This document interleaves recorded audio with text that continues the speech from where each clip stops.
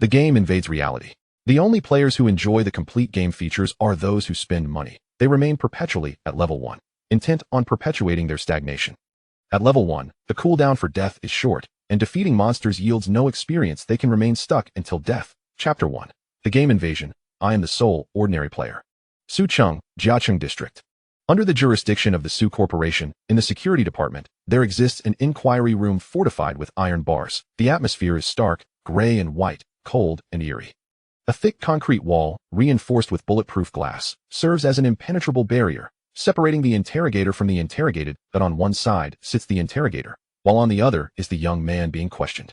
An elderly and a young security guard are taking notes from the young man, Gao Linzhi, who remains silent, an ordinary transmigrator. He has reincarnated into the corporate world at the age of 23. In this alternate realm, devoid of nations, only myriad corporations exist, akin to the Umbrella Corporation from Resident Evil, managing the lives and deaths of the masses.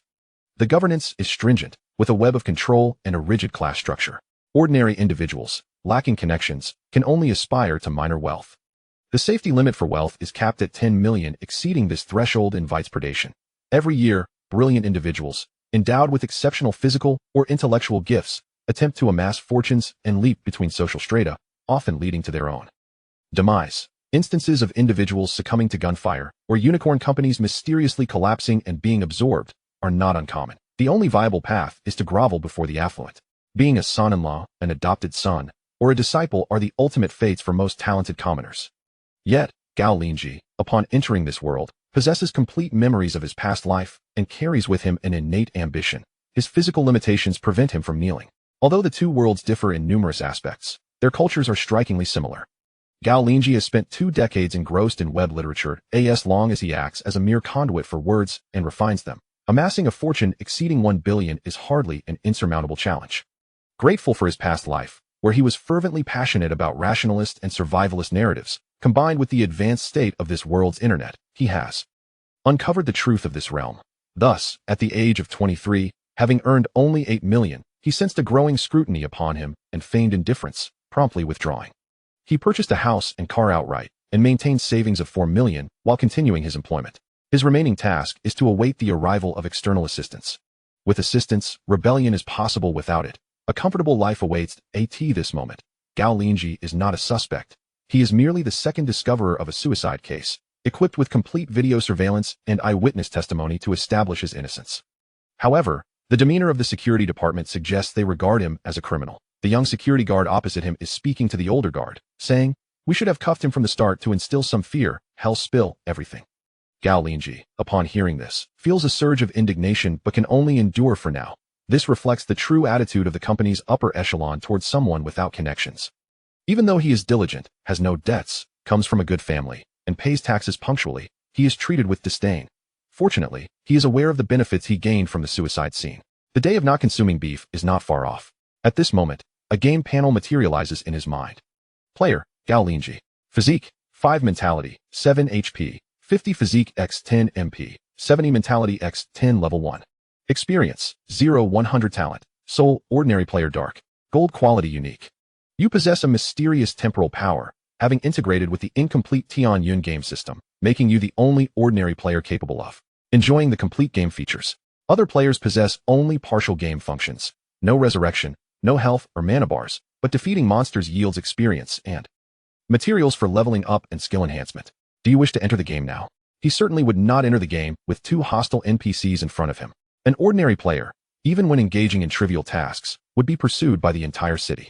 Gao, do not fear, we are merely conducting a routine inquiry. Just speak honestly, the older security guard said kindly. Gao Linzhi lifted his gaze to look at the two. Gao Linzhi, recount the events surrounding Li Ziming's death in detail, ensuring no particulars are omitted, especially regarding anything you took from the scene. You understand the consequences of deceiving the company, the young security guard said sharply, fixing Gao Linzhi with a piercing gaze, laced with suspicion, pressure, and disdain. Gao Linzhi took a deep breath, lost in recollection, and began to speak slowly. This morning at 10 a.m., Brotherly was late again.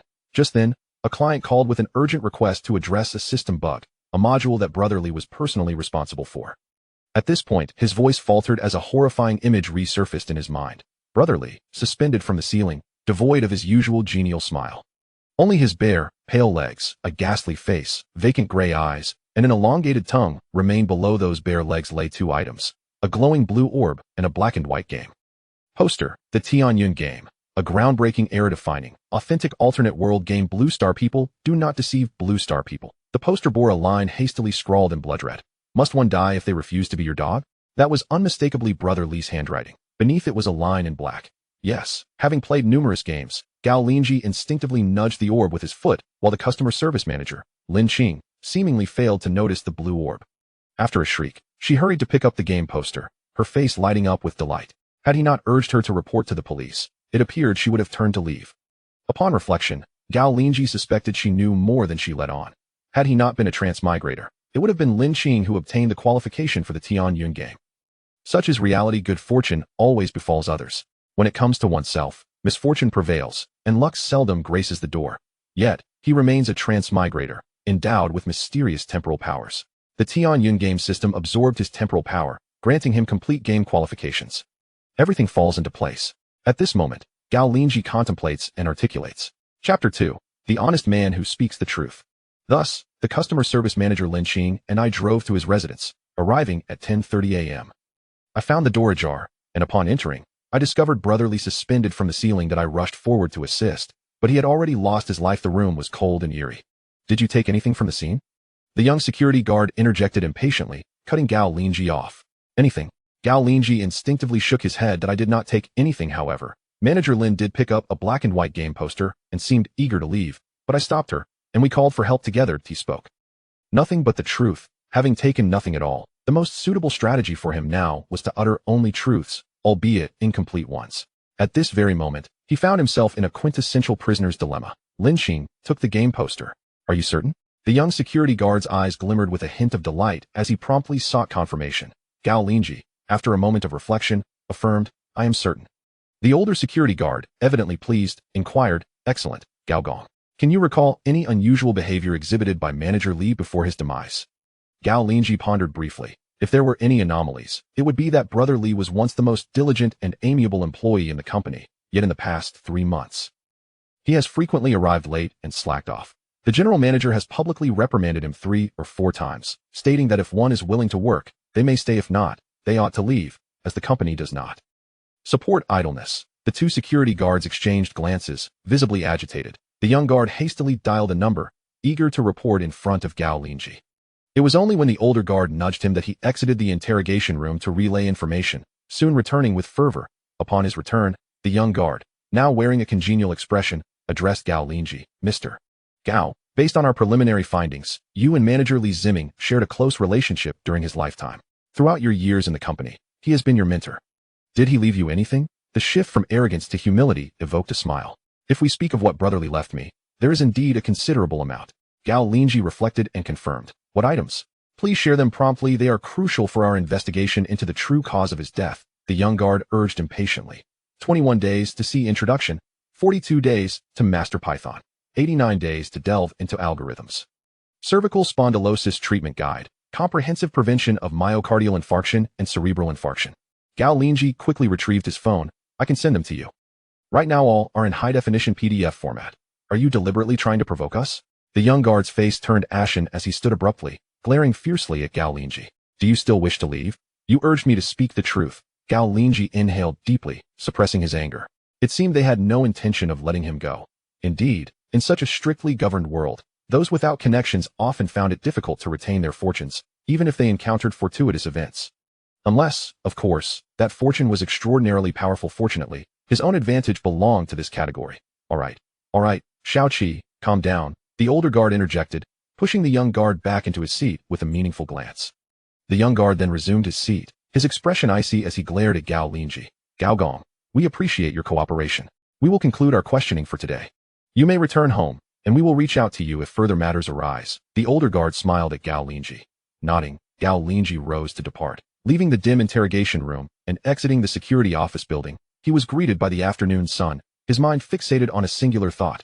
In just a few days, he would no longer consume beef, that he would return home, level up, and grow stronger. Xinyuan Community, Building 7, Room 702. Gao Linzhi returned home and flopped onto his bed, pretending to sleep. In reality, he lay there, examining the game panel within his mind. Suddenly, a small map popped up in his consciousness, accompanied by the familiar woo sound, reminiscent of the classic BGM from encounters with enemies in games. Centered around himself, it displayed the surroundings within a 10-kilometer radius. On the map, 2 red dots appeared in the northeast direction. Instinctively, he thought, zoom in on the map. The small map swiftly magnified, revealing that the red dots were none other than the 2 security guards who had just interrogated him. Indeed, they were fishing for information. Gao Linzhi mused, directing his focus back to the game panel. Constitution, 5. The maximum for an average person is 10. Same below spirit, 7 HP. 50 Constitution x 10 MP. 70 Spirit x 10 Talent. The only ordinary player. Game. Backpack, 10 slots. You are the only ordinary player in this game, enjoying full game functionality, with 2 ways to play Tianyun, a real-world game. True body traversal, establishing a game character, or embodying a game character with your thoughts. Both true body and game character death will result in normal resurrection. However, the penalty for true body death is severe, resulting in a significant loss of game experience and all equipment, along with a resurrection cooldown. You can use Tianyun stones to waive the death penalty. Game character death incurs only a 10 experience deduction, which can be waived with a small amount of Tianyun stones. Tianyun stones. 0 click to recharge now for an exclusive new player gift pack. Countdown. 6 days 23 hours. All enhancements obtained through either mode of play will be reflected in real time to the player. The familiar sensation returned indeed. He was an ordinary player. How could he grow stronger without recharging? He continued to explore. Experience. 0-100 note. This game requires a constant 100 points of experience for leveling up. However, the amount of experience gained from defeating monsters is related to the character's level. Quality. White, green, blue, purple, gold, red. Dark gold is a hidden quality and does not manifest in the game. Would you like to enter the game? He contemplated, formulating a preliminary plan in his mind. With a thought, he opened the game backpack. In the next moment, a game inventory appeared in his consciousness, revealing 10 slots. You can spend Tianyun stones to unlock additional storage space, with each slot costing 10 Tianyun stones. The more you unlock, the greater the expense. In the first slot, there lay a blue orb, the treasure left behind by Li Go. Resurrection Pearl 33 allows for damage-free resurrection upon character death. Once the resurrection attempts are exhausted, experience can be used for recharge. The total experience of the character dictates how much experience is needed for a full recharge, effective for both game characters and real individuals. Upon seeing this, Gao Linzhi's eyes widened in astonishment. It should be noted that others had traversed with their true body's life was singular. The preciousness of such an item was self-evident. Even for him, it was exceedingly valuable. Chapter 3. Creating characters and entering the game to others. It is indeed one of the most precious treasures. No wonder Li Gu was driven to suicide. Truly, possessing such a gem brings forth peril.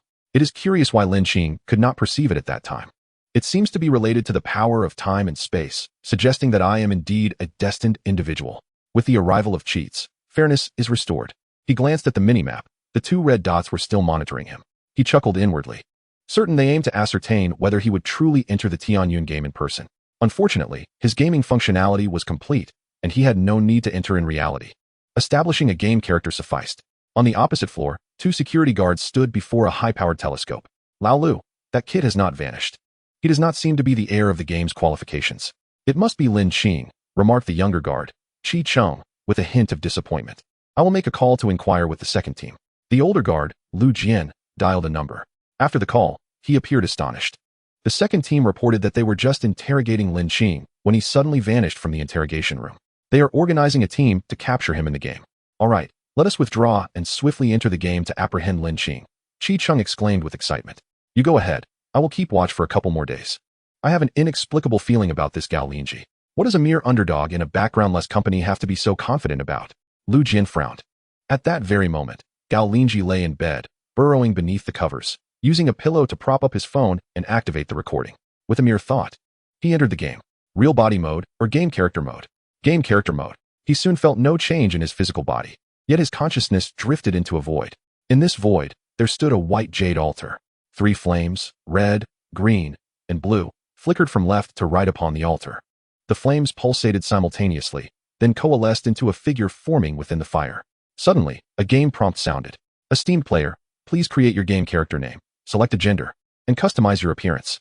He proceeded to create his character with familiarity, inputting his name and adjusting his facial features. He sculpted a visage that radiated a cold, noble handsomeness.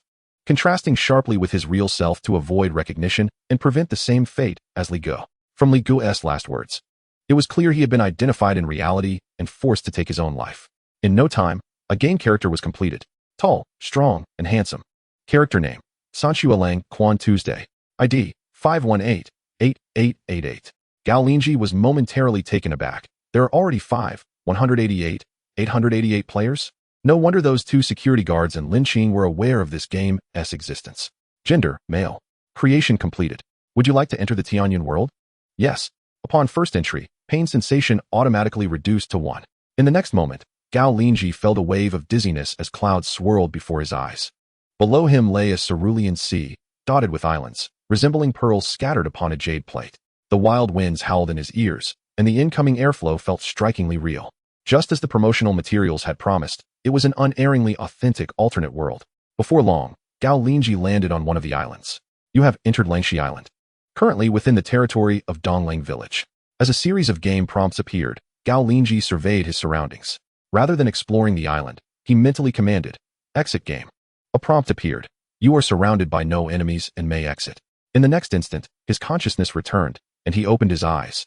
Finding his body completely still, he reviewed the recorded video from his phone, discovering he remained unchanged. Thus, no one would know he had entered the game. As long as he remained cautious and refrained from revealing anything related to the game, he could develop without concern. Of course, he understood the perilous nature of his situation. Su Corporation could potentially act without morals, even resorting to murder. He held a final strategy: to flee, and if escape proved impossible, to enter the game in reality for concealment. With this thought, he felt a surge of curiosity and tested the game backpack. A toothpick from his bedside table was absorbed into the game backpack. He immediately re-entered the game world, finding himself in the same spot. Surrounding him were towering trees, dense underbrush, and vibrant red shrubs, with strawberries, mushrooms, and wild vegetables scattered abundantly. It was evidently a land of great fertility. After surveying the area, he gazed at his hands. He waved them and then pinched himself hard. There was a slight pain, but not much. It was indeed a genuine world. Gao Linzhi felt a surge of excitement. He saw the possibility of embarking on an extraordinary path. What ordinary urban worker does not harbor a dream of the extraordinary? Immortality. Freedom. I shall not consume beef. He immediately summoned the game backpack in his mind. The backpack appeared, the first compartment containing a resurrection pearl, and the second compartment prominently featured the toothpick. Gao Linzhi was instantly exhilarated. This signified he could effortlessly transport materials into the game world, thus gaining an advantage against the potential pursuit from the company. In his thrill, a window for recharge and consumption abruptly appeared before him, exuding the essence of a free game. The first recharge only required 6 gold, granting 606 Tianyan stones, along with exclusive purple pet surprises for 3 consecutive days. Currently, a total of 648 gold has been recharged, and the purple talent awaits to be claimed. Join the official in-game group and seize the opportunity to receive a free initial recharge of 6 gold. In the past, upon encountering such chaotic advertisements enticing players to spend, Gao Linzhi would feel nothing but irritation, often opting to uninstall the game. In such scenarios, commoners were merely a part of the game's content. Yet now, Gao Linzhi is filled with exhilaration, his eyes gleaming with ambition. Instinctively, he clicks on the final advertisement, which promptly opens the recharge page. Accumulate 64,800 gold to join the official in-game group. With a mix of amusement and annoyance, he dismisses all the ads. At last, he perceives a pathway illuminated with promise. He possesses wealth and countless lucrative ideas. Most importantly, he can now transform his money directly into the strength necessary for self-preservation. One can become an army. One can become a king. There is no need for intricate connections, no requirement for a profound background, nor the necessity of being a social butterfly. No need to become a son-in-law or an apprentice, nor to engage in literary finesse. All that is required is to recharge. Recharge, recharge. At this moment, amidst his excitement, urgent cries suddenly echo from a distance. Chapter 4. Su players surpass Heaven's half-child. Run. Once you reach Dongling Village, you'll be safe. Ah, damn Liang Company, I will fight you to the end. Spare me, I've even treated you to a meal. He turns around to see a group of 7 or 8 players, their heads adorned with bizarre names, sprinting frantically in his direction. Behind them, a cadre of cavalry is pursuing on horseback. These riders are mounted on short steeds, clad in leather armor, brandishing javelins, all bearing the common prefix Liang, numbering around 20. They mercilessly hurl vicious javelins at the fleeing players. Having read numerous novels, Gao Linzhi is not taken aback. He promptly chooses an alternate path to distance himself from this chaotic group. Born of the same root, why must we harm one another so hastily? An elderly player, unable to flee, lies prone on the ground, gasping for breath, weeping profusely. Fool. The harsh reality of the world is always survival of the fittest. As a cavalryman passes by the old player, he viciously plunges his javelin downwards. Thud. A gaping wound appears on the old player's back. It seems he has succumbed to numbness, merely murmuring, "I was so foolish," thinking that genuine brotherhood could arise among strangers, that hearts could connect.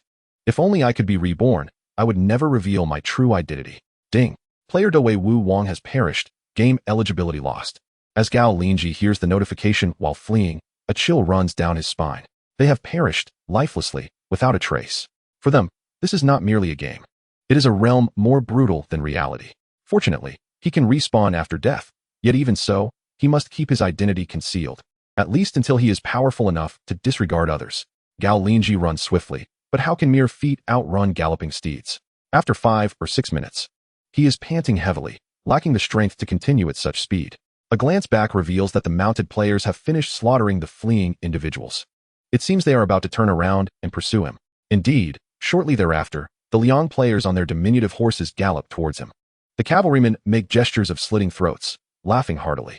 However, as they approach Gao Linzhi, they do not throw their javelins, but instead wield lassos. Why do they not simply kill him with their javelins? Oh, he realizes now. He has yet to expose his true identity. The adversaries aim to capture him, compelling him to divulge his real identity and location within the game, to ascertain the drop location of game posters before making their move. Gao Linzhi hurriedly opts to exit the game. He cannot afford to be captured. His secret of immortality must not be revealed so soon. It must wait until he can recharge and grow stronger. You are currently under attack and cannot exit combat normally.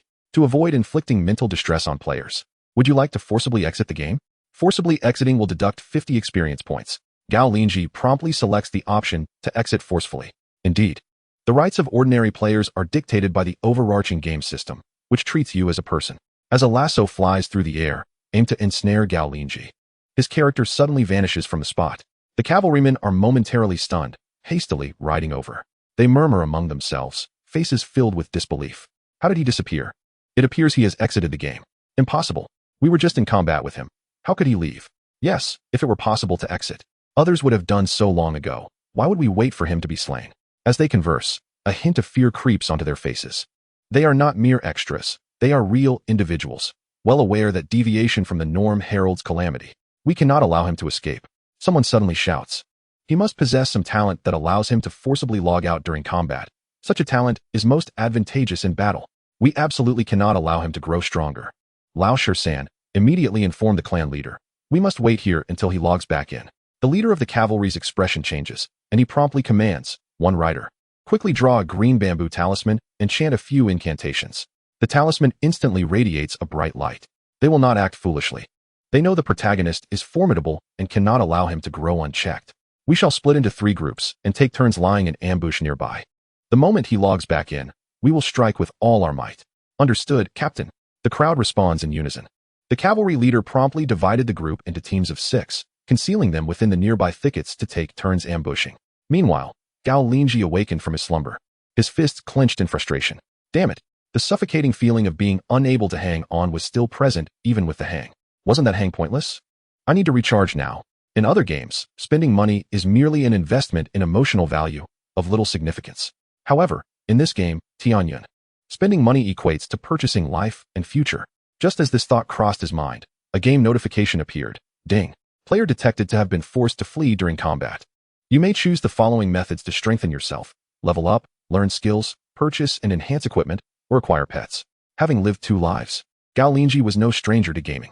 The most effective way to rapidly grow stronger without jeopardizing his account was to purchase equipment and pets, as these were external entities that could be replaced, costing only a bit of money. However, leveling up in skills had many pitfalls. Once a level was increased, it could not be reverted, and skills might have a learning cap. Thus, he contemplated the option of purchasing equipment. In the next moment, a set of novice equipment materialized in his mind: swords, guns, bows, arrows, along with leather armor and a leather cap. Green quality novice set, valued at 648 Tianyun stones. Currently available at a 50 discount. He pondered that even with these items, he would still be outmatched. He needed to acquire pets to compensate for the numerical disadvantage. A slowly rotating image appeared in his mind: a brown-green vine, a gray wolf, and a brown bear. Clearly, these were the pets available for purchase. Corpse-eating vine, green, grows by consuming corpses, valued at 6,480 Tianyan stones. Gray wolf, white, fast and agile, 328 Tianyan stones. Brown bear, white, great strength, 648 Tianyan stones. Evidently, the corpse-eating vine was the most formidable, proving that you get what you pay for. Spend money. The thought flashed in Gao Linzhi's mind. And the game provided another prompt. Ding. Players can store high-value items such as gold, jewelry, and artworks in the game inventory. Click recharge to complete the transaction. Gold, splendid. He recalled that previously, to be prepared, he had purchased 800,000 worth of gold bars. As for jewelry, he had not invested, as their depreciation was too severe. That was a commemorative gold bar promoted by banks to clients with net deposits exceeding 1 million. At the time, it was priced at 400 yuan per gram. And he had bought 2 kilograms. Now he needed to ascertain how much gold in reality equated to 1 gold in the game.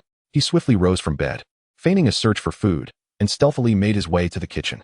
Indeed, his gold was hidden in the kitchen, not in the safe. The safe contained cash. Upon reaching the kitchen, he opened the refrigerator, discovering a golden ham. 2 kilograms of gold actually occupies a small volume, roughly the size of 3 standard ping-pong balls. The gold was concealed within the ham, which had begun to spoil. Any thief would think twice before consuming it. He then concentrated, transferring all the gold into his game backpack.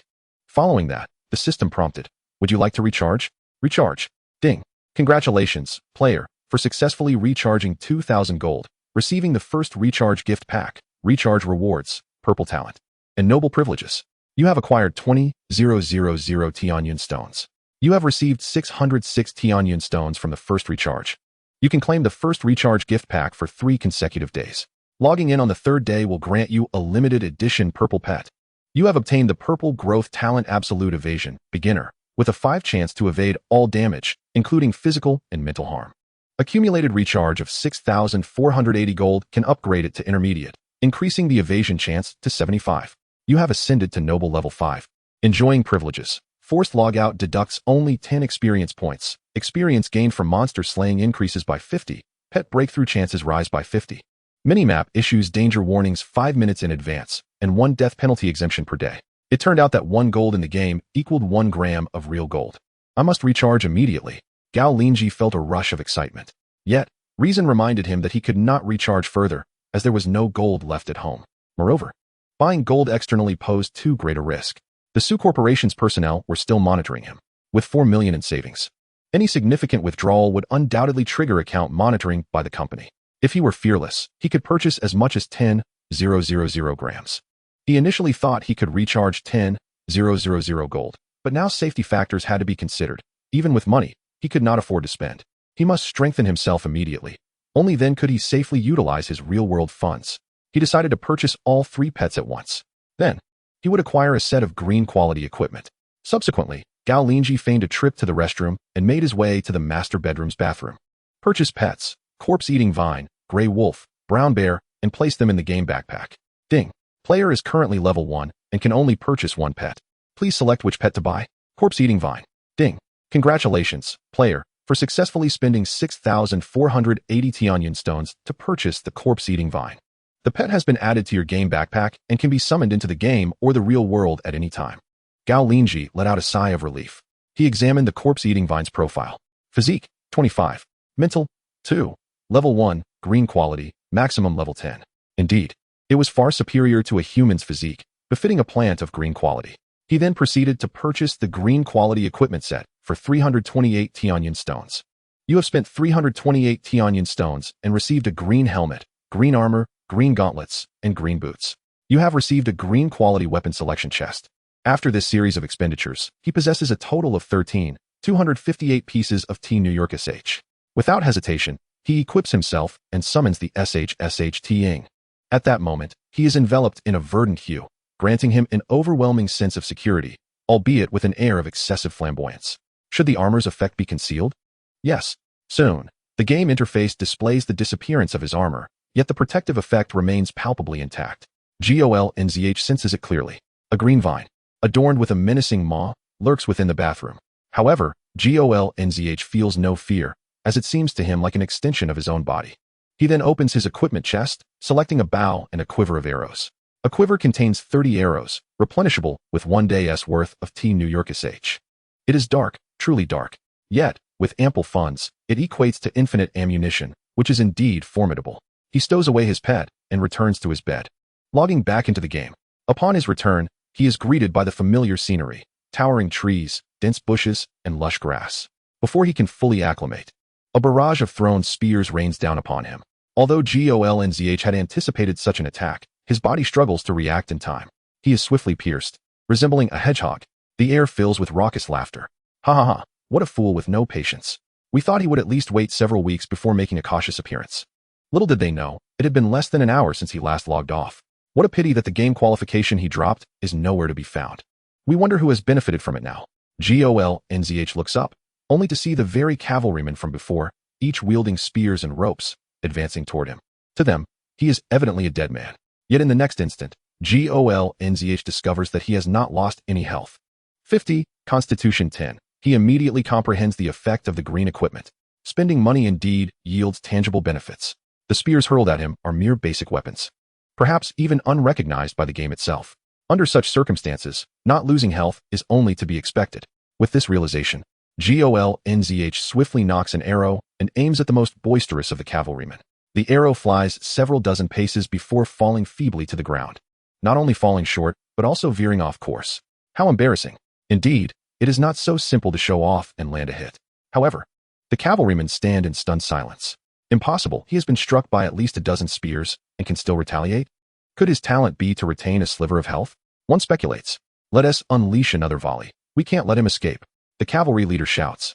Soon, another barrage of spears hurtles toward him. Many of the cavalrymen quickly launch 4 or 5 spears, thickly crowding the air, leaving Gao Linzhi with nowhere to hide. Turning him once again into a hedgehog. Absolute evasion talent triggered. You have negated the damage from this attack. By relying on his 5 chance of absolute evasion, he dodges 1 spear, a meager victory. Clearly, they are intent on forcing him to spend money. He releases another arrow, but it again misses wide of the mark. Just then, a game notification suddenly appears. Detected player's operational posture. While dashing and charming, no hits were landed. Recharge 2,000 gold to increase noble experience to 4,000, advancing to noble level 6, enabling basic auto mode, allowing you to simultaneously engage 3 targets. Transforming into a master of operation is no longer a dream.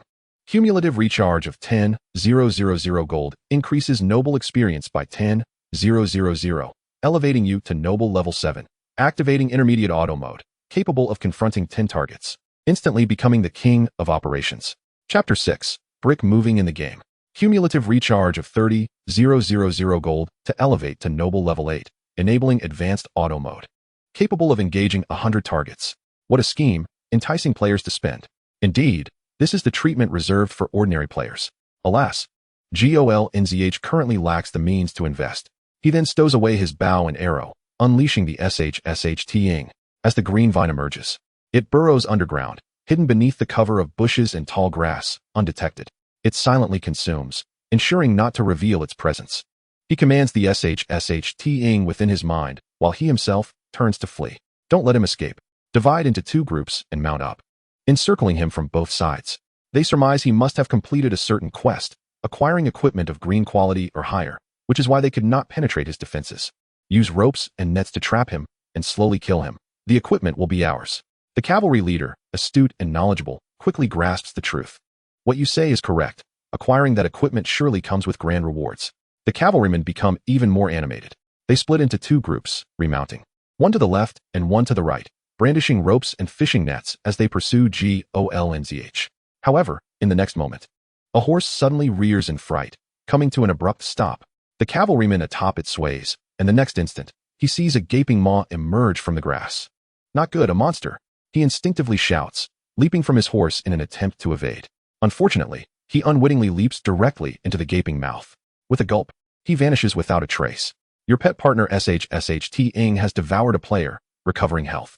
Upon digestion, it gains 5 experience points, and after quality enhancement, this can increase the experience ratio gained. Gao Linzhi feels a surge of joy upon witnessing this. Meanwhile, his adversaries are gripped by terror. In broad daylight, how could a monster appear?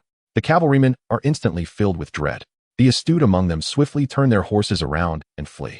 In the T New York game, There exists a reality-based principle. When encountering a monster, as long as one can run faster than their companions, the chances of survival are significantly increased. Previously, amidst the rampant slaughter of their kind, they now displayed a cowardly demeanor in the face of formidable foes. The cavalry leader, without a moment's hesitation upon hearing the shouts, swiftly seized the reins and fled. His steed, superior in quality, soon outpaced the others. His greater experience led him to understand that, at this juncture, players could only evade the grotesque adversaries. Behind him, the anguished cries of his fellow cavalrymen echoed through the air. Although he commanded a force of several 100,000, his life was not worth risking. Gao Linzhi feigned a similar retreat, secretly relishing the fate of these wretches from his mini-map. A mere level 1 ghoul vine, leveraging its subterranean advantage with a terrifying form, relentlessly pursued a dozen valiant cavalrymen, forcing them into a desperate flight with no avenues for escape. This was the treatment that a spendthrift should receive. If one was bullied without spending money, and still bullied after spending, then that expenditure was in vain. Yet, Gao Linzhi discerned that the level 1 ghoul vine was not overwhelmingly powerful. After devouring 3 foes in quick succession, its attack frequency and movement speed diminished significantly. Some cavalrymen began to evade its assaults and even retaliated, leaving marks upon its vividly green body. However, the ghoul vine held the upper hand, swiftly burrowing underground to recuperate. Emerging shortly thereafter, its wounds healed. Devouring corpses restored its vitality. Witnessing this, the flicker of defiance that had ignited in some of the cavalrymen vanished entirely. Faced with such an adversary, the cavalrymen, with only 1 life and lacking the resilience of a regular army, could not endure. Had these cavalrymen been true players of the 4th catastrophe, endowed with infinite respawn capabilities, they would undoubtedly have vanquished the ghoul vine, especially considering it was still at level 1. As Gao Linzhi ran, ultimately losing sight of the cavalry, a game notification appeared. Ding! Congratulations to the player and their companion pet for successfully defeating the enemy. Your ghoul vine has consumed 4 enemies and is currently digesting, expected to take 24 hours. Before digestion is complete, it may still engage in combat, but cannot consume new enemies, resulting in reduced veracity, attack speed, and movement speed. Leveling up and enhancing physique could increase digestion speed. This was evidently a limitation imposed by the game on players. Indeed, as long as one could outrun their companions, even in the face of insurmountable foes, the chances of survival remained substantial. Gao Linzhi halted his steps. Truly, spending money brought great satisfaction. In his 2 lifetimes, he was experiencing the privileges of a spendthrift for the very first time. In his previous life, he had enjoyed a degree of freedom, where wealth allowed for ostentation. He had the desire to play games, but lacked the funds. In this life, under stringent restrictions, he possessed abundant wealth yet lacked the desire to engage in gaming. Corporate pressures rendered any attempts to flaunt wealth within the game futile, for upon returning to reality, a mere manager could strip one of their pretenses. At this moment, Gao Linzhi gazed skyward, marveling at the azure expanse above, the pristine white clouds, and the gentle caress of the wind. He then strode forward with purpose. Not long after, another game notification chimed. Ding! Congratulations to the player for discovering Donglang Village. A new game map has been unlocked. On the left edge of the mini-map, a sprawling cluster of buildings appeared, marked as Donglang Village, along with a series of titles: Grand Elder, Second Elder, Third Elder, Fourth Elder, Patrol Captain. Following the mini-map's guidance, he hastened onward. Shortly thereafter, he beheld a towering stone wall, over 6 meters high and 2 meters wide, with a formidable ironwood gate standing at its center. Despite the daylight, the gate remained firmly shut. The stone wall curved around, forming an irregular circle. Beneath the wall, a bustling construction site thrived. A group of young men and women, their names hovering above their heads, diligently transported stones, seemingly constructing a stone fence. Their names were varied and colorful, revealing them to be fellow players: Xiao Mao Jiao Yu, O Xiao Huang, Xiao Qi Lao Ban, Xiao Shua Zhu Li, Bing Wu Shuang, each laboring with earnest intensity. Some were chiseling stones, others erecting walls, while a few laid foundations, all working with commendable efficiency, drenched in sweat and gasping for breath. Were they here to toil in the game? Gao Linzhi pondered. Soon, clarity dawned upon him. These players, with but 1 life and lacking the means to spend, naturally feared engaging monsters for experience points. Thus, they toiled here to earn currency. They likely sought to hire others for leveling up. After all, this was a tangible game world. Chapter 7. Pits abound. Human nature is deceitful. Upon the stone wall stood a group of villagers clad in elite steel armor, wielding sharp steel spears. Their attire bore a resemblance to that of ancient warriors. They gazed down upon the laboring players, their expressions a mix of disdain, hostility, and envy.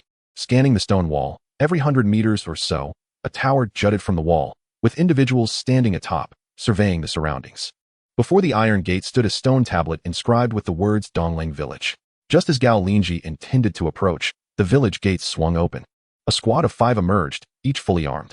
Clad in plate armor from head to toe, they possessed only a narrow slit for breathing and observation. Each bore a name prefixed with a common title, Su Shi Da, Su Shi Air. Each wielded a steel spear, a steel longsword at their waist, and a bow, though no quiver was in sight. At that moment, a youthful player resembling a high school student stepped forward, standing behind the gate as he spoke to the 5 with evident impatience. You are to go out and take down the Frost Wolf King. This week, we must extract the talent fruit. Otherwise, you shall not return. The high school student commanded imperiously. Although Gao Linzhi found the individual's face unfamiliar, the tone evoked a peculiar sense of familiarity. The manner of speaking bore a resemblance to Su Tianlang, the son of the chairman of the Su Corporation, who always reprimanded the lower ranks in a similar fashion during his visits to the company. Yes, young master, a man clad in plate armor responded in a deep voice. Hurry back. After the high school student barked this order, he turned and departed. Gao Linzhi felt a stir in his heart. Talent fruit? Frost Wolf King? These were clearly formidable monsters typically encountered at the early stages. The 5 individuals appeared to be players from the company. Yet their demeanor was markedly more cautious compared to the cavalry from before.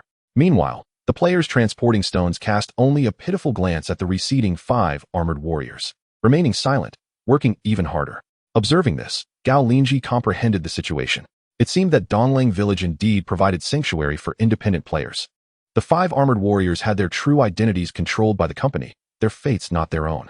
The stone movers refrained from venturing out, fearing isolation and capture, which would lead to their true identities being coerced. They relied on the village's protection to escape the clutches of the company. With this realization, Gao Linzhi felt a sense of relief. Finally, he had discovered a stable place to develop. He approached the group of players, seeking to inquire about strategies from these seasoned players. As he approached the stone movers, a sprightly girl named Oh Xiao Huang noticed him from the corner of her eye and coolly remarked, "If newcomers have game-related questions, they should seek out others. Do not converse excessively with anyone else. Make way. This is not a game. You are not a player. A newcomer has arrived, Captain Zheng," she shouted towards the wall. As her words echoed, a dark-skinned man wielding a gleaming steel longsword emerged from a high tower. After calling out, Oh Xiao Huang felt compelled to add, "Remember this, conceal yourself well, and be prepared for elimination." Gao Linzhi was momentarily taken aback.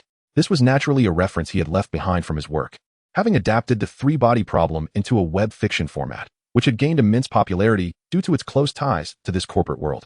In essence, the corporate realm resembled a dark forest model. One must hide valuable possessions. Unfortunately, its popularity lasted only 3 months before the work vanished. This female player was surprisingly a fan of his. He maintained his composure, deciding to observe further. Captain Zheng executed a somersault and leapt directly down from the 6-meter-high stone wall, landing steadily before Gao Linzhi. The dark-skinned man greeted him warmly, unlike the indifference exhibited by others. "Hello, Celestial Descender. My name is Zheng Dong, the patrol captain of the village's 4th team. Oh, I am Sanchua. May I ask about this place?"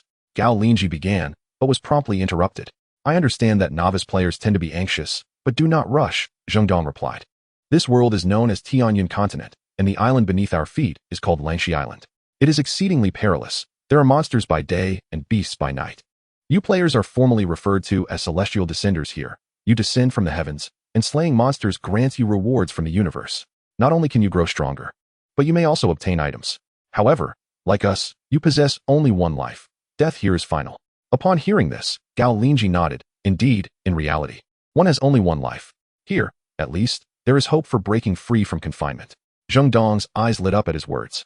He swiftly drew a dagger from his waist and offered it to Gao Linzhi. "It seems you are a warrior. Prove it with this dagger. White, long dagger, sharpness low, durability low." Gao Linzhi smiled. "Thank you." He accepted the dagger and swung it a couple of times, feeling rather unskilled. If he were to recharge 2,000 gold and elevate to noble level 6, activating the beginner automatic mode, he believed he would soon master it. Just as he pondered this, a sudden urgent warning sound erupted from his mind's minimap. On the edges of the minimap, a cluster of red dots appeared. Upon closer inspection, it became clear that a swarm of large crabs was hastily approaching the village walls. Clang! A bell rang from one of the high towers. 20 or so crab monsters. 5 miles out. Someone shouted from within the tower. Hearing this, Zheng Dong swiftly pulled Gao Linzhi up, pressing against the wall, and together they leapt onto the stone wall. "You are fortunate, newcomer. Stand atop the wall and observe how we deal with the monsters. There are 4 methods to confront crab monsters." Meanwhile, The villagers busied themselves. Some stood guard, others relayed messages, and some rushed towards the tower to fetch equipment and supplies. Their coordination was impeccable, and they appeared well-trained. Gao Linzhi stood on the tower, observing the stone-moving players, who behaved quite differently from the villagers. He watched as they grasped protrusions on the stone wall. Executing parkour moves to swiftly scale the 6-meter-high wall. They then darted down the wall and into the village.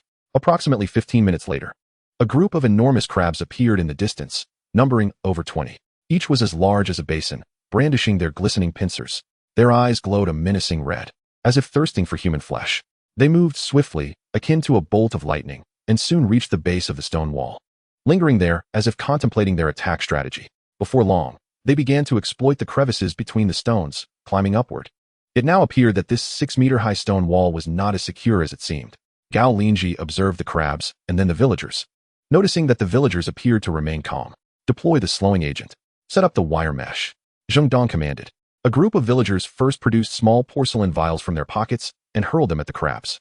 Upon shattering, the vials released clouds of gray smoke. The crabs immediately became unsteady, their movements sluggish. The villagers then retrieved a stack of wire mesh, each piece attached to a rope and in pairs. Tossed them directly towards the crabs. Each corner of the mesh was weighted down with heavy lead blocks.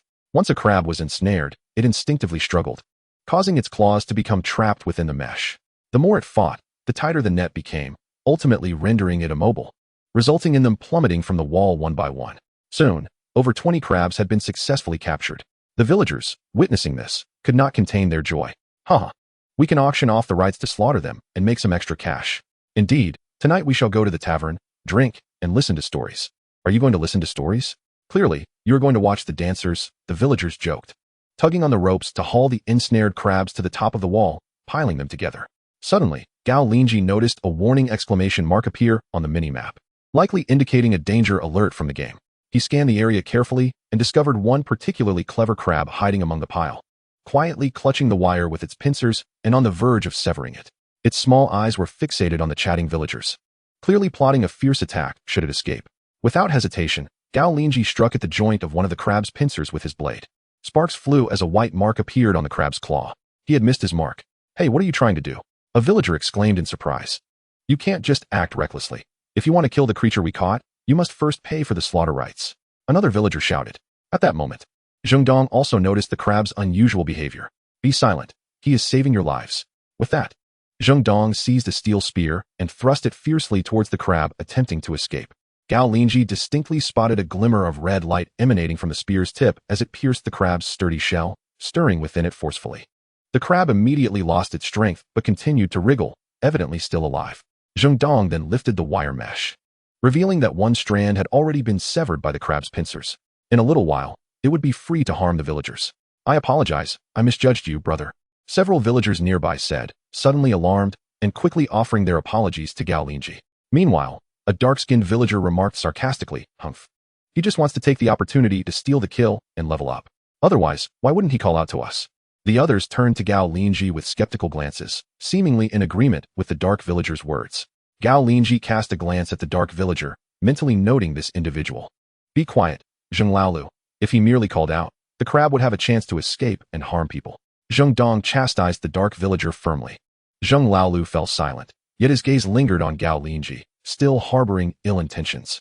Gao Linzhi was momentarily taken aback. This person, with no enmity towards him, was attempting to sow discord between him and the villagers. Could it be that he was bribed by company players? That was the only explanation that came to mind. After all, he was not a son-in-law by arrangement, and it made no sense to be publicly humiliated without cause. Zheng Dong further explained. We generally do not kill these monsters. We leave them for you, the chosen ones, to slay. After you kill them, you gain experience and may obtain equipment, materials, or even gold. Zheng Dong sighed with a hint of envy. You are indeed the chosen ones. This crab is yours for free. Saying this, he extracted the crab and placed it on an empty spot atop the wall. Gao Linzhi, naturally, did not hesitate and immediately began to strike at the crab. Clang. He landed over 10 blows, a flurry of erratic slashes, before finally dispatching the crab. It was truly laborious. It seems I need to invest some money. Although Zheng Dong and the villagers nodded in approval and gave him a thumbs up, well done, many newcomers wouldn't dare to even kill a chicken. Gao Linzhi, however, remained unsatisfied. The efficiency was far too low. This differed from a typical game. To strike a monster's weak point, one must break its defenses to inflict damage. Just now, striking the crab's shell yielded no harm. You have slain a level 4 monster, gaining 40 experience points. Subsequently, a mass of white meat and a shell emerged from the crab's body. Crab meat, white delicious meat weighing 5 kilograms, can be used as food. Crab shell, white a fundamental material for crafting white armor. Gao Linzhi was contemplating how to swiftly elevate his capabilities. He was acutely aware of his precarious situation. In reality, Su's company might disregard evidence and arrest anyone associated with Brother Li's demise. In the game, company players would also seek to uncover the true identities of casual players, stripping them of their gaming qualifications. The silent demeanor of the casual players was a means to conceal their true identities, as they understood that too much talk could lead to downfall. At this time, Zheng Dong dispatched villagers to collect the materials. Just then, after the monsters were captured, the previously vanishing casual players suddenly reappeared. One by one, they gathered around, ascending to the city walls to gaze at the crabs. They exchanged glances and inquired about the price, to which Zheng Dong informed them that each slaughtering right was priced at 70 copper coins. They could only gain experience and not acquire any drops. Should they wish to obtain items, an additional fee was required. One by one, they displayed expressions of distress, shaking their heads as they departed. After laboring for an entire day, they could only afford to hunt 20 monsters. If it were not for the fear of being caught alone, they would rather engage in the hunt themselves, lamented a solitary player. Bear with it. Once we develop, the company will inevitably make concessions to us, and our prosperous days will arrive. Another solitary player consoled. Indeed, unless they no longer wish to profit, if they continue to treat us like dogs, we shall become rangers. Elusive and stealthy, striking at them and leaving them beleaguered. Someone envisioned. Chapter 9. The times have changed. Gao Linzhi pondered, recognizing the truth in their words. The question was, would the company allow the solitary players to flourish? If these players could see the issues, how could the company remain oblivious? A corporation that had dominated the world for years would hardly relinquish its hold willingly. They would undoubtedly strive to unearth the true identities of the solitary players, forcing them to either submit or perish. After venting their frustrations, the solitary players dispersed, hastening to toil. Each one worked even harder than before, perspiring profusely as they polished stones and excavated foundations. Gao Linzhi comprehended their plight entirely, having finally glimpsed a chance for a turnaround in the game. These individuals would undoubtedly exert every effort, refusing to languish as they might in reality. Only one player, known as Shaoqi Boss, remained behind, commencing a negotiation with Zheng Dong. He was a slender man with an earnest expression, yet his bargaining was quite fierce. He meticulously critiqued the crabs from head to toe. After a round of haggling, he managed to secure all the slaughtering rights for the crab demons at a price of 50 copper coins each. Once Zheng Dong sold the rights, he distributed the earnings among the village folk and handed Gao Linzhi 20 copper coins. He advised, brother with low health, follow this road at the village entrance, proceed straight into the village, and you will find the 4th elder at the village center. He will provide you with some arrangements and support for newcomers. Our Dongling village differs from the other 3. The elders advocate for treating solitary players kindly. They believe you are the future of Tianyan continent. Though you possess but one life, you can work in the village, hauling bricks, crafting runes and tools, earning wealth and contributing to the village, all while remaining quite safe. When we encounter monsters, we will strive to leave them with a sliver of life, then auction off the rights to slay them to you, allowing you to gain experience and gather items. How can I level up quickly and gain experience swiftly? Gao Linzhi inquired directly. Money is the key. I've heard that players have a method to bring real-world gold and silver here. Our gold and silver are highly valuable, essential materials for many magical artifacts, Zheng Dong replied. Gao Linzhi understood that the counterpart was referring to the game's inventory system. It appeared others could also bring gold into the game. Gold was precious, but industrial-grade silver was relatively inexpensive, costing merely 7 or 8 coins per gram. In this regard, the company players possessed a significant advantage. It was no wonder they could equip cavalry while ordinary solitary players toiled. I have no money, Gao Linzhi stated candidly. It was not that he lacked the ability to earn, but rather that he could not freely amass wealth in reality. This thought made him even more eager to grow stronger. Only by becoming powerful could he break free from the suffocating constraints imposed by the company. Instead of being limited to earning a mere 10 million when he could potentially amass hundreds of millions, he longed to spend money without restraint. Then you must work hard. You can sign a guardian contract with the 4th elder at the village center. Once you sign the contract and comply with the village's reasonable arrangements, the village guarantees your swift development. The elders will assign someone to help you level up and gain experience while ensuring your safety and privacy. Gao Linzhi nodded. All right, I shall go and see. He then swiftly made his way toward the village center. Dongling village was evidently quite affluent. The villagers resided in brick houses, each with spacious and bright courtyards. Numerous children played about, robust and lively. Every household had 4 or 5 little ones joyfully frolicking, completely unaware of the perils of life. He deduced that players must have brought a considerable amount of resources from the real world to consume here, thereby enriching the village. The reality was one of severe overproduction. However, such transfers were likely restricted. Otherwise, they would not be utilizing cold weapons and steel armor, but rather machine guns, cannons, and tanks. Moreover, this transfer posed significant risks, as the materials from the real world could reveal much about the player's true identities. Frequent purchases could easily leave traces in reality.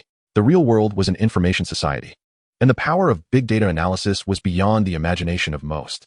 Before long, Gao Linzhi spotted a modest wooden house without a courtyard, marked by a wooden sign that read, Fourth Elder. Beside the sign sat an ornate armchair occupied by a portly elder with closed eyes, adorned in fine silk, resembling a wealthy merchant, with a copper bell at his side. As Gao Linzhi approached, the elder did not open his eyes, but merely shook the copper bell. Soon, 2 players, a man and a woman, rushed out from a room behind him. Their faces were obscured, but their attire and demeanor unmistakably indicated they were modern individuals. The man wore jeans while the woman donned a floral long dress. I am Chun Dagong. She is Han Xiaowei, both pseudonyms, the man stated coolly, bowing to Gao Linzhi. I must return to my studies in potion making. Han Xiaowei, you speak with him. With that, Chun Dagong turned back toward the wooden house, but added, be careful of the company. If your true identity is revealed, you will likely lose your life. Gao Linzhi nodded gratefully to Chun Dagong, expressing his thanks with a courteous gesture. Han Xiaowei turned to Gao Linzhi, her demeanor warm and inviting as she spoke. Listen carefully. You have but a single life in the Tianyun game, just like all players. The village is relatively safe. It is a place to earn money through labor and upgrade your skills by defeating monsters. Do not think of leaving the village until you reach level 10. As a novice player, if you remember 2 points before reaching level 10, you shall not suffer. First, remember that life is singular. Second, earn more. Accumulate contributions to the village and purchase items that enhance your attributes. Gao Linzhi nodded in understanding. What you need to do now is to quickly begin your labor in the village. There are 5 elders in the village. The first elder does not manage affairs and remains in seclusion. The second elder specializes in alchemy, the third elder in talisman crafting, and the 5th elder in equipment forging. Mastering any one skill allows you to sign a standard work contract with the village, providing you with safety and the freedom to enter and exit the village without having to engage in battle. The 4th elder trains guards and requires you to sign a guard contract, which necessitates participation in combat. If you are unable to learn a skill for the time being, you must resort to moving stones beneath the stone wall, performing heavy labor to earn contributions. You must consume the village's contributions daily to rest within its confines. Since we are all traversing through our true selves, we can dine offline, where calories hold little value. Repairing the stone wall offers the best cost-effectiveness, and it can also enhance your physical constitution over time. If you choose the lone wolf path, accumulate at least 1 gold coin before considering bidding for monsters or leveling up. The currency used here comprises 3 types: gold, silver, and copper, all subject to fluctuating exchange rates. Currently, the exchange rate stands at 1 gold coin for 110 silver coins, and 1 silver coin for 150 copper coins. 1 gold coin contains 1 gram of gold, while 1 silver coin contains approximately 1 gram of silver. Chapter 10, Purple Talent. Gao Linzhi nodded. This was indeed the real world. A fixed exchange ratio of gold, silver, and copper would lead to ruin. Observing the current gold-silver ratio approaching 100, it was not far removed from reality, where 1 gram of gold is valued at 500 and 1 gram of silver at 75. It was evident that this was influenced by the players. At this juncture, Han Xiaowei presented Gao Linzhi with a bamboo tablet inscribed with a simple web address. This was the Chuandao player forum address. After logging off, you should visit it online. No identity verification is required. It contains a wealth of detailed game background knowledge and beginner's guides to avoid pitfalls. I shall say no more. I must return to my tasks. After saying this, Han Xiaowei turned and departed for her room. Gao Linzhi stored the bamboo tablet, a cold smile forming within him. Indeed, there were pitfalls everywhere. Logging into this forum would expose his true identity. Even without the need for identity verification, the internet inherently possesses an address. Contemplating this, he addressed the 4th elder. 4th elder, I wish to see the village's guard contract. If it is fair, I would like to become a guard for the village. The 4th elder opened his eyes wide, somewhat astonished. Are you certain? He inquired. I am certain, Gao Linzhi affirmed with a nod. After all, he was merely an ordinary player with infinite respawns. As long as the contract did not contain significant pitfalls, it would suffice. The 4th elder stood for the first time, retrieving an ancient bronze metal plate from his robes. The inscriptions were archaic, written in traditional characters, yet understandable upon closer inspection. Guard contract, a 10-year term. The parties involved must not harm or deceive one another. Within 10 years, the principal party must provide training materials, while the guard must comply with the principal's combat assignments, with the option to refuse life-threatening tasks.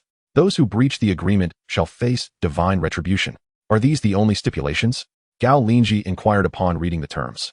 Yes, these are the only stipulations, the fourth elder replied with a smile. Only 10 years.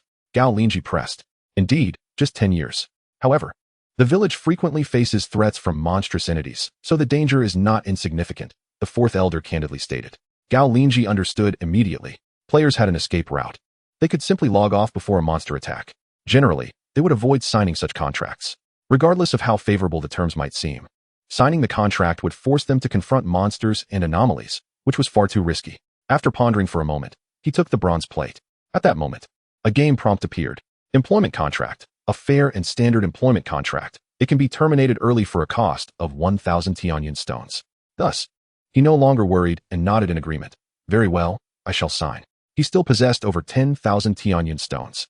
The fourth elder immediately beamed with delight. Excellent, excellent. You are now one of us in Dongling village. I shall take you to meet the first elder, who will assess your qualifications and potential for career selection. Gao Linzhi nodded. In terms of expertise regarding extraordinary powers, players would not surpass the native inhabitants in the short term. However, over a longer period, the situation could change. Just as they were about to depart, a woman hurriedly approached from a distance. Gao Linzhi glanced over and noted her graceful appearance, slender waist, and long legs. Her demeanor strikingly familiar. Above her head was the name, Qingshui Chuchun. Hello, is this the place to sign the guard contract? I wish to sign a guard contract. Qingshui Chuchun inquired. Ah, is today my lucky day? Two newcomers wanting to sign guard contracts with the village in succession? The fourth elder exclaimed, surprised. At that moment, two players approached swiftly, clad in plate armor, towering over 185 meters, their physiques robust. Their names were Su Shi Laoqi and Su Shi Laoba. Gao Linzhi's heart quickened as he turned to Qingshui Chuchun. Could she possibly be Lin Qing? After the two armored men caught up, they did not immediately engage in combat, but instead shouted at the woman. Lin Qing, do not think that just because you have fled to Dongling village, you can escape the company's grasp. Old Seven called out. Indeed, she was Lin Qing. Her identity had been revealed so swiftly. Gao Linzhi sighed inwardly. Lin Qing, if you obediently comply with the company's arrangements, there may be a way out for you. Otherwise, you will meet a tragic end. You wouldn't want anything to happen to your family, would you? Old Eight added menacingly. From this moment on, I am bereft of family. Lin Qing declared coldly. Whether dying early or late amounts to the same fate. Do you truly disregard your parents' well-being? We know well the arduous journey your parents undertook to nurture you into a master's degree holder, granting you the right to ascend to the position of customer service manager. Lao Qi threatened. If they genuinely cared for my welfare, then upon my newfound hope, they would surely rejoice and embrace death without burdening me. Naturally, I shall carry their expectations as I embark on a new life. If they are unwilling to sacrifice themselves for me, wishing instead to exchange my life for theirs, then they do not truly wish me well. Since their intentions are not sincere, their lives or deaths hold no significance for me. Lin Qing's expression was one of indifference. Lao Gao was profoundly shaken by this revelation. He had never anticipated that Lin Qing, usually so amiable, would exhibit such resolute defiance when confronted with despair. Lao Qi and Lao Ba were equally rendered speechless by the revelation. Observing their silence, Lin Qing addressed the fourth elder. Fourth elder, I implore you. I am willing to fight for the village and serve as its guardian. The fourth elder raised his gaze towards Lao Qi and Lao Ba, stating calmly, the village forbids you, the descendants, from engaging in conflict within its bounds. You two shall not trouble her here. Very well, fourth elder. We shall take our leave, but Lin Qing, await your reckoning. You may escape for a moment, but not for eternity. Lao Qi declared menacingly. Upon hearing this, Lin Qing clenched her teeth. Elder, I wish to join the village as a guardian. The fourth elder hesitated, clearly reluctant to invite greater troubles on account of Lin Qing. The prohibition against player conflicts had long been established as a principle of the village to attract more independent players, invigorate the village's economy, and enhance its productivity. The company players would not harbor particular animosity towards the village for this reason. However, intervening in player disputes would contradict this goal, causing players to view the village as a target for attack. I possess a purple talent, Lin Qing suddenly exclaimed. Lao Qi and Lao Ba's expressions changed drastically as they advanced, intent on seizing her. Purple talent? Very well, we will protect her. The fourth elder was immediately elated. He stood up, positioning himself between the two armored giants, effortlessly pushing them aside with a mere gesture. Lao Qi and Lao Ba were taken aback. feeling an irresistible force wash over them. This rotund elder, typically a con artist in reality, possessed such strength. It was akin to a ferocious tiger. Gentlemen, since she wishes to join our Dongling village and become one of our own, you shall not lay a finger on her henceforth, he stated with unruffled composure. Su Qi could not resist a threatening remark. Fourth Elder, this is a matter of internal strife among players. Although your village is prosperous, it comprises merely 254 individuals, while our Su Corporation governs Su City in reality, boasting a population of 495 million. Do not be deceived by the few player accounts we currently possess. Lao Ba added, while each player has but one life, for every one that falls, we can replace them, giving us a reserve force of 495 million. You must consider this carefully. Upon hearing this, the Fourth Elder's previously serene expression grew grave. He inhaled deeply and lapsed into silence, seemingly weighing the pros and cons. Meanwhile, Gao Linzhi observed the unfolding events with indifference.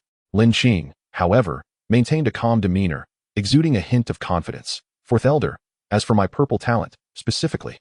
She glanced towards the courtyard behind them. Oh, then please follow me. The Fourth Elder nodded and led her into the courtyard, entering a room. Lao Qi and Lao Ba could only watch helplessly as the two departed. After a considerable time, they emerged once more. Lin Qing now wore a look of relief, her gaze towards the others imbued with an air of superiority. The Fourth Elder's face was one of pure delight. Your Su Corporation is far too arrogant, he asserted with righteous indignation. Heaven bestows grace upon life, yet you oppress your kind at every turn, seizing opportunities that rightfully belong to others. It is utterly inhumane. As the sage once said, do not impose upon others that which you do not desire for yourself. Your actions are nothing short of madness. Our Dongling village shall not permit the unwarranted bullying of independent players, nor shall we allow you to lay another hand upon Miss Lin. Gao Linzhi understood then that Lin Qing's talent was undoubtedly extraordinary. What could it be? Li Gu had entered the game with a high-ranking sequence, resulting in a remarkable talent for the air. In contrast, his own game character was assigned a much lower number, clearly an account granted as a bonus by the game system. The two were not the same. Lin Qing was the true inheritor of Li Ji's game character. It appeared that a game poster represented a qualification for the game. Lin Qing's true talent must far exceed mere purple. It could very well be gold, or even red. Only such a high-quality talent could prompt the Fourth Elder to stand against a company wielding a reserve force of 495 million for the sake of an independent player. What? You dare? Lao Qi exclaimed in disbelief. Did this Fourth Elder not realize the consequences of opposing them? Quite frankly, they could simply deploy personnel to harass the village unceasingly, leading to the ruin of Dongling village. After all, they had plenty of manpower. Lao Ba tugged at him, urging, let us hurry and report to the young master. Without further ado, they departed swiftly. Gao Linzhi felt a stir within him as he checked the game map.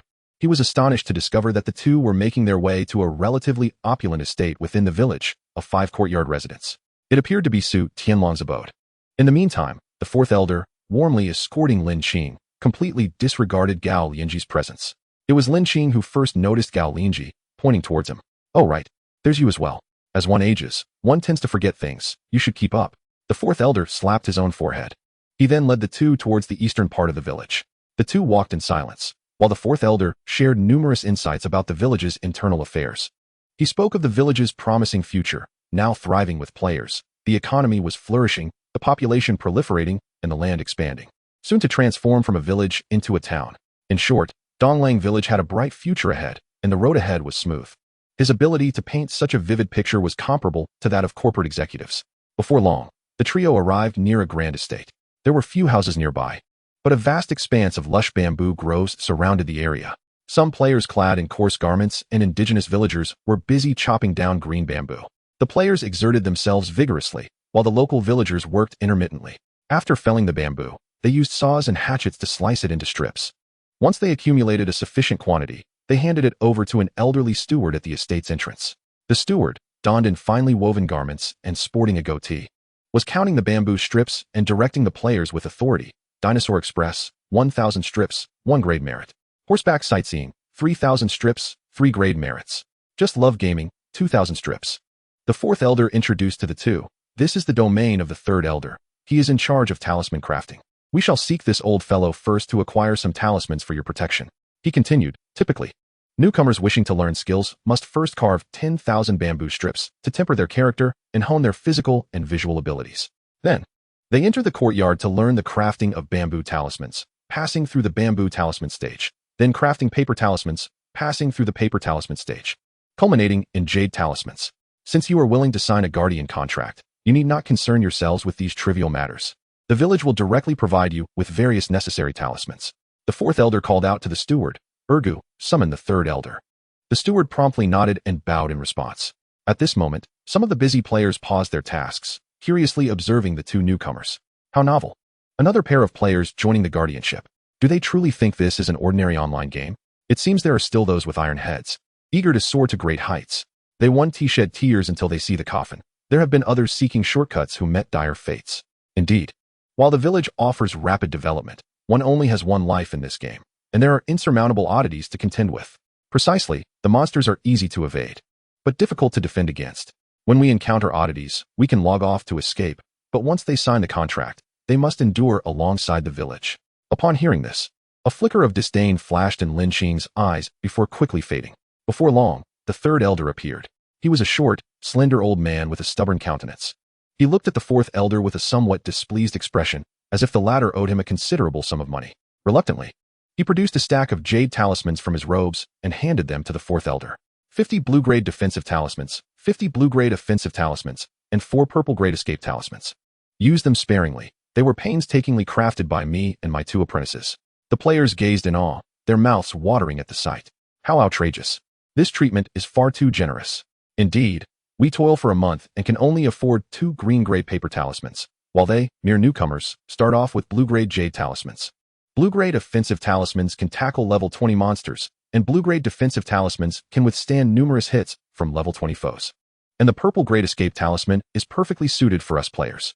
Yes, as long as one escapes beyond a safe distance, disengaging from combat, they can log off immediately.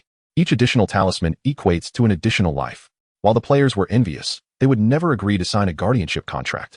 The fourth elder, however, cheerfully accepted the jade talismans and distributed them to the 2, giving each 5 defensive talismans and 2 escape talismans. Here, take these for your safety, should they prove insufficient. Come find me for more. Now, let us go and seek favors from the second elder and fifth elder. The third elder turned and departed, leaving behind a parting remark. If you fail to cultivate qualified guardians this time, you may forget about receiving even a single talisman in the future. Gao Linzhi took the 2 types of jade talismans and placed them into his game inventory. Upon checking, a game notification appeared. Blue-grade defensive talisman, 100,100, 5 pieces. Can be taken into the real world. Automatically resists 100 attacks below blue grade. Can be recharged repeatedly. Each recharge reduces durability by 10 points. Purple grade escape talisman, 1010. 2 pieces. Can be taken into the real world. Preset safe point. Automatically teleports back to the safe point when encountering fatal danger. Usable 10 times. Maximum distance 30 kilometers. Can be recharged repeatedly. Each recharge reduces durability by 1 point. Upon reading this, Gao Linzhi felt a sense of relief wash over him. Thus, in the real world, he now possessed greater means of self-defense. He then followed the fourth elder as they continued their journey. Meanwhile, at a grand estate within Donglang village, the players from Su Corporation stood in the living room, collectively with heads bowed, not daring to breathe a word, as if subjected to a collective standing punishment.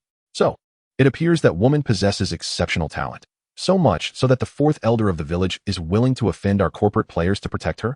A young man remarked with a facade of a smile that belied his malice. He was none other than Su Tianlang, the heir of Su Corporation, who had previously scolded players at the village entrance for not performing well. Despite his youth, his eyes were filled with a ruthless glint as he played with a gleaming steel dagger in hand. That is indeed what the fourth elder claimed, young master, replied Lao Qi and Lao Ba cautiously. Then I am quite curious. Why did you not seize control of her in the real world at the earliest opportunity? Why must we grant her the freedom to act? Why not immediately implant a miniature bomb within her dermatitis? Are those in your security department merely idling away? Su Tianlong's words grew increasingly fierce. In a swift motion, he hurled a dagger towards Lao Qi and Lao Ba. The dagger seemed to possess a life of its own, spiraling around their left ring fingers before severing 2 vibrant digits, which fell, dripping with blood. Lao Qi and Lao Ba gritted their teeth in silence, suppressing their cries of pain while harboring a deep-seated hatred for Su Tianlang, though their faces betrayed none of it. Cursed, cursed, cursed. In reality, they were like dogs. And even in the game, they remained as such. Did those who failed to be reborn have no choice but to live as dogs? The others remained silent, like frightened mice. Lao Qi struggled to explain. At that moment, she claimed to need the restroom. Although we dispatched someone to follow her, she vanished instantly. We pursued her online, but to our astonishment, her luck was extraordinary. she fled online and, in the process, headed straight for Dongling village. Very well, very well. You few cannot outpace her alone, Su Tianlang remarked coldly. Her physical condition is exceptional. Our Vice President Su, responsible for team building, is fond of marathons, often leading employees on 20-kilometer runs, and her innate talent is presumably quite high. I detest marathons. Su Tianlang inhaled deeply, calming his emotions, then inquired. And what of her family? This woman is resolute. We threatened her with her parents, yet she merely replied. Su Qi stifled his pain and hastily recounted Lin Qing's previous words. Su Tianlang paused momentarily, then chuckled. Interesting, woman. You have successfully captured my attention. A tremor ran through the crowd, for they understood Su Xiao's tendencies. This was a prelude to mercilessly torturing Lin Qing. Su Xiao was astute, highly intelligent, and exceedingly capable, with a penchant for cruelty. Those who worked under him were required to maintain utmost vigilance. By the way, the report mentioned 2 individuals present at the scene. Where's the other? Su Tianlang queried calmly. The other person is called Gao Linzhi, an ordinary programmer skilled in writing novels. He earned a sum of money but is rather languid. We are currently monitoring him. He remains at home. And considering that a player who dies only drops a game poster, we ascertain he is merely an unfortunate passerby, Lao Qi replied promptly. Foolish. Su Tianlang retorted coldly. Must I teach you once more? Better to mistakenly eliminate 1,000 than to let one escape. Immediately capture that individual, along with any living creature that has come into contact with the crime scene, even if it is a mere fly. Bring them to me and confine them. Su Tianlang stated coolly. A gaggle of cautious fools, always fearing the attention of reporters and the outcry of the online community. Yet they remain oblivious to the fact that the world has changed. Yes, young master, we shall proceed to apprehend them. The others swiftly complied. An hour later, in the courtyard of the village center, within the abode of the 4th elder, Gao Linzhi and Lin Qing were intently listening to the 4th elder expound upon the fundamentals of guarding. The 4th elder had just taken them to visit the 2nd and 5th elders. The 2nd elder specializes in pharmacology, while the 5th elder in crafting. The 4th elder intended to procure additional equipment and supplies for the 2, with modest demands. 1 set of purple quality gear and purple quality elixirs, including those to enhance base attributes, restore health, heal wounds, and detoxify. The benefits of this guarding arrangement were undeniable. The players received provisions that would typically require arduous development over half a year. Yet the 2 elders had not provided them, stating that the 4th elder should train them for half a month before further discussions. Enraged, the 4th elder unleashed a torrent of curses upon the 2 miserly elders. Gao Linzhi speculated that the 4th elder had previously led guards, causing significant losses to the 2. For instance, players might sell equipment and supplies, then log off and never return. How effective could a guard contract be in another world? The 4th elder then led the 2 back to his own courtyard in the village center. He began to instruct them on the foundational knowledge of guarding, imparting essential skills. The most crucial responsibility of the village guards was, in fact, to protect the ancestral shrine. They were not tasked with safeguarding ordinary villagers. As long as the ancestral shrine remained, the village could endure, for it could shelter a certain number of individuals and shield them from most bizarre assaults. Furthermore, they were to protect the elders. The welfare of others was not their concern.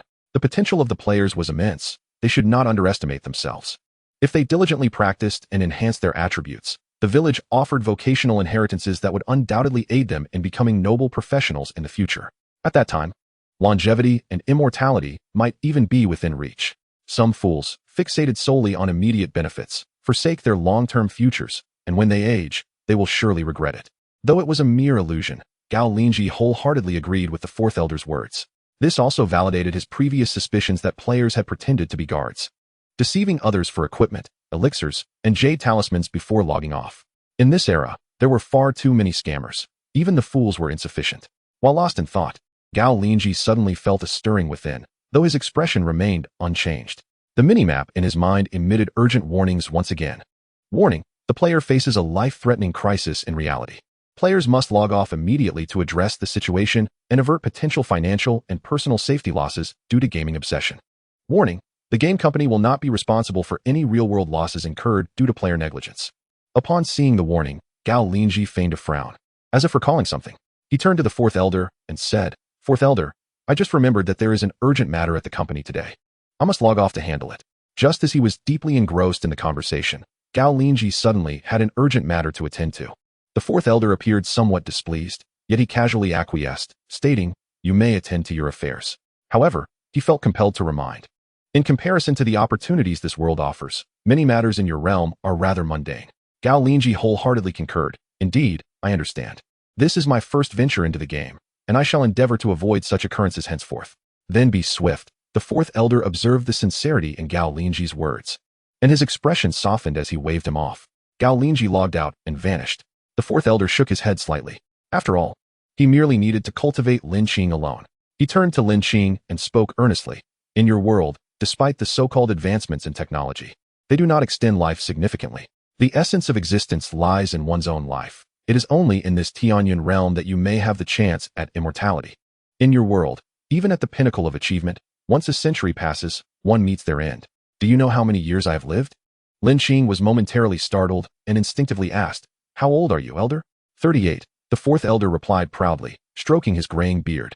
Lin Qing was taken aback, thinking to herself that such pride was unwarranted. You may find it curious. Although I am technically 38, I have truly experienced 300 years of life. This is a secret you will comprehend once you become a professional, the fourth elder smiled. Meanwhile, upon logging out, Gao Linzhi suddenly opened his eyes in his room. He promptly checked the small map in his mind. Indeed, 3 red dots had appeared on the map. Upon zooming in, he discovered they were personnel from the Su Corporation's security department. Each was fully armed, wielding small-caliber handguns, their expressions grim and eyes fierce, clearly prepared for a deadly encounter. Better to mistakenly kill 1,000 than let one escape, was it not? As a transmigrator with 2 lifetimes behind him, Gao Linzhi was hardly surprised. Had he lacked the game's external assistance and gained opportunities within, he would have, like Lin Qing, fled into the game at the first sign of danger. However, now he intended to engage with the company in a manner they would not anticipate. They believed they held absolute superiority. But Gao Linzhi would demonstrate that the days when employees dutifully reported for investigation at the security department upon a single call were long gone. He quickly utilized the small map to observe their route. One individual was stationed at his building's entrance, while 2 others had entered his unit. After a moment of contemplation, he gathered his bank card, identification, cash, and phone, placing them all into his game backpack. He then added bottled water, instant noodles, a lighter, a bone-slicing knife, and vitamin tablets from home to the backpack. Moreover, the defensive and escape talismans given by the fourth elder were safely stored within. Consequently, his backpack was soon overflowing. While others might have to abandon many items, Gao Linzhi needed not to make such sacrifices. He simply opted to invest money in the game, spending 1,000 Tianyan stones to unlock additional slots, which sufficed.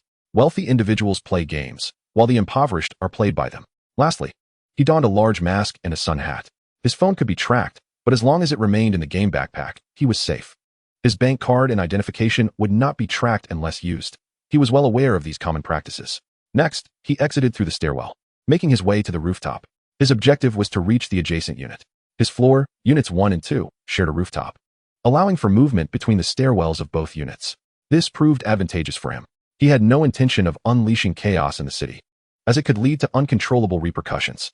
The 3 members of Su Corporation's security had evidently not considered this. It was not foolishness, but rather arrogance. They perceived Gao Linzhi as merely an ordinary technician who, faced with such circumstances, would stay home, hide his head, and await capture. They would never suspect he would flee in advance. As he glanced at the flesh-eating vine within his game backpack, he refrained from releasing it. This was not a suitable environment for its combat. He swiftly ascended to the rooftop and transferred to Building 6. This time, he opted not to take the elevator, but rather descended on foot.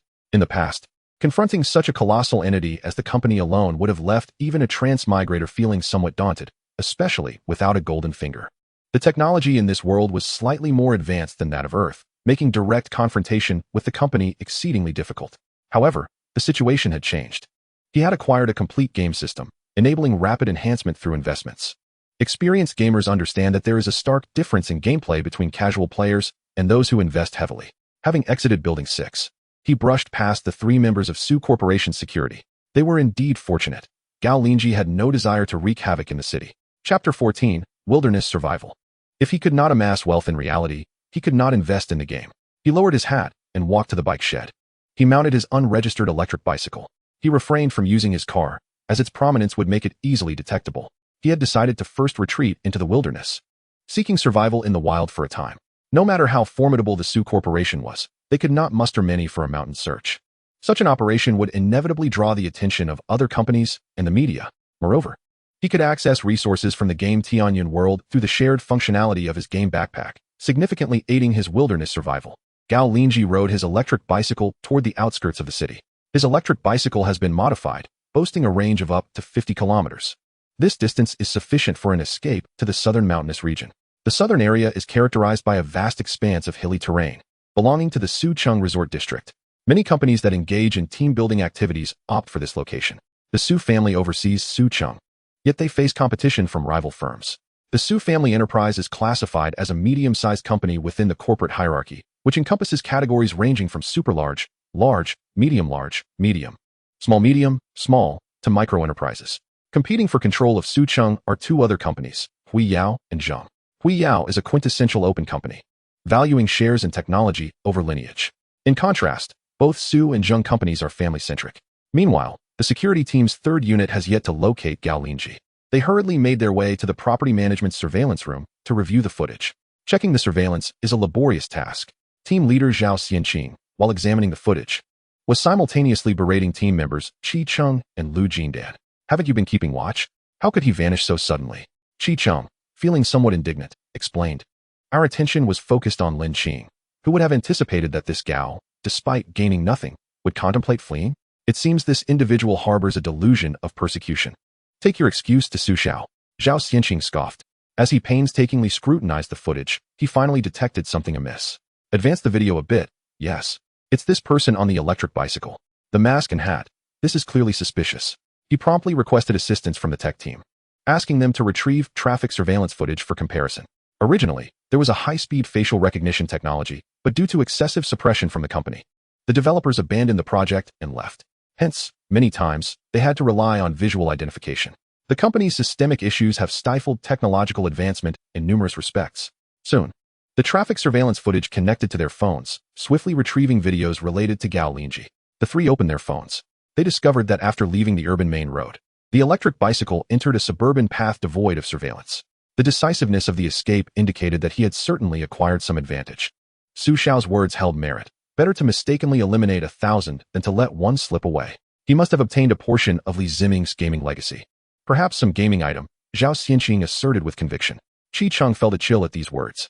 His confidence to confront the team leader stemmed from his relationship with a collateral branch of the Su family. However, if a significant legacy were indeed taken by Gao Linzhi, this connection would hardly shield him from repercussions. He immediately grew anxious, stating, I will pursue him myself.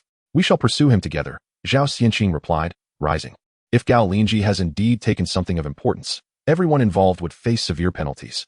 After over an hour of riding, Gao Linzhi finally reached the edge of the southern mountainous area. He discarded the electric bicycle into an abandoned gully, leaving it unlocked. Subsequently, he ventured into the mountains on foot, avoiding contact with anyone in the vicinity. After walking for over half an hour, he glanced back to see the city receding behind him. He had traversed 3 kilometers into the mountains. Having previously studied the map, he knew this mountainous region sprawled extensively, stretching over 100 kilometers from east to west and more than 30 kilometers from north to south, forming a linear band designated as the city's green lung, prohibited from development. Several small towns lie on the fringes of the mountains. It is said that during the war years, this area served as a crucial base, containing numerous tunnels and military warehouses. Gao Linzhi proceeded along the mountain path. Before long, he spotted unfamiliar colleagues clad in the recognizable blue uniforms of the Su company. He immediately recognized them. He too had once donned such attire during team-building events. The last occasion was 3 months prior when they engaged in activities like bungee jumping and team challenges. At that moment, Gao Linzhi's former colleagues, each carrying backpacks, were joyfully traversing the sunlit mountain path. Clearly, they were also participating in team-building activities. Gao Linzhi, wronged and fleeing from accusations, observed these individuals as they relished life without a care. Yet, he felt no sorrow or pretension. Instead, a profound sense of superiority welled within him. Regardless of their excellence, social adeptness, or dedication to overtime, they would inevitably succumb to the passage of time. Meanwhile, he harbored hopes for eternal life. According to the game's narrative, he had become an immortal being. However, he had yet to attain true freedom. After all, aging and captivity were still possible. Immortality, devoid of protective measures, would merely equate to a life sentence. Contemplating this, Gao Linzhi veered off the path, delving deeper into the forest. Just then, someone glanced at their phone. Wow. The company is currently hunting for a former programmer named Gao Linzhi, who allegedly fled overnight after deleting the database due to dissatisfaction with frequent client revisions. Incredible. This guy is something else. Indeed, I only heard about it online and thought it was just a story. I never imagined it would happen so close to me. The company is offering a reward of 2 million, with 30,000 for any useful leads, enough for a down payment on a house. Upon hearing this, Gao Linzhi felt a surge of anger. Damn the Sioux company for so ruthlessly framing him. He had always approached work with a straightforward ethic, doing what was paid for, but never intentionally harming others. If necessary, he could simply choose not to work. As he glanced at the flesh-eating vine in his game backpack, a plan began to form in his mind. Once he settled down, he planned to acquire a distinctive pet, intending to demonstrate to the Sioux company the true essence of surprise. Deviating from the mountain path, he ventured into a secluded area. After a 10-minute trek, 2 yellow dots unexpectedly appeared on his minimap, prompting him to become vigilant. Chapter 15, When to Extinguish. He continued onward. The season was deep autumn. The trees alongside the path had shed their leaves, and the grass lay withered and yellow. He faintly heard the hurried footsteps of 2 individuals behind him, accompanied by excited dialogue. The yellow dots on the minimap suddenly transformed into red. "Old Chun, that masked and hooded fellow seems a bit suspicious," remarked Old Wang. "I believe he is Gao Linzhi. I have collaborated with him on projects at the company, so I am somewhat familiar with his stature. Ha ha, today marks our fortune. That is a sum of 2 million. He is merely a programmer, utterly defenseless.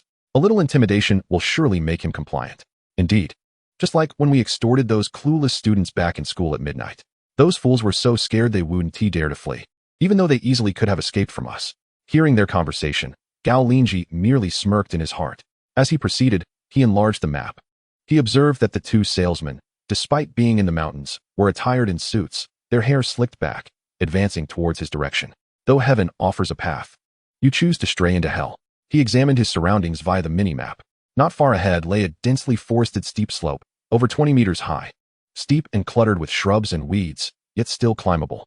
Above was a relatively flat forest, an excellent ambush point. Such scoundrels only see money. They possess no sense of reason. Proclaiming one's innocence garners no sympathy, only mockery. Gao Linzhi hastened his steps, grasped a shrub, and ascended the steep slope.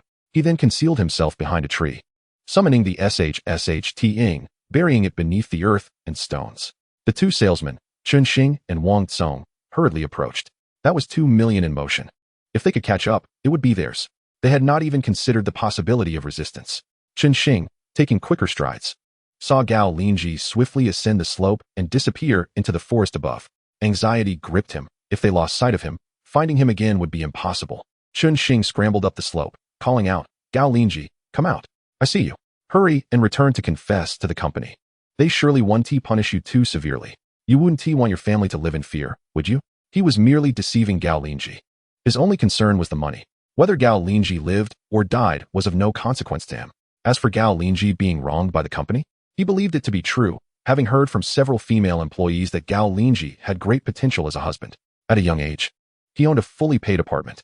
While he may not hold a prestigious position or be particularly handsome, with an additional 30 million in savings, he would be deemed suitable. How could such a person possibly delete a database and flee? Would he abandon his home? Yet, none of this mattered to Chun Xing. He was solely focused on the 2 million. After considerable effort, he finally reached the top of the slope without pausing to catch his breath, only to be met with a gaping maw. Oh no, what kind of monster is this? He had no time to react before darkness enveloped him. How could an ordinary person contend with a creature from the game? Moreover, this shsht-ing had already tasted flesh. In mere seconds, Chun Xing vanished within its grasp. Gao Linzhi, concealed nearby, watched with delight, feeling no revulsion. It was akin to witnessing the misfortunes of an adversary, who would feel nauseated by the plight of an enemy. Before long, Wang Tsong rushed in. Due to the angle, he only heard Chun Xing's screams and did not see the ambushing shsht-ing. Instead of fleeing, a smile spread across his face as he drew a field knife and continued upward. "Haha, Old Chun, you were far too careless. Now the money is all mine." Wang Tsong too climbed the slope, brandishing his knife, believing he could intimidate Gao Linzhi into submission. However, in the next moment, a grotesquely green vine sprang upright, entangling him. Ah, what kind of monster? Wang Tsong barely had the chance to utter a few more words before he met the same fate. Entwined, suffocated, he disappeared. Gao Linzhi observed this scene, relishing in the extraordinary power he wielded. In the past, how could he have effortlessly dispatched 2 individuals? These were 2 living beings. Yet now, it was flawless, no bodies, not even a hint of a murderer. In the next instant, he stored the shsht-ing in his game backpack. With no bodies and no murderer, a standard investigation would be impossible unless it deviated from the norm. Furthermore, they had strayed far from the main mountain path. The terrain was complex, the winds howled, and the forest obscured sound. Their screams would not reach another's ears. Even if someone had heard, they would dismiss it as nonsense. After eliminating these two, Gao Linzhi felt a profound sense of tranquility, devoid of any nausea typically associated with taking a life for the first time. At this moment, he experienced a profound sense of liberation. At last, he exhaled the pent-up breath he had been holding. From now on, anyone who dared to threaten him would be swiftly dealt with. What a thrilling sensation. Gao Linzhi was enveloped in an indescribable comfort. This is what life truly is. In the past, after being scolded, he could only endure in silence. That was not life. It was mere survival. This was not enough. He still had the Sushire company to contend with. Just wait. None of them would escape his grasp. Gao Linzhi scrutinized the small map. Making his way deeper into the mountainous region, he traversed from day to night until he finally discovered a rocky shelter where he decided to rest. Leaning against a stone, he surveyed his surroundings, now deep within the forest, with darkness rapidly descending. He assessed his supplies and summoned the SHSH to guard him. After taking stock, he found that he possessed 5 defense talismans, 2 escape talismans, a 15-liter jug of mineral water, a large box of instant noodles, a lighter, a bone knife, and a sizable bottle of 500 vitamin tablets. This was sufficient for him to survive for a week. Subsequently, he attempted to gather some branches, fallen leaves, feathers, and dried moss to start a fire with the lighter. Of course, before igniting the flames, he carefully constructed a closed fire pit with stones to prevent the light from spreading and to avert forest fires. Once the fire blazed, warding off the chill, he leaned against a rock, preparing to endure the long night ahead. Chapter 16. Is it really difficult to learn? The true differences among players. Reflecting on the events of the past 2 days felt like a fleeting dream. He closed his eyes and checked the game panel. Constitution, 5. Spirit, 7. 50. Constitution, 10. 70. Spirit, 10. Level 1. Experience, 40. 100. He took a deep breath. Indeed, he currently had an advantage. The prospect of longevity was within reach, and he needed to maintain his composure. Glancing at the map, he noted that he was already on the fringes of Sushire Company's influence. Continuing south would lead him to Liang City, under the jurisdiction of Liangshire Company. The scale of Liangshire Company was slightly larger than that of Sushire Company, yet they were still of the same tier. The night stretched on, with distant wolf howls echoing through the air. However, Gao Linzhi felt a fervor within, devoid of fear. After a while, he checked the small map and found no imminent dangers nearby. He contemplated for a moment before choosing to re-enter the game. Naturally, he opted to let his character enter. With the protection of SHSH, the Resurrection Pearl, and the game system's embodiment granting him the ability to revive, he felt secure enough to investigate the situation. Upon entering the game, he found it was also night, clearly synchronized with the real world, which made timing convenient. The game character had logged out in the courtyard of the Fourth Elder. Upon logging back in, he naturally reappeared in the same location. Immediately, he noticed the Fourth Elder explaining a skill to Lin Qing. Lin Qing was frowning in concentration, striving to comprehend the skill's content. As a guardian, one must be keenly aware, observant in all directions. The secret technique of Tianshi Diding Jianren would be reiterated. The Fourth Elder recited the 3 components of the technique: discerning the heavens, observing the earth, and recognizing others. Gao Linzhi stood by, and the Fourth Elder did not dismiss him. Instead, he nodded in acknowledgement, indicating for him to listen in. After a while, Lin Qing continued to frown in thought, occasionally posing questions. At that moment, Gao Linzhi heard the game system's notification. Ding! Congratulations to the host for successfully acquiring the Tianshi Diding Jianren technique. Incomplete. Skill effect: discerning the heavens, observing the earth, recognizing others, capable of initially assessing weather conditions, terrain, and discerning others' malice or goodwill towards you. The skill can only be upgraded after full acquisition. This skill indeed possessed great power. In this gamified alternate world, even a humble farmer could yield knowledge akin to nuclear-era technology. After hearing the explanation, Lin Qing appeared somewhat troubled. Fourth Elder, I still find it somewhat difficult to understand. The Fourth Elder remained unperturbed.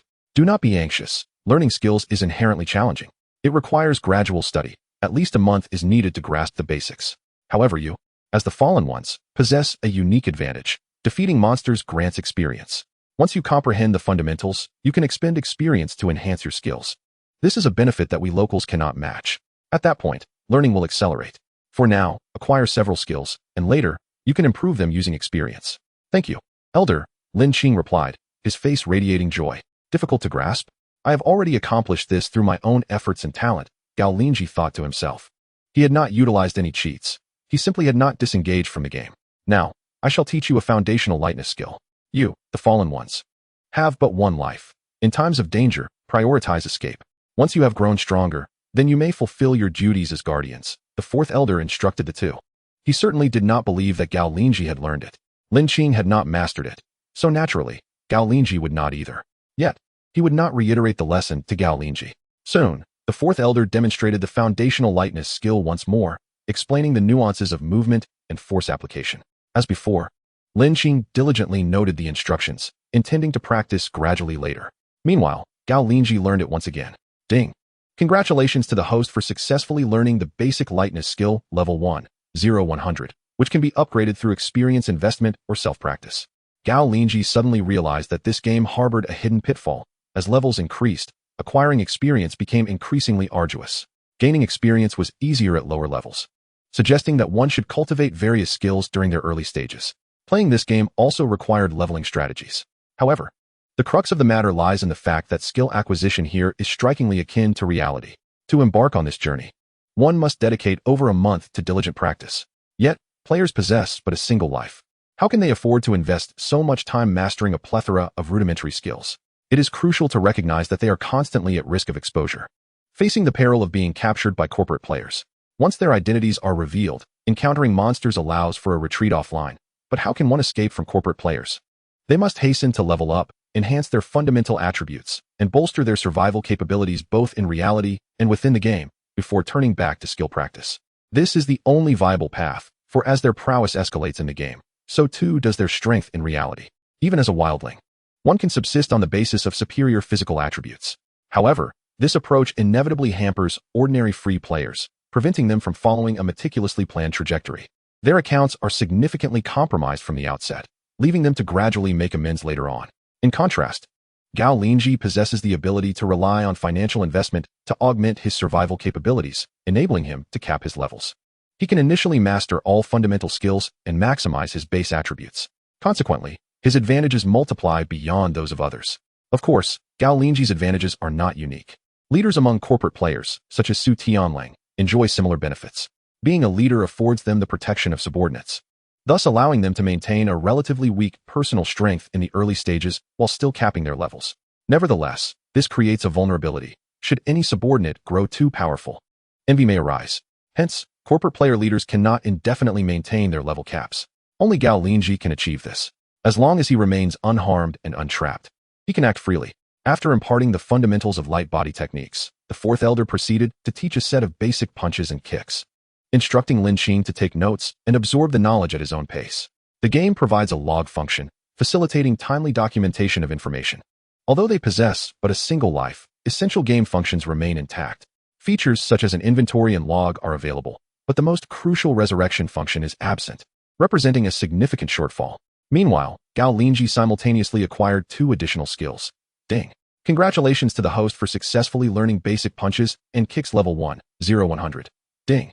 Congratulations to the host for successfully learning basic parrying level 1, 100. Gao Linzhi felt an influx of knowledge flooding his mind, swiftly transforming into instinctual understanding of how to gain an advantage in close combat. Chapter 17. The effects of skills. Observing the enemy's movements and assessing distances became second nature. He recalled an expert stating that a significant distinction between the skilled and the unskilled lies in the ability to gauge distance to an opponent. Now, he too comprehended that sensation. In the event of an assault by a group, he could immediately identify who posed the greatest threat based on proximity. At this juncture, the fourth elder ceased his discourse and addressed the two. Although you have been bestowed with divine opportunities, the acquisition of skills must be grounded in reality. Mastery of even a single ordinary skill demands years of arduous effort. How much more for these extraordinary skills? Patience is essential. This is not the world of your celestial players' games. Understood. Thank you for your guidance, fourth elder. Both replied in unison. Subsequently, the fourth elder devoted an entire night to instructing them. He systematically imparted the specific methods and contents for cultivating reconnaissance techniques, basic light body skills, basic parrying, and basic punches and kicks, ensuring they retained the information. While ordinary villagers could not receive such education, players could leverage the game's logging system to forcibly document the content for self-practice. Thus, the efficiency of teaching was significantly enhanced. Despite being a flawed game system, with only one life and no resurrection function, it still established a chasm between players and ordinary individuals.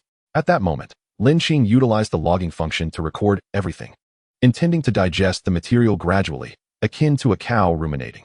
This way, even if trapped in a certain location, he would possess a means of escape. Conversely, Gao Linzhi, After an entire night of diligent study and comprehension, had already mastered and entered the foundational stage. His game panel transformed to skills, Tian Shi Di Ting, Jian Ren Shu, incomplete, 0-100, basic punches and kicks, 0-100, basic parrying, 0-100, basic light body skills, 0-100. His mind automatically acquired numerous combat-related skills, and his limbs exhibited muscle memory akin to instinct.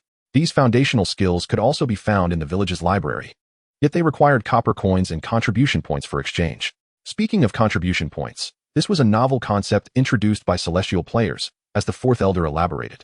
According to his explanation, ordinary players would need to toil for at least a month to earn enough to exchange for a basic skill. Clearly, the benefits of being a guard were substantial, but correspondingly, the obligations and risks were significant. Otherwise, only a fool would undertake such work. As dawn broke, the fourth elder stretched and shook his head, saying, "I am growing old. I must rely on you young ones moving forward. Practice at your own pace. I shall take my leave for some rest." The fourth elder gazed at the diligent efforts of the two, his face radiating satisfaction. What teacher does not cherish diligent students? The harder they work, the more peacefully he can sleep. With a smile, he ambled into the backyard. The fourth elder's residence comprised a spacious courtyard with 3 sections. The two resided in the east and west wing of the first section, while the fourth elder occupied the main room of the second section. "Thank you for your hard work, elder. Please take care." The two individuals watched as the fourth elder departed. In that moment, Linzhi and Gao Linzhi finally had the opportunity to spend time alone together. She turned to Gao Linzhi with a beaming smile and remarked, "What a coincidence. We are colleagues now." Gao Linzhi, looking perplexed, responded, "What do you mean? Ms. Lin, have we met before?" "Oh, my apologies, I misspoke." Linzhi replied with a slight smile, "I look forward to your guidance in the future." However, her expression suggested a firm conviction regarding Gao Linzhi. He did not dwell on it, and merely said, "Let us look out for each other." He understood that, without training, it was quite challenging to completely disguise himself as a stranger in front of acquaintances. It was akin to a game of werewolf. Different identities come with varying knowledge, and the perspectives presented during conversation differ accordingly. An experienced player could easily discern the truth with just a few words. Yet, this was of little concern to him, for he had an advantage. After sharing a few words with Linzhi, Gao Linzhi returned to his eastern chamber. He logged off from his game character, eager to ascertain whether he had genuinely mastered these skills in reality, rather than merely thinking, "I have learned it," while his hands faltered. Upon opening his eyes, the fire pit before him and the stones behind remained unchanged. The minimap displayed everything as normal, with no signs of pursuers. The sky was beginning to brighten as well. He glanced at a nearby birch tree and struck it with his fist, followed by a kick. A left hook and a right kick flowed effortlessly, as if he had practiced for decades. The result was commendable, but the birch tree merely swayed twice, shedding a few leaves, its resistance rather minimal. He felt confident that if he were to encounter those two ruffians again, he could easily overpower them without relying on any companions. After a brief practice session, satisfied that his hands and feet had learned the movements, he extinguished the remnants of the fire with dirt, drank some mineral water, and consumed a couple of sausage links, considering it breakfast before taking 2 vitamin pills. Having completed these tasks, he resolved to leave and continue southward. He then attempted the basic lightness skill once more. He felt light on his feet, traversing the mountain path with each step imbued with technique and precision. Where to tread, how to evade, and methods to minimize and eliminate footprints. These were all intricate details to consider. It was no wonder that mastering such knowledge could take a month or even years. If it were not for the game's infusion of skills, he would never have been able to grasp them. Previously, walking along the mountain path required immense effort. Now, he found that merely 5% of his energy sufficed. Steep inclines that once posed a challenge could now be scaled rapidly with just a few steps, comparable to certain masters of lightness demonstrated in live streams. This held significant strategic importance, as it implied that his daily travel distance would vastly increase, greatly aiding in evading the pursuit of Su's company. Gao Linzhi recalled a statement he had encountered on a forum, asserting that a tangible martial arts world would undoubtedly shatter the so-called boundaries of power. Relying on these martial arts experts to heed the commands of major forces was sheer folly. They acted on personal interests and preferences, often disregarding rules to a far greater extent than ordinary people. For instance, when in need of money, an ordinary person might consider selling blood or labor, while such experts would contemplate robbing the rich to aid the poor. Consequently, major factions would regress into easily governable city-states, each lord being the most formidable expert in their respective regions, governing only a small area. As the day brightened, Gao Linzhi quickened his pace. With the aid of the basic lightness skill, he felt as though he could match a light jog. Thus, he journeyed southward until the afternoon, eventually catching sight of the plains and villages in the distance. Throughout his journey, the minimap had provided no alerts, indicating that his route had yet to be locked onto. Once within the mountains, surveillance cameras were absent, and many tracking methods would lose effectiveness. The most effective means would involve specially trained hounds. However, he was not concerned about this issue. As he walked, he employed the SHSHT-ing, which intermittently disrupted his scent. Naturally, after creating confusion, he stowed away his gaming backpack to prevent leaving too many traces of the SHSHT-ing itself. Under the keen noses of hunting dogs, they would detect the presence of a tiger amidst his scent, which was far more formidable. This would effectively mask his scent, deterring the hounds from pursuing or rendering them unable to identify him. It was akin to hunters using the dung of ferocious beasts to scare off wolf packs. Nonetheless, Gao Linzhi took considerable precautions in disguise. He gazed down at the village below and walked towards it, feigning a descent down the mountain. In reality, halfway down, he circled back into the mountains, heading towards a more secluded area. The reasoning was straightforward. Now, Sushur Company has branded him as a suspect of database deletion and has issued a warrant for his arrest. In this information age, where everyone possesses a mobile phone, even the villagers will undoubtedly see his wanted notice. To recklessly enter the village would be to fall into a trap, revealing his whereabouts. He must remain hidden in this mountainous region. This vast expanse of mountain stretches for over 1,000 kilometers, narrow from north to south and long from east to west. Given the scale of Sushur Company, they lack the capability to encircle such a vast terrain. Perhaps a large medium-sized company with hundreds of thousands of employees could deploy a multitude of drones, robotic dogs, and a significant number of livestock, incurring substantial costs to scour the mountains. In that case, they might pose a slight inconvenience to Gao Linzhi. However, with merely over 20,000 employees, Sushur Company does not possess such resources. Furthermore, their primary target currently is Lin Qing, which means the search resources allocated to him cannot be excessive unless they uncover his true value. He intends to hone his skills and enhance his survival abilities here, ultimately overturning company after company. He desires not to consume beef and wishes to act freely. Yuelyang Tiancheng. Simultaneously, Qi Cheng and 2 others are leading a team into the mountains in pursuit. They have assembled a security team of 50 individuals, equipped with 6 professional tracking hounds. They procured personal items frequently used by Gao Linzhi, such as socks, from his home. Through surveillance, they identified Gao Linzhi's initial path into the mountains. However, once inside, the absence of cameras necessitated reliance on the hounds for tracking. Initially, the situation appeared promising. The 6 hounds, driven by the scent left by Gao Linzhi, pursued the trail with great enthusiasm, indicating a clear scent. Qi Cheng and his companions were pleased, as this suggested their mission would be swiftly accomplished. They believed that a mere livestock owner would not possess any professional counter-surveillance techniques. However, upon reaching a steep slope, the 6 hounds suddenly froze, then inexplicably collapsed, urinating in fear. The scene mirrored a video they had seen of a dog encountering a tiger at a zoo. "What is happening?" Qi Cheng exclaimed. It seemed they sensed a formidable predator nearby, but this mountain merely harbored wolves, wild boars, and venomous snakes. Certainly no bears, let alone tigers. Zhao Xianqing frowned, perplexed. Subsequently, several dog trainers attempted to soothe their hounds. However, despite their best efforts to entice, calm, and train them, the 6 dogs refused to move forward, whimpering in distress. "What useless creatures!" Qi Cheng exclaimed in frustration. Zhao Xianqing shook his head. These dogs must have caught the scent of a wolf pack. Domesticated animals fear the wild. In reality, it should be the opposite. With so many people as backup, the dogs should feel emboldened, not afraid. Qi Cheng retorted.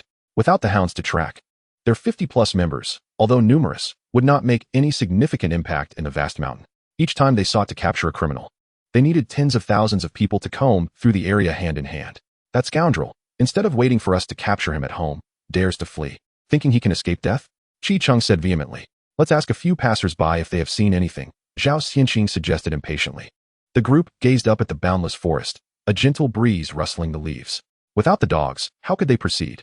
They all felt a sense of helplessness. I have an idea, Lu Jinshan suddenly proposed. Our company has over 20,000 employees. We can divide this mountainous region into a grid. Under the guise of a team-building event, we can assign employees to different grids.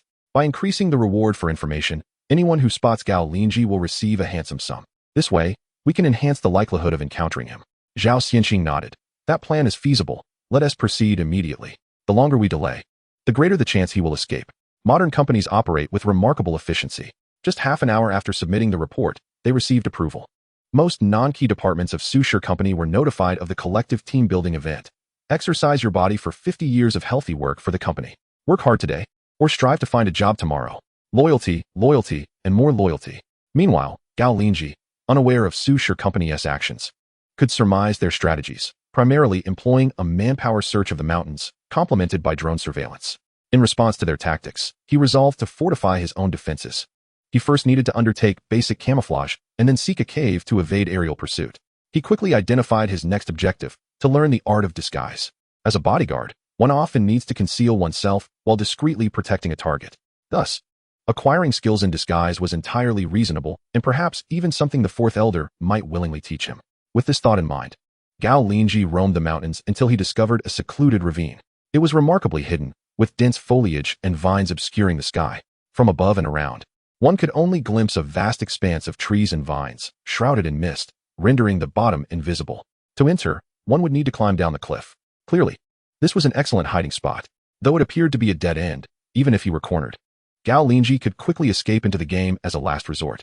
Currently, in the midst of winter, the ravine was filled with wild grasses and shrubs, with occasional hints of greenery.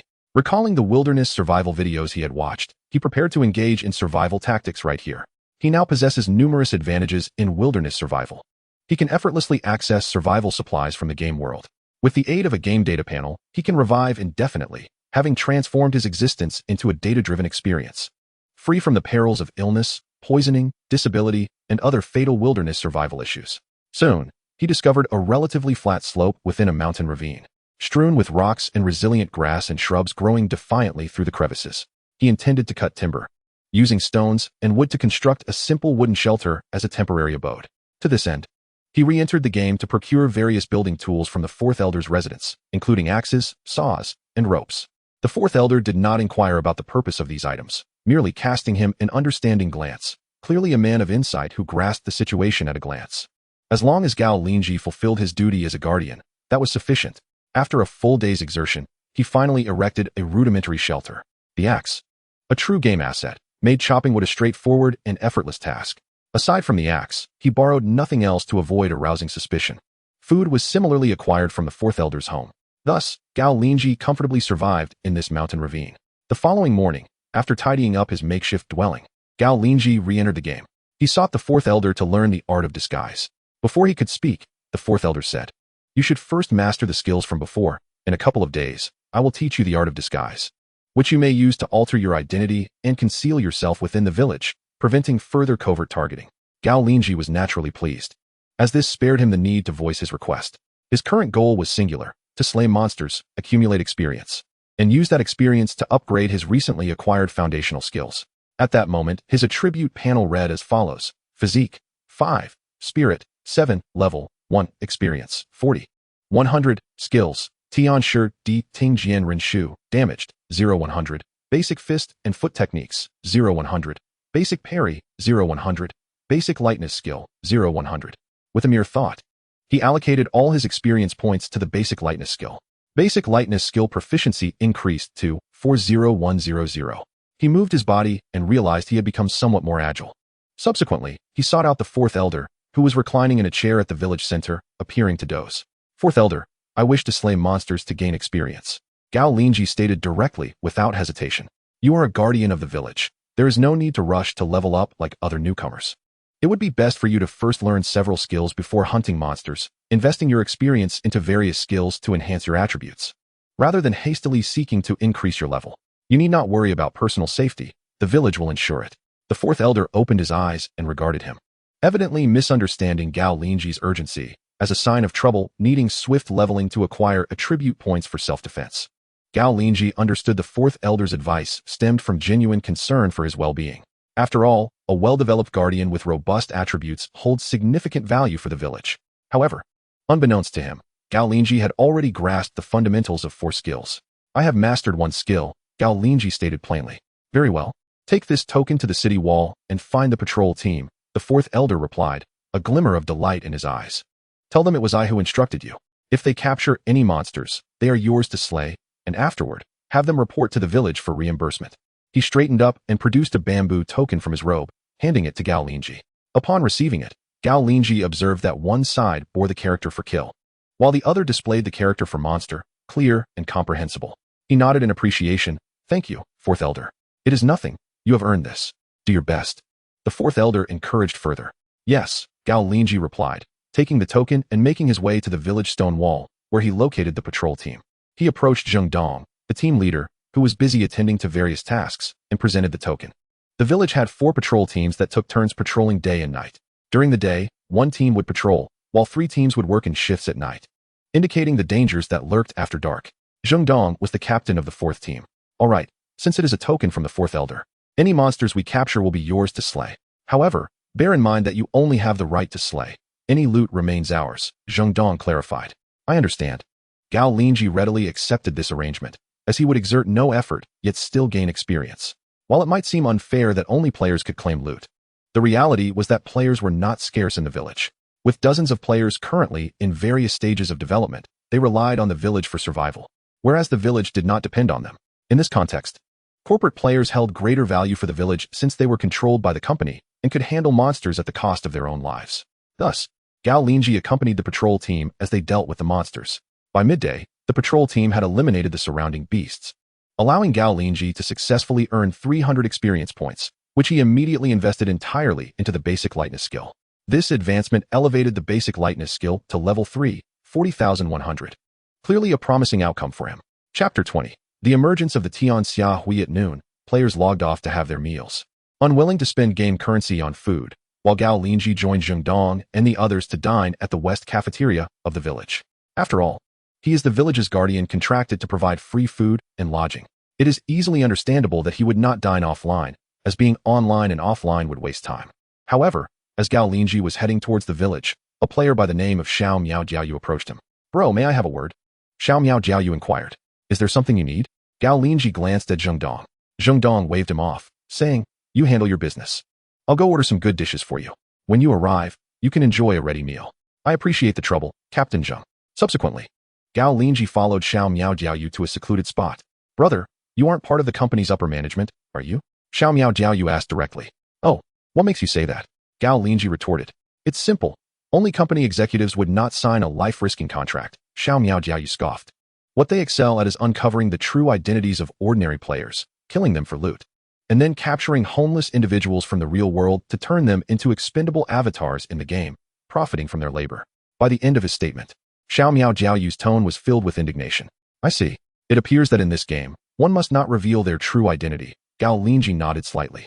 Brother, if that's all you think, you will soon find yourself in trouble, Xiao Miao Jiaoyu said with a cold smile and a shake of his head. Oh, why is that? You can naturally conceal your true identity in the village, but once you find yourself alone in the wilderness, you might be captured by their hunting teams. When that happens, they will brutally interrogate you for your true identity. Do you think you can withstand it? Xiao Miao Jiaoyu countered. That is a valid point. So what should I do? Gao Linzhi pondered. Of course, we should unite as freelancers, organizing ourselves. Once we venture out, we will have high-level players leading the charge. Acting collectively, they won't be able to do anything to us, Xiao Miao Jiaoyu said, his face filled with excitement. Gao Linzhi nodded, agreeing with Xiao Miao Jiaoyu's perspective.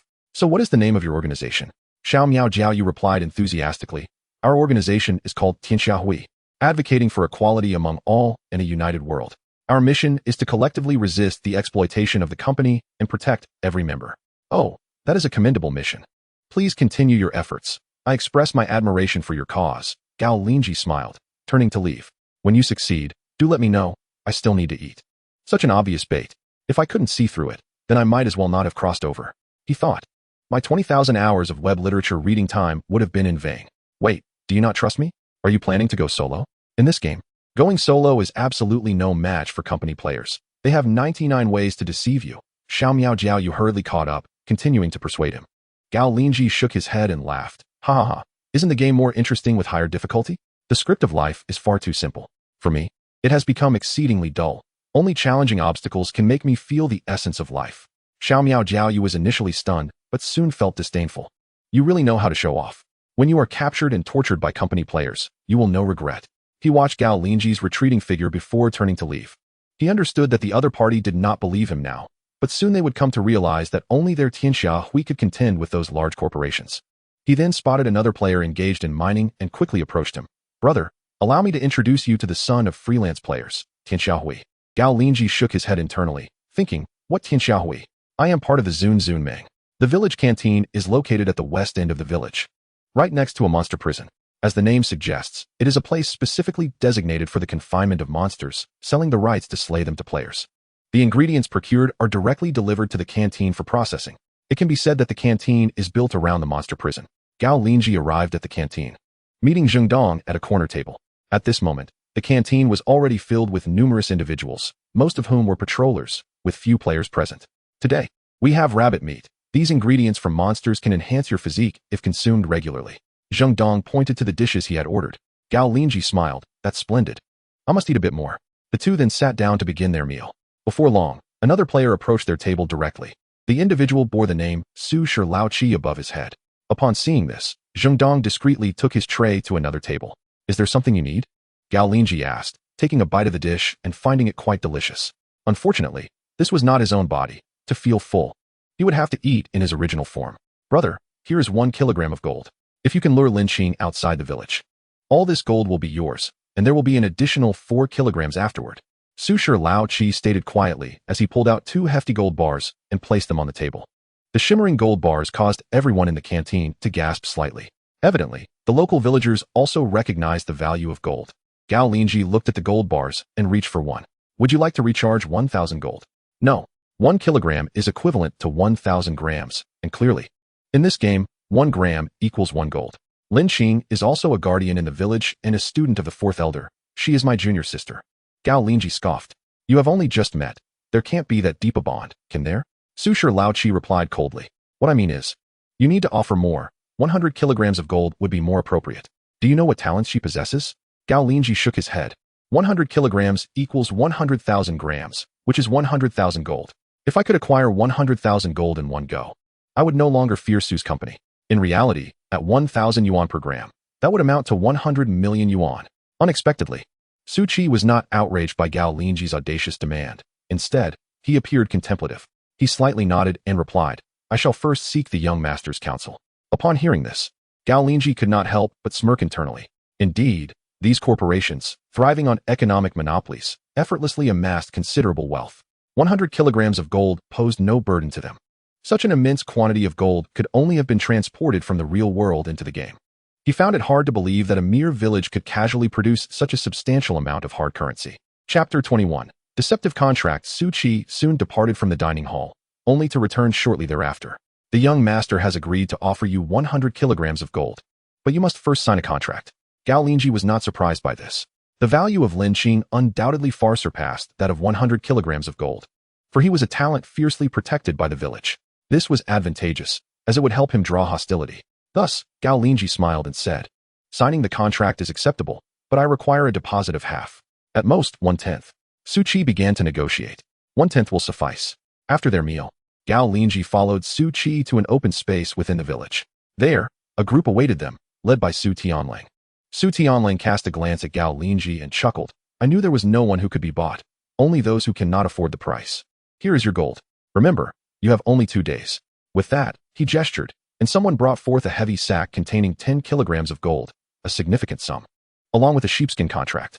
Upon examining the contract, Gao Linzhi could not help but smile. The terms appeared fair. Party A would pay Party B 100 kilograms of gold, with Party A being Su Tianlang and Party B being Can Shui Lang Quan Tuesday. However, as he activated the game skill Tian assured Di Ting Jian Ren Shu, a warning flashed before him. Deceptive Contract. This contract contains hidden clauses. Upon signing, you will receive not a single penny but will instead owe the other party a life and 100 kilograms of gold. What a ruthless scheme. Ordinary players, ordinary people, would be treated like mere pawns in the hands of these corporate executives. Once freed from the checks and balances of the real world, the cruelty and cunning of the company became starkly evident, reminiscent of colonial companies from another era. They would deceive when able and seize when possible. Gao Linzhi, with a smile, took the contract. In the moment that Su Tianlang reveled in his apparent victory, Gao Linzhi suddenly called out to the side, Captain Zheng. What would be the village's stance if someone used such a fraudulent contract to deceive the village guards? He had already observed Zheng Dong nearby, on the minimap. Before his words had fully settled, Zheng Dong appeared, accompanied by dozens of patrolling guards. Upon seeing the contract, Zheng Dong furrowed his brow. It was a thick sheepskin contract. As he rubbed his hand over it, layers of the sheepskin paper revealed a thin silk sheet concealed within. On it was a completely different script. Zheng Dong read aloud. Party B, in gratitude for the learning opportunity provided by Party A, willingly agrees to pay party a 100 kilograms of gold and, in times of crisis, to risk life and limb to protect the company. This contract is binding and irrevocable. Hearing this, Gao Linzhi burst into laughter. Ha ha ha, how amusing. The depths of human depravity are truly fascinating. He gazed at the Su clan, unperturbed by their anger. As a transcendent being, he was well aware of the extent to which human hearts could be corrupt. Yet, Su Tianlang, upon witnessing the contract's exposure, showed neither shame nor anger, merely adopting an indifferent expression. I had hoped to grant you some dignity. Since you eschew it, we shall instead force you to maintain your appearance. Attack. At his command, those surrounding Su Tianlang immediately closed in. Zheng Dong, upon hearing this, was incensed. You, people of the Su clan, are far too arrogant. This is within the village. Su Tianlang merely cast a disdainful glance at Zheng Dong and retorted, You foolish creature. Do you think we would dare to act in the village without the support of your people behind us? Observe closely what this is. As he spoke, he gestured, and a player named Su Sen boldly produced a jade tablet, upon which was inscribed the private seal of the third elder, Zheng Shuang. What? The third elder has actually bestowed this jade tablet upon you? Zheng Dong was taken aback. He could hardly fathom that an elder of the village was entangled in such matters. This was inconceivable. How could free players feel secure in working for the village under these circumstances? Instinctively, he countered, Isn't the third elder's action tantamount to depleting the village's resources? Humph. You simpleton. Do you believe that ordinary players hold any significance for your village? Su Tianlang scoffed. No, they are merely a burden, parasitic to your village. Conversely, should the village cooperate with us to expose their gaming qualifications, we could recruit more corporate players, who are the true valiant warriors. At that point, the monsters surrounding your village will be eradicated, and the aberrations will no longer pose a threat to you. Fields will expand, mines will flourish, and the gold will flow abundantly. Upon hearing this, Zheng Dong fell silent, and the other villagers also grew quiet. They seemed to be swayed. Someone murmured, What he says makes sense. Indeed, those free players only run to the village when there is trouble. While they can work, what we lack is not laborers, but those capable of driving away monsters, another added. Yet, Gao Linzhi harbored a cold smile within. Su Tianlong's assertions were well-founded. But the question remained, once their company grew to a certain scale, would they still engage in equitable collaboration with the village? They would inevitably replicate the path of colonialists, initially engaging in amicable trade to establish a foothold, only to proceed with conquest. It is inconceivable. The village will not permit you to act in such a manner. Moreover, once the scattered players mature, they can achieve the same feats as the corporate players. Zheng Dong's gaze was resolute as he shook his head. Su Tianlang scoffed. Do you genuinely believe what you are saying? An ordinary player requires a minimum of 3 months to learn a skill and may take 1 or 2 years to attain mastery. They are too cautious to take risks for the sake of safety, and their progress is exceedingly slow. Can your village afford to wait for such an extended period? Zheng Dong found himself at a loss for words, while the patrolling members behind him whispered amongst themselves. Indeed, scattered players are timid and sluggish in their advancement, often hesitating and disconnecting from the game, which impedes their growth significantly. I, too, appreciate the corporate players. Since their arrival, the area outside the village has become much safer. Indeed, and the bizarre creatures attacking the village have significantly diminished. Upon hearing this, Zheng Dong realized that both the elders and the common villagers had begun to lean towards the corporate players. Despite their domineering ways, the corporate players were undeniably beneficial to the village. The village, though not small, only housed a few thousand inhabitants. Confronted by monstrous entities, they were utterly outmatched. Only the corporate players could provide a continuous influx of strength. Contemplating this, Zheng Dong felt a flicker of doubt. Yet, he still asserted, the remnants of blood are fundamentally different from the other celestial beings. He is a guardian signed by the fourth elder, and it is unacceptable for you to deceive him with such a spurious contract. Chapter 22. Hunting foxes very well. In deference to the fourth elder, I shall concede. As long as he cooperates with us to lure Lin Qing out of the village, we shall consider this matter resolved. Su Tianlang feigned a grand gesture of concession. Gao Linzhi coldly laughed. What makes you think you hold such authority? To deceive me with a false contract and then expect me to further deceive Lin Qing, who is under the fourth elder's protection. Captain Zheng, have you forgotten this crucial point?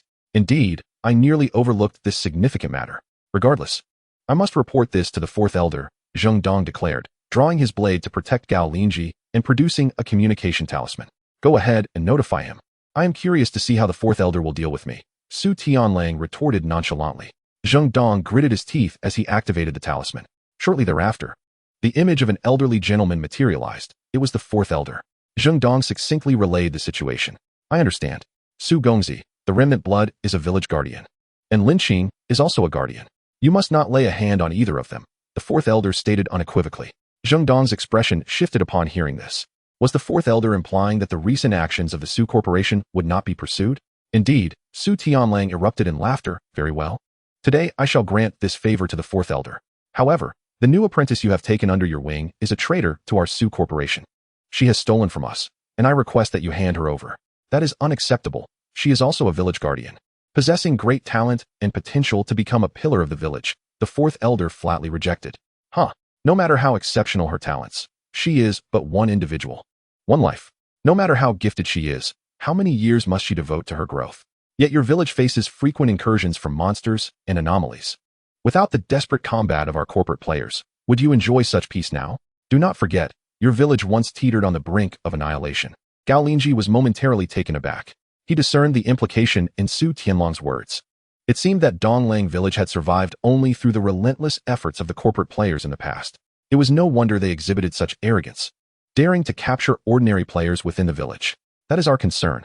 Furthermore, without the existence of the village, your corporate players would be like trees without roots or water without a source, the fourth elder countered, reiterating that these two individuals must remain untouched.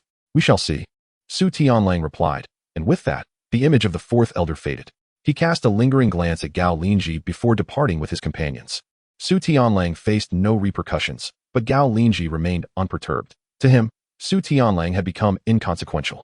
In the afternoon, everything unfolded as if nothing had transpired.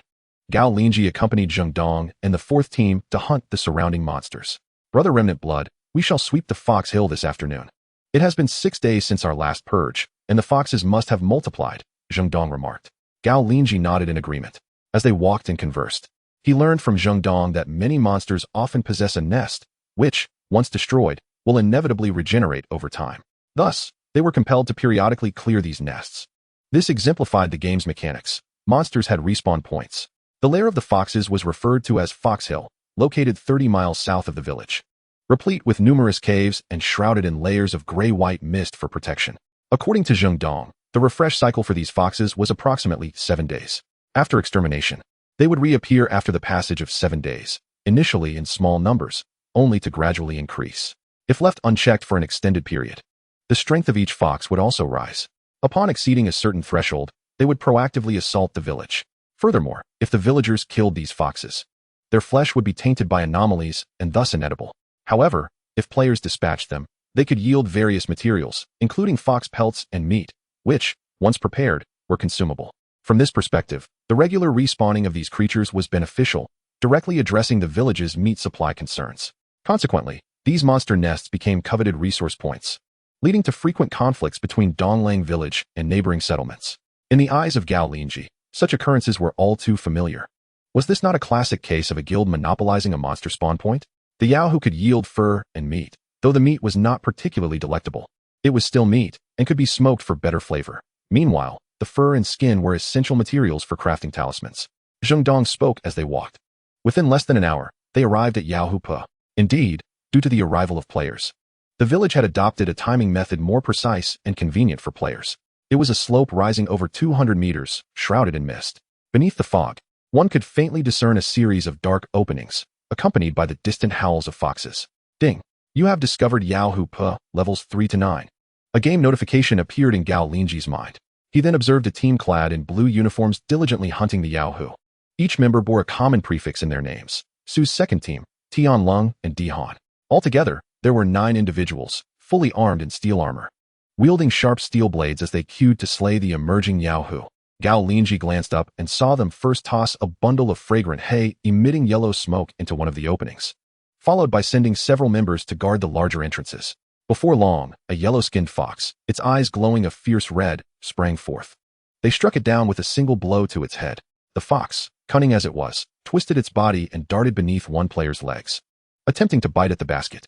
Fortunately, the player had protective gear beneath, clamping down with their legs to ensnare the fox, while another swiftly delivered a fatal blow. The blade struck against the armor, sparking as it dispatched the Yahoo.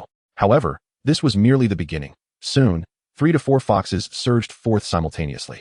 They moved with remarkable speed, lunging at the players' faces, their sharp claws aimed at the eyes. The players hastily shielded their faces with their hands. Meanwhile, others coordinated their attacks. Striking both foxes and players alike, steel clashed against armor, sending sparks flying. Zheng Dong sighed upon witnessing this. Let us allow them to have this spot.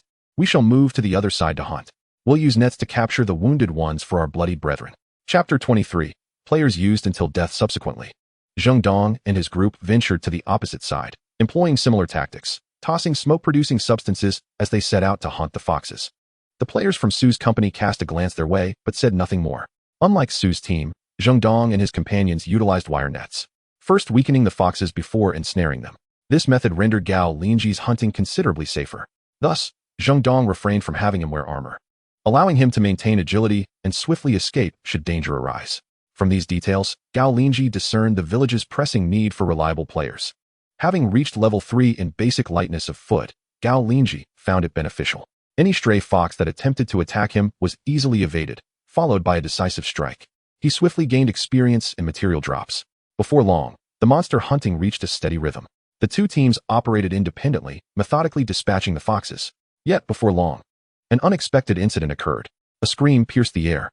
Gao Linzhi turned to see a player from Su's second team, having rushed ahead, stepping onto a soft patch of ground that gave way beneath the weight of their steel armor, causing them to plummet into a pit. As balance was lost, the vulnerable neck of the player was exposed, presenting a fatal opening. A gray fox leapt at the chance, lunging for the exposed neck. Fortunately, a nearby player reacted quickly, delivering a swift blow to slay the fox and pulling the fallen player to safety. Good thing we came as a team. Otherwise, soloing this would be tantamount to seeking death, one player muttered under their breath. Damn it, if it weren't for the debts owed to the company, I wouldn't be here hunting these monsters. Those independent players, working in the village, buying and slaying monsters, are much safer. The unfortunate individual was filled with dread, unable to contain their complaints. They had narrowly escaped death. Curse it, how long will this continue? Another voiced their frustration. While gaming could be enjoyable, turning it into a profession where the rewards belonged to others was decidedly less so. They promised that once we collected enough materials valued at 648 gold, they would release us from our real-world contracts. What are you saying? Are you trying to throw your life away? The team leader quickly intervened. Gao Linzhi found this amusing. Did these individuals not understand that it was only upon death that a player would drop their game poster? Did they still believe in attaining freedom? It was impossible. A player held too much value. They would only be utilized until their demise, at which point their game poster would be extracted, allowing the next contracted player to continue using them. These expendables would be pushed to level up rapidly, used until death, and then replaced with fresh recruits. This game, however, had a convenient aspect. Leveling up was relatively simple, as long as one fought monsters of corresponding levels. Yet, this posed a hidden trap. Such leveling would lead to a lack of sustainability in the future. Truly promising players were those who, during their lower levels, diligently acquired experience and skills in abundance, relying on skills and materials to bolster their attributes. Gao Linzhi was precisely this type of player. It seems a bit perilous. Do you need to don armor like them?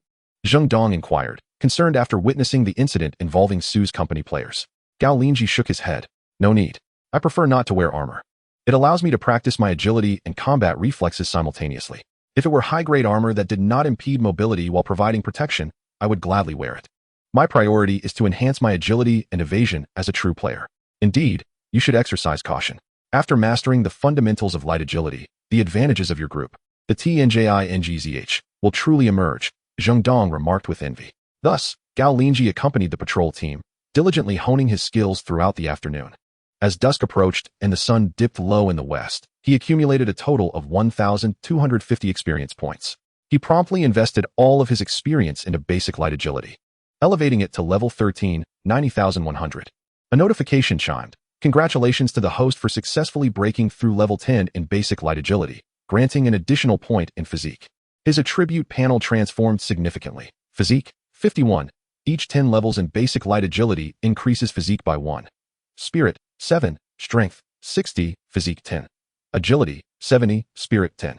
Unlike a traditional game, monsters do not respawn instantly. Their numbers are finite. Moreover, those foxes are quite cunning. Eventually, they would rather suffocate in their burrows than emerge to face death at the hands of players. With numerous entrances, they often seize the moment when players are distracted to dart out, vanishing in an instant. Completely blocking their escape is no easy feat. Gao Linzhi then glanced at the Su clan's second team, observing them as they regrouped. Old Zhang, what level have you reached? Someone inquired. I have reached level 9 now, and each level grants 1 attribute point, so I currently possess 8 attribute points, a player exclaimed excitedly. My physique was originally at 6 points. and now it totals 14 points. I have surpassed my limits. 1 ton of strength and a 5-second 100-meter sprint is within my grasp. I am practically a superhero. Wake up. You still wish to be a superhero? We have a contract. Once we return to the real world, we must behave and not expose our abilities. Another voice interjected, dousing the enthusiasm with a bucket of cold water. How infuriating. If only I could participate in a 100-meter race, I could easily earn billions. My previous debts would be utterly insignificant. Stop complaining. To live long, you must keep your mouth in check. Remember, whether online or offline, we possess but one life. A man resembling a captain admonished. Upon hearing this, Gao Linzhi suddenly understood. Why had this game existed for so long? And yet, despite the reality of traversing worlds, no superhumans had emerged in the realm of sports? The reason was evidently that reckless individual players sought to leverage their superhuman physiques for wealth and fame. However, once they exposed themselves, they were promptly apprehended by the security departments of various companies, reduced to mere tools for players. Conversely, the corporate players, unconcerned with money or fame, resembled many film investors who elevate stars yet remain behind the scenes. Of course, there are a few corporate higher-ups who crave notoriety, but they are swiftly suppressed by their peers. These individuals aim to monopolize the game while it remains undistributed, accumulating advantages to maintain their current status and position. Those who betray this goal face ruthless suppression or elimination. Thus, it was before the death of Li Gu that Gao Linzhi had never heard of the existence of this game. Chapter 24. The oddities arrive. As Gao Linzhi pondered this, Zheng Dong called out, "Brothers with low health, we should return." Gao Linzhi nodded and promptly followed suit. The members of the Su clan's second team were also packing up, preparing to leave. The night may usher in oddities. Compared to monsters, it is the oddities that pose the true threat. This was the genuine reason the elders had bowed to the corporate players. They too faced challenges.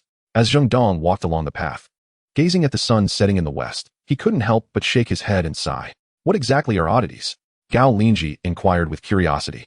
Is it akin to the settings in the novels I have read? Oddities are essentially entities that embody certain special laws. They cannot be killed by conventional means. Should one violate their laws, death is inevitable. Zheng Dong's eyes reflected a hint of fear.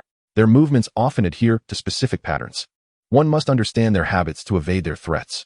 It became clear to Gao Linzhi that oddities represent rule-based entities, while monsters are mere numerical manifestations of power.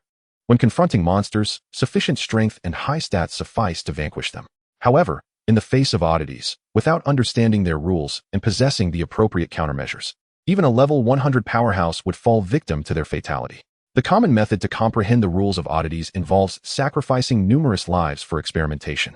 This explains why Su Tianlang dared to be so audacious in the village. How many lives could the village afford to waste? In the real world, the number of expendable lives is exceedingly high, not to mention, the annual suicide and natural death rates are staggering. Additionally, many impoverished regions have notably high birth rates, with families often bearing 7 or 8 children. It could be said that there is an inexhaustible supply of expendable lives. Upon returning to the village, Gao Linzhi made his way directly to the courtyard of the fourth elder. There, he found Lin Qing practicing basic light agility. Her movements were graceful and visually appealing. Yet she occasionally faltered, indicating her novice status. Noticing his entrance, Lin Qing seemed inclined to speak, but Gao Linzhi had no desire for conversation. He simply walked past her, intent on embodying the solitary wolf. In reality, he could not live as a lone wolf, but in the game, he would embrace that role. I shall do as I please, he mused, arriving at his chamber. He surveyed the surroundings and discovered a row of bookshelves by the window. The fourth elder had provided a considerable collection of literature. Approaching the shelves, he examined the titles, finding many that introduced the world of Teen New York. The Chronicles of CNLO, Tales of WX, Midnight Conversations, all encompassing monsters, oddities, and cultivation. Before long, the fourth elder entered, placing a book titled An Introduction to Oddities upon a wooden table in the room. After setting down the book, the fourth elder spoke, "Please take a seat. Earlier, I discussed basic skills with you, and tonight, I would like to converse about the peculiarities." His words exuded a profound envy towards the Tianjiangs. Gao Linzhi nodded in acknowledgement. Peculiarities are most likely to emerge after dusk.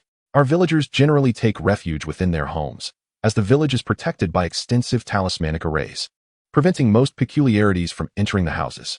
Once a peculiarity appears, an alarm will sound throughout the village, allowing you to safely disconnect. As for more strategies to cope with them, you will learn gradually. Knowing too much at once could be counterproductive. At that moment, Lin Qing furrowed her brows, casting a cold gaze towards the room occupied by Gao Linzhi, her thoughts shrouded in mystery. Just then, someone knocked on the gate of the fourth elder's courtyard. "Who is it?" Lin Qing approached the door. "I am Xiao Mao Jiaoyu. Are you Miss Lin?" came the voice of the player Xiao Mao Jiaoyu. And you are? Linzhi opened the door, allowing the visitor entry. The fact that this person knew her true identity indicated that someone from Su Corporation had leaked her information. After a brief exchange of pleasantries, Xiao Mao Jiaoyu quickly articulated his purpose. Lowering his voice, he said, I am from the Tianxia Society, and I have come to invite you to join us. I have the village's protection.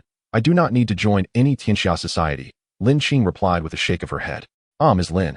You may not be aware, but Dongling Village is not as safe as you think, Xiao Mao Jiaoyu sighed slightly. I understand your exceptional talent. But should the village face a dire situation with peculiarities, it may well compromise with Su Corporation. You represent the future, while they represent the present. No matter how gifted you are, if the village is destroyed, it will be of no use. Linzhi gritted her teeth in frustration, having anticipated this very concern, which prompted her to seek out several backup options. Gao Linzhi was one of those she had considered. Unfortunately, it seemed he had been intimidated by her earlier remarks, and now she needed to find a way to restore his impression of her. Ms. Lin, as an elite individual, you must understand that relying on external forces is never as dependable as relying on oneself. So the Tianxia Society will not betray me? Linzhi retorted disdainfully. Of course not. The Tianxia Society is built upon the gathering of independent players. Our goal is to overthrow the monopolistic system of the corporations. We share common interests. And only by uniting can we truly challenge the corporate players. Xiao Mao Jiaoyu asserted earnestly. Isn't that still relying on others? Linzhi pondered internally. Yet her exterior remained composed. That sounds wonderful. I am indeed in need of such a reliable organization.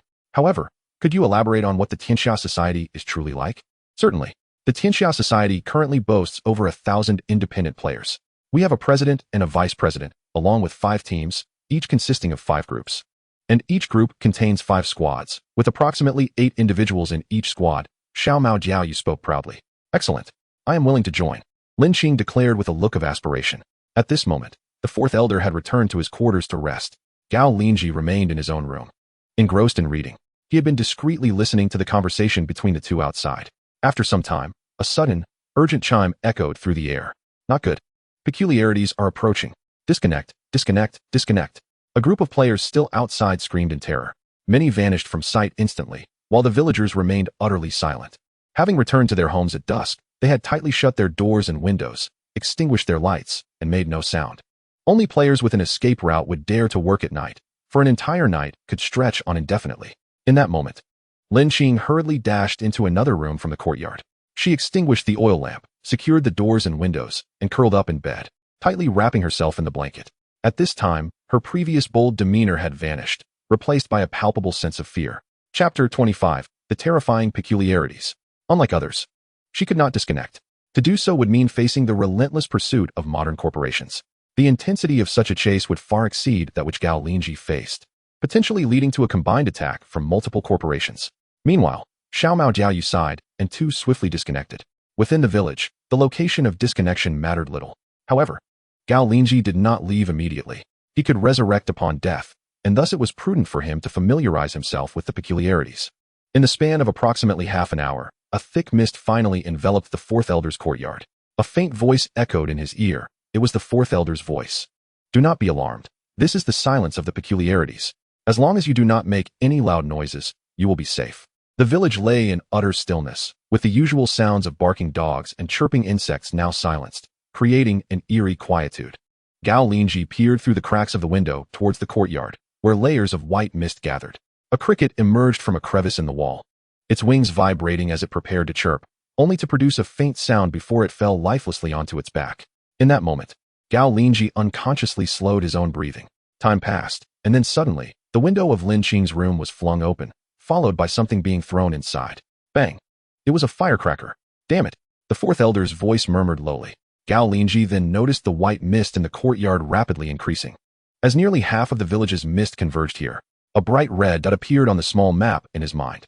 Gao Linzhi focused intently on the movements within the courtyard. A white, faceless figure materialized in the courtyard in the blink of an eye. Come out, come out. The faceless entity whispered at the window of the side room. Naturally, Linzhi did not venture outside, while the faceless figure lingered in place. Mist emanated from its form, gradually seeping through the window. Gao Linzhi peered through the crack in the window, even though he was an ordinary player capable of infinite respawns. Observing such a bizarre creature at such close proximity was still profoundly unsettling.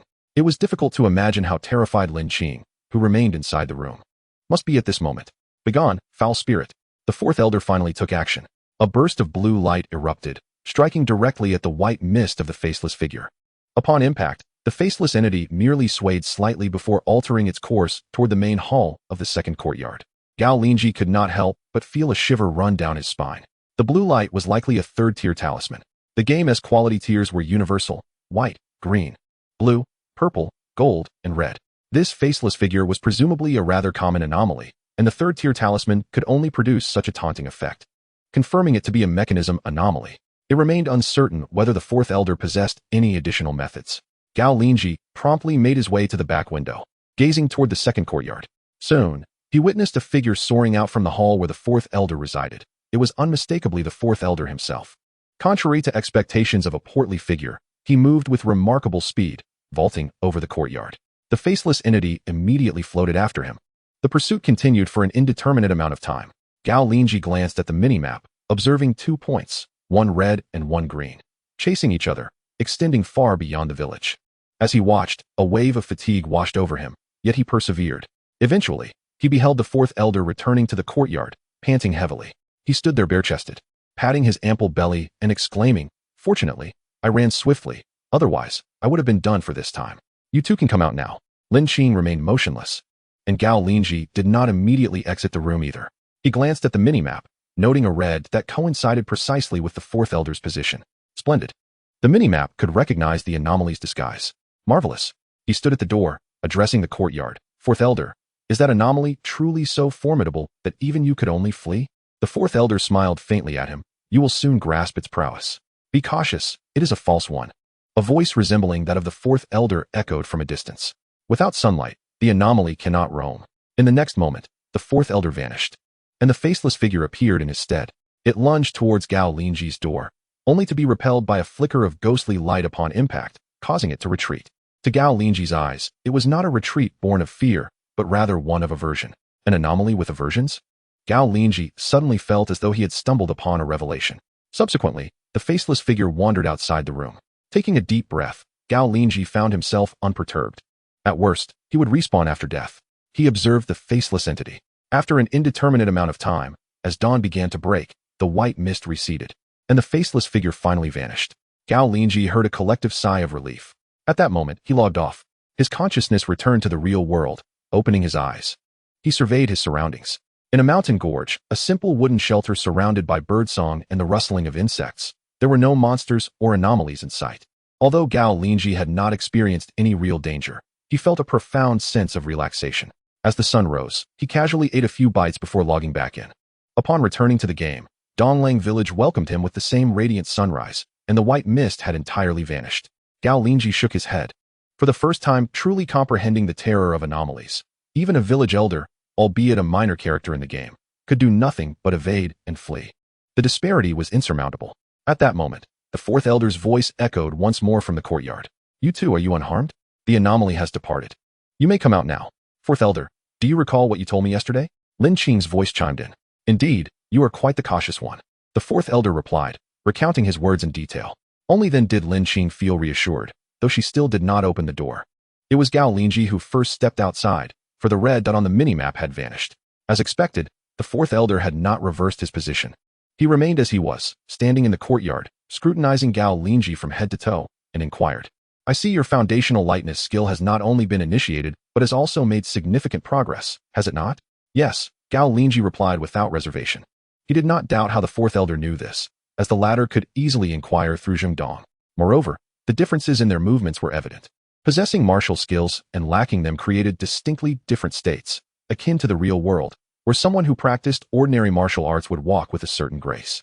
Chapter 26. The newcomers leveling ground. Upon hearing Gao Linzhi's affirmation, the fourth elder's expression grew complex. 3 parts gratification, 4 parts admiration, and 3 parts envy.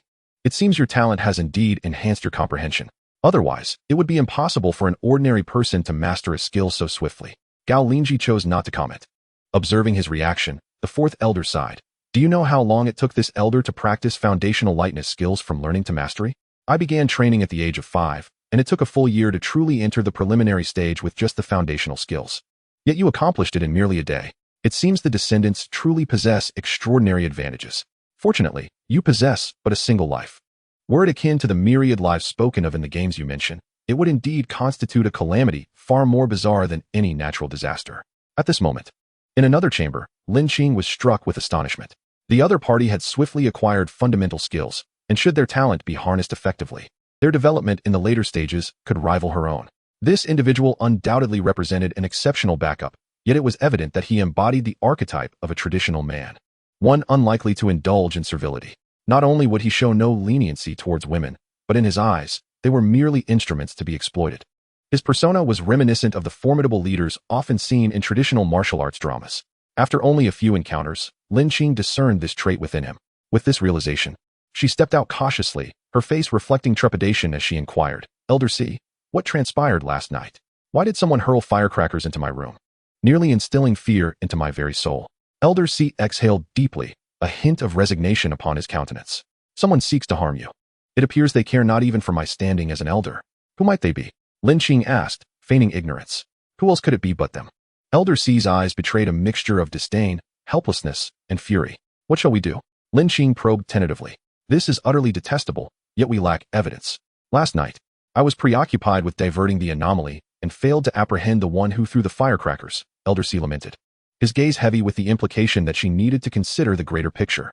Linzhi fell silent, the truth resonating with her. Reality mirrored the game.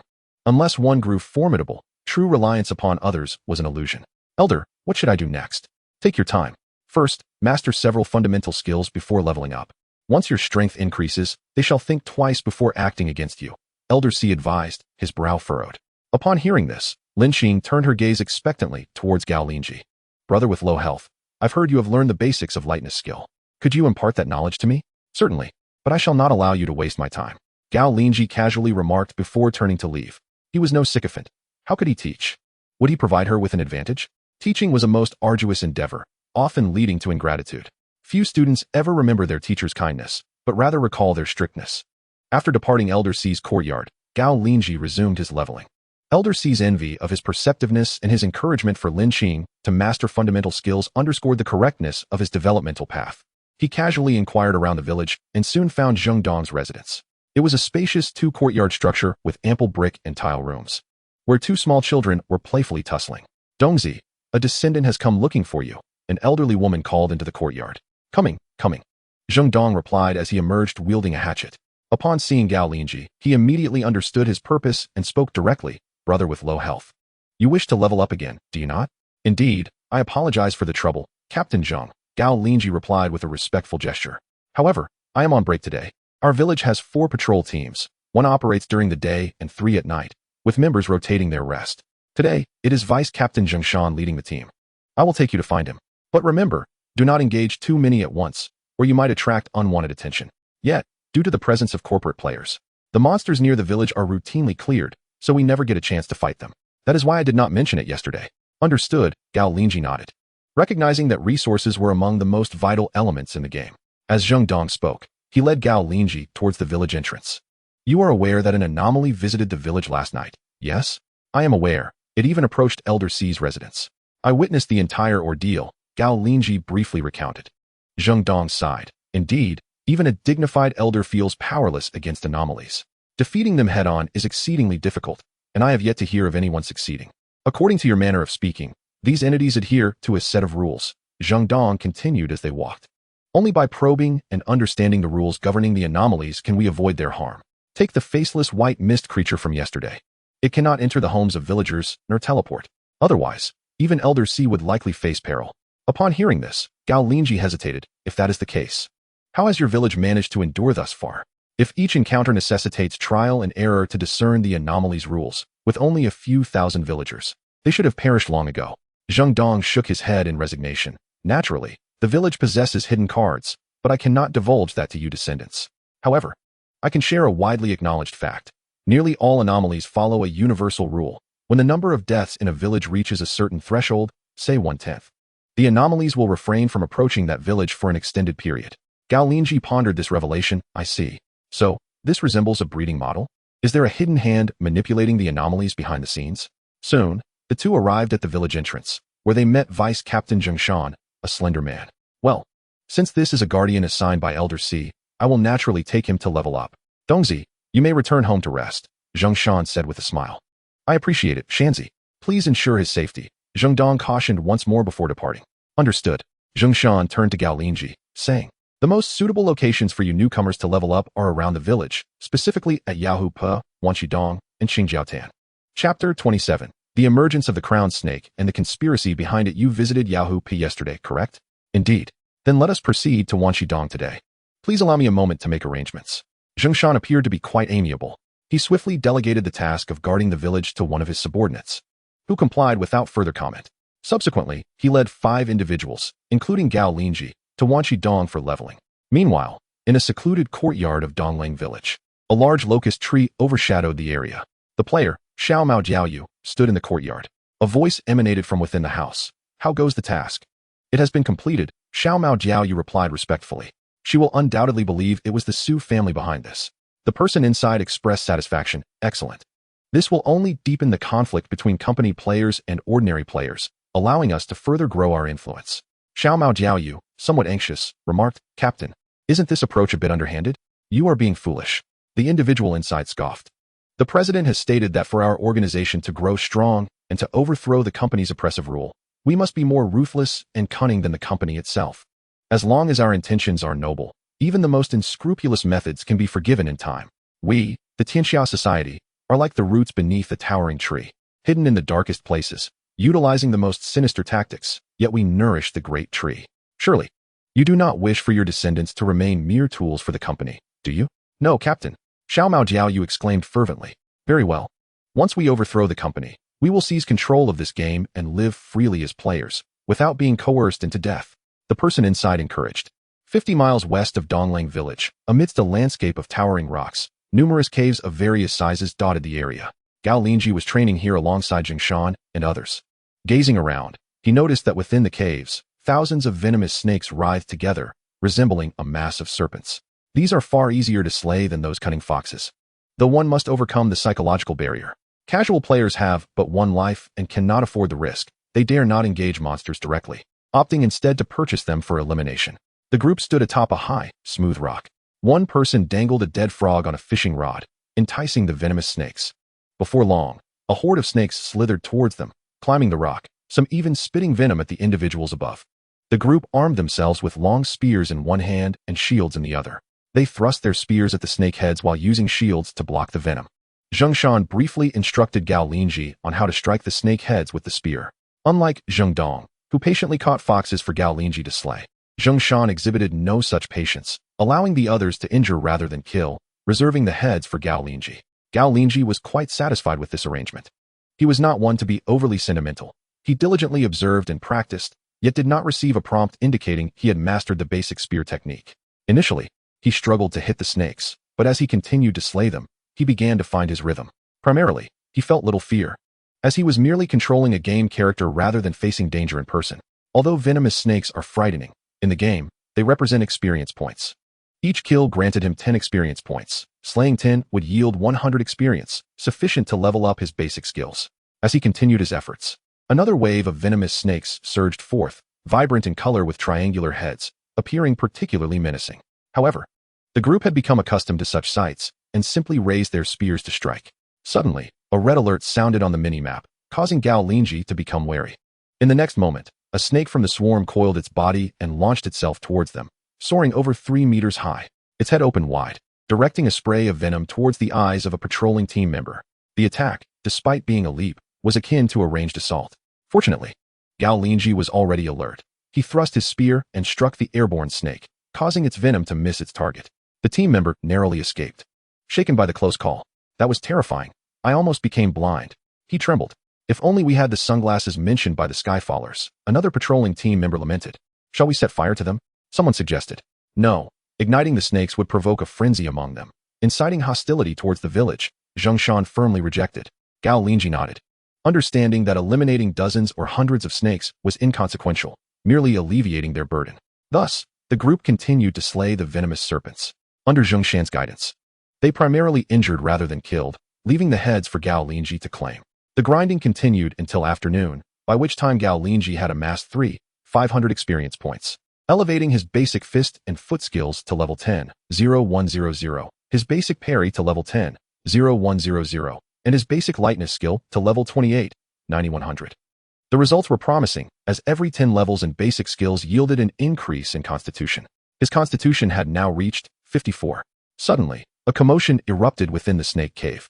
A massive snake adorned with a crown emerged, stretching 5 to 6 meters in length and as thick as a man's calf. As it slithered, all surrounding venomous snakes hastily retreated, daring not to approach. While it advanced, it flicked its tongue, releasing a noxious green aura that caused the surrounding lush grass to wither and droop. Upon reaching the rock where the group stood, it ceased all movement. A pair of icy serpent eyes coldly fixed their gaze upon the crowd, yet upon closer inspection, it became evident that the attention was primarily directed at Gao Linzhi. On Gao Linzhi's mini-map, a warning suddenly illuminated. A bright red dot emerged, unmistakably indicating the presence of the crowned snake. Crowned snake, level 15. In an instant, Gao Linzhi noticed a change in his status. Physique, 54, poisoned state, decreasing by 1 point per minute. Currently, he only had 90 points, meaning he could endure for at most 1.5 hours. Gao Linzhi felt perplexed. Yesterday, Zheng Dong had warned him not to grind too many monsters, as it could attract unwanted attention, yet he also mentioned that company players had already cleared the area. Why then was there still a crowned snake lurking here? This matter was undoubtedly shrouded in mystery. He glanced at the others. Their faces were pale, clearly displaying signs of fear. This was dire. This was the king snake of the serpent den. How could it have emerged? We have barely slain a few. Zheng Shan exclaimed in shock, then grimaced, saying that someone needed to divert its attention so they could escape. The group exchanged glances, clearly reluctant to take on that task. You all should seize the opportunity to flee. I will attract its attention first. I am a player and have the chance to log out, Gao Linzhi stated decisively. Chapter 28. Who is the puppet master? Were he to enter in his true form like the other players, possessing only one life, he would certainly not be so altruistic. Building good rapport with these individuals would be beneficial for leveling up in the future. All right, thank you, brother, Zheng Shan replied, visibly moved, though a hint of shame flickered in his eyes. Gao Linzhi took note of this, feeling a stir within him. However, having spoken, he promptly employed the basic lightness skill at level 28 and leaped down from the rock. This leap indeed captured the crowned snake's attention. It lunged towards Gao Linzhi, coiling its formidable body and opening its terrifying maw to strike. Meanwhile, the others seized the opportunity to swiftly descend from the rocks and scatter in the direction away from the serpent den. After diverting the crowned snake's focus, Gao Linzhi quickly took off. He activated his level 28 basic lightness skill, moving with remarkable speed, his form resembling a fleeting shadow. Unburdened and unencumbered, he ran swiftly. Simultaneously, he summoned his pet, the corpse-eater vine. Yet the crowned snake was relentless, pursuing him with fervor, its thick body trailing behind. One fled, while the other chased. At that moment, the corpse-eater vine ensnared the crowned snake. The crowned snake retaliated by unleashing a torrent of venom upon the vine, abundant and toxic. However, this was akin to casting a flirtatious glance at a blind person. The corpse-eater vine, being a vine that consumed corpses, feared neither fire nor poison. How could it be intimidated by toxins? Yet, the crowned snake's attributes were overwhelmingly high. Relying solely on biting and constricting, it dealt significant damage to the corpse-eater vine, forcing it to burrow underground for refuge. Thanks to the corpse-eater vine's entanglement, Gao Linzhi managed to create a sufficient distance. At that moment, he realized the advantages of being a game character. Were he in his true form, even if unexhausted, the terrifying serpent's pursuit would surely instill fear, leaving him trembling. Yet now, he was unafraid, merely controlling his character to run. In his instinctive flight, he found himself near the Yao Hupa he had cleared the day before. However, the corpse-eater vine, now gravely injured, could no longer keep pace with the crowned snake. Gao Linzhi glanced up and saw Su's second team still engaged in battle with the Yao Hu, their numbers exceeding 10. Upon noticing the cloud of dust trailing behind Gao Linzhi, they immediately heightened their vigilance. Damn, it's a level 15 crowned snake. Someone cried out first. Without the first team, we can't fight it unscathed. Hurry and call the first team over. I knew there was a reason why solo players were hesitant to engage in monster grinding. Indeed, we were grinding low-level monsters, and suddenly someone attracts a formidable beast. We all have but one life. The members of Su's second team now appeared tense and fearful, quickly forming ranks, bracing themselves. Though clad in steel armor with formidable defense, their mobility was nearly non-existent. It was essential to understand that this was a level 15 creature. While most were close to level 10 and numerous enough to bring it down, once combat commenced, casualties were inevitable, certainly not just one. At that moment, someone shouted towards Gao Linzhi, "Buddy, I beg you, please don't lead it this way. Yes, we are all impoverished. Why make life harder for the impoverished? Please, brother." We are all compelled to be company players. None of us chose this. We have no other choice. In that moment, each person displayed a pleading expression. No one blamed Gao Linzhi for leading the creature their way, for they were not foolish. They understood that if Gao Linzhi were to become enraged, he could swiftly evade them, leaving them in their armored shells to face the consequences. These steel armors were excellent against slashing weapons, but against venom, they were tantamount to courting death. However, despair loomed over many. They recognized that facing such a dire situation, the player who had attracted the beast was bound to drag them into peril. This was inevitable. Gao Linzhi cast a glance at them. At that moment, he had no intention of leading the danger towards them. These individuals were, after all, mere tools for Su, with no future beyond today. He bore no grudge against them. He was not at the brink of life and death. Ultimately, he was a true player, capable of infinite response. In this circumstance, he maintained his principles. Of course, should these individuals dare to mock or insult him in such a situation, they would have no one to blame but themselves. He would not play the role of a saint. Thus, amid the astonished and delighted gazes of Su's second team, the player who had lured the beast indeed circled around, steering clear of their vicinity. Observing this, the tool players from Su's company all shouted in unison, "All right, brother. You are a person of principles. Let us grab a drink one night. I must inform you of a revelation. It appears you have been deceived." Players who venture alone seldom engage in monster hunting, initially unaware of the dynamics at play. In this realm, the more minor creatures are hunted, the more the formidable beasts perceive a threat, prompting them to retaliate. Upon this realization, Gao Linzhi felt a wave of understanding wash over him. Indeed, this is not merely a game, but a world where reality has been gamified. Essentially, these creatures embody the essence of their respective leaders. The primal instincts of beastly leaders compel them to eliminate threats within their territories. Much like tigers and lions, they routinely patrol their domains, seeking to eradicate any hunters that pose a danger to their reign.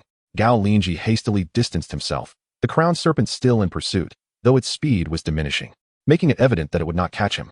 His stamina proved formidable, truly deserving of its reputation. Glancing back, he attempted to log out and discovered that he could indeed do so. However, his character could not log out in the wilderness. He needed to return to the village first. Upon logging out, his character, like others, would vanish, but there was a possibility of ambush upon his return to the game. It was indeed wise to prioritize enhancing his basic agility skills. He made his way toward the village, pondering whether Jingshan was aware of these developments. Zheng Dong certainly knew. How could Jingshan be oblivious to the crowned serpent's traits? Jingshan had long acknowledged that he attracted the most enmity, and if too many crowned serpents were summoned, it would certainly draw attention. Why had the Fox Slope not yielded any creatures yesterday? Oh, it must have been cleared by the Su Corporation's players. Now the pressing question was whether Jingshan knew that the crowned serpent still existed. Clearly, if he were to inquire, Jingshan would likely feign ignorance, assuming that the Su Corporation's players had eliminated them in advance. A chill coursed through Gao Linzhi at this thought. If Jingshan was indeed complicit, it was reprehensible, for he could not possibly know of Gao Linzhi's ability to resurrect. He only understood that he, too, possessed but one life. In such a context, to conspire against him was tantamount to orchestrating his demise. What could be the motive behind this treachery? Was it the Su Corporation, the Tianxia Society, or perhaps other factions within the village, eager to extinguish his potential upon recognizing his rapid ascent? This is the essence of the genuine game. Chapter 29. Pitfalls abound. The reality, the true nature of the human heart. Everywhere one turns, there are traps and schemes. Those novice players who enter have long been ensnared, their accounts rendered useless. Time is of the essence. He must strive to grow stronger. With these thoughts, Gao Linzhi arrived at the entrance of Dongling village. There, he beheld Jingshan and several others standing by the gate. Upon seeing Gao Linzhi, their expressions shifted to one of astonishment. Seemingly surprised by his escape from the crowned serpent's clutches, Jingshan promptly approached, bowing deeply. "I sincerely thank you for drawing away the Wangshi. I apologize. I frequently ventured into the Wangshi cave, but the Wangshi were always preemptively eliminated by the Su Corporation. If any emerged, they would monopolize the area, leaving none for others. I truly did not anticipate the Wangshi's appearance this time." Gao Linzhi replied coolly. "Oh, is that so?" His gaze hardened, yet his expression remained inscrutable. In his mind, the small map displayed Jingshan's marker, which had shifted from a neutral yellow to a hostile red. Clearly, Jingshan's prior neutrality was compromised by his recent actions, forcing him into an adversarial stance. Excellent. This small map served to clarify allegiances. Genuine players thrive, relying solely on financial investment. The singular dilemma for true players is whether they have invested sufficiently. "Well, let this be a lesson learned," Gao Linzhi remarked, giving Jingshan a firm pat on the shoulder. "Indeed, you must exercise caution moving forward. Continue your work in the village, like other solo players, purchasing monsters for safety. Zheng Shan advised, feigning goodwill. That is sound advice, Gao Linzhi acknowledged, nodding in agreement. At that moment, the players laboring at the stone wall engaged in lively discussion, seemingly having just heard of Gao Linzhi's recent ordeal.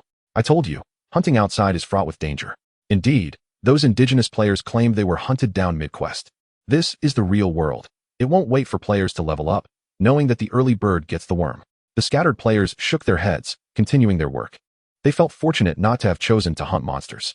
This player, barely a newcomer, has encountered such a dire crisis so soon. He was lucky to survive this time. But what about next? Thus, it is prudent to remain hidden, to endure until the end, gradually honing skills and purchasing monsters to strengthen oneself. In this game, as in reality, survival of the fittest prevails. They nodded in agreement, yet they remained oblivious to a crucial question. Amidst the intricate machinations of the company's elite, could they truly survive? Gao Linzhi and Zheng Shan pretended to part ways, seeking refuge in the courtyard of the fourth elder. However, Gao Linzhi kept his small map active, monitoring Zheng Shan's movements. He soon noticed Zheng Shan taking a brief respite at the village entrance before conversing with another individual, then proceeding into the village. Shortly thereafter, he observed Zheng Shan entering a familiar courtyard, where another player known as Xiao Mao Jiaoyu was present. Their conversation quickly escalated into an argument. Wasn't Xiao Mao Jiaoyu affiliated with the Tianxia Society? Gao Linzhi contemplated this, following the trail indicated by his small map. Before long, he found himself near the courtyard, eavesdropping on their dialogue. I shall no longer partake in such matters, Zheng Shan declared resolutely. That brother is a good man. If he were truly a selfish and self-serving solo player, I would feel no remorse in betraying him. Yet, that valiant brother, battered as he is an unprecedented warrior. I have scarcely encountered such courage in my lifetime. To cause harm to such a warrior would be to incur grave consequences upon my moral standing. Xiao Miao Jiaoyu scoffed, a good man. To my knowledge, he possesses exceptional comprehension, having mastered the foundational skills taught by the fourth elder in a single day. He must have elevated his basic agility skill to level 20 or above, thus ensuring his escape long ago. You have been deceived. He led you away solely because he knew he would not perish. He is far from the virtuous individual you describe. By the heavens, a prophet indeed. Gao Linzhi mused inwardly. So that is how it is. Zheng Shan pondered. If you are aware that you cannot eliminate him, then what purpose does it serve to ask me to engage in such actions? It is quite simple. Let us employ a blade to slay. He undoubtedly believes that the Su family is responsible. Xiao Miao Jiaoyu asserted confidently. These solo players will not join our Tianxia Hui unless they feel the pressure and realize that wolves lurk outside. The higher-ups of Su Corporation currently wish to avoid a complete breakdown of relations. They prefer a slow approach, gradually subjugating the solo players. Yet this method is excessively protracted. Zheng Shan remained silent, lost in thought. We must cultivate an atmosphere suggesting that Su Corporation is hunting players. We need ordinary players to understand that corporate players are preying on isolated individuals to seize their game posters. In doing so, they will band together and join our Tianxia Hui, Xiao Miao Jiaoyu declared with conviction. Do you not find your actions rather despicable? Zheng Shan retorted coldly. As long as the objective is noble, what does it matter if our means are unscrupulous? You cannot fathom the harshness with which the corporation treats us solo players. If our methods do not surpass theirs in cunning, how can we hope to prevail? Do you genuinely believe we can win by confronting them with integrity? Xiao Miao Jiaoyu mocked. Zheng Shan was rendered speechless. Gao Linzhi shook his head at this juncture. Humanity is indeed a complex and multifaceted entity.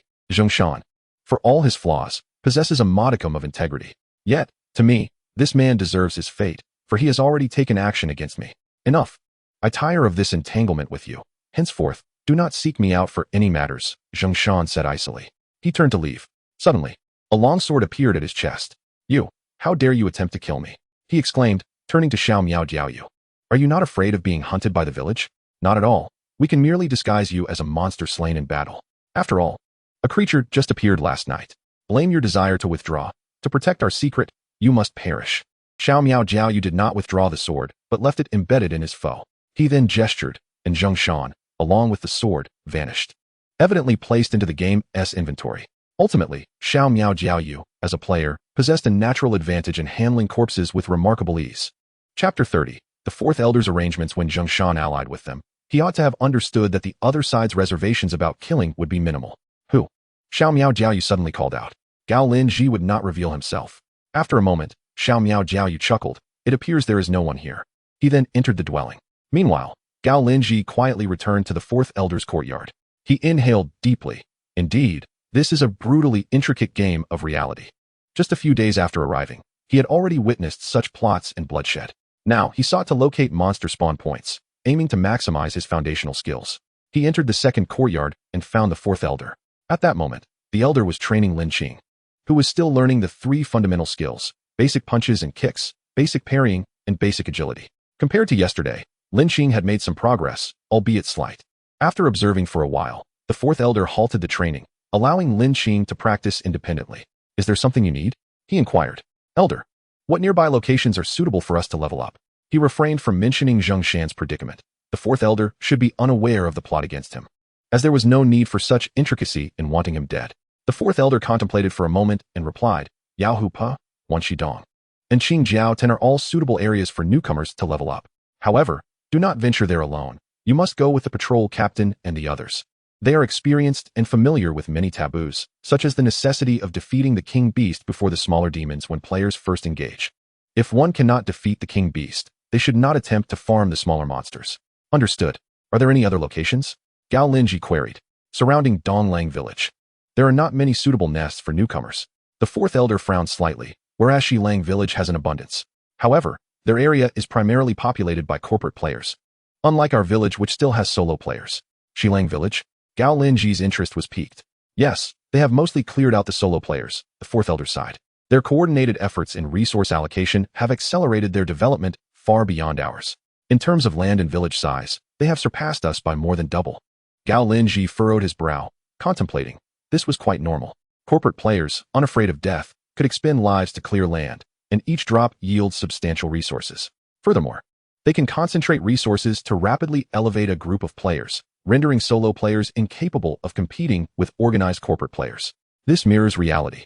Unless in a world of extreme magic, in low magic and non-magic realms, organization will always triumph over chaos. Upon hearing this, Gao Linzhi inquired further. "Was the stone wall of our village constructed in the past few months?" "Certainly, it is impossible. You players have actually descended several times, and these were constructed by previous players. Each descent lasted approximately a century, and you should be the seventh batch." The fourth elder revealed a rather astonishing piece of news. Gao Linzhi nodded in agreement. Indeed, it seems that players had previously arrived in the Tianyan continent. No wonder the offline world is managed in the form of companies rather than nations. This is evidently due to the influence of the Tianyan continent, where a few powerful individuals maintain a balance of power. They established companies to govern the world. The advantage of companies over nations is their enhanced flexibility. Should they offend uncontrollable powerful beings, the management can merely declare bankruptcy and flee, or control shares, operating behind the scenes like cross-holding companies. However, nations lack such convenience. The rulers are too tightly bound to the state, and when a nation collapses, the rulers often meet their demise alongside it. Offending a powerful being could lead to the annihilation of the entire nation.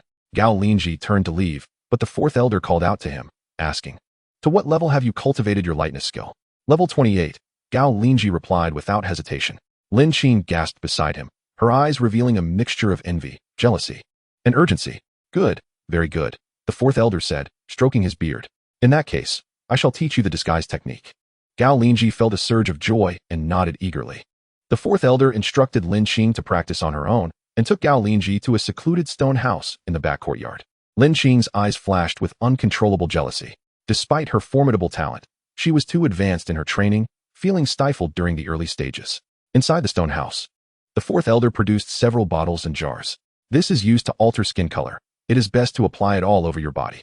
This one adjusts the distance between your eyebrows. The disguise technique must be paired with bone contraction and dehydration techniques to truly take effect. To master it, an ordinary person must devote at least 5 years of diligent effort, and continual practice is required thereafter. Otherwise, the skills will regress." The fourth elder rambled on. "Congratulations, player. You have successfully learned the disguise technique, 0100. Gao Linzhi was very pleased. "Have you mastered it?" The fourth elder noted the expression in his eyes with surprise. "Let me give it a try." Gao Linzhi began to employ the skill. To the fourth elder's eyes, he was methodically using various bottles and jars. However, in Gao Linzhi's vision, a game interface appeared, allowing him to reshape his character. This was the proper process for a player to utilize the disguise technique. He casually adjusted several parameters of his appearance, and his entire visage transformed dramatically. The fourth elder's eyes widened in astonishment. "I had thought your comprehension was exceptional, but it seems your martial aptitude is equally impressive," he exclaimed, sighing. "It is a pity that we are unable to comprehend the physique of your kind. I can no longer guide you further." He then produced a piece of paper and swiftly scribbled some notes. He called over a tall, lean servant, approximately 40 years of age, with a kind face. The fourth elder instructed the servant, Qing Yi, take this individual and deliver this paper to Captain Zheng Dong. Inform him that he need not concern himself with the patrol team any longer. The lean servant respectfully addressed Gao Linzhi, Sir, please follow me. Before long, they arrived at Zheng Dong's courtyard. The two children were playing, riding a wooden horse. Children free from school and exams are indeed carefree. At this moment, the lean servant called out for Zheng Dong. Zheng Guanjia, is there something you require? Upon seeing Gao Linzhi, Zheng Dong emerged. The fourth elder has instructed me to deliver this to you. The lean servant handed Zheng Dong the paper. Zheng Dong opened it, first displaying surprise, then nodding. Very well. I accept the fourth elder's arrangement. Should I return to the team to make some arrangements? No need. The fourth elder will handle those matters, the lean servant replied. All right then. The servant departed, leaving Zheng Dong in astonishment as he turned to Gao Linzhi. The fourth elder just mentioned that I am to specifically mentor you, raising your foundational skills to the utmost level among your kind. Gao Linzhi's heart leaped with joy. Finally, I can earn experience points unhindered. It hasn't been easy. Indeed, displaying one's abilities openly carries risks, yet it can also attract attention and cultivation. With my infinite revivals and the ability to create avatars, I can circumvent the dangers of being conspicuous while enjoying its benefits. In contrast, free players must toil to earn resources, and company players fare even worse, relegated to mere cannon fodder. Thank you, Captain Zheng, Gao Linzhi expressed sincerely. No need for thanks. As a village protector, your strength enhances the well-being of the village. Zheng Dong replied, seemingly lost in thought for a moment. He glanced at the sky and added, it is still early. I shall take you to Qingjiao Beach to hunt crab monsters. He then retrieved 2 steel spears from the courtyard, gently patting the heads of the 2 children. You are not to go outside. You may only play in the yard, and when the sun sets, you must come indoors. Understood, father, the 2 children chimed sweetly. Gao Linzhi frowned slightly, sensing that Zheng Dong harbored his own story. The 2 then exited, with Zheng Dong locking the door behind them. Where did Zheng Shan take you before? Was it Yahupa? Zheng Dong asked as they walked. He took me to Wanshidong. Wanshidong? Why would Zheng Shan take you there? Zheng Dong's face registered shock. Is there a problem? Gao Linzhi feigned confusion. Inside Wanshidong, there is a level 15 crown serpent. Zheng Dong, with a face full of anxiety, expressed that it was quite challenging to eliminate the creature due to its toxic nature, often leaving the players of the company unable to eradicate it promptly. Before venturing there, we should have inquired with them. Zheng Shan, prior to taking you, did he not seek the counsel of the company players? I did not ask, but indeed, we encountered the Wang Guanxi. However, I managed to escape. Gao Linzhi stated matter-of-factly, that scoundrel Zheng Shan, I shall have a serious word with him upon our return. How could he forget such a crucial matter? Zheng Dong exclaimed, visibly irate. It was evident that he remained unaware of Zheng Shan's demise, which he would undoubtedly learn of in due time. Gao Linzhi, of course, refrained from disclosing this unfortunate news. As they conversed, the 2 made their way out of the village, proceeding eastward under the watchful gaze of the sentinels. Their pace was brisk. Zheng Dong intentionally quickened his steps, while Gao Linzhi kept closely behind. In less than half an hour, they had traversed over 40 miles. Gao Linzhi spotted a beach, known as Qingjiaotan, and Zheng Dong finally resumed his narration. He recounted that centuries ago, a dragon had descended upon this very spot. Yet, in truth, there existed no such dragon here. The most formidable creature was merely a level 6 giant crab. I shall first teach you the fundamentals of marksmanship. With your current capabilities, you should be able to contend with it adequately. He then handed one of the steel guns to Gao Linzhi, who grasped it, finding it surprisingly light. His physique had now reached a remarkable 54.9 points, with 10 points being the limit for an average person. Excellent. Your physical foundation is well established, Zheng Dong acknowledged, before delving into the intricacies of basic firearms technique: thrust, burst, entangle, sweep, smash, and block. As he demonstrated, it was not long before Gao Linzhi received the game notification. Ding. Congratulations. Player has successfully learned basic firearms technique, 0-100. I have learned it. What? Zheng Dong was equally taken aback. After Gao Linzhi practiced, he bore an expression akin to that of the fourth elder.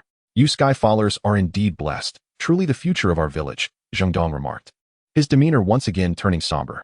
It appeared he comprehended why the elders favored the company players, as the prevailing power resides with those who command it. Clearly, the company players represented that power, rendering ordinary players unable to compete. Gao Linzhi said little more. Within his capacity, he would strive to ensure the prosperity of Zheng Dong's family. Clarity and resolution characterized his principles. Zheng Dong did not linger in melancholy for long, and directly led him to a chaotic cluster of reefs, where a multitude of crabs basked in the sun. Upon their arrival, the crabs became agitated and charged toward them, their aggression exceeding that of foxes and venomous snakes. Like Zhengshan, Zhengdong opted for a tall reef. They leaped atop it, akin to hunting snakes, and began to dispatch the crabs with precision. Zhengdong did not outright kill the crabs. Instead, he chose to incapacitate several of their legs and directed them toward Gao Linzhi to finish off. Observing this, Gao Linzhi felt a deep sense of satisfaction.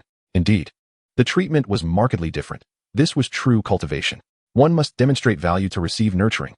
Without worth, who would care? Thus, time passed as Gao Linzhi patiently dealt with the crabs. The danger was significantly mitigated, even though they occasionally attempted to climb higher like a stack of bricks. Yet, their speed was considerably reduced. With each swing, Zhengdong could scatter and topple them. However, due to the lower level of the crabs, most only yielded 3 to 10 experience points, and their numbers were not overly abundant. To the naked eye, they could be counted, amounting to perhaps several hundred, far fewer than the snake throngs. Consequently, this method proved less efficient than hunting snakes, but safety was paramount. The crabs posed no toxicity, and the likelihood of unexpected incidents was minimal. Thus, the two continued until the crab population dwindled. The remaining crabs, too intimidated to advance, retreated into the sea. As the sun dipped in the west, Gao Linzhi checked his experience points, having accumulated 1,500. This efficiency paled in comparison to dealing with snakes, yet it was satisfactory. He then proceeded to allocate his points.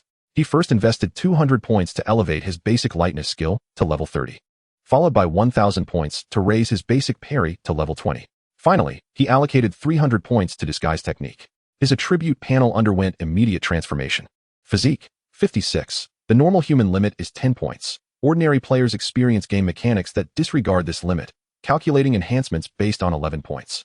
Flawed players can only calculate enhancements based on a 10-point limit and must learn external body tempering techniques to surpass this limit. Basic lightness skill level 30 grants 3 points. Basic parry level 20 grants 2 points. Basic fist and foot technique level 10 grants 1 point. Chapter 32. Basic skills with his physique surpassing 11 points. Gao Linzhi felt an overwhelming surge of strength, as if he could shatter stone with a mere punch. The distinction between 10 and 11 points appeared minimal. Yet Gao Linzhi sensed a significant disparity. He promptly inquired, Zheng Dui, are there any other foundational skills available? There are numerous basic skills, such as basic swordsmanship, basic dagger techniques, basic hidden weapons, basic internal skills, and basic staff techniques. Can I learn them all? Gao Linzhi yearned to master each one. Of course. But the sun is setting. You can visit the village's martial arts hall to learn upon our return, Zhengdong replied. Understood. Gao Linzhi nodded in agreement. Very well. Let us return. Darkness often brings forth the bizarre, Zhengdong remarked, casting a glance at the sky. At that moment, a colossal crab unexpectedly emerged from the sea. Its dimensions staggering, 1 meter wide, 1 meter long, and half a meter tall. It resembled a rectangular prism of a crab, glaring with its small eyes as it advanced menacingly towards Gao Linzhi. Rather than feeling threatened, Gao Linzhi found the sight somewhat amusing, akin to witnessing a mantis challenge a towering tree. The creature moved sluggishly. Without hesitation, Gao Linzhi leapt from the rock and thrust his spear at the gigantic crab, nearly striking one of its tiny eyes. Startled, the crab retracted its eye stalks, pulling its eyes deep within. It retaliated fiercely with its pincers, but Gao Linzhi deftly dodged, evading the attack. He then maneuvered behind the crab, delivering a fierce thrust aimed at its rear. The impact left a deep white mark on the crab's shell. Instead of retaliating in anger, the crab chose to flee, scuttling sideways into the sea. Gao Linzhi attempted a few more strikes, but his steel spear proved ineffective against the creature's defenses. Let it live. It is a female. By sparing it, the crab population will thrive, which is vital for our village's sustenance, Zhengdong advised. Reluctantly, Gao Linzhi decided to spare the crab. The serpent slain yesterday and the crab today had yielded a considerable amount of white materials, all of which belonged to the village. Gao Linzhi had no intention of claiming them for himself, as his purpose was to assist the village in combating monsters. The collaboration between the village and players could lead to mutual prosperity. Yet the looming threat of the peculiarities at night and the predatory gaze of corporate players threatened to unravel all of this. Otherwise, the village would indeed be a paradise, with all its inhabitants living in peace and contentment. Upon returning to the village, the two parted ways. Gao Linzhi made his way to the residence of the fourth elder, where the previously mentioned steward, Zheng, approached him. Mr. Tsanxue, the fourth elder has issued another command. From now on, any monsters captured in the village that have not had their slaughter rights auctioned will be reserved for you to dispatch at night. That is splendid. Please, lead me there at once, Gao Linzhi replied. Following Zheng's guidance, he arrived at a temporary monster holding facility located at the southern edge of the village. As he surveyed the area, he beheld a series of enclosures, each 5 meters high, constructed from steel wire, confining the creatures within. Most of the monsters bore injuries. Lying on the ground, struggling to survive. Rather than feeling pity, Gao Linzhi experienced a surge of excitement, envisioning the experience points awaiting him. The patrol team's captured monsters were housed here, awaiting prospective buyers for their slaughter rights. Unless the creatures held significant value, they would ultimately face death. Upon recognizing Zhang, the facility manager, upon hearing of the Fourth Elder's orders, permitted Gao Linzhi to enter and carry out the slaughters. The auction had already concluded, leaving 12 monster rabbits, 8 monster foxes, and a few crabs and venomous snakes. With precise strikes, Gao Linzhi dispatched each creature, generating a number of materials, which he, of course, could not claim. The acquisition of experience points was his true reward. Ultimately, he amassed a total of 600 experience points. Monsters captured in this manner were far easier to kill. Previously, he had spent an entire afternoon slaying crabs to earn 1,500 experience points. He chose to retain the 600 points for now, as none could enhance his physique at this moment. Subsequently, Gao Linzhi returned to the Fourth Elder's residence and opted to log off. Zhang, having personally overseen Gao Linzhi's departure from the game, left to report to the Fourth Elder. Alas, if only he could merge his talents with Lin Qing's. The Fourth Elder sighed. His comprehension is indeed exceptional, yet he possesses but one life. While he can handle monsters, the irrationality of the peculiarities poses a grave threat. Lin Qing's talent is intrinsically linked to resurrection, offering boundless potential, as survival begets hope. However, this is a late-stage talent that requires significant development.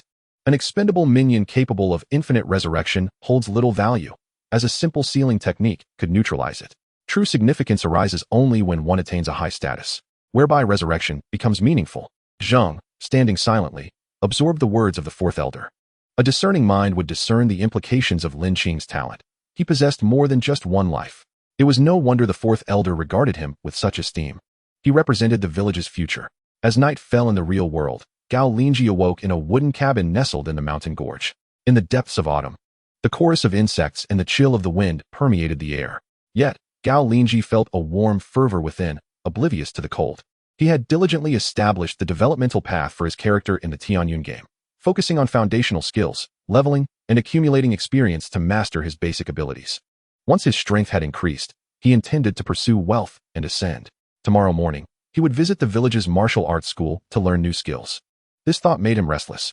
Unfortunately, he could not utilize his phone, as it would expose his location. Curse you, Su Corporation. Soon, you shall pay for your arrogance. He mused. With these thoughts, Gao Linzhi summoned a Shirshi vine to guard him and drifted into a deep slumber. Yet, excitement kept him tossing and turning. And it was not until dawn's early light that he finally fell asleep. Upon awakening, he sighed. Life without a phone is truly disheartening. But at least I can log in to play the game. He subsequently focused his mind on the game interface in his mind, selected to go online, and entered the game Dong Lang Cun. Another day dawned. Gao Linzhi appeared in the courtyard of the Fourth Elder, had a light breakfast, and then requested Butler Zhang to escort him to the village's martial arts school. The school was located on a street slightly east of the village center. It was spacious, encompassing a large courtyard, with walls towering over 4 meters. As they approached, the vibrant sounds of shouting filled the air. Chapter 33, The Limits of Basic Skills. Today, as training must not be neglected, tomorrow, one must face the monsters. Once a basic skill is mastered, everything else will fall into place. How frustrating it is that this basic agility practice is so difficult. After all, this is merely a game. Isn't agility in games something that can be learned with just a flip of a book? Listening to these voices, Gao Linzhi couldn't help but smile inwardly. What a pity, you are merely playing a flawed version of the game. Soon, Butler Zhang led him to the entrance of the martial arts school. A village guard stood watch at the door. Here to learn martial arts? The minimum commitment is 3 months, with a monthly tuition of 500 copper coins. Upon seeing Gao Linzhi, the guard immediately began to enthusiastically promote the school, seemingly ignoring Butler Zhang. Ahem, this is the personal guard of the Fourth Elder. All basic skills at the martial arts school can be learned for free, Butler Zhang interjected. Oh, so he is one of the Fourth Elder's people. Please, come in. The guard respectfully invited. Once inside the martial arts school, they observed over 20 players practicing in the courtyard. They were jumping in and out of a sand pit. Focus on your strength, feel the movement. Your posture must be correct and straight. A master was personally correcting the players' movements. The players were diligently practicing. Though some were lamenting their struggles, Gao Linzhi quickly discerned that they were practicing basic agility. Clearly, everyone understood that in a place teeming with monsters and malevolent players, agility was paramount. As for defense, no matter how high it was, if one couldn't escape, it would be futile. At that moment, as Butler Zheng and Gao Linzhi entered, many players were distracted, glancing over. Another one here to suffer. I recognize him. He seems to be a free agent who signed a guard contract with the village. How unfortunate. We have time to practice slowly, but he may not last long. Butler Zheng led Gao Linzhi across the courtyard to the main hall, where they found the head of the martial arts school. The man was a burly figure in his 40s, standing over 2 meters tall. Isn't this the fourth elder's steward? What brings you here? He greeted them warmly. Master Zheng Qingxi, allow me to introduce this individual, Butler Zheng said, explaining their purpose. It turned out that the man was named Zheng Qingxi, personally groomed by the fourth elder. To be able to grasp it so quickly. Your aptitude rivals that of the legendary storytellers in town, Zheng Qingxi exclaimed, astonished. His interest piqued. He personally took Gao Linzhi to the backyard to teach him. Players can learn a myriad of skills. Here in Donglang Cun, we categorize them into 5 types: attack, defense, mobility, production, and healing. This classification has been passed down from our ancestors. Indeed, this is becoming more game-like, Gao Linzhi responded. Which types do you wish to learn? I wish to learn all of them. Haha. However, I recall that players have a skill limit. The higher the level, the more skills one may possess, Zheng Qingxi replied, shaking his head. I often host players here. I am quite familiar with your circumstances. Gao Linzhi immediately understood. If he also had a limit, it would be wise to select the most useful skills for now. His current basic skills included basic fist and kick level 10, basic agility level 30, basic parrying level 20, disguise technique, basic marksmanship, 0-100, and heavenly perception technique, incomplete. He had yet to receive a prompt about reaching his limit. What is the typical skill limit for players? Level 1 players have 6 skills, level 0 players have 5. For every level gained, an additional skill limit is granted. Indeed, the game designers would not allow players to exploit the system easily. Even if players knew how to cap their levels, they couldn't remain stagnant indefinitely. They relied on basic skills to bolster their attributes. With limitations on physical attributes and basic skills, it resembled a pay-to-win game. Gao Linzhi was confident he could navigate this challenge. He inquired, I have already learned basic agility. Are there other foundational skills that enhance mobility? Indeed, basic body technique. Then I shall learn this basic body technique today, Gao Linzhi promptly declared. Very well, Zheng Qingxi replied, turning to head to a 3-story library in the backyard. Shortly after, he returned with a bound book and handed it to Gao Linzhi. This is basic body technique. I haven't learned it myself. I focused on defensive skills. Zheng Qingxi indicated, shaking his head. I will fetch a master for you shortly.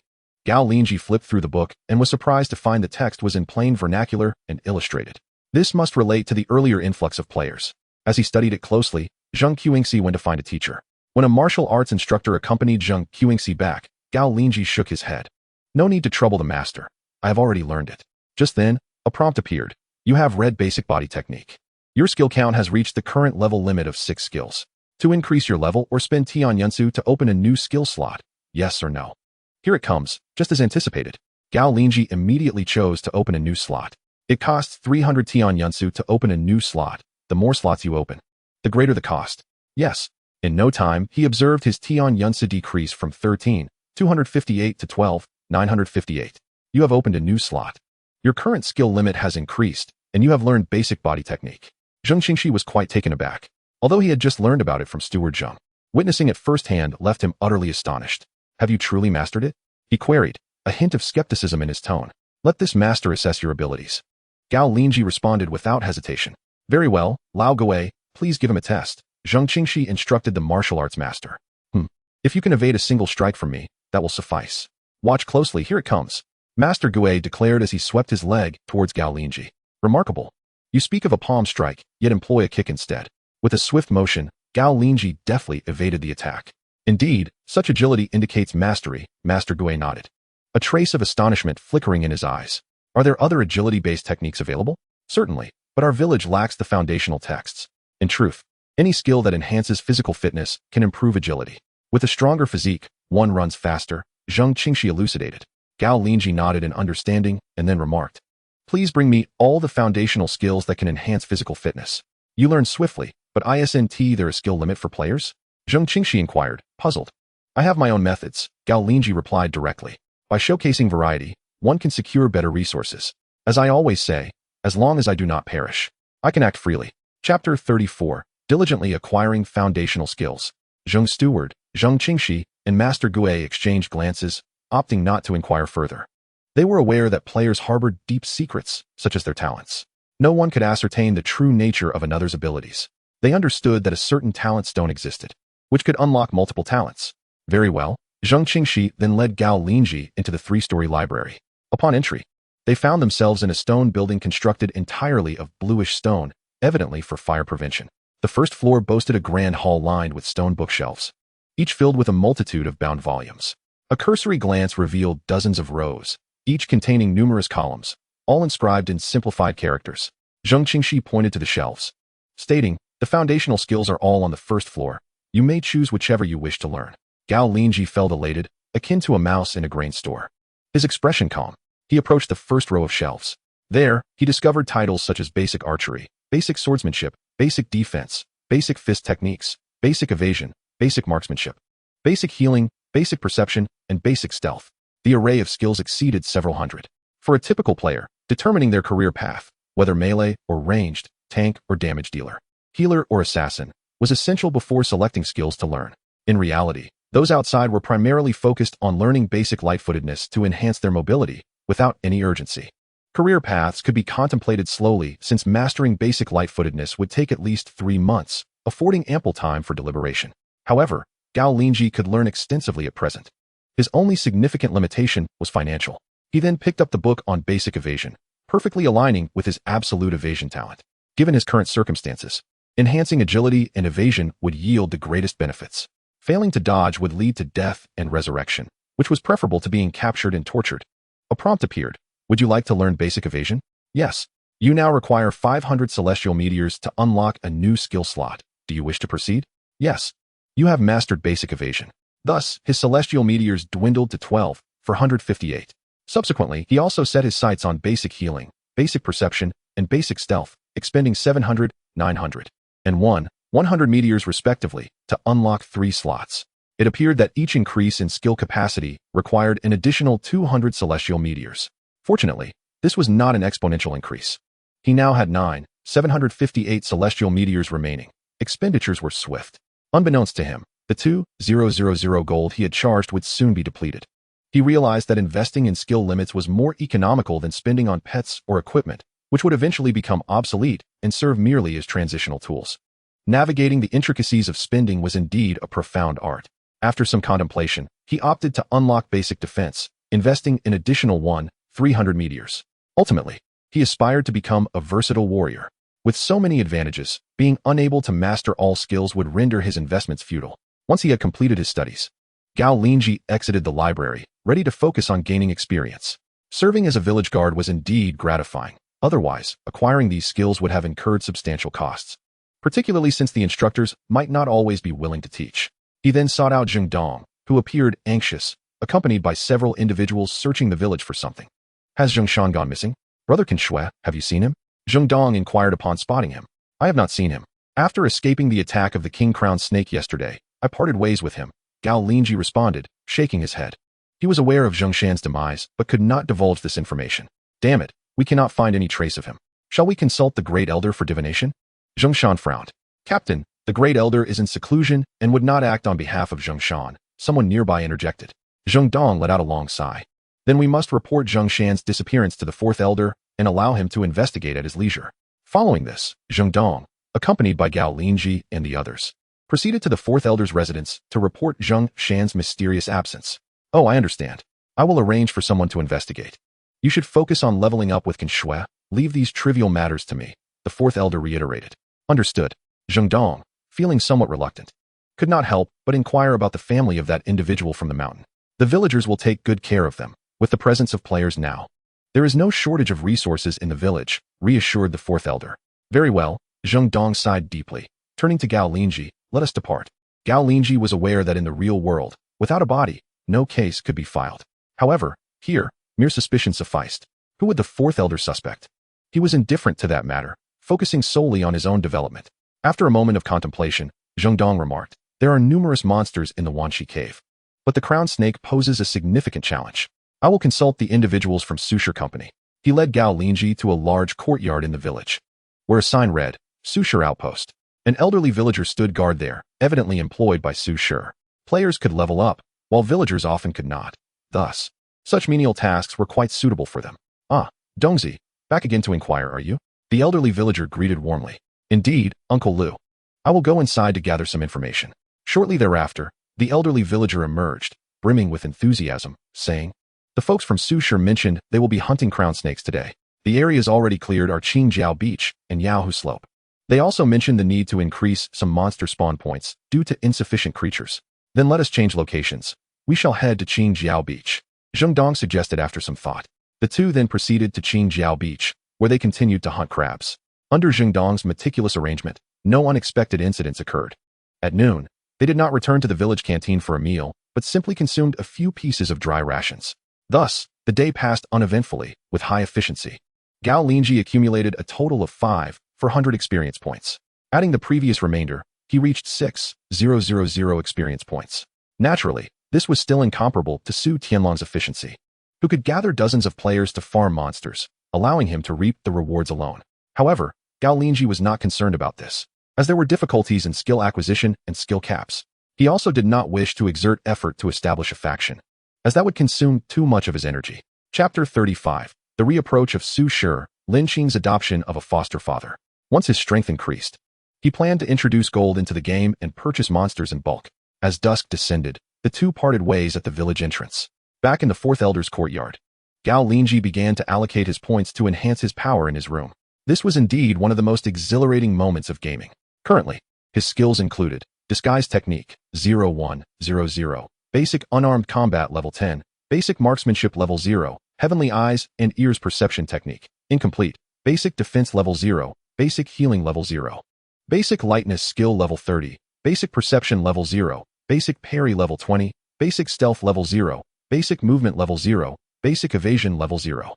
After pondering, he decided to invest in the Lightness skill and Evasion. He was not afraid of death. Enhancing these two skills would reduce the likelihood of his character being trapped. Subsequently, he spent 3,000 experience points to elevate his Basic Lightness skill to level 60.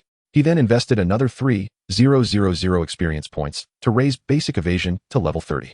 Afterward, he moved around and discovered that his jumping and agility had significantly improved.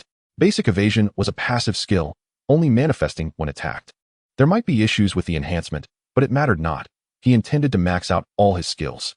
His physique also transformed. Physique 512, directly granting him an effect of 17 points. It is worth noting that even if others maxed out their basic skills, they would only achieve a limit of 10 points, requiring a level up to break through that ceiling. To level up, one must defeat higher level monsters, which incurs considerable resource expenditure. In essence, paying players and ordinary players were not engaged in the same game. The latter constituted merely a part of the former's gaming experience. Presently, others were playing a truncated version, unable to invest even if they wished to, whereas he alone could afford to. After allocating his points, Gao Linzhi felt a remarkable enhancement in his physique. His senses sharpened significantly, his eyesight improved, allowing him to perceive even the faintest sounds. His body brimmed with energy, and his steps felt notably lighter. He eagerly anticipated the opportunity to test his newfound abilities the following day. At that moment, he suddenly heard a faint sound nearby. It was Lin Qing conversing with the fourth elder. Elder, I am learning too slowly. I have heard that Can Blood has already acquired several basic skills at the martial arts hall. Is there a fast-track method? Do not be anxious. Exercise patience. Your talents differ. Your potential will manifest in the later stages. While his exceptional comprehension allows him to excel early on, but that does not guarantee longevity. If you remain cautious, you will undoubtedly thrive in the later stages.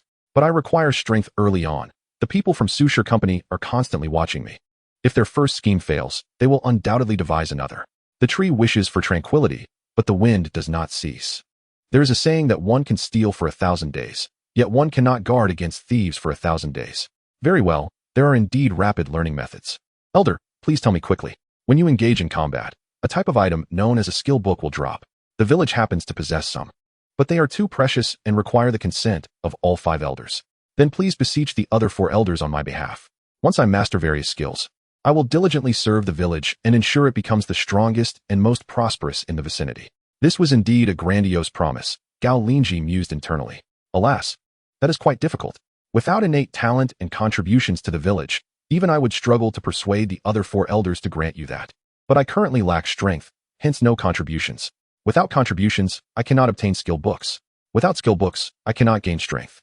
To break this vicious cycle, I can only implore you, 4th elder, to invest in me first.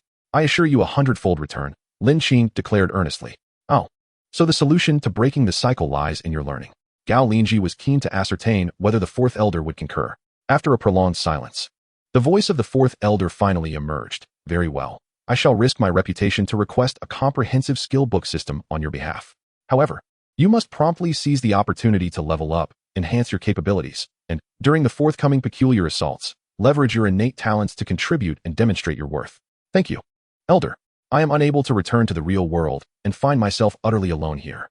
If you do not mind, I would be honored to adopt you as my guardian. Lin Qing's voice resonated with sincerity.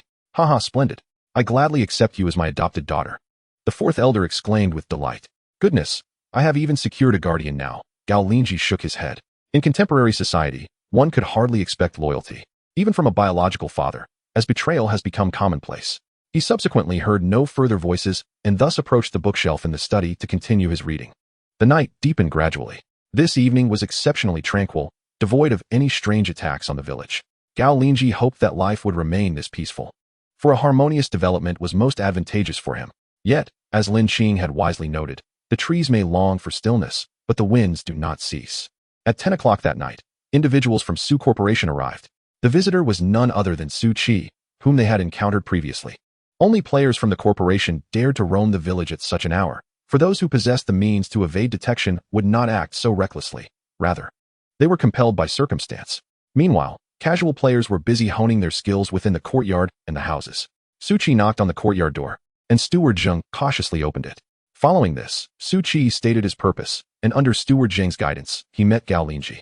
Upon seeing Gao Linzhi, he wasted no time. Brother with low health, our young master Su invites you to join Su Corporation as a department manager, overseeing 6 teams. Department manager? The offer is indeed substantial, but do you think I would still place my trust in you? Gao Linzhi chuckled, recognizing the considerable incentive being presented.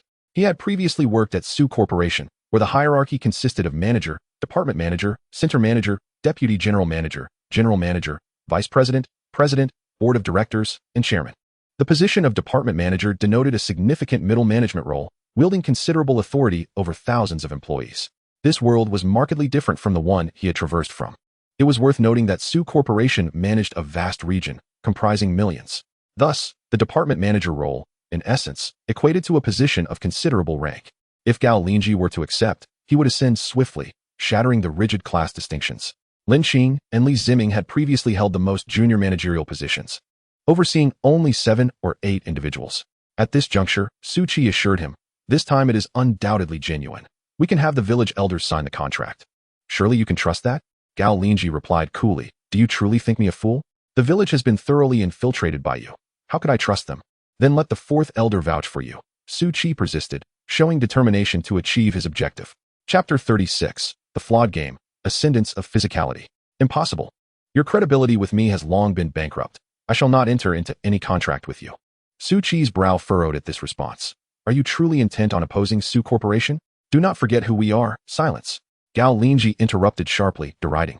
A bunch of fools. I fail to comprehend why you would threaten me without having thoroughly investigated my background. I once believed that the brainless villains in novels were mere figments of the author's imagination, non-existent in reality. Yet now I see that they are indeed far too numerous. In truth, he understood that the foolishness displayed by those in power stemmed from their indifference towards the common folk, much like Su Corporation at present. Su Qi was momentarily taken aback. He had indeed dispatched individuals to investigate Gao Linzhi, but had uncovered nothing. After all, the game provided casual players with a means to enter, with their appearances automatically adjusted to differ from their real-world selves.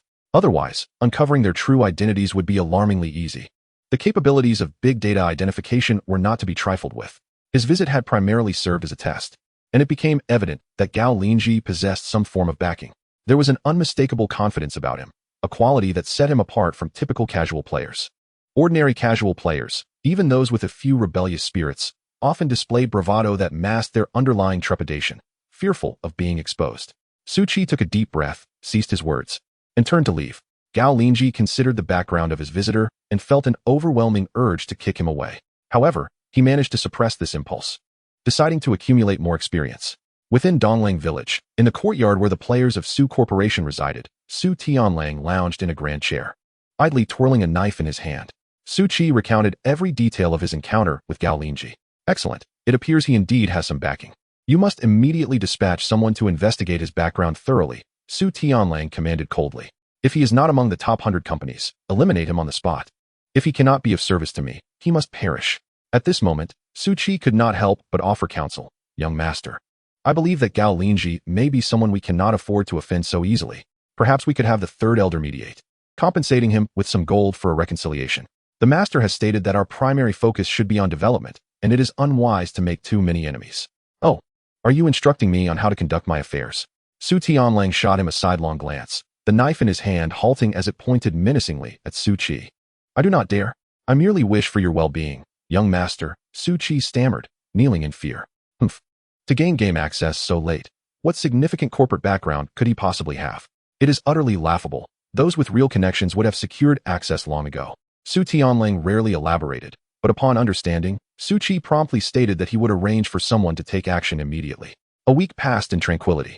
Gao Linzhi spent his days slaying monsters and his nights engrossed in books, dispatching the unsold beasts, and after his reading sessions, he would log off to rest in the mountain stream. Within those 7 days, he accumulated a total of 50,000 experience points, with 1,000 experience points remaining in reserve. His skills had now reached the following levels: Basic Fist and Kicking level 10, Basic Defense level 100, Basic Medical Skills, Basic Lightness Skill level 100, Basic Perception level 100, Basic Parry level 100, Basic Stealth, Basic Body Technique level 100, Basic Marksmanship, Basic Evasion level 100, Disguise Technique, Heavenly Vision and Earthly Hearing Identification Technique, Fragmented. Basic skills capped at level 100, requiring advancement to intermediate levels for further progression.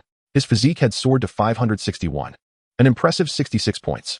For others, it would necessitate the cultivation of an external skill and surpassing level 10 to unlock a physique limit exceeding 100 points. The limitation on Gao Linzhi's monster-slaying efficiency was not his strength, but rather the quantity of monsters available, differing from the game mechanics. In this reality-turned game, monsters could not respawn instantly. Unlike in games where higher strength correlates with enhanced slaying efficiency and increased experience gains, here, the total number of creatures remained constant. After 7 days of effort, having changed locations multiple times at several spawn points, the monsters available for slaying dwindled significantly, leading to a sharp decline in efficiency. It was essential to note that Su's players were also regularly farming monsters. Brother Shui, as per our usual practice, we should take a month off now to pursue other endeavors, Zheng Dong expressed apologetically. Gao Linzhi had anticipated this and already devised a plan. Surely, there must still be monsters to slay in the dens of other villages? I recall the fourth elder mentioning that Shilang village has several suitable dens for newcomers. Gao Linzhi inquired. Zheng Dong confirmed. Indeed, Shilang village is dominated by corporate players who have expanded their territory and even seized a few of our monster dens. Understood. Gao Linzhi nodded, contemplating his next steps.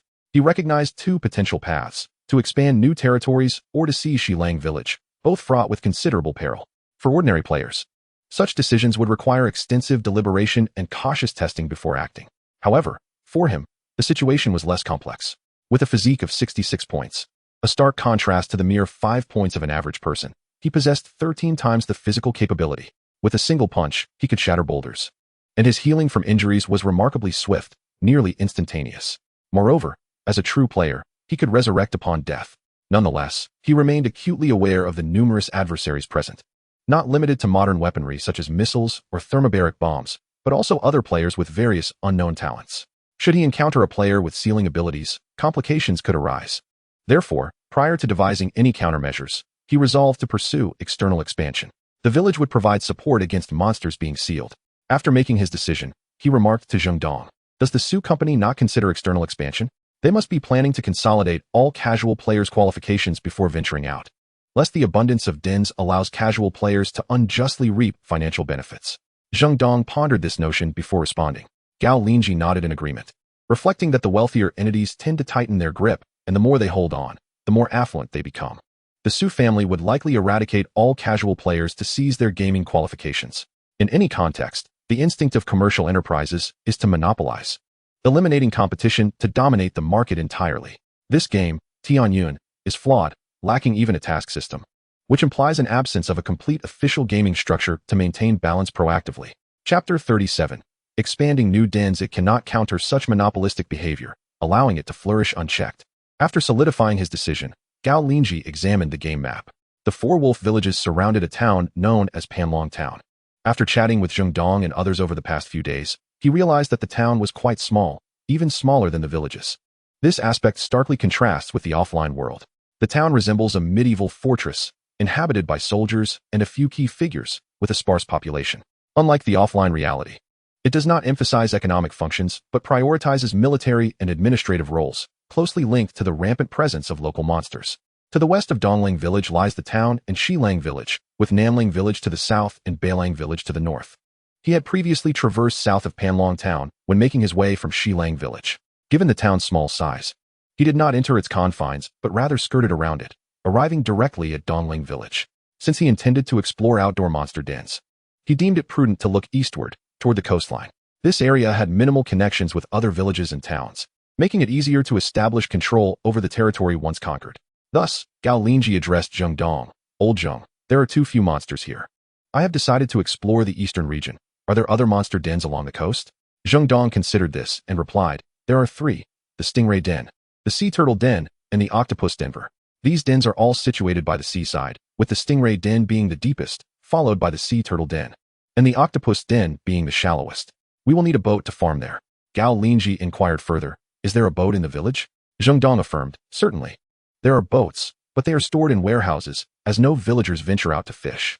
The sea is teeming with monsters, and the boats are only deployed during annual voyages for trade with other islands. If one wishes to utilize a boat, it is imperative to obtain the approval of the village elder. Gao Linzhi nodded, realizing why he had not observed any villagers engaged in fishing. It is indeed perilous. Consequently, he submitted a request to the 4th elder for the use of a boat. Were it any ordinary player or villager, the 4th elder would certainly have denied the request. However, recognizing it was Gao Linzhi's appeal and understanding it was for the purpose of enhancing monster encounters, the 4th elder promptly granted him a standard fishing vessel.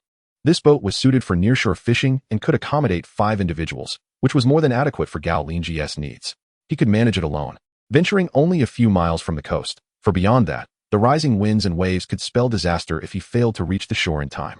Gao Linzhi and Zheng Dong made their way to the village's storage area, a collection of stone warehouses, gray and white. Situated to the north of the village at its highest elevation, 6 village guards were patrolling, while a supervisor was inspecting the goods within the storage area. Inside, several players, mingled with a few villager laborers, were engaged in various tasks, either drying goods in the sun or rearranging items. The warehouses were tall and expansive, reaching over 10 meters in height and 8 meters in width, all constructed in a conical shape. Different labels adorned the entrances: granaries, storage for goods, ores, tools, weapons, and armor, categorically organized with dozens of such labels. Through the open windows, one could see that most warehouses were filled to the brim. In the granary, golden millet and rice were stacked high in burlap sacks, enough to last for years, bringing a sense of security to those who beheld it. From the condition of the warehouses, it was evident that Dongling Village, aided by player involvement, enjoyed a level of prosperity far exceeding that of the feudal era. It resembled a small town more than just a village. Gao Linzhi suddenly realized that the presence of monsters, while seemingly a bane, also bore benefits. The exploitation from above had significantly diminished due to the monsters obstructing the roads, illustrating the adage that harsh governance can be more fearsome than a tiger. Presenting the 4th elder's note, the warehouse supervisor immediately responded with enthusiasm, stating that the boat had been idle for quite some time. He offered to send a few laborers to harness oxen and drag it to the sea. Gao Linzhi chuckled and replied that it wasn't necessary. He could manage it himself. The warehouse supervisor, taken aback, questioned whether he could handle it alone. Zheng Dong interjected, suggesting that he simply open the corresponding warehouse. Reluctantly, the supervisor proceeded to a tool storage area to unlock it. As he did so, a dozen laborers and players paused their tasks, turning to watch. Inside were several fishing boats, long and used, characterized by square bows and wide, flat bottoms, measuring approximately 7 to 8 meters in length and 2 meters in width. Well maintained with minimal dust. These vessels were meant for coastal use only, employed when fishing reports were received. When such reports came, it required at least a dozen oxen and logs to haul them into the sea. Gao Linzhi smiled as he approached a 5-meter-long fishing boat, testing its balance.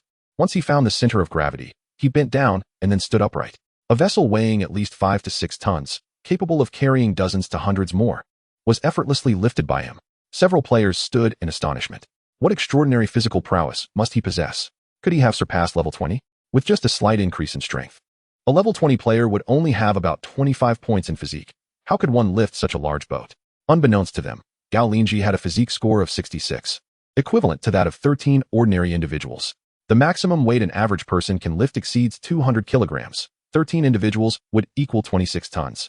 The increase in strength from surpassing physical limits is not merely additive. The disparity between Gao Linzhi and them was starkly evident. In just a few days, the only limitation on Gao Linzhi's strength was the number of monsters available. This was akin to how a player willing to invest could easily surpass a regular player's yearly efforts in a single day. Observing this, several onlookers began to entertain new thoughts. Perhaps he represented a significant ally. At the very least, they had not seen anyone with such impressive physique. In truth, while company players might achieve this, their higher levels meant they had exhausted the local monsters for experience. Moreover, acquiring skills was notoriously difficult. Mastering a single skill could take months before it appeared on one's panel. Soon, Gao Linzhi was seen carrying the boat toward the eastern shore, while Zheng Dong retrieved 3 bows and several quivers of arrows from the warehouse. As they exited and traversed the streets, they attracted considerable attention. Upon reaching the village entrance, many players engaged in their tasks were left speechless. Who could this warrior be, so formidable? Such a large boat, weighing several tons, lifted effortlessly by a single individual. If he were to compete in weightlifting, he would surely set a world record. Chapter 38, The Hunt. How many levels has this fellow ascended? It seems impossible. The highest level monsters near the village are only level 15 or 20, making it improbable for a player to exceed that, unless he possesses an extraordinary talent or has learned many foundational skills. It must be noted that these players were indeed astute, quickly discerning Gao Linzhi's true capabilities. Was he not one of the 2 who had recently signed a guardian contract with the village?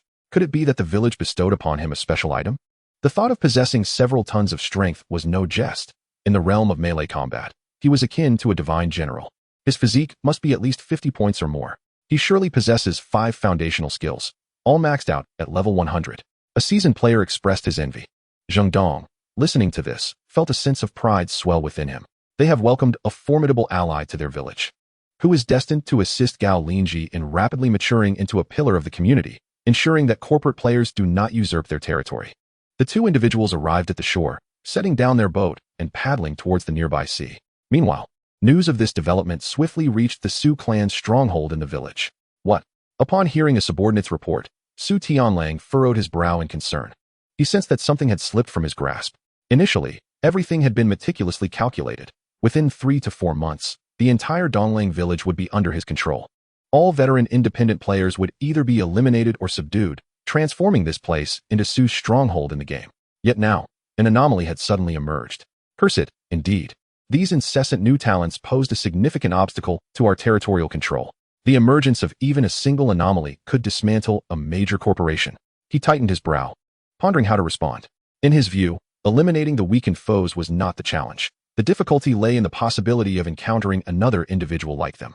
According to the typical narrative arc, he would suppress and control the powerful figures within the region, ultimately facing a protagonist who would obliterate the Su clan. Now, with Gao Linzhi's pace of growth, he resembled that very protagonist. Ultimately, he harbored a deep desire to crush Gao Linzhi, to trample him underfoot and devour his talents. However, Gao Linzhi's ascendance and abilities signaled to him that the method he yearned for was unfeasible. Even if he concentrated the company's forces and succeeded in eliminating the weakened foes this time, the next time a similar character appeared, they would naturally learn from their predecessors' lessons and lay low until they amassed enough strength to overthrow the Su clan. Su Tianlang clenched his fists, realizing that a change was imperative. He recalled that in reality, the first company to absorb commoners and no longer allow only nobles to hold managerial positions was William Corporation. At that time, the company's system was commendable and relatively lenient, permitting commoners to hold patents and enjoy the benefits thereof. Under their governance, a commoner improved the steam engine and applied for a patent. Upon acquisition by the company, they swiftly leveraged this steam engine to dominate the market. This compelled other companies to follow suit, opening doors for commoners' promotions. Many seethed with resentment towards William Corporation, decrying their leaders for bowing to the common folk. Yet, there was nothing they could do. Failing to emulate would mean being subjected to market and land consolidation by their rivals. Off the eastern coast, Gao Linzhi had paddled 3 kilometers into the sea, finally reaching a coral reef under Zheng Dong's guidance and aided by a small map. This area, abundant with reefs, served as a prime habitat for fish. He observed fish, each measuring over half a meter, leaping from the water. Level 8, spike fish. Their numbers evidently exceeded the natural ecological capacity. This exemplified the characteristics of a gamified world. The sea was humid, making bow maintenance troublesome. Yet naval combat still offered the advantage of ranged attacks. Zheng Dong remarked, producing a bow and arrows from his belongings and offering them to Gao Linzhi. Although Gao Linzhi had never practiced archery, he found it manageable. With a foundational perception level of 100 and considerable strength, he quickly grasped the basics with Zheng Dong's brief instruction. However, as his skills had reached their limit, he consumed 1,500 meteor stones to unlock another skill slot, bringing his total to 13. This limitation was a reason ordinary players were compelled to level up. Without upgrades, one could only possess 6 skill slots at level 1. And even if all were filled, their overall strength would soon hit a ceiling. They had no means to spend money. Gao Linzhi, however, faced no such constraints. Subsequently, he allocated his remaining 1,000 experience points to enhance his basic archery skills, achieving level 10. His physique increased by 1 point, reaching a total of 67. He then began shooting at the fish. Be cautious, the Fish King has yet to be defeated. Once we catch a certain number of fish, it will appear. We need to row towards the shore while we fight, drawing the monster closer to land. If things go awry, we can hastily escape to shore, Zheng Dong advised. Understood. Zheng Dong refrained from combat and focused on rowing while Gao Linzhi aimed at a fish, releasing an arrow with great force. Thud! The first arrow struck true, earning him 10 experience points. Unfortunately, the fish was quickly devoured by the surrounding school. This was likely one reason the villagers had not ventured to exploit this nest. Time passed, and Gao Linzhi amassed a remarkable 4,000 experience points. Suddenly, a dark whirlpool emerged on the ocean's surface. Not good, the Fish King is about to appear. Quickly, we must flee, Zheng Dong urged as he hastily rowed the boat, with Gao Linzhi immediately assisting. Fortunately, having drawn the fish monsters closer to shore, they were not far from safety. With frantic strokes, they managed to reach the shore just before the Fish King emerged. At that moment, a 5-meter-long creature, comparable to a great white shark, surfaced. It boasted a formidable, lightning rod-like spike atop its head, thick and long, instilling fear in onlookers. Level 25. Spike Fish King, 15,000 health points. Skills: Rapid Swim, Swift Piercing. Good heavens, it possessed a suite of charging skills. Thankfully, this initial appearance made noise. Subsequent respawns would be silent. Zheng Dong wiped the sweat from his brow. A person only has one life. If this monster targeted them, it would be the end. In the next moment, the Fish King circled the water, failing to spot any foes, and then vanished once more. However, this also signified that unless it was slain, the two could not fish in peace. Gao Linzhi, with a physique of 67 points, had a health pool of 6,710, with 670 points remaining. The adversary possesses a formidable 15,000 health points, and enjoys the advantage of the home ground. How could one possibly vanquish such a foe? He is unyielding in battle and fears not death, unlike Zheng Dong, who harbors trepidation. Chapter 39. Reviving through perseverance. Let us exploit this level cap to its fullest. Thus, a strategy emerges to have Zheng Dong withdraw, allowing him to utilize resurrection to wear down the opponent. Although death incurs a loss of experience, he possesses a resurrection jewel and, with his noble rank of 6, can evade penalties multiple times. Therefore, he addressed Zheng Dong. The hour grows late. You should return. I shall confront this sea monster alone. Zheng Dong was momentarily taken aback, but then nodded in agreement, refraining from further inquiry. He trusted that given the circumstances, if the wounded one spoke thus, it was with certainty. With that, he departed alone. Gao Linzhi felt satisfied. This was indeed splendid, as it spared him the need for further discourse. He gazed out at the sea, where, beneath its tranquil surface, lurked a formidable Fish King. Once Zheng Dong had left, Gao Linzhi turned his attention to his pet, the corpse-eating vine. It had grown rather slowly and was currently at level 3, with a constitution of 40 points. Here, in the vast ocean, it was of little use. As a noble rank 5, he enjoyed certain privileges, a mere 10 experience points deducted for forced exits, a 50-point experience gain for monster kills, a 50 increase in pet breakthrough chances, early warnings of danger on the minimap by 5 minutes, and a daily exemption from death penalties. He conceived a method. Whenever faced with imminent death, he would forcefully exit, recover, and then log back in. This was a privilege reserved for true players. Others could not replicate such tactics, as they had but one life, and a forced exit would incur significant experience loss. A single misstep could lead to true demise. Resolute in his decision, Gao Linzhi scanned the surface of the sea until he spotted a rocky outcrop. He then allocated all of his current 4,000 experience points to enhance his basic marksmanship. With his basic marksmanship elevated to level 40, his constitution rose to 71 points, and his health reached 710 points. Subsequently, he donned a complete set of green equipment, boosting his health to 900 points and his constitution to 80 points. These items, previously unusable while Zheng Dong was present, were now at his disposal. He maneuvered his boat to a rocky formation, drew his bow, and aimed at the distant Fish King, releasing a powerful arrow. The arrow soared over 500 meters before plunging feebly into the water, creating a slight ripple. In the next moment, splash! A colossal surge erupted as the Fish King emerged from the depths, quickly spotting its challenger. Accelerating forward with a fierce charge, it bore glistening, formidable spines. Akin to a spear, and its 5-meter-long body resembled a tank of the sea, crashing forward with tremendous force. Had it been anyone else, they would have quaked in fear. For one only possesses a singular life. Taking a deep breath, Gao Linzhi calmed himself and loosed another arrow. The shot struck the Fish King. Yet its armored hide repelled the blow effortlessly. The steel tip left no mark. Were this creature to manifest in the real world, it could easily incapacitate many unarmed fishing vessels. The Fish King, unscathed, grew even more enraged, emitting a strange, whale-like screech. The distance between them was a mere mile. Yet within a minute, the Fish King closed the gap. Gao Linzhi thrust his spear with ferocity and then forcefully exited. You inflicted 150 points of damage upon the Fish King. Due to your forced exit, and by virtue of your noble rank 5 privileges, you have only lost 10 experience points, leaving your current experience at 0 with no losses. Remarkably, this indeed was a flawed game, and the exploit had worked beautifully. Excellent. With 15,000 points remaining, he merely needed to strike another 100 times. In the next instant, Gao Linzhi found himself logged out of the game. Upon opening his eyes, he discovered he was still in the mountain cabin. You were forcibly logged out. Your game character remained stationary for 5 seconds and was subsequently slain by the Fish King. As a regular player, you can choose to respawn normally, respawn at the location, or respawn at a save point. With your current level at 1 and a resurrection time of 24 hours.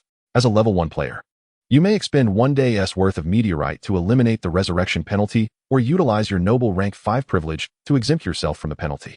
You may also use the resurrection jewel to waive the resurrection cost. Will you use it? Considering that he could clear the penalty for merely 1 day's worth of meteorite, Gao Linzhi resolved not to squander his noble rank 5 privileges, saving them for future contingencies. From this moment forth, he would cultivate good habits, ensuring that when he eventually depleted his meteorite reserves, he would have a safety net. Understanding these notifications, he realized that others could not emulate his approach. They could not afford to recharge. Even if they possessed talent or items that could facilitate resurrection, they would still be subject to penalties. Moreover, they often boasted higher levels, resulting in exceedingly lengthy resurrection times. Now resurrected, he was free to log back in. In the next moment, he reappeared upon the rocky ledge. At that moment, the Fish King, swaying its head and tail, was preparing to depart. Gao Linzhi once again loosed an arrow and thrust with his spear. You inflicted 137 points of damage. The arrows were indeed ineffective, merely grazing the surface. It was the spear that proved essential. Thus, he expended 102 meteorites and ultimately vanquished the Fish King. You have slain the level 25 Fish King and earned 500 experience points. You have acquired Fish King Spines Blue. He now possessed 356 meteorites. This time, the rewards were substantial. The greatest boon was the affirmation of his strategy in capping levels. This was the essence of gaming skill, an approach that eluded many. Having slain the Fish King signified the establishment of this sea monster's lair. Next time, should the Fish King reappear, he could repeat this process. Moreover, after the kill, there would be a considerable wait before it respawned. Thus, Gao Linzhi continued to grind monsters at sea. By evening, he had amassed an impressive 5,000 experience points. Compared to the previous endeavors in Huli Dong and Pang Xiatan, the experience gained here is indeed more substantial. Of course, it cannot be compared to typical online games. Fortunately, leveling up here is straightforward. Regardless of the task, one requires a mere 100 points to ascend a level. Currently, he possesses 500 experience points, but instead of utilizing them immediately, he chooses to conserve them. Subsequently, he returns to the village to rest at the abode of the 4 elders. A week later, Gao Linzhi finally indulges in a stable lifestyle within the realm of online gaming, awakening each day to fulfill his basic needs before engaging in monster hunting. After vanquishing his foes, he takes time to rest. Over the course of a week, he accumulates an impressive 70,000 experience points, bringing his total to a remarkable 77,500. This lifestyle is immensely comfortable and fulfilling, reminiscent of his nights spent grinding in the past, rapidly ascending from level 1 to 22 within a week. However, unlike those days, every single point of experience now translates directly into his personal strength. He remains steadfast at level 1, having even resolved that unless superior game features emerge, he has no intention of leveling up.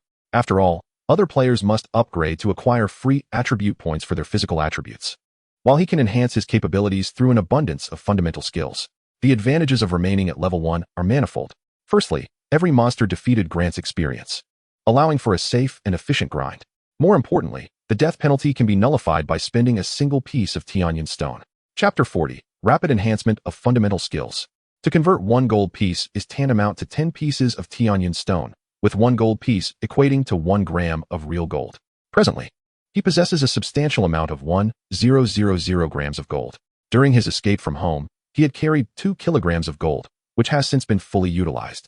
The remaining 1,000 grams were gifted to him by Su Qi as 2 gold bars during their alliance. His reluctance to fully expend these resources stemmed from a desire to see if any new recharge activities would emerge.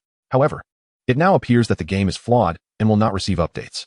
The previous recharge reward activities were all fixed. Therefore, he decides to invest the remaining 1,000 grams entirely into skill caps. He recharges 1,000 gold. Ding! Congratulations to the player for successfully recharging 1,000 gold and receiving 10,000 Tianyan stones, bringing his total to 16,856 Tianyan stones. As he continues to grind for experience, nearing an almost invincible state in reality, he envisions a path towards becoming an overwhelmingly powerful pay-to-win player. Those familiar with gaming understand that pay-to-win players and ordinary players inhabit 2 entirely different realms, with the latter merely experiencing the content created for the former. Soon, Gao Linzhi reclines in a wooden cabin nestled in a mountain gorge, eagerly allocating points to his fundamental skills. Disguise skill rises from level 0 to 100. Basic medical skill ascends from level 0 to 100.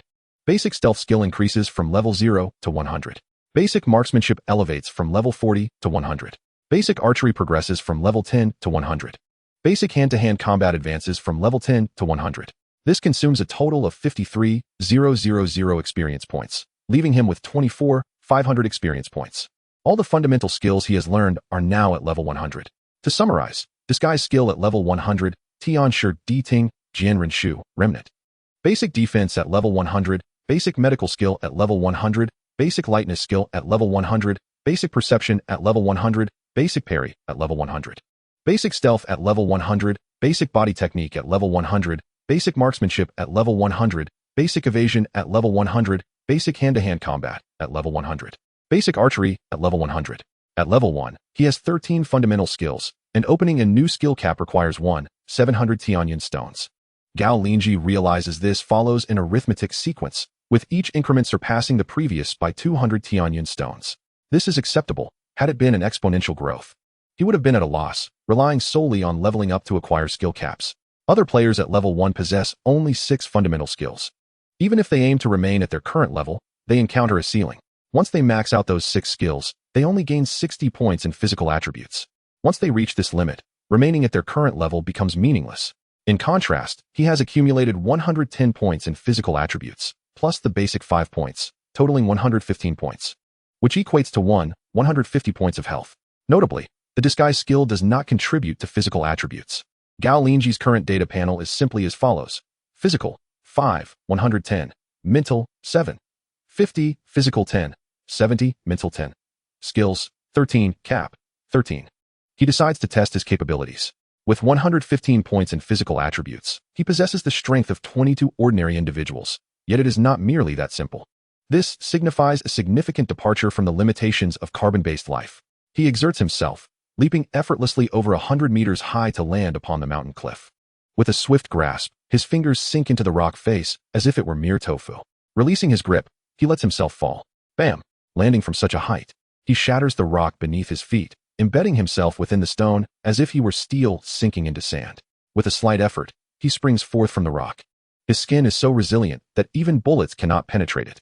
At last, he possesses the confidence to navigate the real world with a hint of dominance. Moreover, he has access to resurrection and disguise skills. Yet, he remains unsatisfied. He recognizes that he has not yet reached his limits.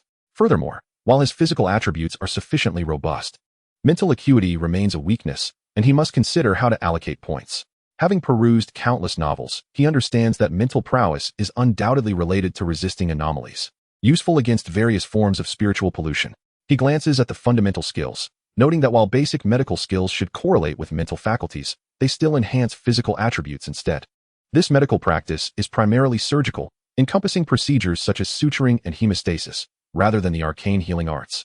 A sensation stirred within him, akin to the foundational skills of magical nature. such as the quintessential fireball, water arrow, and wind blade. Such abilities would enhance one's spirit, subsequently augmenting one's capabilities. With this contemplation, he began to elevate his skill cap. He mentally calculated, with the current supply of Tianyan stones, he could unlock 7 additional skill slots, leaving him with 756 Tianyan stones. This was indeed the advantage of being at level 1. Minimal penalties upon death and reduced consumption of Tianyan stones. He silently recited in his mind, unlocking the next 7 skill slots.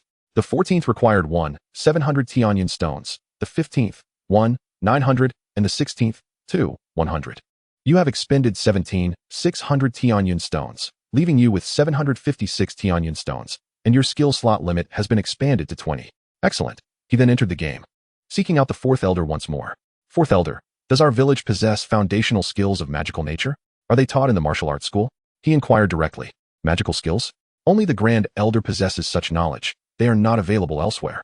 Magic is not akin to those mundane skills. It is exceedingly precious, the 4th elder replied, shaking his head. Indeed, they existed, but were of great value.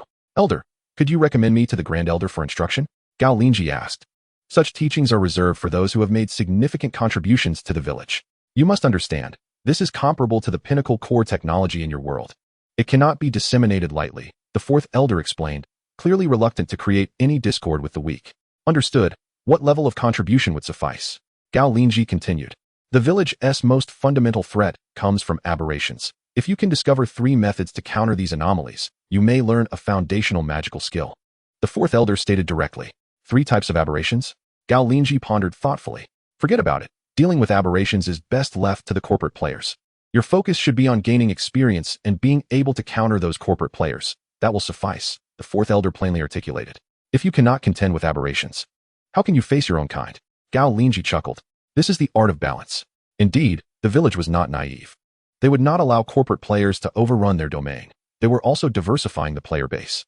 Only free players could contend with corporate players, employing players against players. From this perspective, Donglang Village displayed remarkable wisdom.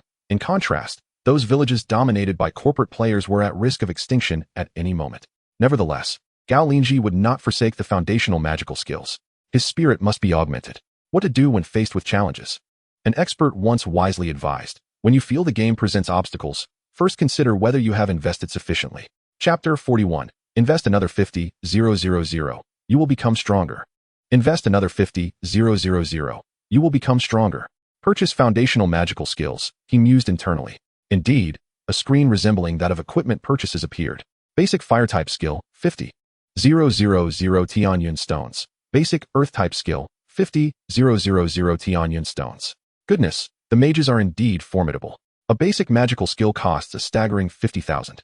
Even without prior expenditure of Tianyan stones, he could not afford it. Gao Linzhi then took his leave from the 4th elder. He returned to his chamber and opted to log off. He gazed at the mountains, his eyes revealing a blend of coldness, relief, and determination. Matters of love and women no longer held any significance for him. His singular focus was on accumulating wealth. Accumulating wealth. Once again, accumulating wealth. After altering his appearance, he headed north, departing the southern mountain range and choosing to return to Sioux City. Standing at the foot of a mountain road, he looked down at the highway and exhaled deeply. Having spent nearly a month in the mountains, it felt as though he had entered an entirely different realm. He then began his walk towards Sioux City. After an indeterminate amount of time, a convertible Jeep suddenly halted beside him.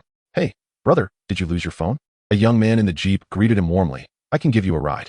Gao Linzhi smiled and replied, thank you. He then entered the vehicle. I have a phone. If you know anyone, you can call them. Haha, no need. Just take me to the city. All right, I'm Su Hai. What do they call you? Brother? I am Wu Ming. So you are Brother Wu. The Jeep sped along swiftly, arriving at Sioux City in no time. It was still midday. The city bustled as usual, teeming with activity. Signs were plentiful, embodying a vibrant atmosphere. All right. Thank you, Mr. Su, Gao Linzhi said as he exited the vehicle, waved, and turned to leave. Su Hai observed his retreating figure, having sensed something unusual about him. His stride exuded an excessive confidence, unlike that of an ordinary person. Could it be that he, too, had derived power from the game? The thought struck him immediately. As he watched Gao Linzhi walk several hundred meters until he was nearly out of sight, he made a phone call. Third brother? It's Hai Zi. I encountered someone on the road. Keep an eye on him. He got out of the car at the Luoxia intersection. It turned out, his enthusiasm was merely a fade. Unbeknownst to him, Gao Linzhi had overheard every word. Indeed, this modern city was replete with surveillance. Any anomaly would be captured by the observant. It was evident that any free player with even a hint of pretension would be swiftly exposed and dealt with. This was not a mere trope, but an undeniable reality. No wonder there had been no exposure of game players online until now. He cast a cold glance at Su-hai.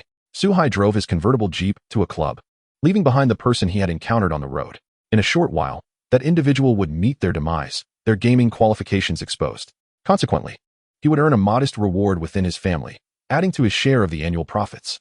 He never bothered to remember someone fated to die. Soon, he indulged himself in the club until the early hours, until the night was deeply set. He then resumed his journey, reeking of alcohol, with a constitution of 30 points. Even in the event of an accident, it would be others who suffered. Since reaching level 20, he had enjoyed driving alone, eschewing bodyguards and attendants, considering them burdensome. In the stillness of the night, the highway was nearly deserted. Suddenly, as he turned onto a secluded side road, he noticed what appeared to be a person attempting to cross the street. Based on the tracks, it would be easy to run them over. Rather than slowing down to yield, he pressed the accelerator, roaring past. "Die, commoner. Why do you have to breathe the same air as me?" Under the influence of alcohol, his true nature emerged, violent and disdainful of the lower class. Yet, in the next moment, he found his vehicle immobilized. A faceless visage appeared before him. "Ah!" Su-hai screamed, instinctively pressing the gas pedal. To his astonishment, the entire front of the car was seized and lifted effortlessly. The vehicle hung in midair, all four wheels spinning wildly. In the blink of an eye, he was disoriented. "Damn it, it's you, Wu Ming. You must be a gamer." He quickly regained his composure, recognizing the other person, though he recognized them under Gao Linzhi's disguise. The next moment, the car was forcefully slammed to the ground, emitting black smoke. Soon after, the window shattered, and he was yanked from the driver's seat by his collar. To his utter disbelief, despite his 30-point constitution, he found himself utterly powerless against his captor. He felt a grip like iron on his neck, struggling in vain, producing a sound akin to metal scraping against stone. "What is happening?" Gao Linzhi coldly observed. "Indeed, with the emergence of extraordinary power, you no longer wish to even pretend. When ordinary individuals lose their last chance to resist, they transform into an entirely different kind of being." No, brother, I was just drunk earlier, do you not remember? I drove you back to the city." Su-hai stammered in a panic. He sensed the shadow of death encroaching upon him. "Rest assured, I am not like you. I have never taken a life," Gao Linzhi replied with a smile. He then tore open Su-hai's shirt, stuffing a rag into his mouth, while his other hand gripped Su-hai's throat. "I won't scream," Su-hai struggled, muffled sounds escaping him. Shortly thereafter, amidst the night, he found himself hoisted over Gao Linzhi's shoulder, moving at an unimaginable speed. The trees along the roadside rushed past, as if he were racing at 250 kilometers per hour. This person was running faster than his own vehicle? Before long, a dilapidated high-rise came into view. His eyes widened in recognition. He was quite familiar with this building. Just last month, he had apprehended a gamer there. The individual had been adorably naive. After boosting their constitution to 20 points, they had boasted of being able to sprint 100 meters in 9 seconds. Even staging a public display, they had succeeded in their showboating, but it had been a one-time affair. It was here that Su-hai had exposed their gaming poster. Soon, he was taken to a decrepit, enclosed room. "Do you wish to live or die?" Gao Linzhi inquired with a smile, pulling the rag from Su-hai's mouth. "If you wish to live, I have plenty of money. I can transfer it to you right now using facial recognition," Su-hai eagerly responded. "Cash is useless. You think I am foolish? You can track every cash serial number. Do you think I am unaware? I want gold," Gao Linzhi declared. He was unconcerned about Su-hai guessing anything, for in the game, those corporate players could not recharge, yet gold remained valuable in the village. "I have gold at home. A full 30 kilograms. I will take you to get it." Su-hai breathed a sigh of relief, fearing the other party might refuse money. Smack! Gao Linzhi slapped him to the ground. "I told you not to think me a fool. What do you want then?" Su-hai asked, feeling aggrieved. "It's simple. Find a compliant person in your household and deposit the gold at the second peak along the southern mountain road." Gao Linzhi specified a location. "All right. I will instruct them to handle it immediately," Su-hai thought to himself. Excellent. As long as he informed his family, they would surely find a way to rescue him. Gao Linzhi then retrieved Su-hai's phone, instructing him to make a call. He was well aware that phones could be tracked. Su-hai hurriedly dialed his wife. The call rang 3 times, echoing for a full 5 minutes before someone finally picked up. "Wife, I've been kidnapped. Hurry and take the gold bars from my safe. There are 30 kilograms in total." Su-hai urged. "Heisey, are you joking? Who in Su-chung would dare touch you? Stop trying to fool me with your friends," came the languid voice of a woman from the other end. "Really, if you don't believe me, turn on a video call and see." The video call opened, revealing a middle-aged lady in pajamas. She appeared to be in her 30s, recently removed from her makeup, sitting on the bed, which sagged deeply under her weight. Gao Linzhi smirked, recognizing the luxury. "Who are you? Let my husband go, or I swear I will call someone to have you arrested." The woman exclaimed in shock. "I shall ascertain your location immediately. Release my husband at once." Gao Linzhi delivered 2 resounding slaps to Su Hai, then addressed the tank. "Do you understand? Cease the assault. I shall procure the gold for you." The following noon, in Nanshan, on the second peak from the entrance of the mountain road, Gao Linzhi, of course, was not present. He summoned his pet, the Shiji Tung, to guard the area. At this moment, the advantages of having loyal subordinates were manifest. Moreover, this pet could be revived after death, making it particularly suitable for such tasks. In truth, he had never considered the act of kidnapping before, not due to moral scruples, but because such undertakings were exceedingly cumbersome. However, kidnapping Su Hai was of no consequence. That wretched Su clan had cost him millions in assets, leaving him unable to convert them into gold legitimately. Truly infuriating. He merely sought to reclaim that which was rightfully his. Gao Linzhi stood beneath the 5th peak, with Su Hai directly beneath him. The latter's phone had been placed in another location by Gao Linzhi. He gazed intently at the 2nd peak, where a squad was stealthily ascending, fully equipped with bulletproof helmets, vests, and submachine guns, adopting a deadly serious demeanor. Indeed, the opposition had not willingly surrendered the gold. He patted Su Hai's head, remarking, "It seems your standing within the Su clan is rather low. They do not care for your safety at all. I had initially considered sparing your life if they complied and handed over the gold. After all, as a novice in this line of work, I ought to maintain some credibility. Otherwise, if I were to execute you immediately, no one would ever pay a ransom again. Please, I beg you, grandfather, spare me. I will personally retrieve the gold for you." Su Hai wept copiously, genuinely sensing death looming near.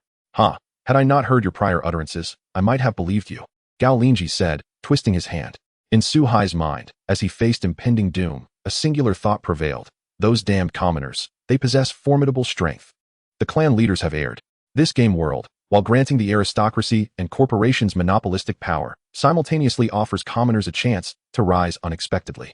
We ought to treat them as we did the talented commoners of yore, integrating them through marriage, and collectively exploit non-players. The scattered players are players too. Upon acquiring gaming qualifications, they should be assimilated into Sucheng. Situated at the very heart, a 99-story skyscraper, on the top floor, in a large conference room. At a long table, 5 individuals were seated, each representing a faction of the Su clan and wielding significant authority within the company, underscoring the urgency of this meeting. Su Hai of the 3rd faction had been kidnapped, and security confirmed that he was indeed a gamer.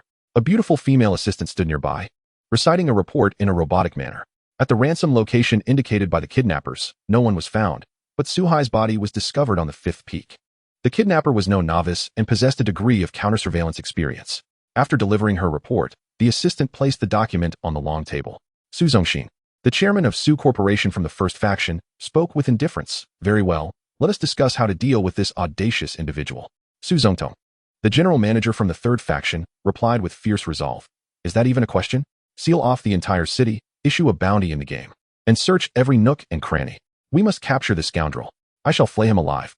Su Zongyin from the 2nd faction, however, raised his gaze towards Su Zongxin. "Elder brother." Su Zongxin furrowed his brow. "In this company meeting, refer to your titles." "Ah, Chairman, I believe we should alter our approach. As you know, I advocated for integrating scattered players through marriage and leniency since the game's promotional materials emerged. After all, gaming talents are diverse. How can we ensure we do not overlook anyone with oppressive tactics?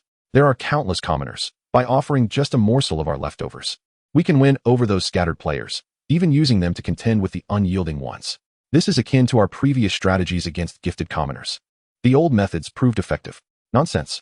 Su Zongtong interjected, rising in indignation. If we follow your advice, it would be tantamount to courting death. What do you mean, third brother? Su Zongyin retorted. You must understand, gamers are different. We cannot apply previous methods. Su Zongtong derided. It is simple. Players possess the capability to form armies single-handedly. This is unlike those gifted commoners. No matter how astute they are, even with an IQ of 200 or 400, their talents rely on the company for realization. Even if we relinquish some interests, we can still harness our family's foundation and sheer numbers to extract greater benefits from them and maintain control. However, players are different. Once we grant them opportunities for growth, they can dominate the aristocracy. Chapter 43, Golden Jewelry. A palpable silence enveloped the room, thick with tension. Su Zongtong's words rang true. This was precisely why various companies opted for oppressive measures against scattered players. They feared loosening their grip. Should a scattered player rise, fueled by resentment from their past, They could very well overturn the entire company.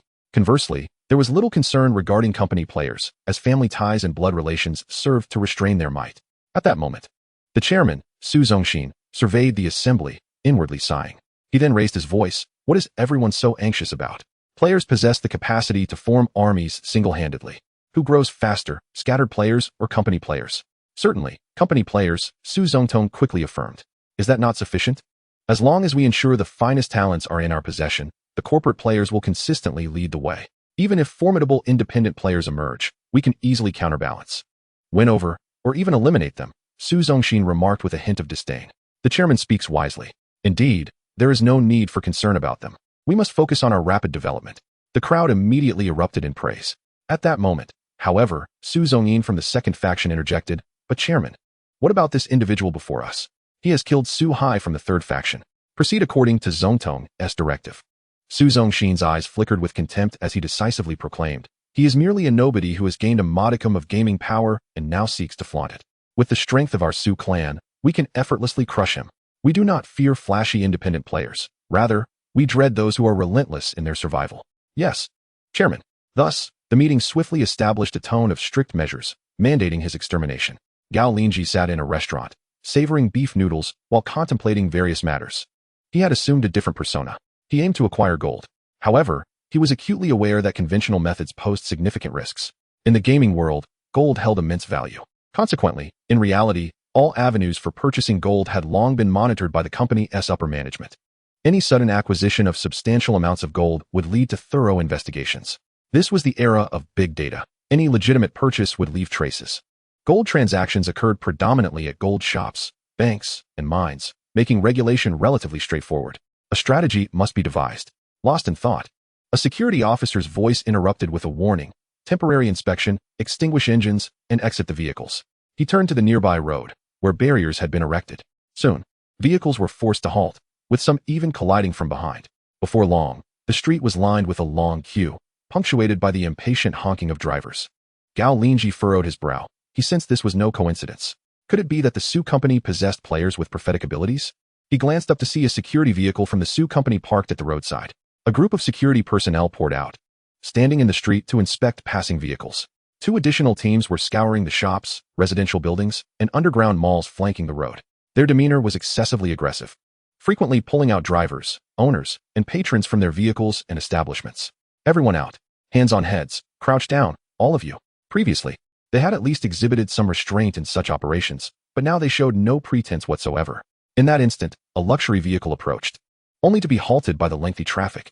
A middle-aged driver, refined in appearance and wearing gold-rimmed glasses, bore a striking resemblance to a minor official. Anxiously, he exited his vehicle and approached a nearby security officer. He bowed and handed over a box of premium cigarettes. Ah, brothers, my wife is about to give birth. I need to get her to the hospital. Could I possibly pass through? Company orders state that everyone must stop for inspection, replied the security officer, barely glancing at the offered cigarettes and instead casting a vigilant gaze at him. Meanwhile, the inspections ahead continued at a sluggish pace. Each driver was subjected to a thorough search, including facial recognition checks to prevent disguises. What on earth is happening? The middle-aged driver inquired, attempting to soothe his wife in the vehicle. Just hang on a little longer, we will arrive soon. The security officer remained unresponsive. At that moment, a kind-hearted taxi driver interjected, I heard in the group that a wanted criminal has been spotted nearby, and they're conducting a manhunt. It seems this inspection will take quite a while, so you might want to find someone to help you out. If not, just call the hospital for emergency assistance and have the doctor come to you. I can't hold on any longer, the pregnant woman moaned from the car. What's the big deal if she gives birth in the car? Another security officer coldly remarked, evidently irked by the sight of a luxury vehicle. You. The middle-aged driver seethed with anger but restrained himself. He quickly began making calls. Gao Linzhi observed the middle-aged driver thoughtfully. Suddenly, a security team leader in his 50s approached with a group. Is there a pregnant woman? He asked the nearby officer. Yes, I almost forgot. That person could be disguising themselves as a pregnant woman. No one would suspect that a man could be posing as a pregnant woman. The team leader's eyes fixated on the car. The leader's words resonated with truth, and the crowd fell silent. No, my wife is a woman. Please don't do this. I beg you. The middle-aged man implored. Whether she is a woman or not can only be confirmed after inspection, the team leader scoffed. Get out and be checked. Brothers, please show some leniency. I am from the technical department. Here is my business card. The middle-aged man quickly presented a card, then discreetly offered a shopping card. The security leader waved it away dismissively, his expression icy. You think this is a test for the leader? Which leader cannot withstand such a trial? The middle-aged man was momentarily taken aback, unsure of how to proceed. Just then, his wife, enduring pain, knocked on the window and offered a gold necklace and 2 gold bracelets from her person. At this moment, the security leader stepped forward, casually pocketing the jewelry. All right. I have completed the inspection. You pose no issues and may proceed. Soon, guided by the team leader, the middle-aged man expressed his profound gratitude and drove away, veering onto the opposite lane and exiting the checkpoint. How did you know he would accept gold jewelry? He asked his wife. It was mentioned by one of my female companions in the group that gold jewelry has recently become exceptionally popular, with some individuals willing to pay a price significantly higher than the store's buyback rate, often exceeding double. Chapter 44. Infusing gold, bolstering power. Gao Linzhi chuckled to himself. Indeed, this approach could work. He then rose to settle his bill at the counter, casually tossing a 20 yuan note onto the surface. At that moment, the proprietor cast a lingering gaze at him and returned a 5 yuan bill. Gao Linzhi immediately discerned the counterfeit currency. Rather than reacting on the spot, he simply noted the establishment's details. He exited the shop, observing the inspectors who were now quite close. Nevertheless, he continued his leisurely pace. Suddenly, the ramen shop owner burst forth, calling out to his retreating figure. That individual is suspicious. A young man made a purchase without using his mobile phone. Gao Linzhi turned to face him, coming to a halt. The proprietor, with a sycophantic demeanor, addressed the head of the security team. Su, you previously issued a notice in the store group, emphasizing vigilance towards customers who do not use mobile phones for payment, particularly young patrons. This fellow made a purchase without a phone. Well done. Upon confirmation, you shall receive a reward.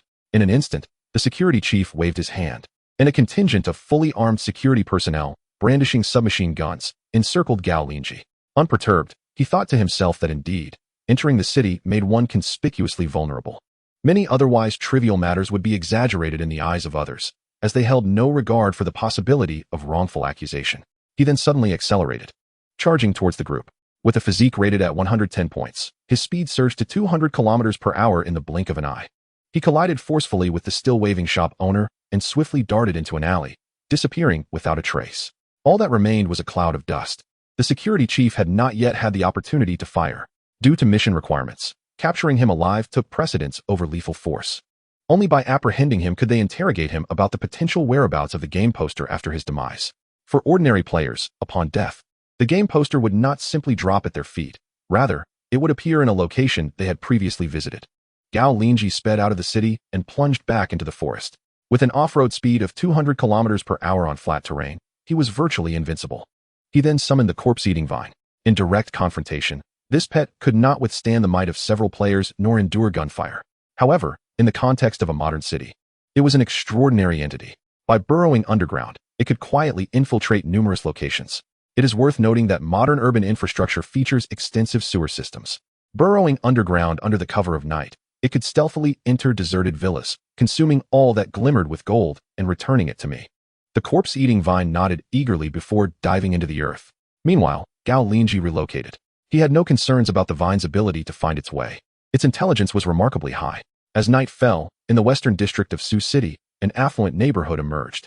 Numerous villas lined the shores of an artificial lake. Only a few were illuminated, while the rest lay in darkness.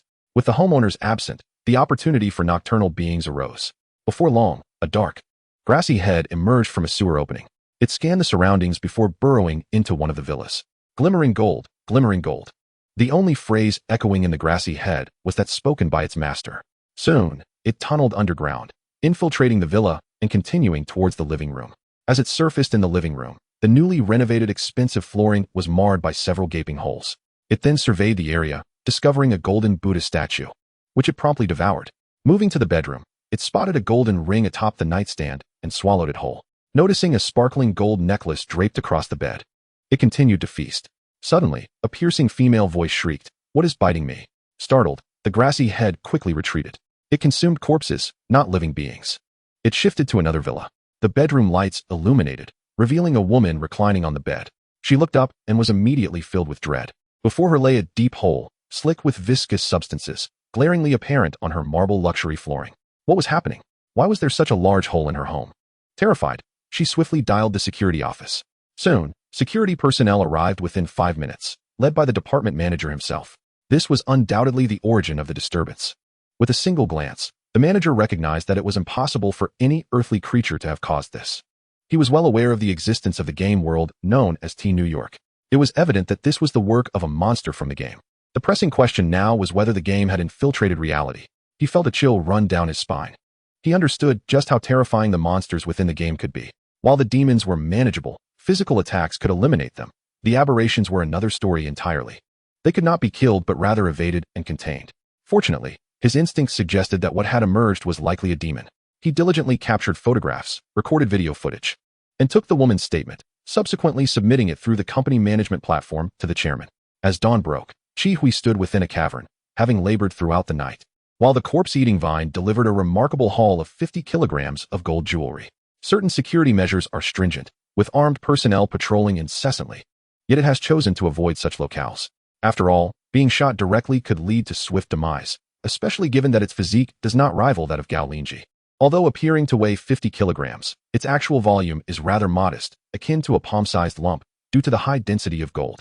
Indeed, upon returning, it could feast upon those corpses. Previously, while Gao Linzhi was battling creatures, he refrained from allowing the corpse-eating vine to consume them to avoid drawing attention. Now, however, he could charge forward recklessly, unperturbed by any concerns, much like those formidable characters in games who are impervious to the threat of being swarmed. He quickly stowed the gold into his backpack and subsequently recalled the corpse-eating vine, choosing not to continue further. This method could only be employed once. For in this era of big data, information regarding this operation would undoubtedly be shared with other companies. They would undoubtedly initiate actions to confiscate gold ornaments comprehensively. Gao Linzhi entered the game, recharging 50,000 gold. 50,000 gold translates to 50,000 grams, or 50 kilograms. Ding! Congratulations, player. You have successfully recharged 50,000 gold, earning 500,000 pieces of meteorite. Your noble privilege level has risen to 8. The privileges you enjoy include forcibly exiting without losing experience points, gaining an additional 100 experience points from defeating monsters, 100% increase in pet breakthrough chances, early warning of dangers on the minimap by 1 hour, and 5 exemptions from death penalties daily. You have acquired high-level automatic monster fighting privileges, consuming 10 meteorites per hour, with higher levels demanding greater consumption. Excellent. Now that wealth is at hand, he can fervently push for more power. Chapter 45. Frenzied Purchases. Sue's plight. Gao Linzhi recalled that at noble level 8, activating high-level automatic monster fighting mode would enable him to contend with 100 targets simultaneously. This means that even if 100 foes attacked him from close and distant ranges, the automatic program would manage effortlessly. Indeed, this is the treatment befitting a player who invests heavily. He previously depleted his meteorites, unlocking the limit for basic skills to 20. Currently, he had only learned 13 basic physical skills, and the next step was to acquire magical skills. He silently contemplated purchasing magical skills. Soon, the shop opened. Basic Fire, 50,000 meteorites. Basic Earth, 50,000. No changes. Now possessing 500,000 meteorites, he could afford 10 purchases. He promptly bought the Basic Earth, Basic Fire, Basic Water, Basic Wood, and Basic Metal skills, precisely the 5 foundational magical skills. This expenditure consumed 250,000 meteorites. Following this, he received the notification, Basic Fire increases spirit by 1 for every 10 levels. As anticipated, magical skills could enhance spirit. For others, it would require painstaking training to grasp the fundamentals. Even upon entering the realm, their high level might necessitate battling advanced monsters, making it arduous to accumulate experience. However, he was different. With a mere skill book, he could learn instantly. Remaining at level 1, he faced any monster without experience decay, augmented by the noble privilege of experience gain. Presently, he had 24,500 experience points, sufficient to max out 2 skills. He pondered and decided to allocate points to wood and earth skills, evidently pertaining to healing and defense. First, he maxed out the wood skill. The basic wood skill reached level 100, increasing spirit by 10 points. You have mastered basic healing techniques. Next, he maxed out the earth skill.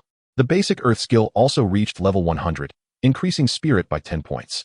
You have mastered the basic earth shield technique. Indeed, these pertain to healing and defense. With 4,500 experience points remaining, he contemplated allocating them to the fire skill. Wait, the current skill cap must have been reached. 13 physical skills, alongside 5 basic magical skills, plus the 2 new spells mastered, necessitate a new limit to accommodate further learning. Thus, he expended 17,500 meteorites to unlock 5 skill slots, elevating the skill cap to 25. After this spree of expenditure, he retained 233,256 meteorites. Truly, Continual investment brings delightful rewards, an unending cycle. Subsequently, he allocated experience points to the basic fire skill, a crucial skill for any journey. The basic fire skill ascended to level 45, increasing spirit by 4 points. You have mastered the basic fireball technique. Indeed, he had succeeded. Consequently, he now possessed 21 skills. The skill limit reached once more. He now required further experience grinding. At this moment, he suddenly heard faint sounds from afar. With a physique of 115 points, his hearing had significantly improved. Even sounds from several kilometers away, if carried by the wind, could reach him. It was the sound of helicopter engines. Looking up, he observed at least 10 large helicopters approaching the mountains, serving as platforms to deploy numerous drones for a comprehensive search. This tactic, he had encountered on forums previously, proved far more efficient and secure than a sheer numbers approach. Yet, what use was it? With his current agility, he could simply move to the next city or mountain and devise a new plan to acquire gold. The corpse-eating vine was no longer an option. He could seek out other more discreet pets, perhaps a cat or a crow, to pilfer gold. Alternatively, he could obtain gold through the game for recharges. With the vastness of the blue star, for a minor superhuman, the wilderness was no longer a formidable barrier. He could even seek a cavern and delve deep underground, isolating himself where no one could trace him. An idea quickly formed in his mind. A week later, in the southern region of Sucheng, 5,000 kilometers away, lies an unbroken expanse of deep mountains, stretching across a staggering 360,000 square kilometers. This area showcases a quintessential karst topography, replete with numerous caves filled with abundant water, winding paths, and countless crags. It can be aptly described as an absolute wilderness. Given the current capabilities of the blue planet, not even drones can penetrate this territory. The intricate terrain, abundant minerals, and complex magnetic fields render any signals utterly futile. Human search efforts are even less feasible. Deploying 1,000,000 troops would prove futile, as many areas are utterly inaccessible. Even releasing large projectiles would be an exercise in futility due to the overwhelming number of mountains. However, Gao Linzhi has managed to conceal himself within a profound cavern. The traces left from his arduous journey have long been washed away by the frequent rains and rampant vegetation. He does not conform to the archetype of a stubborn protagonist who, despite being pursued by formidable forces, remains in place, provoking a violent confrontation. He is a rational individual, not a puppet controlled by an author. His intellect is sound. Fleeing to great distances, developing his strengths, and returning to dominate seems far more prudent than engaging in reckless survival antics. At present, he resides within a limestone cave, unperturbed by the potential for collapse, as he could easily excavate an escape route. Furthermore, he is not deprived of oxygen, having fashioned numerous ventilation shafts with the help of corpse-eating vines. The cave is dark and silent, save for the sound of flowing water. Most individuals would have succumbed to mental despair long ago, yet Gao Linzhi remains unaffected. He occupies his time by playing games, thus leading a life reminiscent of a typical gamer. His days consist of sleep, sustenance, and online engagement, dedicating at least 16 hours to gaming, with only 5 hours for rest and 3 hours for meals. Meanwhile, in the heart of Sucheng, within a towering 99-story conference center, an oppressive atmosphere looms. A week has passed without the individual being located. Su Zhongyin from the second house remarked coolly that everyone present should comprehend the implications of this. A venomous serpent lurks in hiding, and once it matures into a king cobra, it will strike, potentially leading to our demise. Su Zongtong from the third house, who had previously been boisterous, fell silent, recognizing the truth in his brother's words. Though he had been arrogant, he was not foolish. The adversary had concealed themselves, but would undoubtedly retaliate.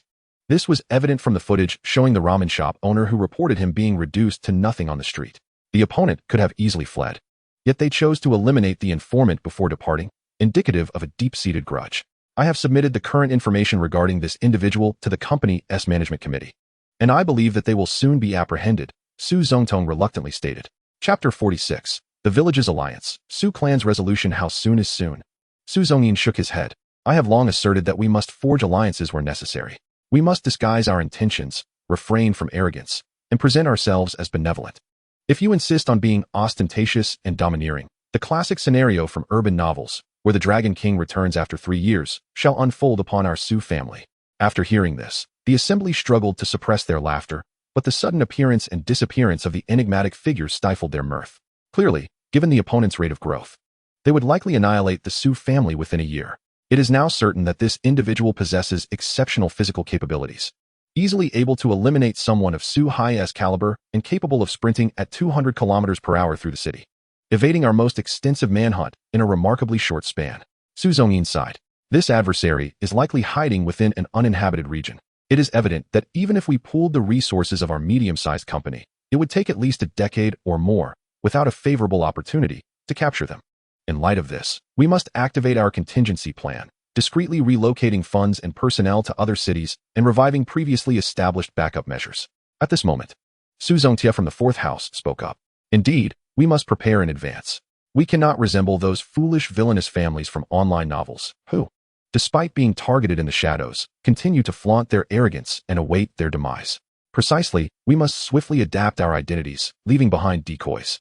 It is better to trust in the possibility than to disregard it. A wealthy heir should not lounge carelessly. The meeting room erupted into chaos. It is difficult to fathom how the failure to capture a single fugitive could instill such fear in the upper echelons of the company. Enough. I am still alive. The chairman, patriarch, and eldest son, Su Zongxin, suddenly erupted in fury. A mere commoner, a pest, possessing nothing but luck in acquiring a gaming talent. Whether he can survive 3 months in that game is still uncertain, and you all tremble in fear. Are you not descendants of the Su family? Can you still bear the responsibility of our clan's legacy? The room fell silent. They exchanged glances, their hearts brimming with resentment. Had the first house not compromised its pride, and had the second house been in command, they would at least have a better situation. At the very least, that individual could have been courted. Did he not desire gold? Offer it to him. Additionally, present him with the beauty of the Su family, a villa, and high status. Surely he could not resolutely oppose the Su clan. Once he produces offspring, he would have a vulnerability. Chairman, what should we do now? Su Zongyin straightened his back and asked. If we cannot handle him, there are others who can. Were we not tracking a woman named Linzhi? This individual is suspected of possessing extraordinary talents and has a golden artifact. Share this information with several large companies, claiming that the fugitive holds the key to our lead. Su Zongxin stated directly. Brother, that is the foundation of our future rise. We cannot expose it. To everyone's astonishment, the third faction was the first to voice opposition. Indeed, once the major corporations become aware of that information, we will find ourselves in a precarious situation.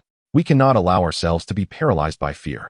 We still have the opportunity to capture that woman and reclaim the treasure. In a moment, the assembly erupted in dissent. Silence. Su Zongxin thundered. Are you not concerned that the wanted criminal might go into hiding and retaliate against us? Now that a large corporation is pursuing him, the animosity directed at him will intensify, ensuring our safety. The crowd fell silent, though discontent simmered beneath the surface. The reason was simple. Matters concerning Linzhi were a rare opportunity they had painstakingly uncovered. It was a prime lead. Across the vast expanse of launching, there are hundreds of thousands of companies, both large and small. How many could possibly seize such a chance? Thus, they had maintained absolute secrecy, knowing that once the major corporations caught wind of this, their pursuit of Linzhi would be extinguished. Presently, Linzhi was in Dongling village, and their objective was clear. What remained was merely a matter of patience. With both covert and overt strategies employed, they were certain to succeed in due time. At this juncture, Su Zongyin's tone softened. Chairman, there is no need to rush the hunt for the fugitive. We still have time. How about we continue the pursuit for 3 months? If that proves fruitless, we can leverage the situation with Linzhi as a bargaining chip to solicit the assistance of a major corporation. Very well, Su Zongxin replied, taking a deep breath and declaring the meeting adjourned. He was the first to depart, yet others gravitated towards the second faction. Clearly, the foresight of the second faction surpassed that of the first and third.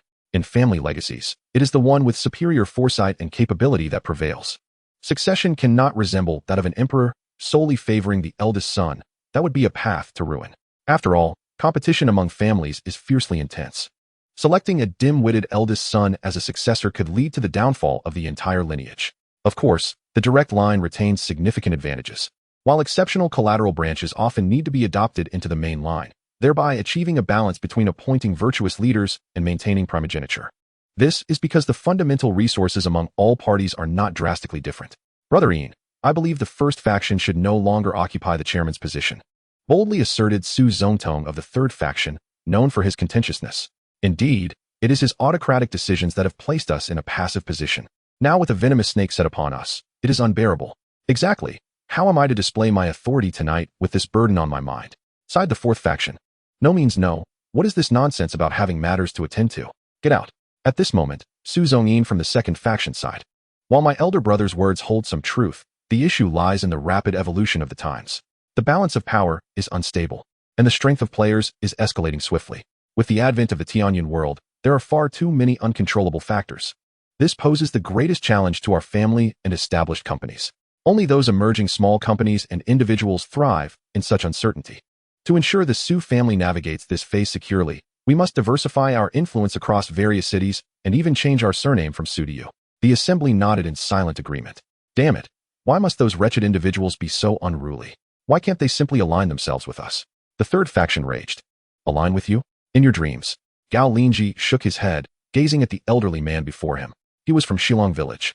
Attempting to persuade Gao Linzhi to ally with them.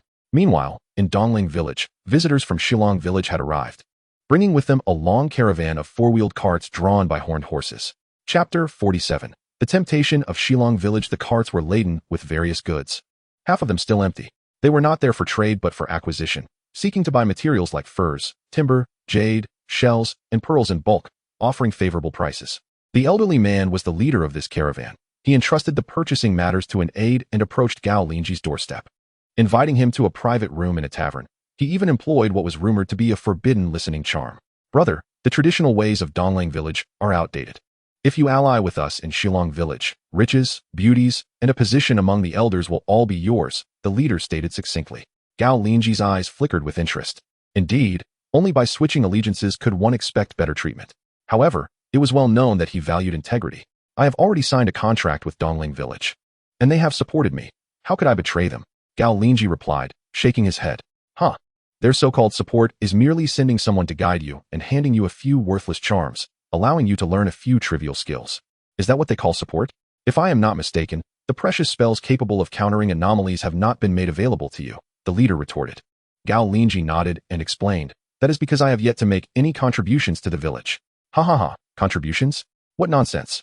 That is merely for the lower classes to hear. The lower classes must endure various trials to gain anything, while the upper classes are born with great contributions, enjoying various privileges without effort, flying in planes, riding luxury cars, residing in villas, surrounded by beauties and delicacies. What contributions do they offer? Merely fortunate births, the leader scoffed. Then patiently continued, as for you, the descenders entering our world is akin to a second birth. Your talents are exceptional, which signifies an upper-class origin. Thus, you deserve to enjoy those privileges without further contributions, just as the upper-class individuals in your world do.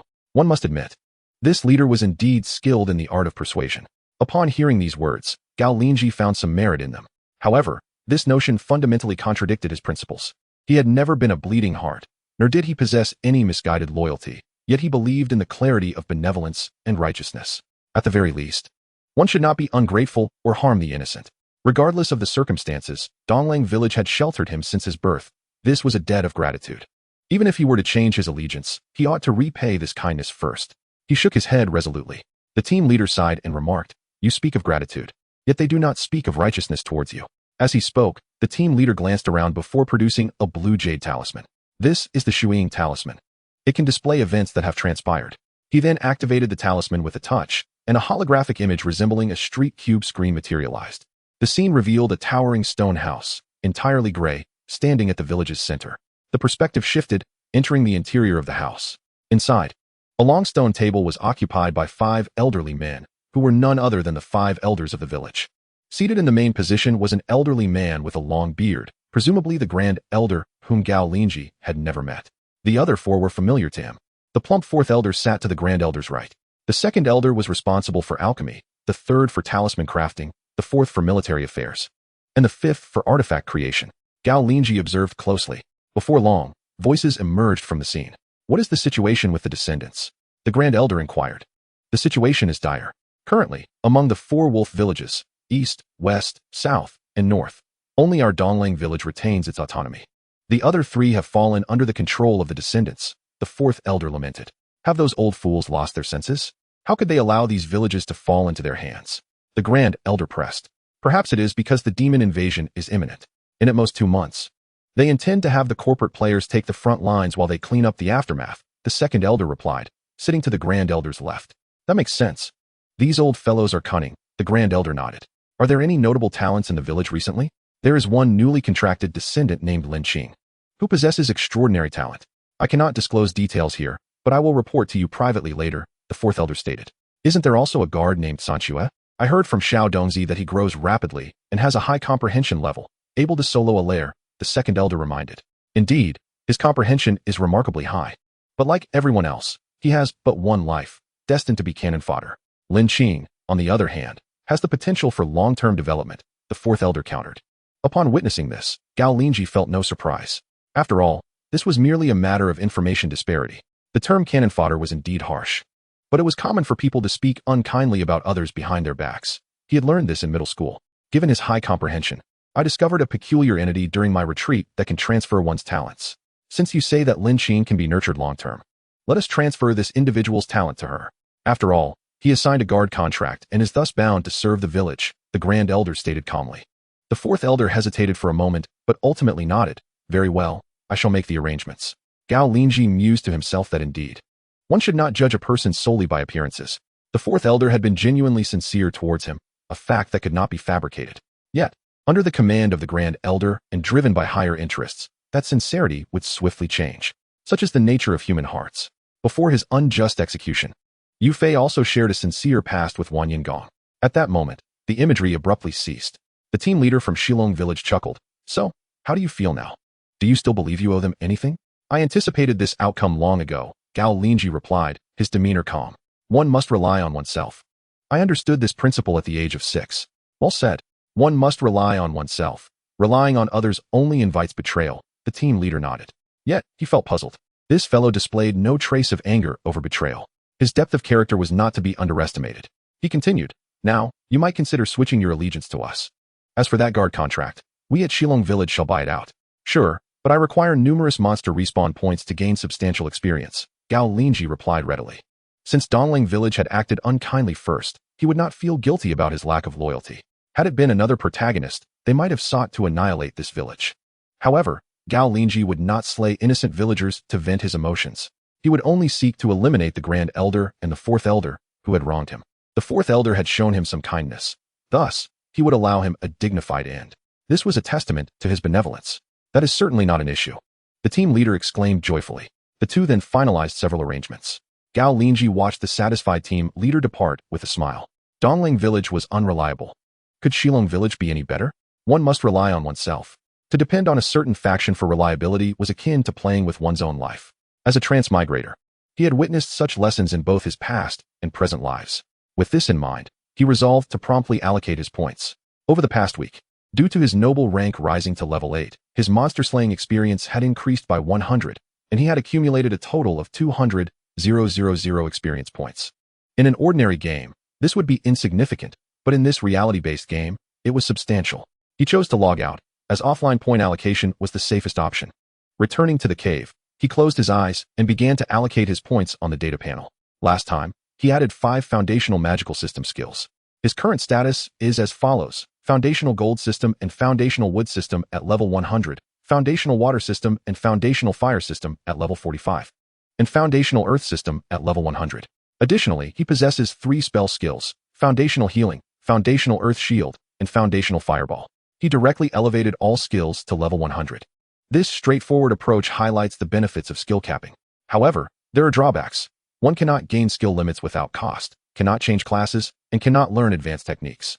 Nevertheless, he is well aware of the essence of the game, understanding that all issues boil down to whether one is willing to invest enough money. As long as the funds are sufficient, the game can tailor experiences for you. This endeavor consumed 55,000 experience points. The 3 foundational skills cost 25,000, while the 3 spell skills consumed 30,000 experience points. With the foundational gold system reaching level 100, he learned the technique of sharp gold. With the foundational water system also at level 100, he acquired water creation. Excellent. He decided to max them out as well. This process incurred an additional 20,000 experience points. He was left with 125,000 experience points. Now he possessed a total of 24 skills, with a skill cap of 25. Examining his basic attributes, we see: Player, Gao Linzhi. Constitution, 5, 110. Spirit, 7,100. Experience, 0, 100. Talent, unique, ordinary player, dark gold quality unique. Not enough, far from sufficient.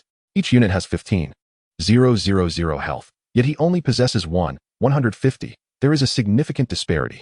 He checked his Tian Yuns, which totaled 232,500, a relatively ample amount. He immediately focused on the marketplace, searching for foundational physical skills. After some exploration, he discovered numerous skills yet to be acquired. foundational knife technique, foundational sword technique, foundational staff technique, and foundational whip technique. If this were any other player, they would surely revel in his predicament, deeming it a waste.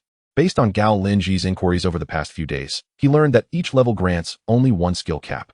Moreover, skills have subsequent tiers: intermediate, advanced, expert, master, and grandmaster levels. Upon reaching level 10, he could change classes to acquire even more powerful occupational skills. The skills learned must be synergistically combined to yield mutual benefits, achieving the highest cost-effectiveness, ultimately leading to significant strength.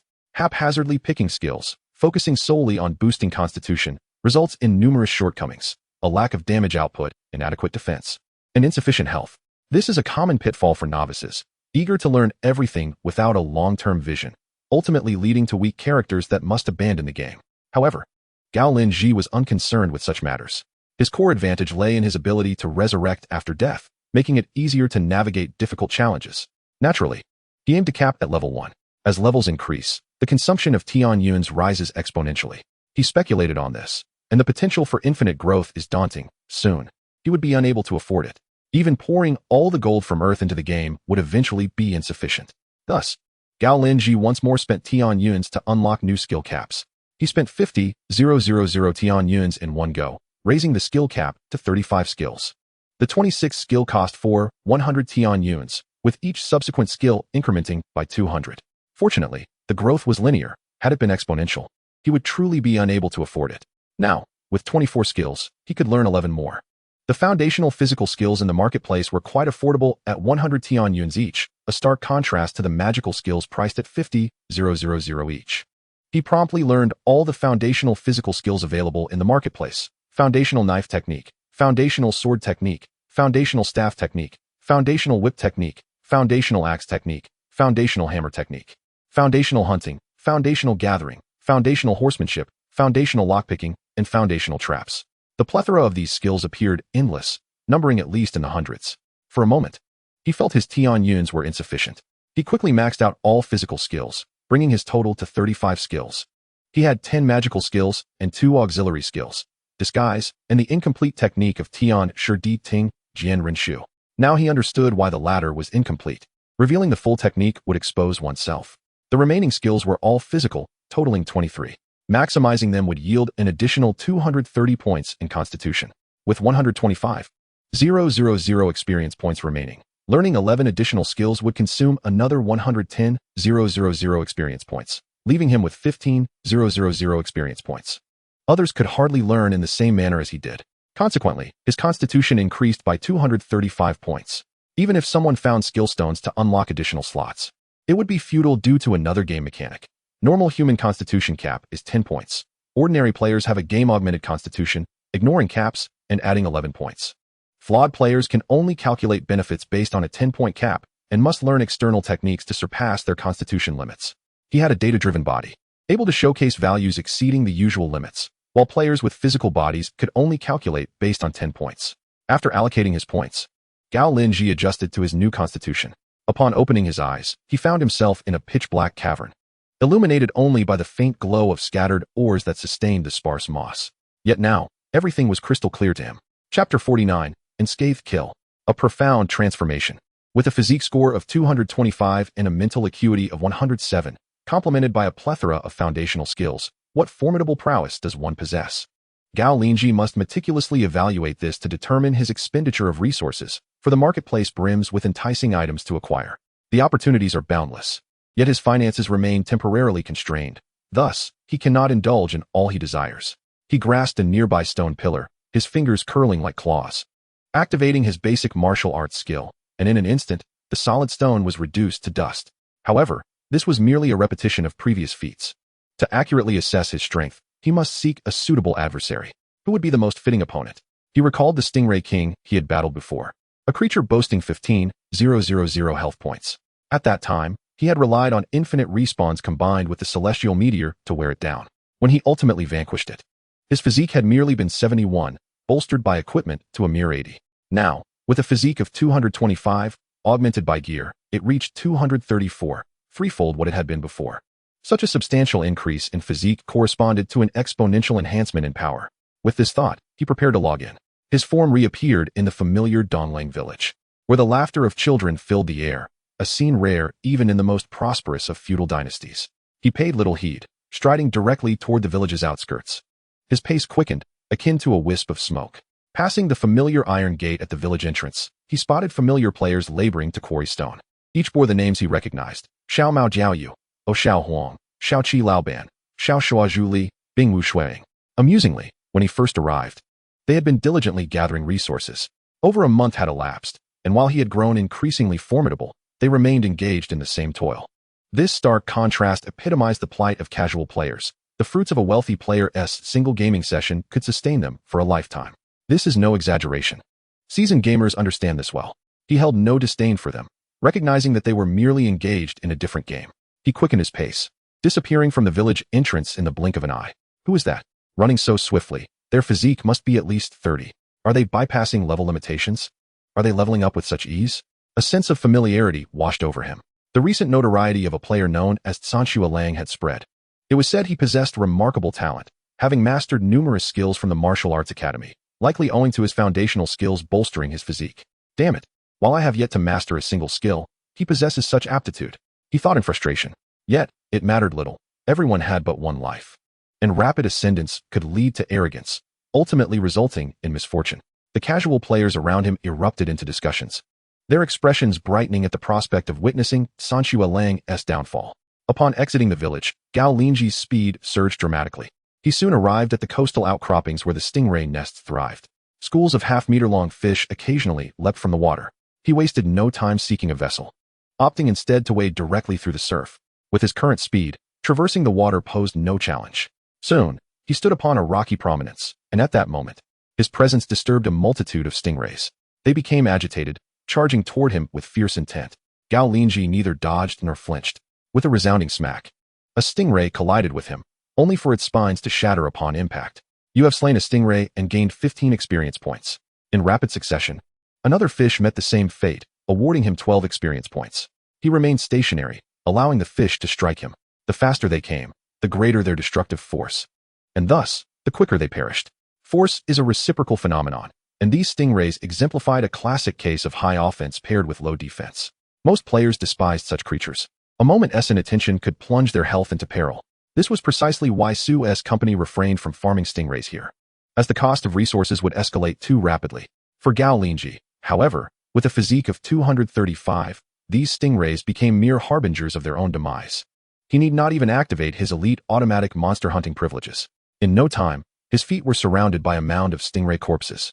Each incoming wave washed away the accumulated remains like a small mountain into the sea. Before long, the Stingray King finally emerged, boasting the same attributes in appearance as before, over 5 meters in length, akin to a great white shark. Its menacing dorsal spines appeared even longer, instilling fear in those who gazed upon it. Level 26. Stingray King. 15, 500 health points. Skills: rapid swimming, swift piercing, lethal strike. He recalled his previous encounters, having perished over 100 times, which had only served to fatten this particular stingray. Fortunately, he had remained at level 1. Although the Stingray King had defeated him, it had yielded minimal experience, save for the acquisition of a new skill. He retrieved his bow and arrow from his inventory, taking aim and releasing a shot. Predictably, the arrow struck the creature's hide and fell harmlessly. The power of the bow was inherently limited, dictated by the bow itself. He then drew forth his iron spear, whose might was directly proportional to his physique. The Stingray King, enraged by the assault, surged toward him with blinding speed. The waves roared as if propelled by a motorboat, and the glistening spines instilled dread. In mere seconds, the creature collided with Gao Linzhi. He brandished the iron spear, thrusting it forward just in time to pierce the Stingray King. With a resounding clash, both man and beast were propelled backward, the force of their encounter reverberating through the air. Gao Linzhi soared into the air with determination. In a moment of instinct, he took thousands of vigorous steps, allowing himself to walk seemingly on air.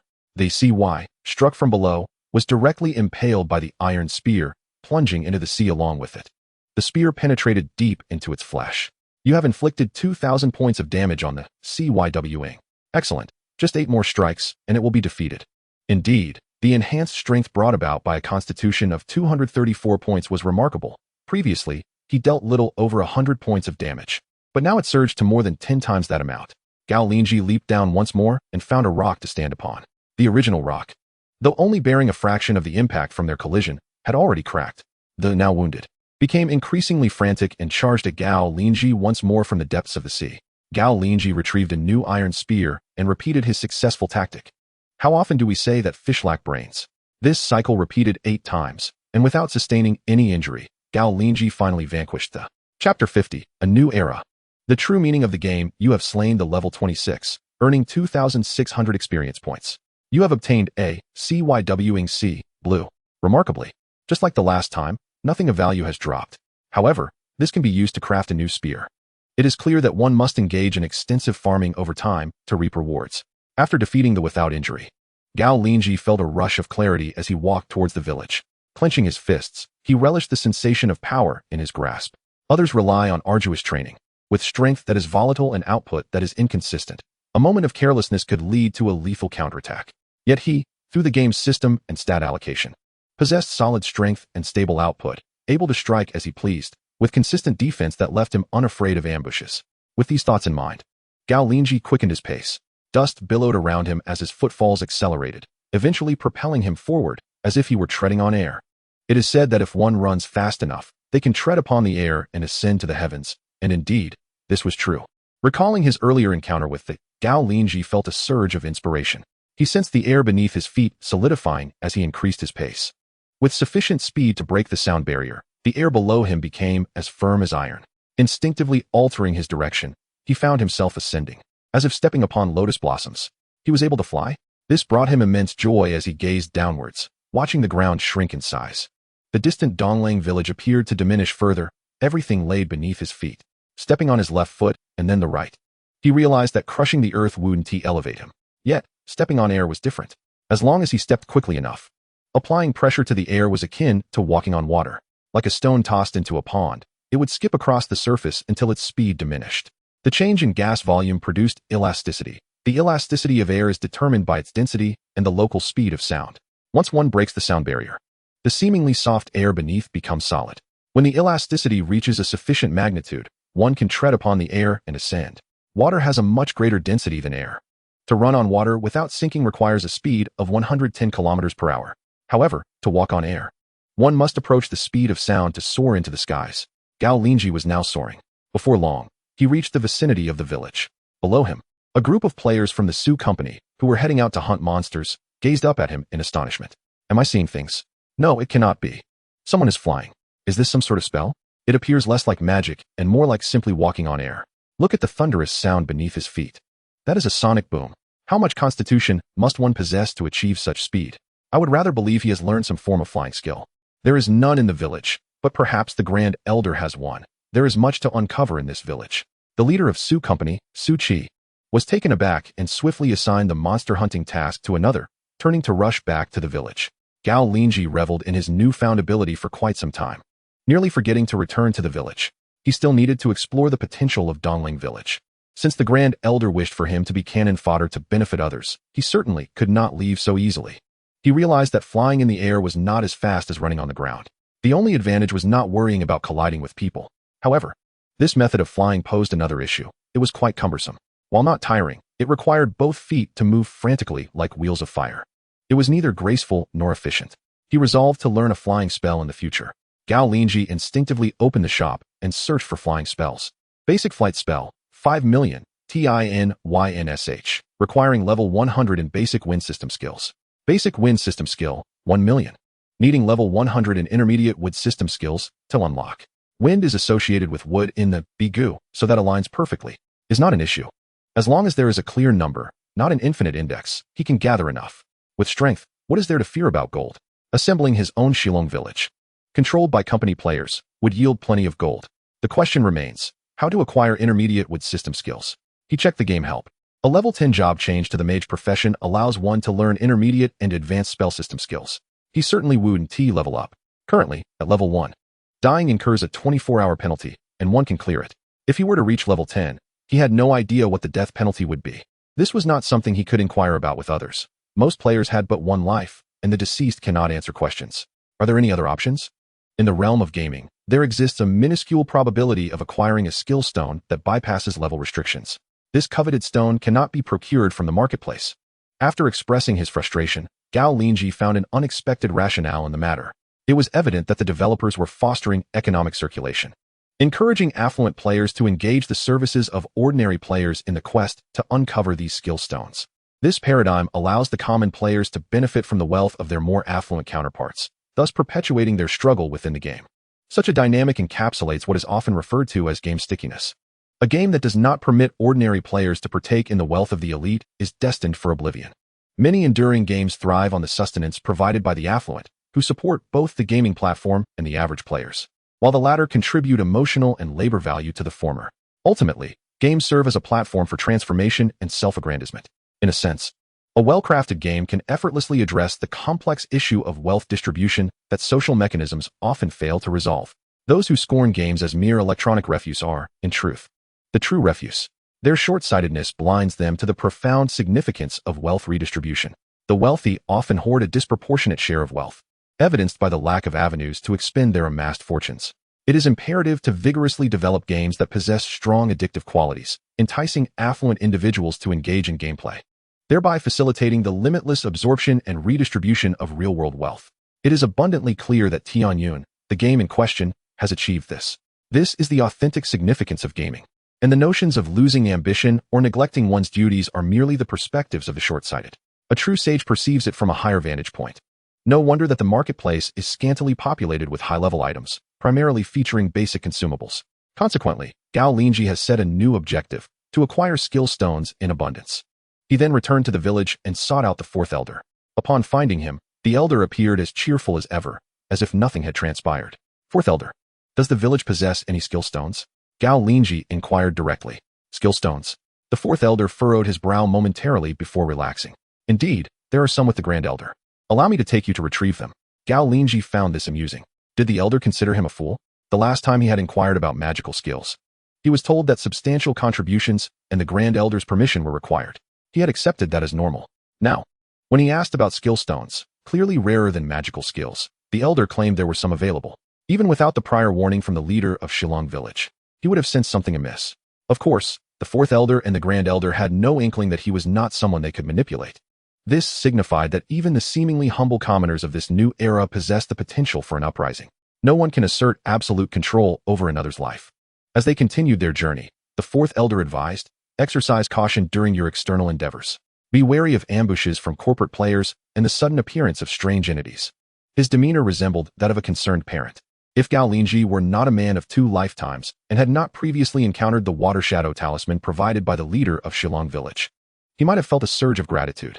Soon, they arrived at the western edge of the village, amidst a vast grove of locust trees, where a wooden cabin stood. As he surveyed the area, a red warning flashed on his minimap. Serious warning. Esteemed noble player level 8. You are about to enter an area of deceptive formations. You may become ensnared in a seal. While you can forcibly exit your consciousness, upon relogging, your game character will remain sealed. Concurrently, a skill began to flicker in his mind. It was the Tian Shi Di Ting Jian Ren Shu, an instinctual awareness that warned him of imminent danger. It was akin to a person teetering at the edge of a high rooftop. As long as one is not foolish, the looming peril is evident. Thus, Gao Linzhi halted at the edge of the locust grove, refusing to advance. The fourth elder entered first, and upon noticing Gao Linzhi's hesitation, he exclaimed, "Why are you not moving?" Gao Linzhi smiled and replied, "Fourth elder, the first skill you imparted to me was the Tian Shi Di Ting Jian Ren Shu. Do you remember its purpose? This skill allows one to discern the heavens, observe the earth, and recognize others, enabling a preliminary assessment of weather and terrain, as well as the intentions of others towards oneself." The fourth elder paused, taken aback, and then sighed, casting a complex gaze at Gao Linzhi. Sometimes, being too clever is not a virtue. Dying in a state of ignorance can also be a form of happiness, no? As a guardian contracted by the village, sacrificing yourself for its sake is a noble act. Why do you refuse? Gao Linzhi shook his head, asserting, for a faction to genuinely flourish, it must adhere to righteous paths, conducting its affairs with integrity. Solely pursuing nefarious means and shortcuts, calculating the interests and losses of each individual, will ultimately lead to contempt. Others are not foolish. One may deceive temporarily, but not indefinitely. The fourth elder's expression shifted, a flicker of anger crossing his face. Damn it, you know everything. It must be that someone from Shillong village informed you. I cannot believe there is a spy among the 5 elders. Gao Linzhi chuckled, impressed by the fourth elder's astuteness in connecting the dots so swiftly. In response, the fourth elder conjured a blue jade talisman. However, in the next moment, Gao Linzhi swiftly evaded. The fourth elder, taken aback, directed the talisman toward Gao Linzhi once more, yet Gao Linzhi had already launched a punch. With a resounding impact, he sent the fourth elder soaring into the air. A white light enveloped the elder, indicating the activation of a defensive talisman. Nevertheless, defense could not anchor him to the ground. Gao Linzhi delivered a single, powerful punch that sent his opponent soaring several hundred meters into the air, crashing down like a fallen aircraft. With a swift exertion of his legs, he leapt into the sky, delivering another blow. One punch after another, he struck the fourth elder back and forth in midair, akin to a mere plaything. The sound of sonic booms echoed beneath his feet. No. How could you be this strong? The fourth elder exclaimed in disbelief. It has only been a few months. But then again, he shook his head. It is futile. No matter how powerful you become now, it amounts to nothing. You will still die. Just one peculiar anomaly, and your life is forfeit. You should bequeath your talents to Lin Qing, for her gift is resurrection after death. She is the chosen one destined to combat the anomalies in the long run. For the sake of the village, for the human race, you must sacrifice yourself. Upon hearing this, Gao Linzhi could not help but chuckle. Do you know?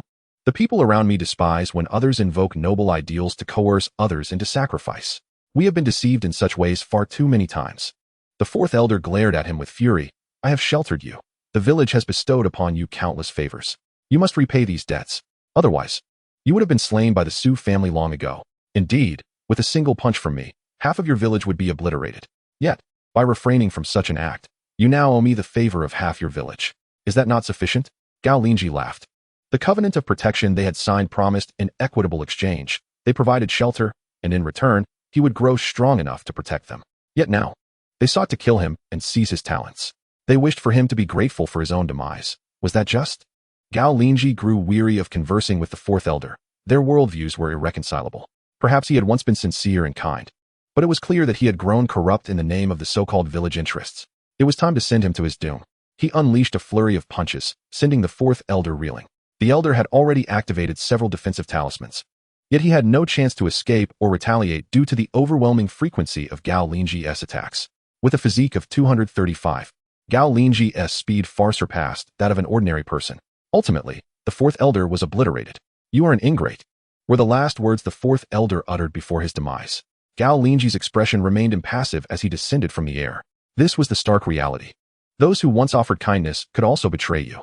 Those who had shown you friendship could become the cruelest of foes.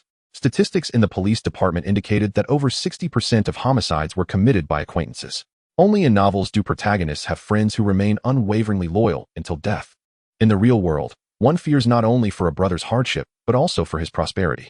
Meanwhile, a crowd had amassed beside the locust tree, casual players, corporate players, the remaining four elders, and the leader of the Shillong village merchant caravan. Is this guy still a player? Impossible. In just a few months, he possesses such power. This is absurd. He has defeated a village elder. Even we must rely on numbers to overpower them. A one-on-one confrontation is impossible. Su Qi exclaimed in astonishment, quickly calculating in his mind. He had been immersed in this Tianyun game for roughly half a year. In that time, a dedicated player might reach around level 30. Yet, leveling up diminished experience gained from defeating monsters, and level 30 monsters were exceedingly rare. Each level granted just 1 point to physique. So a level 30 character would have no more than 30 physique points. Even with skills, equipment, and rare items, one's physique would hardly exceed 50, especially with limits on physique. However, the power and speed exhibited by this bloodied figure before him indicated a physique exceeding 200 points, a transformation only achievable through extraordinary circumstances. The realization struck him. This individual must possess some hidden secret. It dawned upon him why the young master sought to eradicate casual players without mercy. The times had changed. In the past, even the most talented ordinary person could only become wealthy, ultimately being usurped along the way. Much like many founders of major corporations who lost their shares and became mere employees, those without martial prowess, no matter how clever, could only submit to violence. Chapter 52. The Fall Upon Exiting. The fourth elder is dead? A casual player gasped in shock. This is significant. He was just killed by an ordinary player? We're doomed. Who will train us now? Another lamented. While we toil away, this fellow, also a casual player, managed to defeat the fourth elder. The gap is insurmountable. A chorus of astonished voices erupted among the crowd. Yet, soon astute individuals recognized the opportunity. Mighty One, let us form an alliance. I wish to lean on your strength. Me too. Mighty One, with virtue in both literature and martial prowess, unite the East Wolf for all eternity. The throng of casual players quickly began to fawn over him. Gao Linzhi descended gracefully from the air, though the posture was hardly conducive to the air of grandeur he desired. His feet touched the ground, and an elderly man with a long beard, the Grand Elder of Dongling Village, finally spoke. You should not have killed the fourth elder. He acted for the good of the village. He regarded Gao Linzhi with a hint of coldness in his gaze. You wish to seize my talents and expect me not to resist? Gao Linzhi found the situation rather amusing. Indeed, you have been nurtured by the village, and it is through their protection that you have attained such strength. Should you not return it to the village? The Grand Elder replied indifferently. I merely signed a protective covenant. You shelter me, and in turn, I shall protect you in the future. This is an equitable exchange. Yet you now seek to seize my gifts and take my life. Gao Linzhi retorted coldly. With a disdainful snort, the elder proclaimed, You are destined for death, whether sooner or later. Dying now fulfills our agreement. He fixed his gaze upon Gao Linzhi. In that moment, the free players grew restless, expressing their indignation. How shameless. I warned against signing the guardian contract. Indeed, it seemed they intended to drive him to his demise. We shall vanquish them. Let us take control of this village. With a single strike, we can prevent a multitude of blows. Observing the eager crowd of free players, Gao Linzhi felt a surge of elation. This was a privilege he had never experienced in both of his lifetimes. In his previous life, he lacked funds and could only watch as wealthy players boasted in the group, while he merely echoed their praises. Now, he finally reveled in this sensation. With real voices cheering for him, Gao Linzhi turned to the elder, smirking, All your words amount to nothing. Let us see your true capabilities. The elder, dismissively regarding Gao Linzhi, produced an ancient bronze metal plate, the very guardian contract he had once established. The guardian contract, with a duration of 10 years, bound both parties to non-harm and non-deceit.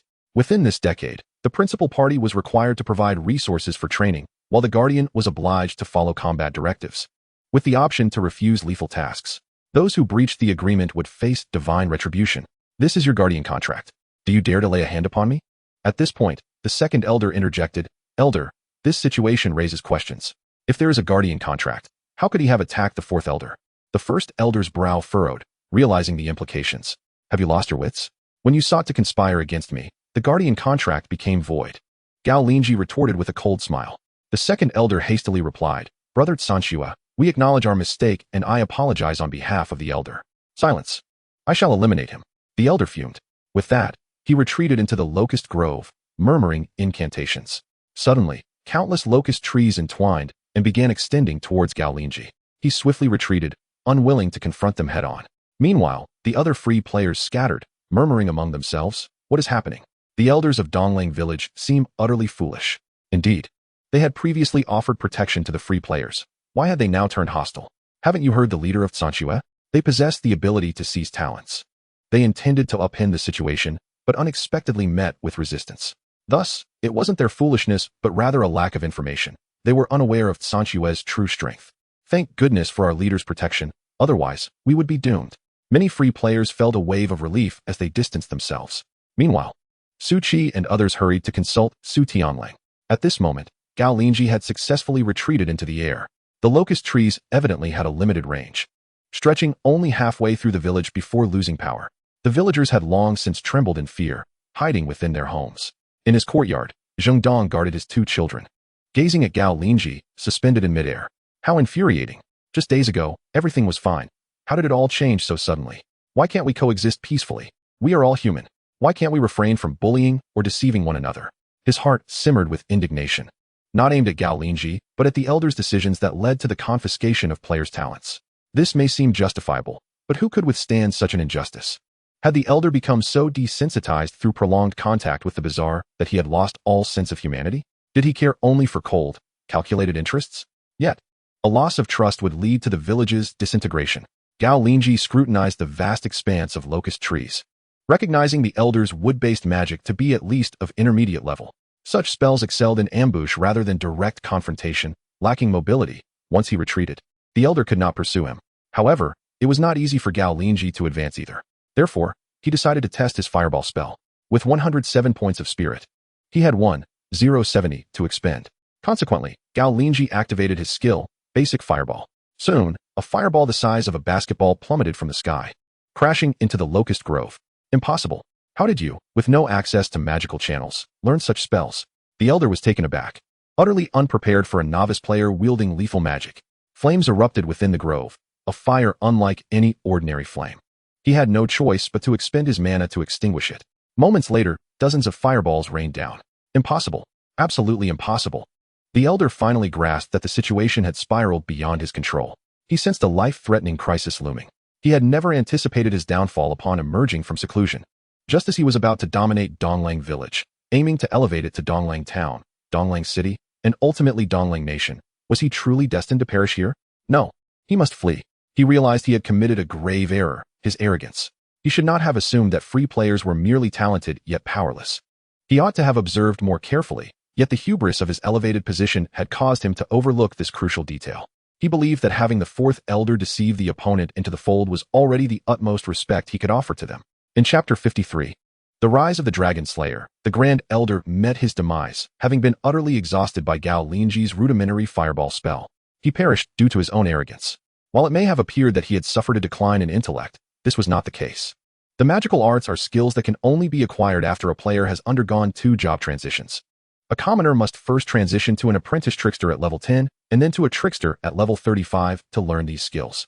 Even company players cannot master them, let alone a lone wanderer. This was the very essence of the opponent's hubris. Gao Linzhi was not surprised in the slightest. Having lived 2 lives, he had seen plenty of the arrogance exhibited by those in power. They often spoke of how a poor family seldom produces a noble child, and claimed that one's individual efforts could not compare to the legacies of their ancestors.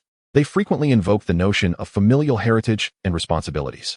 How often did they regard the discontent and fervent discussions of ordinary people? They were well aware of history, knowing of Huang Chao and Li Zicheng, yet they continued to speak and act in such a manner, much like the Grand Elder now. They had never viewed the lower classes as equals, merely as tools, fodder, and expendables. As Gao Linzhi reflected on this, he stepped upon the remnants of the Grand Elder's ashes. The entire locust grove was enveloped in wisps of green smoke, with towering trees charred blackened by the flames. Gao Linzhi let out a scoff. In the past, he could only vent his frustrations on online forums after toiling silently, hastily deleting his posts. But now, he could revel upon the ashes of his adversary. It was exhilarating, truly exhilarating. At that moment, the second elder, third elder, and fifth elder emerged from seemingly nowhere. As they appeared, they knelt before Gao Linzhi, exclaiming, "Congratulations, esteemed sir, for vanquishing the wicked Grand Elder and the fourth elder, those abominable beings." The second elder was the first to speak. "They were possessed by aberrations, and thanks to your intervention, our village has been spared." The third elder chimed in, unwilling to be outdone. The fifth elder stammered a few words, seemingly too bashful to flatter as openly as the others, merely bowing his head. Gao Linzhi smiled faintly, glancing over the profiles of the 3. The second elder was skilled in alchemy, the third elder in talisman crafting, and the fifth elder in artifact creation. They were all skilled artisans. The primitive beings indulged in slaughter, yet spared craftsmen and women. "You speak the truth." The Grand Elder meditated for too long, succumbing to aberrations.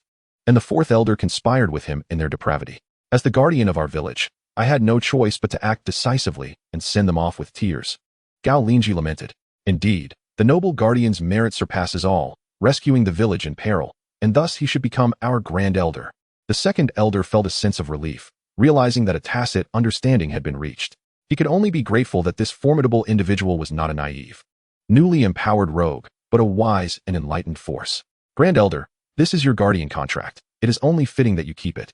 The third elder quickly produced a bronze plate and handed it over. Gao Linzhi accepted it, placing it in his game backpack. Although it would no longer be effective, he would keep it as a memento. Betrayal and retaliation.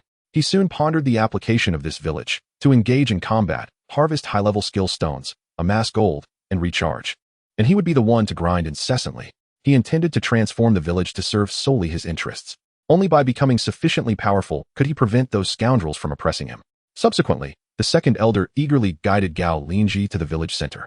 Before a grand house of grayish-white stone, this residence was conveniently located behind the fourth elder's courtyard, allowing for the swift mobilization of the village's forces. "This is the Elder's Council Hall, and it shall be your domain henceforth," the second elder explained, handing Gao Linzhi a jade talisman for the door. With this talisman, he could unlock the door. The surroundings were inscribed with runes capable of warding off most aberrations. The second elder continued with fervor. Just as Gao Linzhi and the others were about to enter the house, players began to emerge from various streets. These individuals, possessing only one life, were far more fearful than the few elders. The front row consisted of lone players, while the back row was composed of company players. The distinction was starkly evident. "Esteemed leader, we stand with you. We all come from the ranks of lone players. lend us a hand. Esteemed leader, we shall follow your lead. Gao Linzhi observed these players with amusement. Did they truly believe themselves to be the naive strong? A few flattering words, and they were ready to hand over their interests. Having lived 2 lives, he had seen through the mechanics of societal operation. Meanwhile, the 3 village elders were visibly anxious. They worried that Gao Linzhi might be swayed by these compatriots, ultimately leading to the exploitation of Donglang village to nourish the players. If that occurred, their troubles would be immense. The village would surely fall apart. They watched Gao Linzhi intently, awaiting his decision. Gao Linzhi pressed his hands down, quickly silencing the crowd before the stone house. All eyes were eagerly fixed upon him. I have come here for 2 words, fairness. From this day forth, everyone shall have an equal opportunity to learn, work, earn, and grow strong, regardless of whether you hail from a company or are a lone player. Whether you are a Tianyun or a Lanxing, all shall have equal chances in this village. Upon hearing this, some players became excited, while many others were filled with disappointment. They had initially intended to cling to a powerful figure, essentially hoping to exploit the village's resources through flattery. What was the most critical resource in the village for them? Undoubtedly, it was the monsters captured daily. They would now need to toil diligently to exchange their labor for wealth to acquire the rights to slaughter. In the realm of gaming, the solitary players, known as Sanren, differ significantly from the company players, such as Gao Linzhi, who lack the audacity to venture into the wilderness to engage in battles against monsters. For the Sanren, the most reliable method to swiftly enhance their strength is to rapidly gain levels. Each level grants a single attribute point. Thus, upon reaching level 10, one would accumulate 10 attribute points.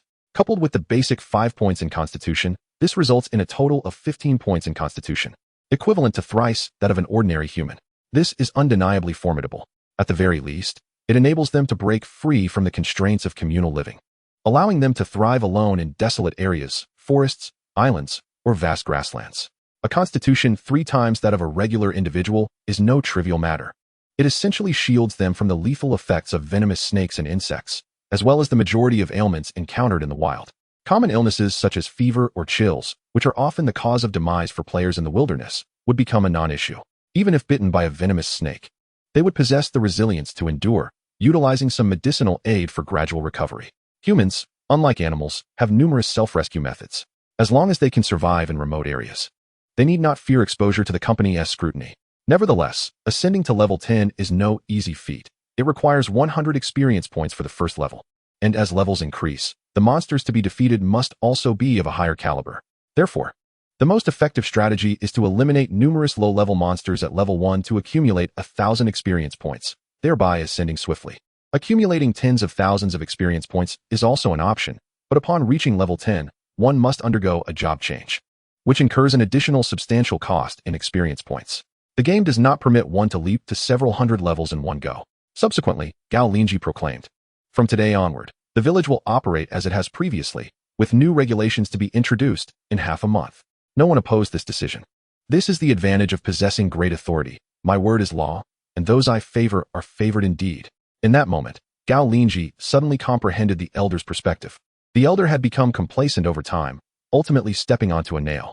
After speaking, he cast a glance at the second elder, who promptly approached with an air of authority, declaring, "All right, you may all disperse. We need to report to the newly appointed elder." The players reluctantly began to depart. After walking a short distance, some murmured in discontent. "We thought a big shot had arrived, someone to cling to, only to realize they looked down upon us. It is absurd. This is not merely a game where shouting praises will result in rewards. This is reality, a stark struggle for tangible benefits. Indeed, we can only hope the new leadership will not alter the village's previous decisions. If they conspire with the company players against us, it would spell trouble." Others voiced their concerns. "We must swiftly prepare for a retreat." The group of Sanren players suddenly awakened to the urgency and hastily made their preparations. However, upon reflection, they realized there was little to prepare. The only solace for the impoverished is that when fleeing, there are few attachments. At this juncture, a Sanren named O Xiaohuang remarked, "If they truly want to target us, the only escape is to log off and never return. Otherwise, evasion is impossible." Indeed, with their formidable strength, there is no refuge for us on Langshi Island, unless we can find a boat to sea, which would be tantamount to seeking death. Thus, the Sanren players could only remain vigilant, ready to log off at any moment. Meanwhile, Gao Linzhi was in the elders' council hall, conversing with the 3 remaining elders. "Let us prioritize our people. First, let us discuss the village's population," he suggested. The second elder responded, "Our village, Donglang village, has a total of 520 villagers. With 800 in their prime, while the rest are elderly, weak, women, and children. Each year, we can expect a birth rate of 30 to 100. Since the players arrived, our resources have significantly improved, and newlywed families are preparing for 8 or more children. Excellent. Having more children ensures the village's future. Gao Linzhi nodded in agreement. In an environment rife with monsters, humanity must, like the sea fish, rely on numbers for survival.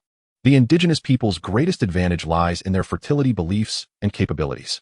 Modern players, on the other hand, often find even one child burdensome, with 2 or 3 being a rarity. Their primary focus is on personal strength, rarely contemplating procreation for continuity. What are the village's industries? Gao Linzhi inquired. The elder elaborated. Currently, our village predominantly relies on various specialty industries, such as grain, textiles, and essential living supplies, which we exchange with the company players. Our village produces timber, bamboo, animal hides, jade, shells, pearls, and medicinal herbs, which are utilized to craft weapons and potions to combat the monsters. Gao Linzhi realized that a symbiotic economic cycle had long been established between the indigenous village and the players. Of course, this economic exchange primarily occurs between the company players and the village, as only with parity in strength can trade flourish. Otherwise, it devolves into robbery and servitude. This is the plight of the Sanren players, who cannot exploit the price disparities between the two worlds on a large scale to their advantage. Such actions would only lead to exposure and subsequent repercussions. They can only discreetly carry minimal supplies to sustain their needs within the Tianyun game. Only the company players can amass significant profits. Are you aware of the current capabilities of the company players? Gao Linzhi inquired further, confident that the village would be well informed. The strongest among the company players is Su Tianlang. Although he is only level 11, he has already undergone a job change and is currently acquiring a multitude of foundational skills, likely to be leveling up, the second elder mused. Gao Linzhi smiled.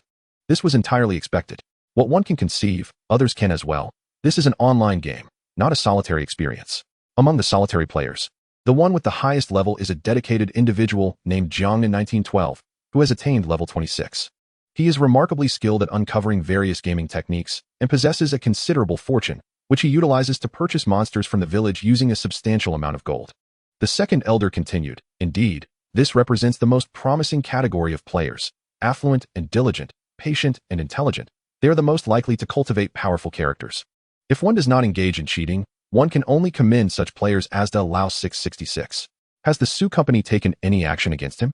Gao Linzhi inquired. It appears he may possess connections to a certain company. One day, a villager overheard Su Tianlang saying that as a son-in-law of the Liang family, it is best to tread carefully within the Su territory. The third elder pondered this for a moment. I see, Gao Linzhi chuckled. Indeed, within such a multi-layered corporate structure, those who manage to rise to prominence either cheat or have some form of background. This, Jiang in 1912, undoubtedly belongs to the latter category. However, it is certain that his life is not without its challenges. Otherwise, he would not abandon the Liang family's domain to reside in Donglang village as a solitary player. With this thought in mind, he inquired, where is the Liang family's territory? They are located in Shilong village, which is entirely under their control. The village's fifth elder has chosen to retire, providing only technical services and not managing specific affairs, the second elder promptly replied. Astute observation, Gao Linzhi smiled. This Liang family must be associated with the Liang Corporation south of Sioux City. The inhabitants of Shilong village may wish to exploit their resources, but they likely do not realize that their efforts are merely facilitating the takeover of Dongling village. What is the military strength of the village? The second elder quickly responded. Currently, the village has 4 patrol teams, 1 during the day and 3 at night. The teams alternate between day and night patrols at regular intervals. Each patrol team consists of 1 captain, 2 vice captains, and 22 members, totaling 25 individuals. With 4 teams, that amounts to 100 people. In terms of strength, excluding secret techniques and equipment, the captains and vice captains are at a player level of 20, while the team members are at a player level of 10. Gao Linzhi understood the situation. With his constitution of 235, regardless of other enhancements, he was equivalent to a player of over 200 base levels. They would not stand a chance against him. Chapter 55, 100 kilograms of gold is coming back. Even a character at level 200, devoid of mid to high-level skills, would dominate in such a novice village. After inquiring, Gao Linzhi then addressed the 3 elders. You must promptly arrange the funerals for the 1st and 4th elders. They valiantly confronted the aberrations for the sake of the village and succumbed to their infections, thus dying for a worthy cause. Remember, they should be given a grand burial, with generous compensation for their relatives and children. Although Gao Linzhi had never engaged in governance, he had witnessed enough to understand that funerals were primarily for the living. Toyotomi Hideyoshi gained a significant advantage in governance by preemptively conducting a funeral for Nobunaga. Yes, indeed, the first elder was wise. This will undoubtedly ensure the loyalty of the entire village. The second elder finally felt reassured. At the same time, he harbored resentment towards the former first elder for being secluded for too long, neglecting the affairs of others. The result was their demise. Fortunately, as a technician, he was not adept at combat and had not been overly involved. After discussing this matter, Gao Linzhi continued, "Next, we must organize a dedicated reconnaissance and combat team. Players will serve as support, while villagers will act as the main force, mutually supervising each other. This team will receive focused training within the village." Upon hearing this, the second elder expressed concern. All along, the nests have implicitly been under the control of Su Company personnel. After they finish their tasks, the threat posed by the nests will diminish significantly, allowing our village's patrol teams to struggle to capture some monsters to sell to solitary players, thereby replenishing village resources. Capturing monsters offers them no benefits, is inefficient, and they are unlikely to consider fostering solitary players. Since I am here, this must be reassessed. Gao Linzhi smiled slightly. This is a new world, a new opportunity. The maritime explorations of the previous era produced countless emerging talents. However, the players of their company are not afraid of death. Should you reconsider? The second elder could not help but remind him, not wishing for the new first elder to perish shortly after assuming office. He dreaded having to kneel once more and manage another funeral, which was quite a taxing endeavor. Fear not, the players from their company also possess fatal weaknesses. Gao Linzhi confidently asserted. That afternoon, in Dongling Village, at the Su Company players' courtyard, Su Qi appeared visibly anxious. "Young master, I have received intel that the severely injured player intends to target us. They are planning to take control." Su Tianlang coldly smiled, as I anticipated. The only resources in this village that would catch the attention of such a formidable individual are the rare drops, skill books, skill stones, talent stones, rare equipment, and even pets. What should we do? He is too powerful. Su Qi exclaimed nervously, gazing towards the doorway. Should there be a warning, he would immediately log off. After all, he had only one life. If the opponent decided to unleash chaos and storm their premises, they would have to log off immediately. No need to panic. He relies on extraordinary perception, having mastered a multitude of foundational skills in advance, enabling him to enhance his constitution. However, the constitution has its limits, as do the number of skills. How has he managed to significantly surpass these limits? Su Tianlang was equally eager to uncover Gao Linzhi's secrets, for he himself was stuck at level 11. He had only learned 11 skills, of which only 3 were foundational skills, while the others belonged to the professional skill tree. As an apprentice of the trickster, his skills had long since reached their experience caps. He learned from the elite players in the company about a skill stone that could increase skill limits, yet it had never been revealed. Skills of intermediate level and above wield immense power, but they rarely enhance basic attributes, which is precisely the game's balance, preventing everyone from flocking to learn only intermediate and advanced skills. Silence enveloped the crowd, leaving them unsure of how to respond. Let us negotiate with him. We can assist him in farming rare items and share the profits with the village, and if he desires, we can prioritize selling to him, Su Tianlang confidently proposed. However, the next moment, a voice emanated from a bamboo tube on the wall of the hall. "Young master, that low-health individual has arrived with the village patrol team." It seems the visitor is not benevolent. I have overestimated him. He is merely a brash young fool who does not comprehend the true value of our company as players. Su Tianlang furrowed his brows. "I shall not face him. Su Qi and the others will negotiate with him. Remember, agree to whatever he asks. Once he has had his fill of antics, he will invite us back." With that, Su Tianlang promptly logged off. Su Qi and the others cursed under their breath at Su Tianlang's departure, feeling relegated to mere cannon fodder. Su Qi hurriedly led the group out of the hall toward the courtyard, where they encountered Gao Linzhi, who was accompanied by a patrol team. Naturally, the guards at the entrance could not deter them. "Welcome, esteemed elder. If you merely post a notice, we shall gladly come to pay our respects," Su Qi said with a respectful demeanor, as if all past deceptions and conflicts with Gao Linzhi had been erased. Gao Linzhi had to admit, this was the reality. Villains are all calculating, weighing the pros and cons, and do not let fleeting emotions drive them to act rashly. Enough of the pleasantries. I am here to announce one matter. The nests surrounding the village belong to the village. Anyone wishing to farm monsters must report to the village in advance, and the village will send personnel to supervise and collect taxes. The initial tax rate is set at 70%, which can be offset by the items produced. Gao Linzhi stated directly. This was a declaration only he could make. Words from others would lack authority. Very well, whatever the elder decrees shall be upheld.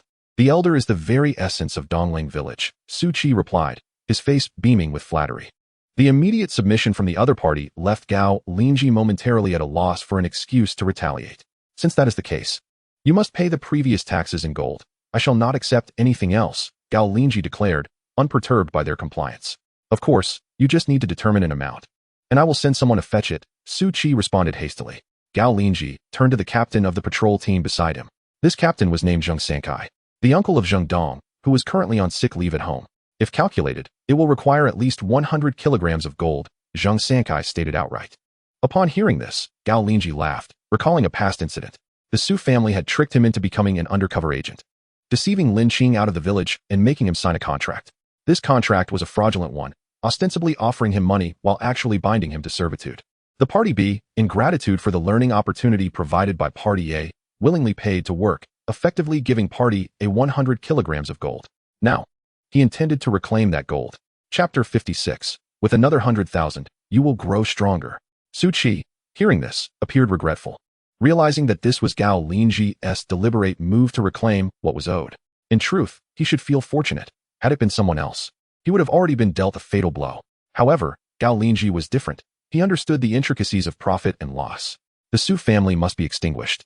But before their demise, he aimed to extract maximum benefit. Simply killing them would be too merciful. Death is devoid of pain. The true agony lies in the torment before it. Very well, I shall apply to retrieve it from the warehouse, Su Qi conceded, recalling Su Tianlang's prior instructions to fetch the gold. As a mere lackey, he naturally lacked the authority to do so.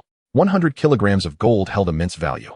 Prior to the emergence of the Tianyun game, it was priced at 400 yuan per gram. After the game's launch, it surged to 1,000 yuan per gram. Since the appearance of a rogue player stealing gold jewelry, the price has escalated further. Major companies caught wind of this and began strictly regulating the gold in subordinate cities, vigorously confiscating gold from residents and prohibiting its outflow. It could be said that, for a time, the market for gold jewelry and products drastically diminished. This even impacted many high-tech industrial products, forcing modifications to reduce gold usage. Currently, gold has become so scarce that even those with wealth find it difficult to obtain, rendering it unsuitable for pricing in conventional currency. Only major powers can amass gold. Individual players need not aspire to do so. As Su Qi pondered this, he invited Gao Linzhi and his company into the hall for tea. He personally logged off to seek Su Tianlang's approval for the gold. 100 kilograms of gold. Does he possess a means to directly convert gold into strength? Does he have some innate talent or know an elusive old master? Su Tianlang immediately speculated. The gold they had reserved was primarily for trading with other villages and towns to procure rare equipment, jade talismans, skill books, and the like. His 11 skills were acquired through skill books purchased with gold.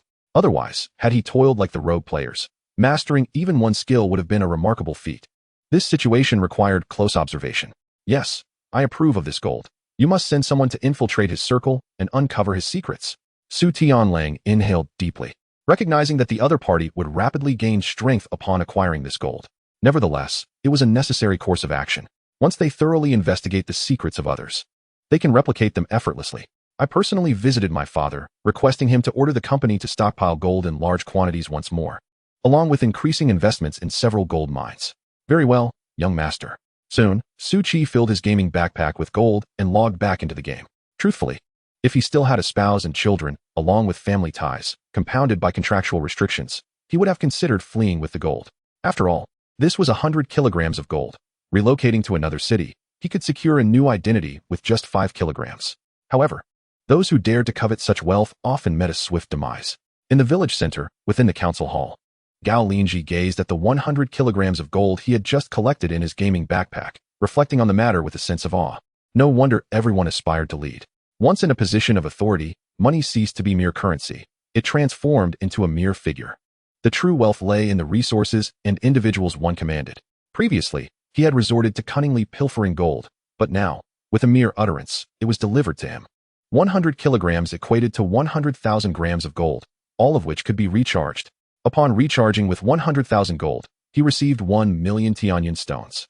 Accumulating a total recharge of 153,000 gold elevated his noble privileges to level 9.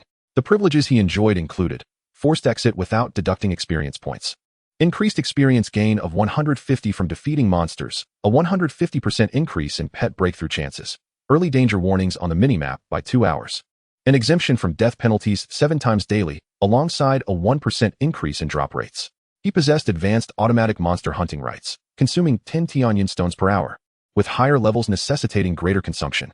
However, Gao Linzhi remained somewhat dissatisfied. After all, having recharged such a considerable amount, he expected a variety of rewards. Suddenly, a thought struck him. Upon his initial login, there had been numerous enticing recharge interfaces, each showcasing various rewards. Among them was a first-time recharge bonus of 606 Tianyan stones, along with a continuous 3-day claim for the first recharge gift package, culminating in a rare purple pet on the 3rd day of logging in. He had yet to unveil that exclusive purple pet. Opening his gaming backpack, he navigated to the pet section.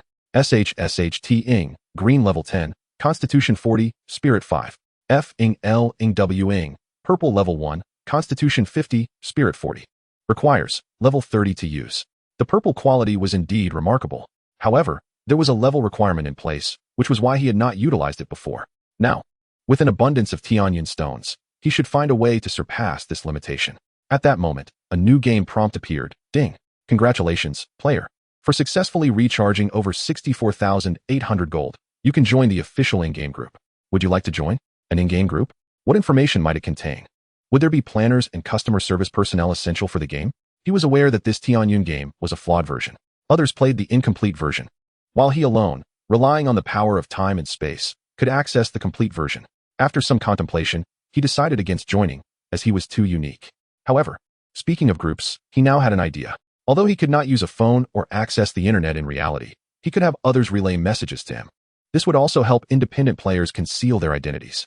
The role of independent players was significant, as they could balance the power of company players and provide more possibilities in the game. Thus, he promptly instructed the elder assistant standing nearby, "Please arrange for a report from Dongling Village. It should be divided into 2 sections, one for local news and another for player news from the offline world. Allow independent players to handle this task." "Understood, Great Elder." The elder assistant replied cautiously. He was a simple middle-aged man who had witnessed the former elder being reduced to ashes by the current elder, naturally refraining from any opposition. Some might wonder why they did not report to the town or seek the town's intervention to suppress Gao Linzhi. The reason was simple. They understood that the highest force in the town could not possibly obliterate the elder. Soon, the news spread. A group of independent players became exhilarated, as a new employment avenue had opened up for them, and it was exceedingly safe. They merely needed to relay some information offline, without the risk of exposure. Chapter 57. The movements of the official group and the pain of having money with no place to spend it in a certain online group. The group title displayed Yusher, Tianxia, 21. The group announcement was boldly written in red capital letters. This group is the only official built-in group for the Tianyun game. Only those who achieve high-level accomplishments can be invited by the official to join. Due to the game becoming flawed for unknown temporal reasons, technicians are working overtime. But it is currently difficult to repair. For the sake of game balance and long-term development, the following content is hereby decided. The benefits for group members are as follows. Enjoy special game protection, with 1 resurrection opportunity per year. Upon resurrection, players can choose to enter the game's absolute safe zone, remaining there until the next year. Their bodies will be semi-digitalized, significantly slowing aging, with a base lifespan of 500 years. The obligations of group members are as follows. Group members are prohibited from indiscriminately attacking ordinary players or indigenous people. If it is necessary to take action, they must report to the group administrator afterward, and judgments will be made in a fair, just, and open manner within the group. If the judgment does not pass, the first warning will be issued, with expulsion for a second offense. All members of this group bear the responsibility of maintaining the healthy development of the game, which includes, but is not limited to, proactively halting malicious destruction of natural habitats, actively defending key indigenous cities and villages, and safeguarding individual players from malicious hunting. Upon joining this group, members are required to distance themselves from previous social relationships, striving to become lone wolves, and marriage is strictly prohibited. The administrators solemnly recommend to substitute marriage with fleeting pleasures, thus resolving the dilemma. The ultimate interpretation of the aforementioned clauses lies with the group administrators. Currently, the chat records in the group reflect a total of 999 messages. Recently, I soloed a level 45 boss and nearly faced defeat, almost exhausting this year's revival quota. Zhu Jian 3001 lamented. What a pity, had you failed. You could have joined me in imprisonment. It is undoubtedly a safe zone, secure in its own right, yet it resembles a prison. Beyond engaging in combat, there is nothing else to do. Kong Kong 2086 remarked. Indeed, if Zhu Jian were to be imprisoned, you would no longer need to fight, correct? Zhang Nin 1912 added. Get lost. Zhu Jian 3001 expressed his frustration with an angry emoticon. Only Jiangnan understands me, Kong Kong 2086 noted. Will this game ever reopen recharge channels? I am asking once more, I no longer wish to strive. Riding the wind, Cheetah asked. How many times must I reiterate? The game will not open recharge options until all repairs are completed. Zhu Jin 3001 scoffed. Is the repair of this game a lifetime endeavor? Will my great-grandson even witness it? Administrator, step forward. Tian Yun Di Shuai exclaimed. The administrator remains unresponsive as usual. Let us not entertain such hopeful thoughts. Ding. Congratulations to yet another new player for achieving a high-level accomplishment in Tian Yun. An invitation to join our group has been extended. Everyone, prepare to welcome the newcomer. Tian Yun Di Shuai announced. Once they arrive, disregard the chaotic discussions and issue an announcement. Newcomers are coming. Esteemed members, please distribute some welcoming red envelopes. Will the newcomer be handsome? This group is plagued by too many unattractive individuals and desperately needs an aesthetic upgrade. Gentlemen, let us maintain our integrity. We are a pure group. It has been a long time since we welcomed a newcomer. The cursed higher-ups of the company relentlessly suppress individual players, forcing them to become cannon fodder while they themselves fear taking risks. The result is a game devoid of new achievements to break through. Well, not all companies are villains. There are indeed benevolent companies that engage in charitable acts. Alas, such instances are rare. Suddenly, the administrator spoke again. The player has declined to join the official built-in group. All right, everyone disperse. What a disappointment. A foolish one indeed. Had he known the benefits of this group, he would surely regret it to his core. The administrator should have informed him beforehand. Precisely, if you do not disclose the information, how can others dare to join recklessly? I too had my doubts initially, but I was cornered, pursued by a group of corporate players, and had no choice but to seek survival. Jiang in 1912 sighed. You are right, administrator. Please issue a game notification. However, Tian Yun Di Shuai received no response. Is it merely feigning ignorance? In Donglang village, within the council hall, Gao Linzhi safely logged off from the Elder's private resting room. 2 level 20 villagers had been guarding this place year-round. He returned to his cavernous abode. It is indeed safe here. Gazing into the pitch-black surroundings, accompanied only by the sound of dripping, he felt an inexplicable sense of security. Now, let the enjoyment commence. He checked the game panel and found he possessed 183,256 Tian Yun stones. What can 1 million Tian Yun stones accomplish? Basic flight skill costs 5 million Tian Yun stones, and basic wind system skills cost 1 million Tian Yun stones. Well, that only affords me 1/5 of the necessary Tian Yun stones. This is the harsh reality. The wealthier one becomes, the more one realizes the inadequacy of their funds. This is why the impoverished cannot comprehend why the affluent lament that they are left with only a few million. Now, Gao Linzhi finds himself in this very predicament. Just 1 million. What can that accomplish? It seems purchasing basic skills and unlocking skill caps is the most economical choice. After all, one of the greatest advantages of being capped at a certain level is the ease of experience gain. Subsequently, he continued to unlock the skill limit. He expended 332,500 Tian Yun stones in one go, raising the skill cap to 70. Previously capped at 35 skills, this effectively doubles his capacity. Now, the next task is to seek out basic skills that can enhance physique and spirit. Upon checking the marketplace, disappointment ensued. It was anticipated that there would be few basic skills available for improvement. He nearly scoured it clean and finally found a skill book, Basic Throwing. Indeed, having searched the marketplace thoroughly, this was the only one he could find. In truth, he was not surprised. A competent game designer would not make all skill books readily available in the marketplace. Such an approach would severely diminish the gaming experience for those who spend money. Why would they delve deeper into the game when they could simply purchase everything? Without player engagement, the affluent would not be encouraged to invest further. As for other spell-related skill books, they all require prerequisites and cannot be learned at level 1. Ironically, Gao Linzhi is stuck at level 1. This is perfectly normal. In the game, choosing to cap a specific aspect yields enormous benefits in one area, but inevitably results in deficiencies in another. The designers will not allow one to possess everything. For ordinary players, being capped at level 1 is futile. Regardless, they face death without the privilege of resurrection. Gao Linzhi reluctantly learned this last basic throwing skill. Next, he consumed 10,000 experience points to elevate it to level 100. With skills totaling 36 and a cap of 70, he still had 7,600 experience points remaining. His physique increased to 245. Even with wealth, he found it challenging to expend.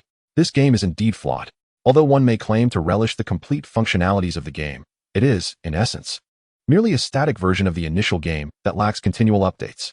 The acquisition of skill stones is imperative, as they are the sole means through which additional skills may be unlocked.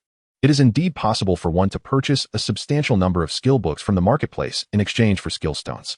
However, This could expose one to potential risks. Given his current capabilities, it is appropriate for him to seize the interests of Dongling village. Yet, showcasing an abundance of skill books may attract the covetous gaze of more formidable forces. Chapter 58. The appointment of a new elder and the reaction of the wanderer Gao Linzhi logged in once more, convening the elders within the council chamber. The times have changed, and our village requires advancement. What constitutes our foundation? He cast his gaze upon the three elders. The second elder promptly interjected, stating that the foundation of the village does not lie in the quantity of arable land or a burgeoning population, but rather in the number of monster nests. The quantity of nests determines the scale and prosperity of a village. An increase in nests draws more celestial arrivals, thereby augmenting our labor force, which dwarfs in comparison to the village's limited populace. The population of the celestial realm is virtually limitless. Gao Linzhi expressed his satisfaction. Well said. I previously instructed the organization of a dedicated reconnaissance and combat team. What progress has been made? The three elders exchanged glances, all being technocrats. They were not adept in matters of personnel. The second elder hesitantly replied, with the grand elder's concern, we have posted an announcement at the village entrance, and some players have come forth to apply, although they are all from the Su family. We have also recruited a few agile individuals from the patrol team, forming a group of 5, named Zheng Huaihu, Zheng Huaibao, Zheng Huaixiong, Zheng Huailong, and Zheng Huaying. Gao Linzhi was quite pleased. He had merely mentioned it in passing. Yet these individuals had taken it to heart. However, such displays of martial prowess are only effective initially, as they may wear thin over time. He then stated, now, the 5 elders are missing a 4th elder to manage military affairs. You may choose one. Upon hearing this, the 3 elders sighed with relief. They understood that Gao Linzhi had developed a basic level of trust and reliance on the village. Otherwise, he would not have returned military authority to them. This exemplifies the essence of true power residing within oneself. Gao Linzhi was indifferent to whom they selected for military management, as long as the duties were performed well. In contrast, those feudal monarchs are often preoccupied with the reliability of their choices rather than their capabilities, becoming increasingly suspicious of the more competent candidates. I recommend Captain Zheng Dong of the patrol team. He is a man of integrity, diligent over the years, and treats the celestial arrivals with fairness, making him well suited for the current situation. The second elder recommended. I concur. I also concurred. The 2 elders expressed their agreement wholeheartedly. Thus, one of the 5 elders of the village, a position of great significance in military affairs, was decided upon in mere moments. They then dispatched someone to summon Zheng Dong. Upon receiving the news, Zheng Dong felt utterly dazed as he followed the messenger to the council chamber. 4th elder? Such a lofty position. Can a mere patrol captain occupy it? Along the way, he recalled the various enigmatic and imposing traits of the previous 4th elder. Their confidence in handling the bizarre and managing players. He questioned his own capabilities, feeling utterly inadequate in comparison. Yet, it was precisely such an individual, whom he considered a celestial arrival he had nurtured, who had easily dispatched them. Of course, he had heard the 3 elders assert that the 4th elder and the grand elder had been possessed by anomalies, and that the celestial arrivals had bravely come forth to save the village. He was well aware that this narrative was flawed, for he had been privy to the entire episode and knew it stemmed from the village's oppression of the celestial arrivals, which had provoked a backlash. Nonetheless, he now sought to force himself to accept this as the truth. Yes, it is not the fault of the elders, but rather the anomalies. It is entirely the fault of this world. With this thought, he found some solace. He must ensure that such errors do not occur again. Subsequently, he followed the messenger into the council chamber and instinctively lowered his head upon seeing Gao Linzhi seated in the main position. It was only a few weeks prior that he had been teaching him how to efficiently defeat monsters. Suddenly, he comprehended why the celestial arrivals referred to themselves as players, while the elders insisted on calling them celestial arrivals. These individuals are the truly favored of the heavens. Very well, Captain Zheng, after a unanimous assessment from us 4 elders, you are appointed as the 4th elder of the village. Second elder, please inform the new 4th elder of his responsibilities. Gao Linzhi turned to the second elder. The second elder quickly responded, Zheng Dong, you have always been under the command of the 4th elder, and you are already familiar with most matters. Zheng Dong nodded humbly. I know a little. The responsibilities of the 4th elder primarily involve assisting the village in cultivating reliable combat strength, leading the patrol team, repelling monsters, and avoiding or diverting anomalies. There is now an additional task of fostering good relations with the celestial arrivals and coordinating the relationship between the village and the celestial arrivals. Understood. I will do my utmost to fulfill all that I can, Zheng Dong assured earnestly. He had no intention of avenging the 4th elder. Firstly, it would be unreasonable. And secondly, he had children to consider. Of course, if Gao Linzhi were to continue slaying after the Grand Elder and the 4th Elder, even annihilating the village, he would spare no effort to intervene. Fortunately, The other party was not the sort to distinguish right from wrong. Excellent. I now entrust you with a task for the village. Gao Linzhi continued to inform him of the situation regarding the monsters. If you perceive any danger, do not hesitate to communicate with me, and I shall address it, Gao Linzhi added. Yes, Grand Elder. Upon hearing this final statement, Zheng Dong finally felt a willingness to accept from the depths of his heart.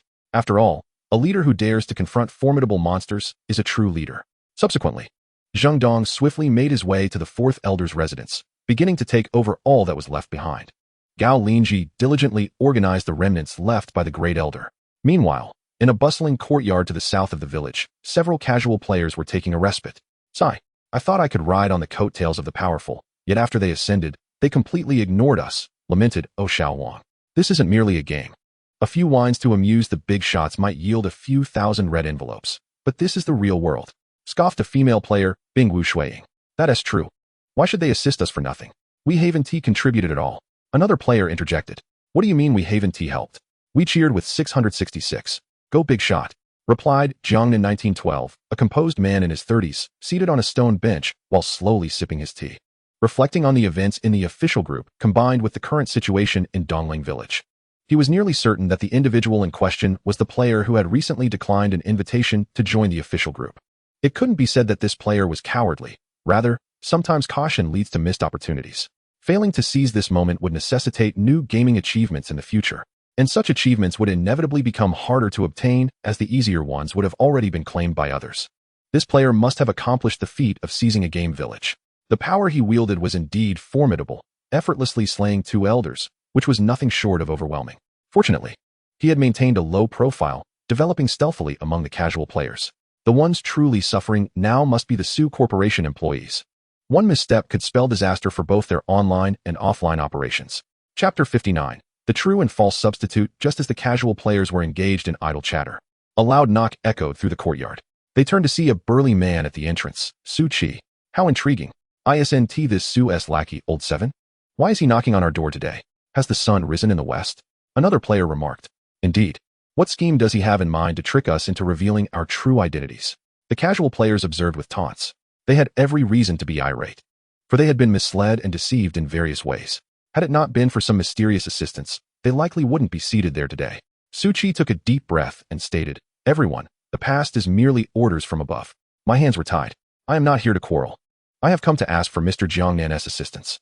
Jiangnan 1912? I didn't realize you were the hidden big shot. The casual players instantly grasped the truth, causing a stir among them. Jiangnan 1912 had always been among them, occasionally sharing gaming tips, and was regarded as an experienced casual player. However, the gap between him and the true big shots was still vast. What defines a big shot in the game? It must be someone whose capabilities are incomprehensibly superior to those of ordinary players. Someone that hundreds or even thousands of ordinary players cannot contend with. Jiangnan 1912 sighed, standing up and shaking his head. It seems you are grasping at straws. Do you truly believe I can influence the new Great Elder? In truth, he did possess a method. Revealing the benefits of the official built-in group would constitute a significant information gap. However, he would not disclose his membership in the group. Once exposed, he would be relentlessly pursued and targeted by the higher-ups of the company. A lifespan of 500 years, with a revival opportunity each year, would undoubtedly incite madness among those elders. Regardless, I must ask you to accompany me, Mr. Jiangnan. Surely, you do not wish to live a life devoid of peace in the future. Su Qi's tone bore an implicit threat. It was evident that Su Qi was oblivious to Jiangnan 1912's true identity. He only recognized him as a son-in-law of the Liang family, part of the company's hierarchy. The true identity of Jiangnan 1912 was well within their grasp. Very well. Jiangnan 1912 rose to leave. The casual players cast him complex glances. Jiangnan 1912 understood that it was time to seek refuge in another village unless Dongling Village still held other opportunities. Offline. In Su City, outside the chairman's exclusive conference room, Su Qi respectfully knocked on the door. Mr. Jiangnan has arrived. Come in. Upon entering, Su Qi quickly lowered his head after scanning the room. The 5 branches of the Su family, gold, silver, copper, iron, and stone, were all present. Clearly aware that a crisis was rapidly approaching. All right, Xiao Qi, please update us on the current situation in the Tianyun world. Su Zhongyin from the second branch turned to the others, not inviting Jiangnan 1912 to sit. This indicated that they still regarded him as merely an intelligent subordinate, unworthy of equal standing. Jiangnan 1912 remained impassive, silently mocking them. A bunch of antiquated individuals, learning to mimic the arrogance of a dog emperor. even when facing impending doom. Although Su Qi felt uneasy about the situation, he began, currently, Dongling village remains relatively calm. That casual player has killed the Great Elder and the Fourth Elder, claiming the position of the new Great Elder, while appointing a former ally as the Fourth Elder. Thanks to ample resource reserves and continuous supply, the villagers' morale is only slightly shaken, without any fundamental instability. However, the new Great Elder is now eyeing our core assets, the monster lairs. They have formed a team to scout and hunt down various lairs outside the village. Although that player has not yet attacked our company as personnel, he likely wishes to avoid a complete fallout. After all, our company as players are responsible for supplying the village with a substantial amount of essential living resources. However, according to our estimates, once the opposing party discovers a way to supplant us, it will mark the opportune moment to expel the Su clan from Dongling village. The various branches of the Su family listened somewhat impatiently to Su Qi's lengthy report, failing to even offer the opposing party a seat. Zhang in 1912 was also left standing. At last, the head of the family, Chairman Su Zongxin, spoke up. What are your thoughts? Su Zongyin of the second branch furrowed his brow and remarked, currently, this residual blood belongs to a rogue player with an extraordinary encounter, exhibiting a quintessential nouveau riche mentality, having eliminated both the Grand Elder and the Fourth Elder upon arrival. This is clearly an act of vengeance, and according to previous reports from Tianlang, this individual harbors animosity towards our Su clan. Tianlang once attempted to deceive him into becoming a contract slave with a false agreement. This grudge will not be forgotten, and as Su Qi mentioned, the opposing party is merely seeking a period of stability for the moment. Everyone knows that during a change of dynasty, the new regime initially treats the old guard favorably. Once stability is achieved, the old must be discarded. A typical example includes figures such as Han Xian and Li Shanshan. I can assure you that this residual blood will, once he gains control of the village and discovers a means to replace us, eradicate our influence in Dongling village entirely. Can we not win him over? Su Zongtia of the fourth branch questioned in confusion. Humph, Cao Cao was a magnanimous warlord, while this person is merely a petty upstart with an extraordinary occurrence. How can he even be compared to Cao Cao? Su Zongtong of the third branch scoffed. Ultimately, it is our previous methods that are flawed, lacking in transparency. Had we acted openly, we would have sown good seeds and reaped good fruits, but now we have only sown discord. Su Zongyin of the second branch shook his head. Enough, second brother, stop pretending to be so benevolent and righteous. If you disagree, why not resign? Su Zongtong of the third branch retorted disdainfully. You are unworthy of counsel. Su Zongyin snapped, then rose to address Jiang in 1912. Mr. Liang, I sincerely apologize for neglecting you. Please take a seat. Jiang in 1912 finally found a corner to sit down and listen to the meeting, while Su Qi could only remain standing on the side. Previously, a rogue killed our kin and stole our gold. Now another rogue threatens our arrangements in the Tianyun world. It seems we must confront the rogue faction and cannot rely on old methods in this new era, Su Zongyin lamented. The third branch coldly remarked, these wretched rogues, despite being well-fed and clothed, still aspire to rise. Do they not realize that seeking prominence may lead to their demise? Jiang in 1912 observed coolly. These individuals, playing both sides, may deceive the uninitiated, but they cannot fool him. Enough, do not continue. Young Liang, your Liang family and our Su family have long-standing ties. I hear you are faring well there. From your perspective, what weaknesses does that upstart rogue possess? At last, Su Zongxin of the first branch spoke, turning to Jiang in 1912 with a somewhat amiable inquiry. In my view, his greatest weakness is his overwhelming strength, Jiang in 1912 replied. The assembly was immediately filled with confusion. Strength is a weakness? As the saying goes, the stronger one is, the easier it is to break. His formidable nature will surely breed arrogance. If the Su family remains humble and accommodating, fostering his arrogance, he will inevitably bring about his own downfall without our intervention. Jiang in 1912 stated calmly. What? You scoundrel! You truly advocate for us to bow to a rogue, a lowly commoner, and to endure at every turn? Su Zongtong of the third branch erupted in outrage. Silence. Su Zongxin of the first branch, however, appeared contemplative. An arrogant army is doomed to fail. Even the Buddha advises patience and tolerance. Let us endure for now, and after a few years, we shall see how he fares. Endurance is the survival strategy of our family. Many once mighty dynasties have perished, yet we remain, ultimately establishing our company and ruling the city. Brother, this endurance is a double-edged sword. What if this fellow demands the execution of Tianlang to quell his prior grievances? Su Zongtong of the third branch expressed his dissatisfaction. Should he make such a demand, we will send a substitute in his place, Su Zongxin decisively concluded. Jiang in 1912 felt a shiver run down his spine. These noble families are indeed formidable, though they may have their share of wastrels. Enduring families consistently manage to select prudent leaders. With numerous branches, the strongest will ascend as the main lineage. This is far superior to the royal family, which lacks such gentle yet threatening branches and eliminates potential threats in advance. From this point onward, our Su family will operate discreetly, retracting our previous style. Those deserving of death shall be executed, those deserving of exile shall be exiled, and those sent to pacify anger shall indeed be sent to pacify anger, Su Zongxin pronounced. Yes, Chairman, the assembly echoed in unison. The following morning, Gao Linzhi had just exited the council hall and was preparing to survey the nearby monster lairs when he encountered an individual kneeling before him, barebacked and bearing thorns. Blood staining his back. Beside him lay 2 large bags of gold. Upon closer inspection, it was none other than Su Tianlang. The resemblance was uncanny, and his head bore the same features. It seems the Su clan has quickly submitted. Indeed, they are a family that understands the value of compromise. Having swiftly vanquished the Grand Elder and Fourth Elder, they surely comprehend the weight of this situation. They are not mindless fools who only know how to deride the protagonist, believing his strength to be mere luck or the result of others' efforts, failing to recognize his true capabilities. Now, the Su clan has decisively knelt. It is all the fault of the petty ones. As long as the Grand Elder's fury can be quelled, the gold is yours. And the lives of the petty ones are yours as well, Su Tianlang claimed without raising his head. Gao Linzhi, initially harboring no suspicions, found the Su clan's submission to be entirely normal. However, the other party's incessant reference to little person was rather too practiced. Su Tianlang, he had witnessed firsthand, a cunning, malicious individual, excessively arrogant and self-assured. Even when admitting his faults, he would maintain a semblance of dignity, subtly highlighting the significance of the Su family to garner some respect. Thus, he activated the skill, Tianshi Diding Jinren Shu. Soon, the skill notification appeared. Su Tianlong's doppelganger, who had long imitated Su Tianlong's appearance and personality. It became clear that this doppelganger did not wish to meet a grim fate, hence deliberately adopting the tone of a little person. One must admit, this doppelganger was quite astute.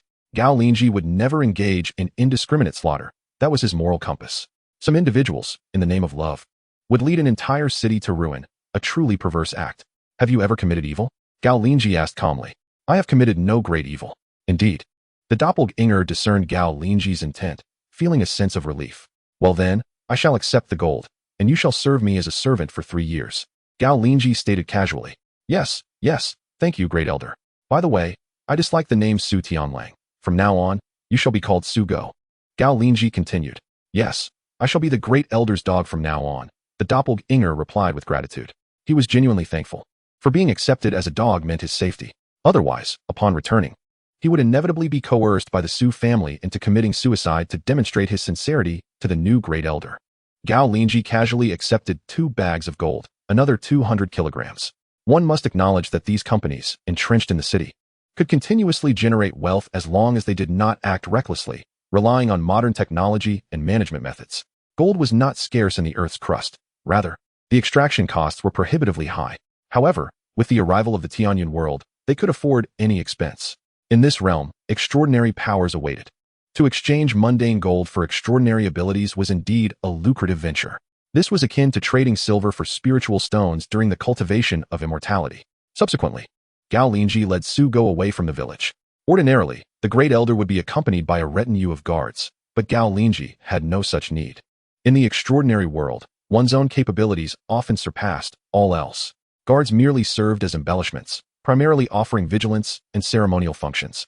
Soon, they arrived at Hulipa, where Zheng Dong was accompanied by the 5 tigers, Zheng Huaihu, Zheng Huaibao, Zheng Huaixiong, Zheng Huailong, and Zheng Huaying, along with a group of hired players.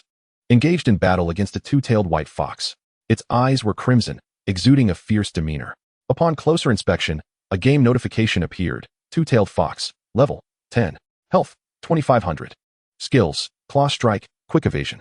He observed the group, clad in thick steel armor, struggling against its agile attacks. The creature was so nimble that they had to devise strategies merely to land a hit. Moreover, once injured, it would swiftly retreat into its den to recover. Never willing to endure a fight to the death, Gao Linzhi watched for a moment, and when the fox re-emerged, he stepped forward. In his eyes, the fox's movements appeared to unfold in slow motion. Wasn't it a matter of simply having hands? He extended his hand and struck the fox down with a single slap. No treasures were dropped, only 1,000 experience points and a green fox pelt. This was the norm for grinding. It often took weeks to yield a significant reward. Chapter 60. I could do that too. Zhengdong and the others hurried over to pay their respects. Gao Linzhi merely waved his hand and departed. Then, he expressed his impatience with Su Go for moving too slowly. All right, you may return to the village. I will circle the island and be back shortly. Yes, Great Elder. Su Go responded immediately. Not long after, he heard a sound akin to an explosion behind him. Turning, he saw a figure soaring through the air, their feet spinning like wheels of fire, too swift for him to comprehend. Such speed and physical prowess could not be contained by any corporation, even with nuclear missiles. What could they do? Unless the situation escalated to an unprecedented level of outrage, it was impossible to bombard their city. Doing so would spell the end for the Su family. Moreover, the individual could instantly log into the game, taking refuge. This kind of mobility heralded the collapse of the established order. Su Go, having received formal education, discerned the subtle signs. He firmly resolved to embrace his role as a servant. Being the Great Elder's dog was indeed a fortuitous circumstance.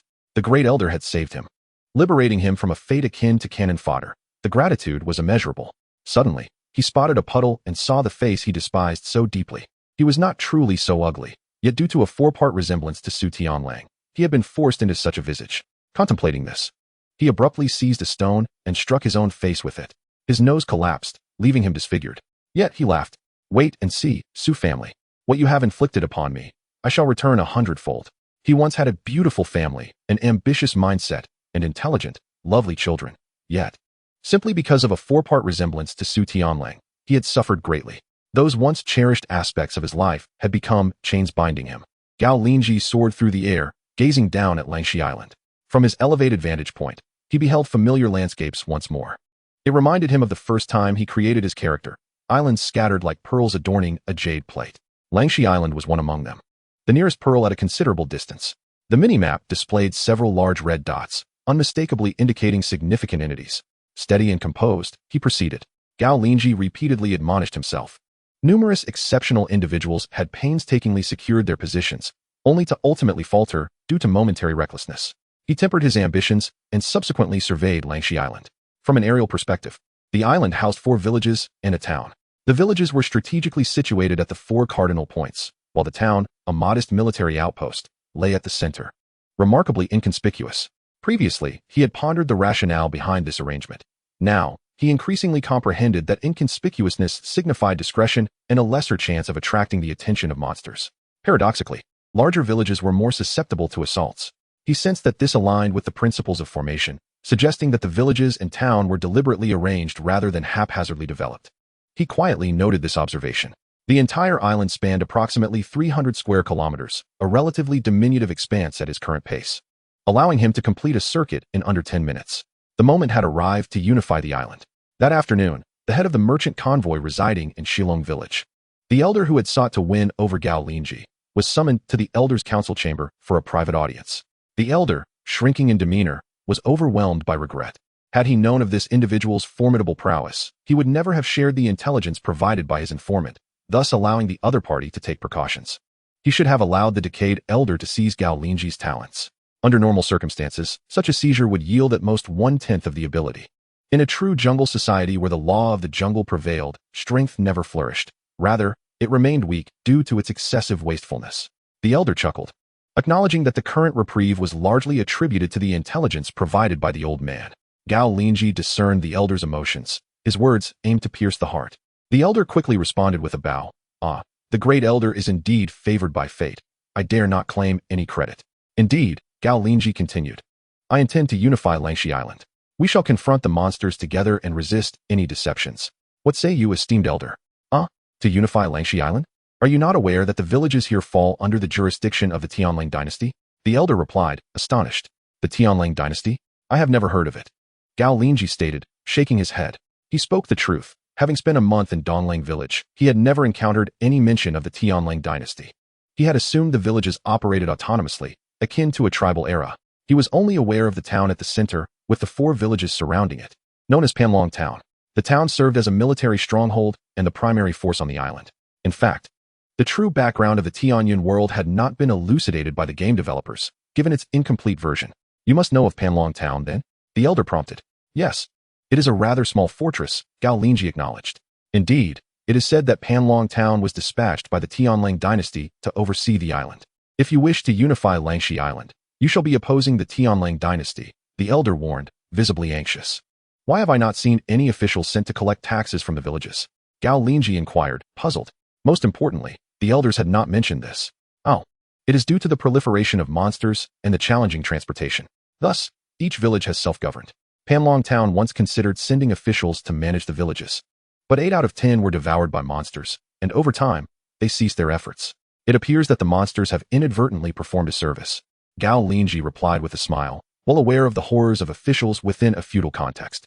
Indeed, they generally neglect their duties. However, should someone openly seize control of the island, that would be another matter, the elders subtly threatened. Oh, I must sincerely thank you for your warning. In that case, let us first unify the monster layers on the island. In the future, they shall belong to me, while the lesser creatures will remain yours. I shall hunt whichever I desire, Gao Linzhi declared. Upon hearing this, the elder's heart seethed with rage. He had never anticipated that his efforts to cultivate a talent would instead yield a formidable dragon. The monster layers could be likened to an inexhaustible gold mine. As long as the heavenly descendants existed, they would yield various materials. They were even more valuable than fertile fields, producing copious amounts of meat daily, coupled with rare materials. This had led to a significant population increase in the 4 villages. Even amidst the terrifying anomalies, they managed to survive. Consequently, although the 4 villages exhibited varying attitudes towards players, they collectively aimed to utilize and sustain rather than annihilate. And now, the other party intended to seize all the monster layers. Was there no justice? No law? Oh, justice vanished with the emergence of the anomalies. And the law has long since dissipated, thus, it matters not. The elder ingratiated himself. The great elder is indeed unparalleled and deserving of such aspirations. Very well. As you are a merchant and familiar with the faces of the people, you shall communicate with the other 3 villages discreetly to avoid any awkwardness in direct discussions. Gao Linzhi instructed, clenching his fist. He recalled his recent experience of being pursued by company players, an act orchestrated by the Liang family. It was time to settle the blood debt. Of course, I shall set forth immediately, the elder replied. I shall accompany you. No need for that, esteemed elder. You may remain seated. At last, the merchant convoy from Shilong village departed from the tumultuous Donglang village. No one could predict the measures the newly appointed elder would undertake, whether to continue previous methods or to fully collaborate with the company players to suppress the free agents. One should not assume that just because the other party emerged from humble beginnings, they would refrain from targeting those of the same ilk. Zhu Yuanzhang. Despite his humble origins as a peasant and the tragic loss of 4 out of 8 family members to hunger, displayed an unyielding suppression of farmers upon ascending the throne. Consequently, the wandering individuals found themselves in a state of watchful hesitation, prepared to retreat at a moment's notice. Tasks were neglected, and bricks left unmoved. Nonetheless, none of the wandering players dared to linger in Shilang village, a territory firmly under corporate dominion. Along the way, the old leader sighed heavily. Sensing that dire circumstances loomed on the horizon, it was perplexing. What made him so formidable? Was his talent truly that exceptional? At this juncture, the deputy leader stealthily approached and whispered, Old leader, I have brought someone from Donglang village amidst the chaos. I have concealed her within the furs. Who? The old leader was instantly alert. It is Lin Qing, a wandering player unearthed alongside the new elder by the 4th elder of Donglang village. The deputy continued in hushed tones. She sought my assistance in secret, claiming that her talent was highly regarded by the former elder. Upon hearing this, the old leader was filled with elation. Excellent. The former elder of Donglang village covets her for the remnants of the bloodline talent. This implies her talent surpasses even that of the remnants. The old leader recalled the contents of the Water Shadow Talisman, where the 4th elder had stated that Lin Qing would be the village's long-term reliance. Very well, you have performed admirably. I shall commend you upon our return. The old leader understood Lin Qing's motivations for fleeing. She feared retribution from the new elder and the potential theft of her talent. Indeed, as he contemplated this, he suddenly perceived the former elder of Donglang village and the 4th elder as fools. Lin Qing must be seized by the remnants, a force capable of immediate action. Perhaps they believed that the attempt to seize her could fail, or even if successful, would yield only partial benefits. Lin Qing's talent was far too precious to be damaged. Thus, the situation became clear. Lin Qing was bound to escape, and this was certainly not a scheme devised by Donglang village. At that moment, within a horse-drawn carriage, Lin Qing lay hidden beneath the foul-smelling furs, which were destined to be processed for use. She pinched her nose, enduring the stench. How infuriating. Why has that remnant's power escalated so rapidly? Although he possesses a talent for comprehension, how has he overcome the limits of skills? He slays monsters daily. Yet as his level rises, the monsters cease to provide experience, capping out at level 30. However, at level 30, if he swiftly learns 30 basic skills, he would possess a physique of 300. The riddle is solved. He has squandered his future potential to accelerate his level, amassing a haphazard array of basic skills. This means he is destined to reign for a fleeting moment, a precursor to a king. I am the true sovereign. Lin Qing mused inwardly. Her talent enabled resurrection. She could revive once daily, entering a safe space upon death until the following day. This formidable ability ensured she would not perish under ambush. Her greatest fear was being sealed or imprisoned. Should the official group discover her talent, they would undoubtedly envy her, for their demise would result in a year of imprisonment. While she needed merely a day, it could be said that her ability was only slightly inferior to the resurrection capabilities enjoyed by normal players in the faction. If her secret were revealed, she would undoubtedly become a target of relentless pursuit. Lin Qing increasingly regretted confiding in the fourth elder about her secret, primarily due to the intense pressure exerted by the Su clan at the time. She feared being captured and studied in reality for ways to usurp her talent. Once she gained strength, she would eliminate anyone privy to this secret. Just as she was lost in thought, a voice interrupted her. Old leader. We have arrived at the village. Good, good, we are finally home. The old leader disembarked, only to find a group of mounted corporate players blocking the path. Each bore a stern visage, clad in steel armor, their steeds similarly adorned. Brothers, what is the meaning of this? Rest assured, the customary tea and refreshments shall be provided. There is no need for your personal attendance. The old leader inquired, puzzled but unafraid. Though these corporate players were formidable, they paled in comparison to Gao Linzhi. At the very least, the 5 elders of their village had the means to vanquish them. It was merely a matter of the opposing side's vast resources, which far surpassed their own. Thus, they opted for a period of concealment until they could ascertain the enemy's weaknesses and strike. Word has it that you have brought a wandering player from Donglang village. Surrender her at once. The leading knight advanced, brandishing his steel spear, poised to thrust it towards the carriage laden with furs. Halt! The old leader swiftly stepped forward, seizing the spear. The knight found himself unable to withdraw it. Indeed, these natives possessed unexpected skill. The opposing side was evidently wary of the corporate strategy of endless cannon fodder, prompting their reluctance to escalate. Release it. The knight leader expressed his displeasure. Releasing it is possible, but only if we converse amicably, the old leader replied sternly. Speak then. Hand her over, or we shall declare war. The knight leader retorted coldly. Tensions of impending conflict cast a shadow over Shilang village. The struggle between players and the village, instigated by Gao Linzhi, had initially seemed confined to Donglang village, but it had sparked ambitions among other players to claim their own stake. The old leader realized he had miscalculated. At present, on Langshi Island, the relationship between players and natives had irrevocably deteriorated. The firing of the first shot had shattered any possibility of returning to a previous state of compromise. The lines of authority had been drawn, with one side asserting dominance over the other. The old leader quickly grasped this new reality. He was acutely aware that Lin Qing's talent had already been discovered by the Liang clan's corporate agents. At this very moment, Zheng Zong, concealed within the fur-covered carriage, could not help but lament the misfortunes that had befallen her. In Donglang village, she had been coerced by the Su clan. Now, having escaped to Shilang village, she found herself threatened once more by the Liang corporation, with the specter of war looming ominously. Why was it that other protagonists sailed through life effortlessly, while she, despite her hard-earned advantages, faced such suffocating adversity? Certainly, she could choose to confront them head-on, for she possessed the ability to resurrect after death. Yet, resurrection did not equate to invincibility. Once her adversaries witnessed her return, they would discern her vulnerability. The next time, they might resort to sealing spells, ropes, or even anesthetics to subdue her. It was only a matter of time before they would devise a means to seize her talents. Fortunately, the old chief was astute. He chose not to retreat, for retreat would lead only to demise. He released his grip on the knight captain's lance and discreetly signaled to the side. Instantly, a guard from the merchant caravan attempted to circumvent the intersection, scaling the wall to flee towards the village. However, a cavalryman swiftly drew his bow and shot at the fleeing figure. With a thud, the guard collapsed, his eyes wide in disbelief as he met his end. Death. Murder. The villagers who had gathered to watch gasped in shock. They were already aware of the Liang players' tyranny, which had previously targeted lone players, but this time, they had crossed a line by killing one of their own. The indigenous villagers hurriedly retreated to their homes, while only a few brave souls dared to linger at the wall. At that moment, the old chief was truly incensed. You seek death. He unleashed 9 red and blue jade talismans, hurling 9 massive fireballs towards the elite knights. These talismans were akin to artillery from a feudal era, their destructive power evident. Yet, the knights appeared well prepared. One cavalryman swiftly activated 3 identical blue jade talismans, conjuring an icy blue shield that enveloped all the knights. The fireball struck the shield without making an impact.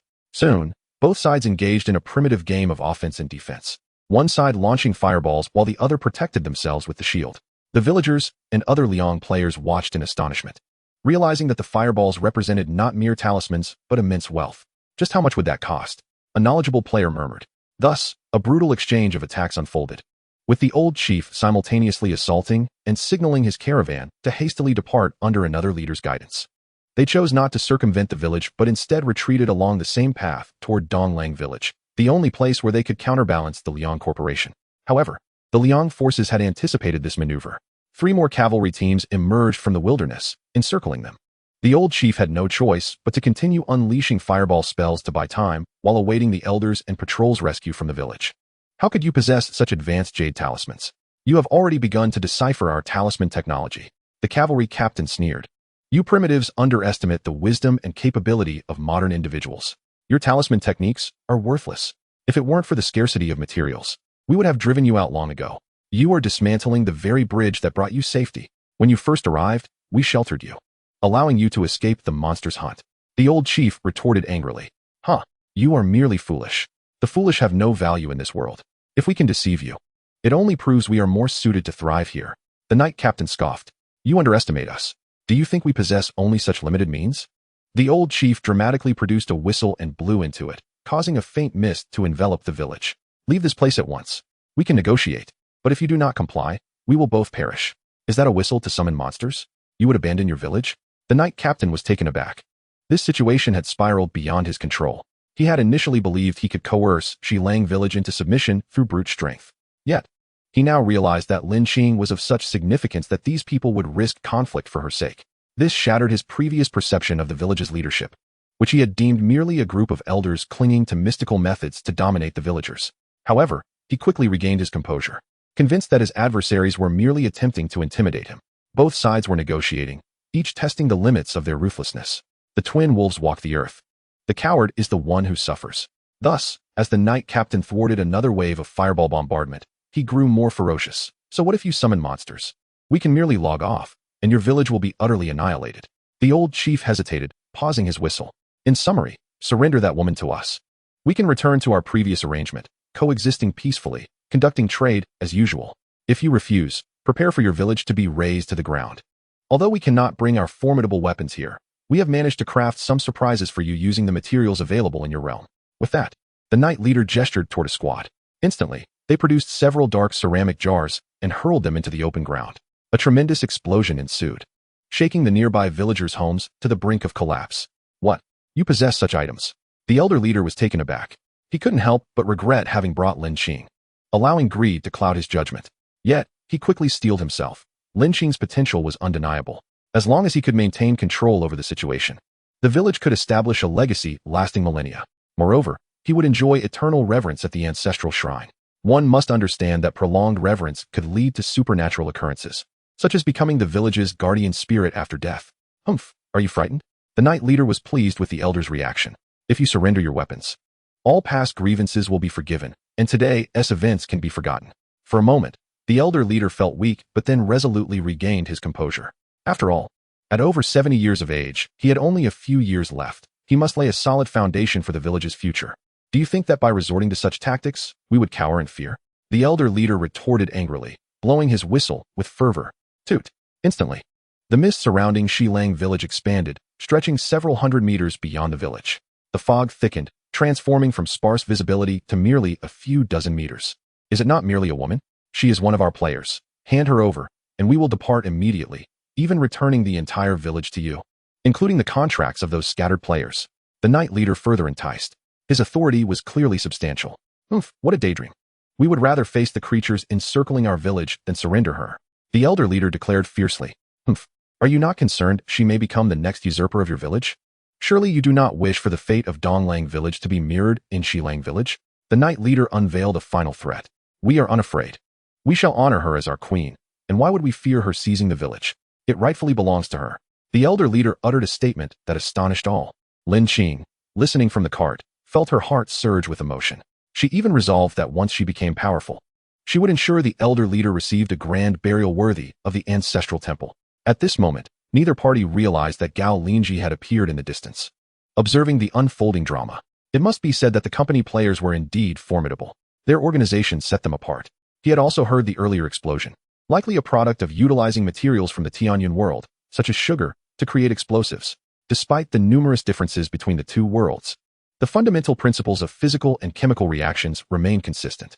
Otherwise, modern individuals entering this realm would perish instantly. Gao Linzhi's presence in Shilang village was due to a message being relayed. The messengers were the players, specifically the scattered players from the Tianxia Association. Their objective was to curry favor with Gao Linzhi, hoping to secure continued protection within Donglang village, safeguarding themselves from other company players seeking to hunt them down. For players, transmitting game information is exceedingly convenient. As soon as they log off, they can simply make a phone call or send a message in reality, provided there are members of the Tianxia Association present in both villages. Gao Linzhi's visit was naturally motivated by a desire to consolidate the monster lair within Shilang village. As for acquiring skill stones, the likelihood was slim. Such items could only be exchanged through barter, offering something the other party urgently required in return.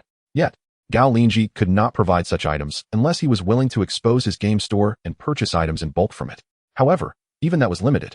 As the Tianyun game store imposed purchase restrictions, it was a lifelong limit, rendering the reselling of premium items impossible. Strike fiercely.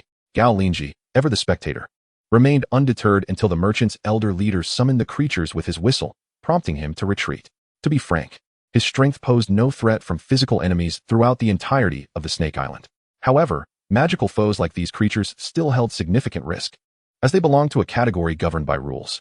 The current mist reminded him of a previous encounter in Donglang village, where a faceless entity emerged amidst the fog at night. This entity could mimic familiar individuals, luring one out of their home to meet their demise. Even the fourth elder could only flee in its presence. Gao Linzhi had dispatched several of these beings, effortlessly defeating them under his overwhelming physical prowess. Yet, he had yet to confront this particular anomaly directly. Of course, he would not be foolish enough to seek out danger, but he needed to accumulate experience in dealing with such creatures. Observing how others approached the situation would prove immensely beneficial. At this moment, the knight captain issued commands to the other squads positioned in the fields outside the village. Attempt to unravel the mysteries of the creatures concealed within the mist. Disperse the fog. Let them witness the strength of the Liang clan. Upon hearing this order, the squad leaders turned pale but had no choice but to comply, especially as they had families to protect. Soon, among the three squads, 5 knights from each emerged, selecting a captain to lead them, totaling 15 individuals who dismounted and advanced toward the mist. Before long, they ventured deep into the fog, becoming obscured from sight. However, Gao Linzhi, with his exceptional vision, could still discern their actions. Notably, they were not proceeding blindly, but were equipped with 3 to 4 paper talismans each. Not long after, the paper talisman in the knight captain's hand ignited with a sudden ferocity. There is trouble. We must be cautious, the knight captain warned. In the next moment, a faceless being materialized before him. This time, Gao Linzhi witnessed firsthand the peculiar manner in which this entity claimed lives. Do I resemble a corporate executive? Am I akin to a general manager, a director, or perhaps a president? The knight captain was momentarily taken aback, for he was aware of the faceless being's unsettling nature. However, the question posed was novel. Gao Linzhi furrowed his brow. Could this entity possibly be surfing the internet?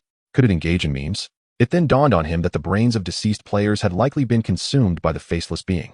The knight captain's face was instantly drenched in sweat. He refrained from launching futile attacks, as it was common knowledge that such beings could not be vanquished. Instead, they could only exploit its rules to evade or counter it with the regulations of other entities. Clearly, remaining silent was not an option. The faceless being reiterated its query, this time with an air of impatience. Another repetition would surely trigger a lethal response. Gritting his teeth, he replied, "Yes, you resemble a president." He chose the most prominent title. Excellent. In the next instant, the features of the faceless being contorted, revealing the visage of the president of their Liang Corporation. Now, I am the president of your company. According to your rules, the president holds the authority to command your demise. Everyone, perish. With a single command, the 15 knights, as if under a spell, stared blankly and collapsed lifelessly to the ground. Gao Linzhi was profoundly shaken. Thus it was revealed that the faceless being, masquerading as a higher entity, wielded their internal regulations to extinguish lesser beings. Just as in this game of Tianyun, corporate executives could effortlessly eliminate company players. In the real world, there would be considerable reservations, yet here, no one intervened. Chapter 62, The Terrifying Entity and the Promise of Safety. A few intrepid villagers, daring to observe, nearly let out a shriek, but were swiftly silenced by their companions, who dragged them indoors. Soon after, they all trembled in fear. Gao Linzhi was rendered speechless. You are seasoned natives familiar with the bizarre. Why do you, like Xiaolon, react as if every encounter ends in screams of the dead? How infuriating. The knight leader, recognizing the futility of the situation, declared, retreat. We must leave. They swiftly regrouped and dashed toward the village encampment, seeking to log out and evade the danger. The 3 knight squads surrounding the trading caravan of Shilang village hastily fled the fog-laden area as well. Meanwhile, the faceless being, having dispatched the 15 elite knights, did not vanish but instead lingered in place. I am the president. I am the president. You shall all perish. Remarkably, the others remained unharmed. The elderly leader quickly ushered the caravan into the village for safety. In that moment, the confrontation between players and the village, which had been tense and fraught with danger, was abruptly quelled by a far greater threat. Gao Linzhi nodded in acknowledgement. Indeed, this was not a single-player affair. These beings possessed considerable intellect. The elderly leader had employed a strategy akin to the 3-body problem. I cannot defeat you, but I can summon a greater force to strike you down. That whistle served as a beacon, attracting stronger entities. Although Gao Linzhi felt an impulse to test the mettle of the faceless being, he, possessing a clear understanding of the perils of such a trial, chose merely to observe from a distance. He trusted that Liang Corporation would address this situation. Otherwise, they would remain trapped within the village, unable to access the external nest resources. He was curious to witness how the company would employ a strategy of expendability. This tactic was something he had only heard of and had never witnessed firsthand. He would eventually have to confront the company. As for colluding with them, that was out of the question. His profound secret destined him to walk the path of a lone wolf, making trust in others impossible. Liang Corporation acted swiftly. Being a modern organization characterized by efficiency, they did not choose to falter in the face of conflict with the village. From his vantage point, Gao Linzhi observed with keen eyesight as 6 individuals emerged at the village entrance. They bore the insignia of Liang Corporation, with mere numbers denoting their identities. Devoid of formal names, Liang 31, Liang 32, and so forth, up to Liang 36. Upon their emergence, Gao Linzhi could faintly hear their conversation. Captain, at this rate, when will it end? A portly player, Liang 34, grumbled. Indeed, time and again, whether late or early, we all face death. We must find a solution. Another slender player, Liang 35, echoed in dissatisfaction. The captain, a middle-aged man with a trustworthy demeanor, sighed. There is no choice. We cannot simply disregard our families, can we? I am on the verge of death. Why should I worry about that? I have heard that those expendable players have had their families go missing. The portly player muttered under his breath. Who told you that? The captain suddenly looked taken aback. You need not concern yourself with that, is it not evident? Our families fare well because we are still alive. Once we are gone, the company does not support idlers. To prevent any leaks regarding their use of us as cannon fodder, they will undoubtedly eliminate us, the portly player explained. The other 5 fell silent. Let us provoke this entity into a frenzy. Let us all perish together. The slender player, Liang 35, suddenly erupted with fury. In the next moment, catching the others completely off guard, the slender player charged toward the entity, brandishing a jade talisman and smashing it against its face. Bang! Bang! The talisman erupted violently. The faceless being disguised as the president was instantly obliterated into fragments. This is bad. The entity is going to go berserk. Run. The captain, witnessing the chaos, took flight into the mist. He did not rush towards the village again, for he understood that Gao Linzhi had become a dead zone. Gao Linzhi was momentarily taken aback, but soon found it to be quite logical. Humans, as sentient beings, possess an inherent spirit of rebellion, no matter how much it is suppressed. When a path to survival is denied, one must brace for an explosion of fury. This principle underlies the evolution from slavery to corporate structures in the offline world, the necessity to alleviate the simmering resentment of the oppressed. It is implausible to expect the enslaved to wield weapons while simultaneously hoping they will not turn against their oppressors. Now, the slaves have indeed turned against their masters. Liang Corporation has made a grave miscalculation. The slender player was promptly obliterated by a jade talisman, reduced to mere fragments. That peculiar entity, it turned out, was indestructible. Merely 5 seconds later, it resurrected from the mist, its form swelling dramatically from that of an ordinary human to a towering height of over 10 meters. This was undoubtedly a behemoth of the fog. In the hands of the master, it would serve as a prime example of monstrous terror. It then began to stir, striding purposefully toward the village. The 6-meter-high stone walls of the village posed no obstacle to it. With a single step, it crushed an entire house, seizing a villager who had sought refuge within and devouring him whole. In a sweeping motion, it captured several players who attempted to log out, but were rendered immobile due to the ongoing battle, consuming them as well. Clearly, within the game's parameters, The entire village was regarded as a battlefield.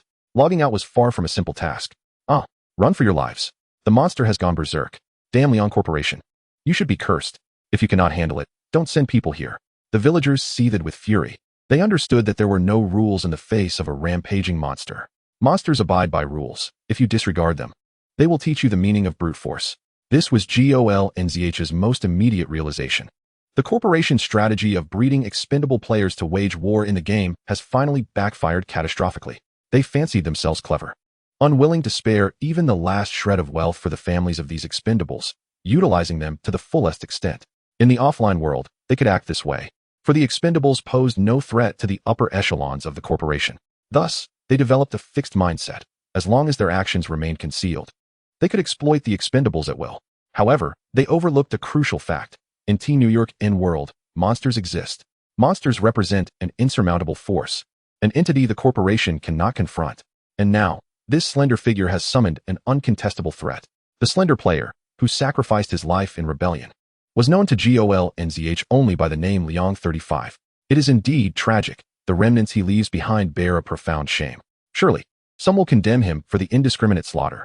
Yet it is precisely because of his existence that human society has struggled to transition from the most brutal form of slavery to a modern society with some semblance of morality.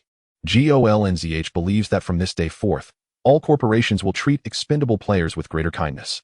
At the very least, allowing them to know their families will fare well after their demise, even if it is merely a ruse. Now, XLNCN is doomed. Gao Linzhi witnessed firsthand as the faceless monster wreaked havoc, leaving the village in utter disarray. Monsters, beyond the supernatural, wield tremendous strength. This was yet another epiphany for Gao Linzhi. He refrained from intervening, for he was uncertain how to confront such a creature. At last, the 5 elders of the village emerged.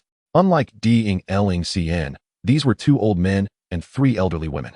They stood at the village center, gazing mournfully at the rampaging faceless entity. Damn it, Leon Corporation deserves to perish. One elderly woman exclaimed, striking the ground with her cane in indignation. We had warned them not to exploit excessively. Even in our time as landlords, we ensured the villagers had enough provisions to survive the winter. Enough of this. We must first pacify the enraged monster. Prepare for an emergency ritual. One of the old men shouted. The able-bodied from the 6 streets stepped forward. Utilize the 5 elements ritual. 4th elder, 5th elder, you 2 must divert the faceless entity. Yes, Grand Elder. The 2 elderly women hastily sprinted to a distance of 100 meters from the faceless entity, then tossed out a handful of talismans to ward off evil. Indeed, the attention of the faceless entity was drawn to them. Damn it, do you dare to resist the president? It roared. Why don't you just obediently perish like everyone else? Why must you be so contrary? Why harbor your own thoughts? The president's will is your will. The president's grace is yet to be repaid. The 2 elderly women felt a wave of dizziness wash over them, 2 beams of purple light enveloping them in protection. These were the highest quality jade talismans, of purple grade. Moreover, since they were not under the president's command, the rules of murder did not fully apply. Run, sister. One elderly woman shoved the other away, while she herself darted in the opposite direction. Her pace was slightly slower, immediately capturing the faceless entity's attention. The faceless entity pursued the 2 women relentlessly. At that moment, Gao Linzhi observed that, taking advantage of this brief period before total destruction, a total of 55 young men emerged from the undamaged streets of XLNCN. Each one wielded a steel blade, resting it upon their shoulders. In the distance loomed the threat of the faceless entity's pursuit. Under the leadership of a patrol captain, they swiftly took their positions in the village center, aligning themselves according to the 5 elements. Then, in unison, they shouted, 18 years later, once again we stand as heroes. With that, the sound of 55 voices echoed, and a column of blood surged skyward. 55 men stood resolutely unyielding. Then, an old man suddenly rushed forward, stripping off his upper garment to reveal a torso adorned with intricate runes. Astonishingly, the streams of blood coalesced around him. He began to swell, rapidly growing from over 1 meter to a staggering height of more than 10 meters. Such a commotion immediately drew the attention of the faceless entity lurking in the distance, which abandoned its pursuit of the 2 elderly women and turned back. The giant elder strode purposefully out of the village. Before long, both the giant elder and the faceless being had departed the village. Come, devour me, O Divine One, spare our village. The seemingly formidable giant suddenly knelt before the eerie presence. In an instant, the faceless entity bit off the elder's head.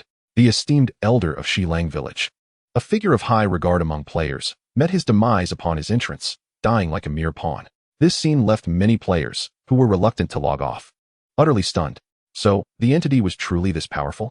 We only logged off at night to evade danger and had never witnessed its might firsthand. Previously, the faceless being merely roamed outside the houses, luring villagers to their doom, which was terrifying enough. Now it seemed that was merely its gentlest form. Rumors circulated that a player in Donglang village had become a Grand Elder.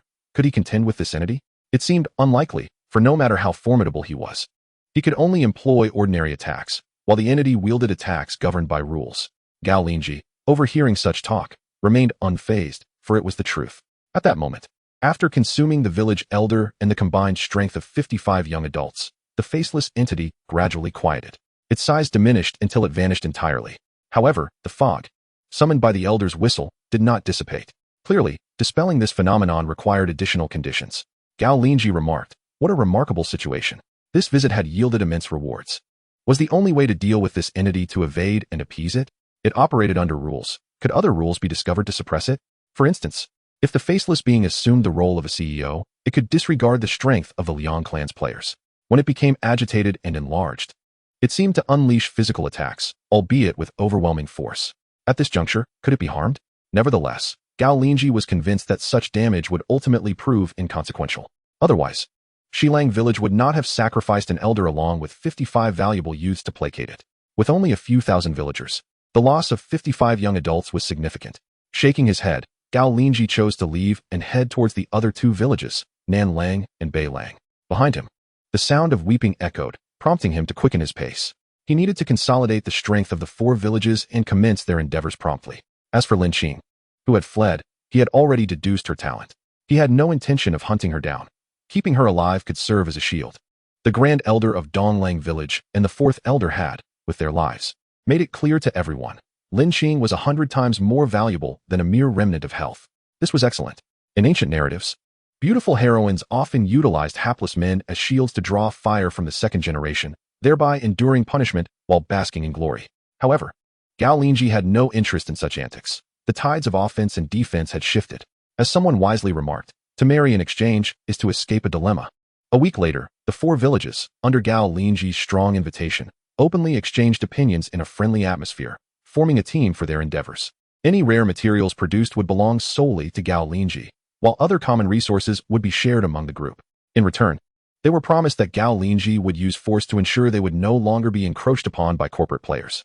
Such benefits were substantial. This was a precious guarantee of safety. Chapter 63. Charge, charge, charge. The privilege of nobility, 17. After the team was established, they commenced their intense work under someone's supervision. I only desire results. I do not concern myself with the process. In Xilang village, aside from the chief elder, anyone could depart. In the realm of Tianyun, what was scarce was not players wishing to enter. Three-legged frogs are hard to find, but four-legged players are abundant. Of course, this sentiment could not have originated from Gao Linzhi, who understood the struggles of commoners, but rather from his newly acquired sycophant, Su Go, who spoke on behalf of Su Tianling. Su Go was keenly aware that his master's interests were paramount, and he was determined to ensure Gao Linzhi's swift ascendance in power. The greater his master's influence, the more audacious he could become. After all, Su Go knew precisely who his true adversary was. Following a first-hand encounter with the entity's terror, had the corporate players truly suffered a blow? Not at all. On the contrary, the company's higher-ups had gained another trump card. They could incite the entity to attack Gao Linzhi, the newly appointed Grand Elder of Donglang village. Thus, in bolstering Gao Linzhi's strength, Su Go was even more fervent than Gao Linzhi himself, presenting him with detailed workflows and profit reports, seeking updates incessantly. To this, Gao Linzhi could only exclaim, "Su Go, ever since you came into my life, playing this game feels like a job. It is all because I love the village. I love the game, and I love you." Su Go replied with an obsequious grin. Pointing at him, Gao Linzhi burst into laughter. Fortunately, he only needed to sit in his office like a true boss, listening to reports without engaging in physical labor, while his assistant handled the tasks, giving him a sense of commanding a strategic game. It is no wonder that employers relish overtime. If this is the case, I too find myself enamored. Gao Linzhi suddenly comprehended the dedication of those bosses who toil into the midnight hours, returning to the office on weekends. Consequently, Gao Linzhi finally embraced a life of ease and comfort. He did not engage in the labor himself. Why should a Grand Elder take on the burden of personal effort? That would render the title meaningless. However, merely 3 days later, Su Go presented a productivity report that left Gao Linzhi furrowing his brow. Their drop rates were alarmingly low. On the first day, 980 marked nests yielded only 51, resulting in just a single skill book. The second day saw 23 nests refreshed with no rare items produced. On the third day, 65 nests emerged, yielding 3 purple materials and a skill book on basic agility, which Gao Linzhi had already mastered. Among these, the skill book was the most precious. Upon its appearance, it was fervently sought after by players from various companies. Casual players were left yearning, unable to partake. Representatives from 4 companies had proposed exchanging 300 kilograms of gold for it. Yet, Gao Linzhi, having united the 4 villages, had initially achieved a state of recharge freedom. He did not acquiesce to their offer. He intended to retain it as a strategic reserve. After all, skill books could bypass the genuine learning difficulty, enabling one to acquire a skill instantly. This could save anywhere from 3 months to 3 years of introductory time. Lin Qing had previously sought these skill books from the 4 elders, but they now belonged to Gao Linzhi. Observing such dismally low drop rates, Gao Linzhi could not help but frown. "Boss, I apologize. I will intensify the pressure," Su Go stammered, visibly anxious. "It is futile. The game's drop rates are inherently low. No amount of pressure will change that," Gao Linzhi replied, shaking his head. Su Go then exhaled in relief, his eyes sparkling with admiration. "Truly worthy of my loyalty. My boss is so magnanimous and wise, akin to the sun in the sky." Reflecting on the drop rates, Gao Linzhi felt a stirring within. As a noble level 8, he recalled a persistent rumor circulating in the gaming community. Significant drop rates are often covertly manipulated, particularly in games operated by small companies. There are dedicated players who monitor major game trends closely. Here, major refers to monthly revenues exceeding 200,000, with total recharges surpassing 15 million. Whenever a substantial player desires a rare item but cannot procure it, dedicated players will, during a major drop, casually toss one onto the ground, knowing that whether they recharge now or later, they will inevitably do so. Thus, Gao Linzhi resolved to refresh his noble status. Level 1 was manageable, yet noble levels could not be constrained. He counted his gold reserves, which totaled over 3 tons. That is 3,000 kilograms of gold. Even if one were to recklessly seize it, one would need to visit multiple locations to gather such an amount. The contributions from the 4 villages, the 4 companies, and the casual players made this process significantly more efficient. The key was its continuous and sustainable nature. Gold is never in short supply within the Earth's crust. It is merely the cost of extraction that poses a challenge. As a former citizen of Longhan, Gao Linzhi held a deep-rooted obsession with sustainable development. If a resource cannot be continuously cultivated, he felt it would inevitably lead to scarcity. It is no wonder that some assert that the most profitable business is the establishment of power. Gao Linzhi made a decisive move. He recharged 3 tons of gold. Are you truly certain you wish to recharge 3 tons? Please consume rationally and engage in healthy entertainment.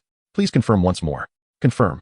3 confirmations later, Gao Linzhi underwent a rigorous process of recording and 5 confirmations before the recharge was completed. Clearly, his extravagant intent had triggered a recharge limit alert, as the system feared he might regret the transaction and seek restitution. Such occurrences are not uncommon, with excuses often involving children secretly recharging and later retrieving the amount spent. Ding! Congratulations, player Sanxue Lang, for successfully recharging 3 million gold.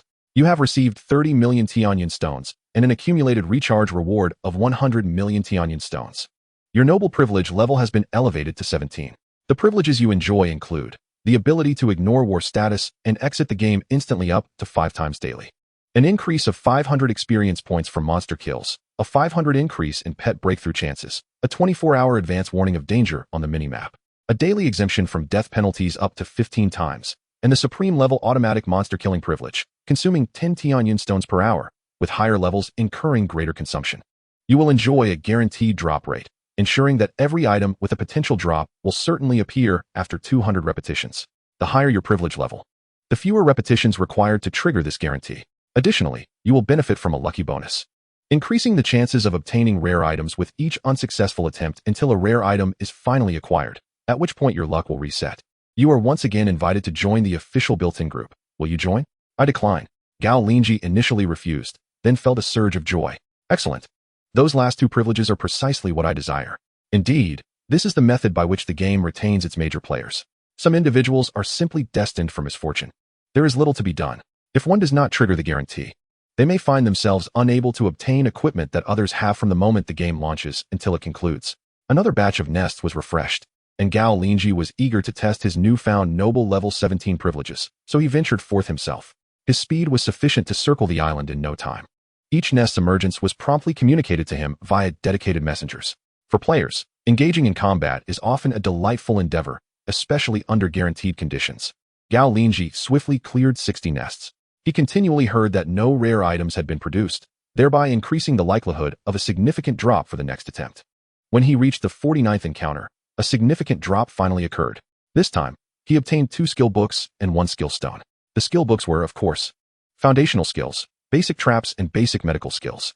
Basic medical care is categorized under physical therapeutic techniques, aimed at treating traumatic fractures and alleviating excessive bleeding, distinctly separate from the mystical foundations of spell-based healing. In essence, the former is grounded in scientific principles, while the latter delves into the realm of the arcane. The skill stone, however, embodies the aspirations of Gao Linzhi, transcending the constraints of conventional learning to grant access to intermediate defensive abilities. Intermediate defensive stone. It disregards prerequisite learning limitations, allowing the immediate acquisition of intermediate defense skills. Its effect, a substantial enhancement of personal defensive capabilities. Once mastered, it supersedes basic defense. Should a player lack fundamental defense prior to acquisition, they will be unable to learn it subsequently, thereby permanently forfeiting the vitality boost it confers. This skill bestows an additional point of vitality for every 10 levels attained. Gao Linzhi was elated by this revelation. Clearly, the game was reliable and not deceitful. He promptly engaged in learning and elevated his skills to level 100. Consequently, with the vitality gained from basic skills, he achieved a remarkable total of 240 points. The benefits of being at level 1 are substantial, as experience is ample and there is no need for meticulous consideration. While others must be frugal with every point of experience, the leveling process, whether for skills or character, necessitates a simple expenditure of 100 points for each increment. However, as one ascends in level, the experience gained from defeating monsters diminishes significantly. Not even noble privileges can exempt one from this fundamental rule. Should such an exemption occur, the game would face catastrophic consequences. Essentially, surpassing 2 levels above a monster results in no experience gain. Thus, the maximum level of local creatures and their respawn frequency directly constrains the player's capacity to accumulate experience. This prompted Su Go to undertake a new task, to meticulously plan optimal routes for monster hunting.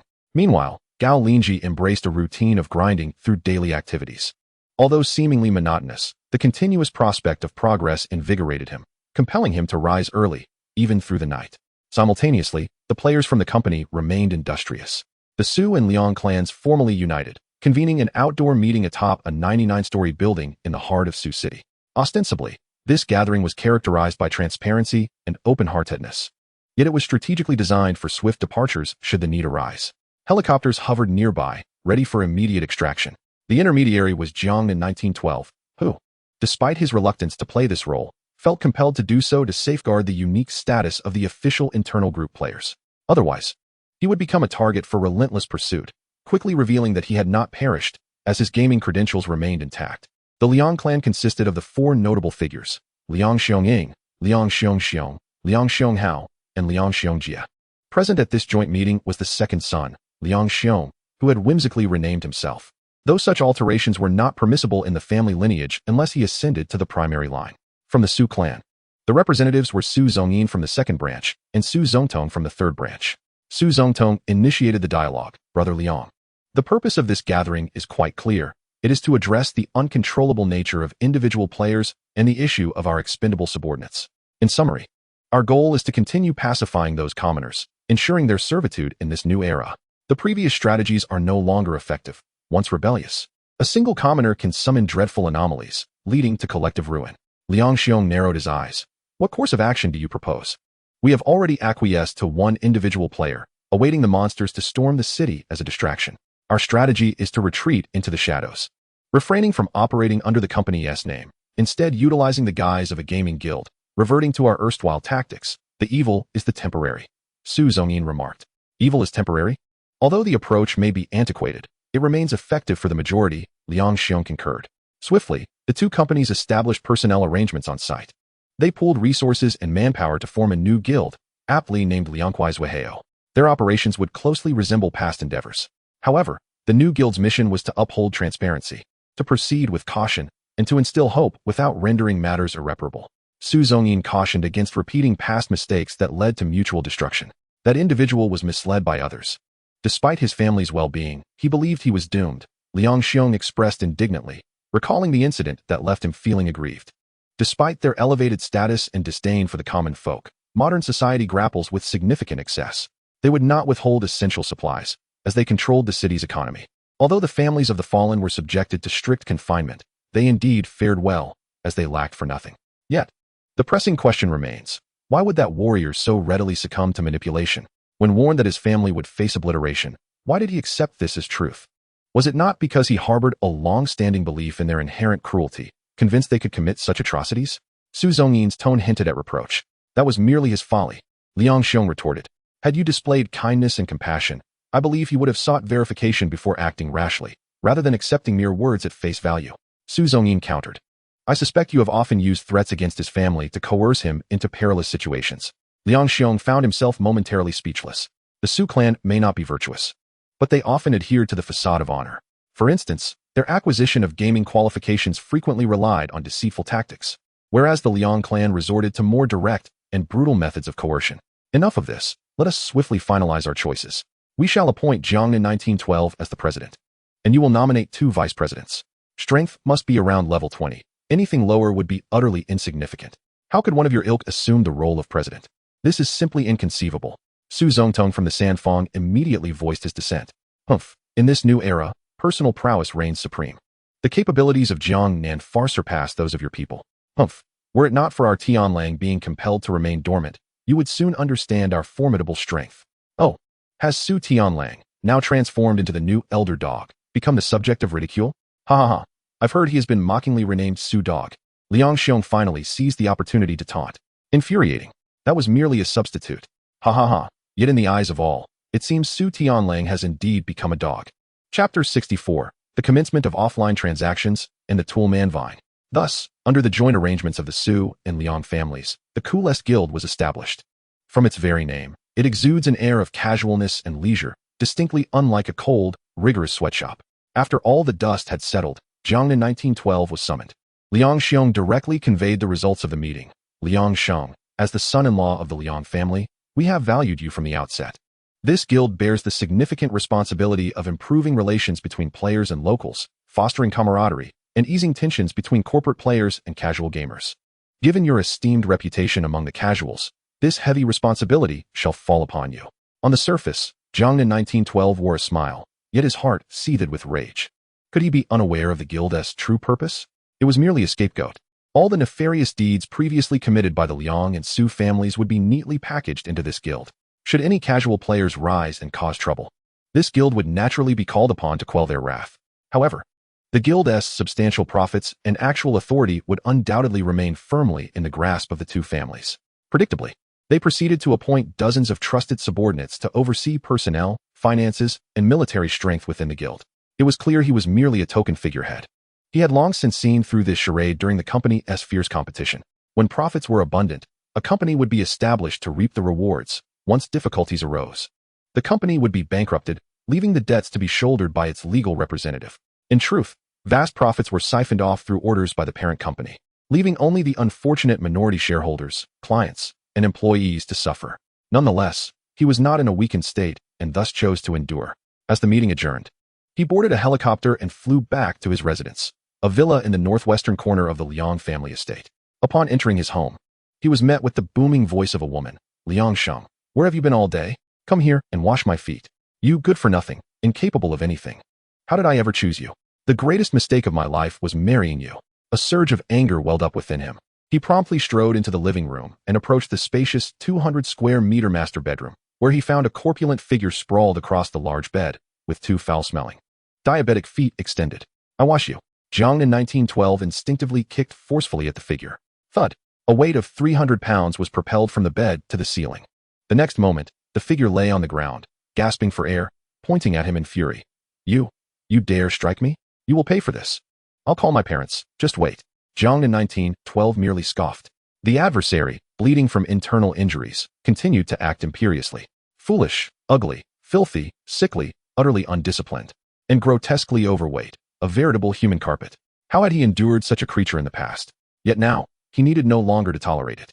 With a smile, he retrieved a purple talisman from his game bag. This puppet talisman was worth as much as a skill book. You should consider yourself fortunate to be subjected to it. The next moment, He cast the talisman upon the corpulent figure. A beam of pure light enveloped the figure, abruptly halting its cries, leaving it wide-eyed and stammering in extreme agony. In pain, are you? Yet my suffering far surpasses yours. If it were not to safeguard my family's secret recipe, would I ever become a door-to-door son-in-law of the Liang family? Moreover, how dismissive of the Liang family to have married me off to such a wretched creature. But that will no longer be necessary. I owe my gratitude to the Tianyun game, for it is my true life. Ha ha ha ha ha. Zhang in 1912 laughed maniacally. As his laughter echoed, the figure's consciousness faded, replaced by an intelligent puppet. Husband, I want to eat. Zai Zai, you are too fat and need to lose weight. All right, husband. A genuine smile graced Zhang in 1912's face.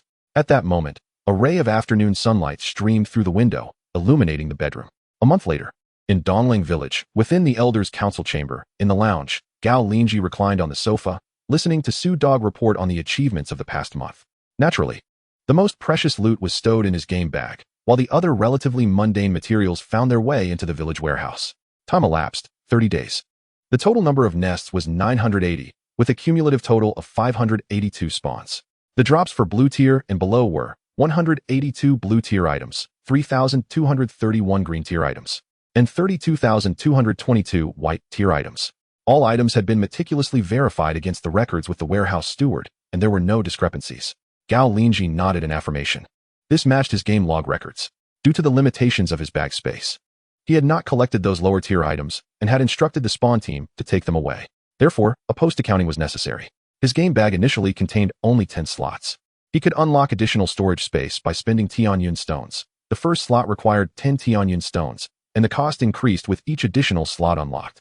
He has consumed 1 million Tianyu stones and has now unlocked a total of 100 slots. Beyond this point, the cost becomes prohibitive. The 100 slot requires 60,000 Tianyu stones, yet the 101st slot astonishingly demands a staggering 10 million Tianyu stones. This progression does not adhere to a consistent arithmetic sequence. Unlike skill slots, he understands this. After all, in reality, spatial equipment is inherently the most costly. Presently, with a remaining total of 129,857,576 Tianyu stones, it is evident that spending 10 million to acquire an additional slot is not a prudent decision, as the value does not justify the expense. Furthermore, the game system serves as an exemplary internal management assistant, enabling every leader to effortlessly become a wise ruler. Merely being aware of the actual circumstances sets them apart from the leaders of reality. Well done, your efforts are commendable. Take this foundational defense manual and learn from it. Gao Linzhi remarked, retrieving a skill book from his game inventory and handing it to Su Go. Thank you, my lord. I am deeply grateful, Su Go responded, overwhelmed with emotion, knowing that he must now work diligently and serve like a loyal hound. He quickly accepted the book with both hands and immediately knelt down in reverence. Remember, as long as you remain dedicated to your duties, you shall not lack for rewards in the future, Gao Linzhi advised with a nod. He then dismissed Su Go, who retreated with a face full of gratitude. Indeed, choosing the right master is paramount for a servant. At the Su family estate, kneeling and breaking one's teeth would yield only meager scraps. Yet, here with the benevolent master, he received such a precious skill book simply for performing a modest task. Gao Linzhi paid no heed to Su Go's thoughts. His promotion was based solely on the genuine assistance Su Go provided to his own strength and the immense emotional value it brought. Having an enemy bow down and call him my lord daily is indeed a delightful affair. Subsequently, Gao Linzhi delved into his game inventory, where he discovered 20 skill books and 2 skill stones. These were the true treasures among the drops. Unbeknownst to others, he had directly taken possession of them. Among the skill books, he had already learned 15 foundational skills, while 5 intermediate skills were restricted for learning until he changed professions. To him, these were of little utility, yet they were exceedingly rare and valuable, serving as potential trade commodities with other players in exchange for skill stones. As other players would level up and change professions, they could utilize skill books, while the skill stones, which bypassed level restrictions, would hold less value in their hands. Moreover, the Tianyu game is a flawed version, lacking online trade channels. In reality, Gao Linzhi had never encountered the commonly available player chat channels, trading shops, or auction houses found in other games. He had been wary of an official built-in group, fearing it was a scam, and had declined 2 invitations. After all, he could not afford to expose his true identity. That was his bottom line. However, to engage in large-scale trading on a regular basis, he could only resort to offline network trading methods. He could negotiate the terms of trade online, while his pet could facilitate the actual transactions. He discovered he could exploit a loophole. His pet could also pick up items, place them in the game inventory, and then self-destruct. ensuring that the items would not be lost and that the pet could simply respawn. Most importantly, this tactic allowed him to conceal purchases made from the game store. Although there were limits to purchases, it still resulted in some additional output. Gao Linzhi was not greedy. He simply bought one of each of the 20 skill books from the store, doubling his collection to 40 books. Consequently, no one would suspect that he had acquired them from the game store, as all skill books appeared identical, albeit with a slightly higher drop rate. With 30 foundational skills and 10 intermediate skills, these became his bargaining chips for offline trades with other Tianyu players. Excitedly, he proceeded to examine the 2 skill stones. The drop rate for these items was exceedingly low. Excluding the initial novice protection phase, where he had obtained 60 drops before, these 2 were guaranteed drops. It took 200 attempts to acquire just one more. The stones were an intermediate eagle eye and an intermediate fire skill.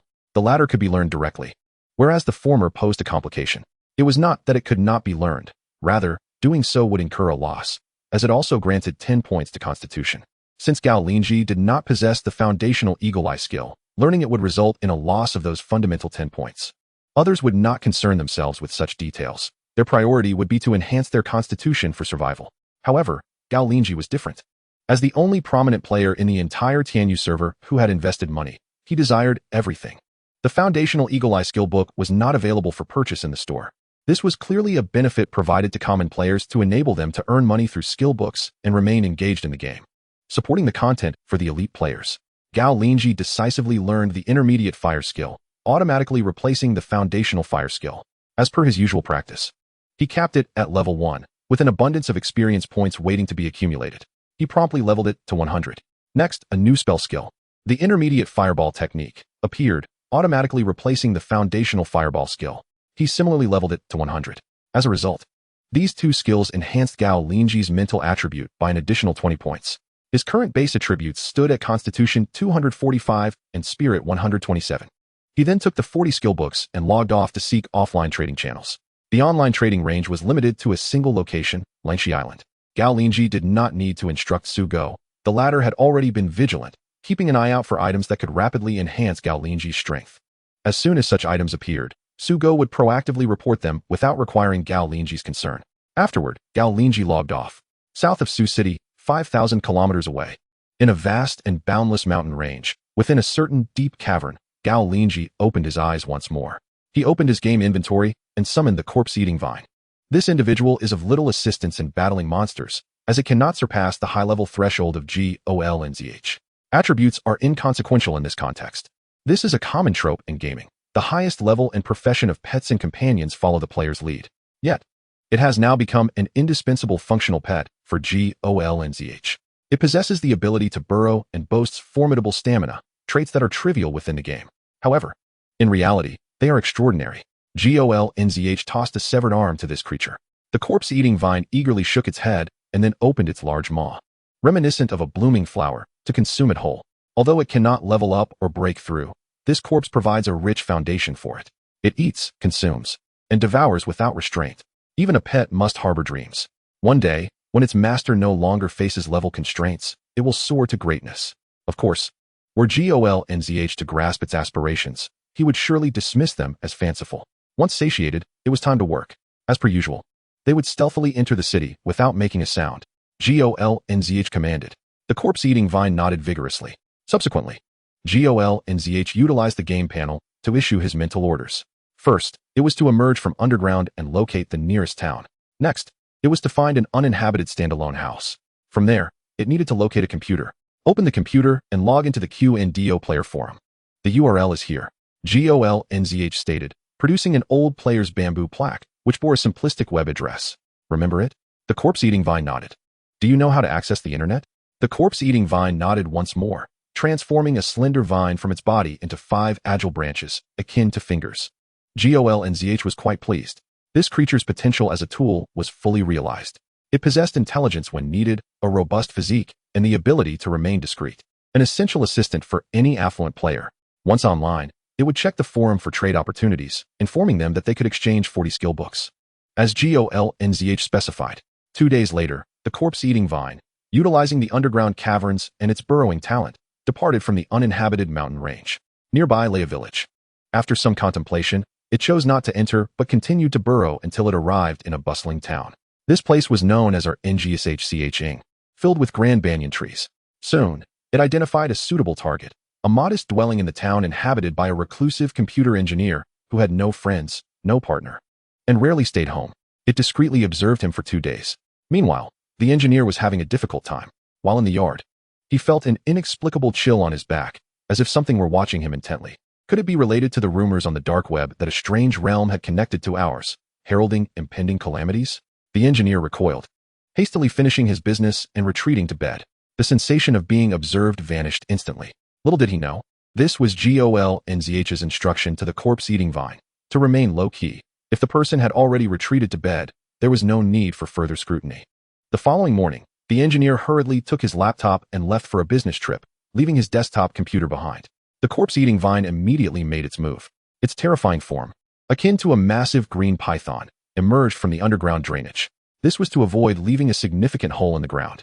It then elongated and thinned, disguising itself as an ordinary vine, creeping through the window into the room where the engineer's desktop was stored. At this moment, in Li Ngxing, within the Li Ying family villa complex, Ji Ngjian in 1912 was online in his study. His puppet wife was sweating profusely in the gym. He adeptly logged onto the Q&Do player forum. Why is it not called the T New Yorkin forum anymore? To him, it was merely an additional layer of concealment. As a member of the Li Ying family, he had no fear of exposure, although excessive exposure of significant benefits could be detrimental. Thus, he utilized advanced tools provided by the family for cover. Upon entering today, he noticed a trending post in the trading section, selling a large quantity of skill books, totaling 40, including basic and intermediate levels, exclusively in exchange for various intermediate skill stones, as well as basic eagle eye technique. The post had been pinned by the moderator, complete with photographs showcasing the skill books, which were undeniably authentic. Which village's warehouse was rated for these? Skill books are said to start at 100 kilograms of gold, and they are often unattainable without fulfilling additional conditions. How infuriating! I have yet to grasp a basic skill after 3 months, while others can readily sell in bulk. This disparity is staggering. Ji Ngjian in 1912 recognized that despite the lively nature of these posts, the vast majority were from family players and company executives. Casual players, upon logging in, would find their addresses locked within an hour, leading to their real residences. Unless a casual player possessed considerable computer skills to conceal their identity, the very act of going online would inevitably leave traces, and exposure was merely a matter of time. He scrutinized the photographs one by one, feeling a surge of excitement. He was currently pursuing a hybrid path of warrior, mage, and priest, combining the defensive capabilities of a warrior, the ranged attack of a mage, and the healing of a priest. This route, once established, was most suitable for solitary adventurers. After all, as a member of the official built-in group, he had to opt for the path of a lone wolf. He was currently at level 26, with 6 basic skill slots at level 1, gaining an additional slot for each level up. Presently, he possessed 256 skill slots. In theory, he could replicate the enhancement path of the critically wounded, directly acquiring 31 fundamental physical skills, thereby boosting his constitution to an impressive 310 points. In such a scenario, he would be capable of dominating the 4 major villages and the 2 companies.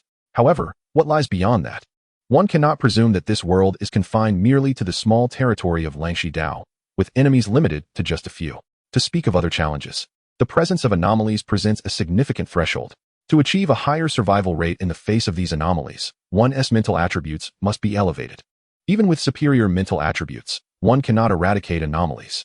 Yet, such attributes would enable the early detection of their existence and provide greater resistance to negative mental states such as madness, memory loss, and confusion. This undoubtedly enhances the chances of survival when confronting such anomalies. These insights were derived from experiences within the group, learned through the cost of death. Currently, Zhang in 1912, following the official strategy of the group and leveraging his own resources, has charted a customized developmental path, learning basic defense, basic evasion, basic agility, basic fire, and basic water skills. Building upon this foundation, he aims to advance these skills from basic to intermediate, advanced, expert, master, and finally grandmaster. When calculated, the slots are barely sufficient. Subsequent upgrades will allow for the acquisition of additional skills to complement and enhance his abilities. Presently, he has only mastered basic defense and basic agility while striving to learn basic evasion. As for the skill books on fire and water, he is still in search of them, not expecting to start from scratch. According to the village's lore, it typically takes 10 years to master the foundational knowledge of the magical arts, followed by 3 years of experimentation and another 3 years of practical experience. A gifted child at 6 must study until the age of 22 to become an apprentice sorcerer, subsequently progressing to intermediate and advanced apprentices, and ultimately to a full-fledged sorcerer. The village's elder, now in his 80s, remains merely an intermediate apprentice, which is already quite formidable and intimidating. In contrast, players enjoy a far more convenient experience. This means that Jiang in 1912 currently possesses 31 skill slots, of which only 2 are filled. This represents a fundamental quality of a seasoned player, allowing for efficient advancement early on. Players who do not manage their early development often end up as jack-of-all-trades, rendering their skills ineffective, forcing them to abandon their pursuits and start anew. At present, he can already realize a portion of his future plans from the 40 skill books available to him. He has set his sights on 4 specific books: intermediate defense, basic agility, basic fire, and basic water. Once mastered, his strength will surge dramatically, making solo endeavors a tangible possibility. Nonetheless, he is quite eager. The prerequisite skill of basic eagle eye is something he currently lacks, let alone various skill stones. However, the Liang family is likely to possess them. His attention turns to the gem's mouse. After posting, the corpse vine disguised itself as an ordinary vine, vigilantly monitoring the computer around the clock. Being a plant, it exhibits no impatience whatsoever. Meanwhile, Gao Linzhi also observes the computer through the shared vision of his pet. This arrangement effectively creates a physical barrier. Even if skilled individuals were to discover the location of his post, it would be of little concern. This exemplifies the pinnacle of hacking techniques, social engineering. Indeed, merely 15 minutes after posting, a red alert appeared on his minimap, indicating the position of the corpse vine. A series of red dots emerged in the vicinity. In just 15 minutes, this reflects the modern company's response efficiency, demonstrating almost no waste in decision-making. However, they did not raise any alarms. The red dots were evenly distributed around the area, subtly encircling the building. In the sky, airships that seemed to be advertising floated by. Yet, there was a single vulnerability below. Gao Linzhi was confident that the adversaries would have deployed robotic dogs in the sewers. Nevertheless, the sewers are a natural enemy of humanity, making searches inconvenient, even with robotic assistance. Gao Linzhi chose not to relocate the corpse vine, having already prepared for the possibility of his pet's demise. He was also keen to witness the true strength of modern companies.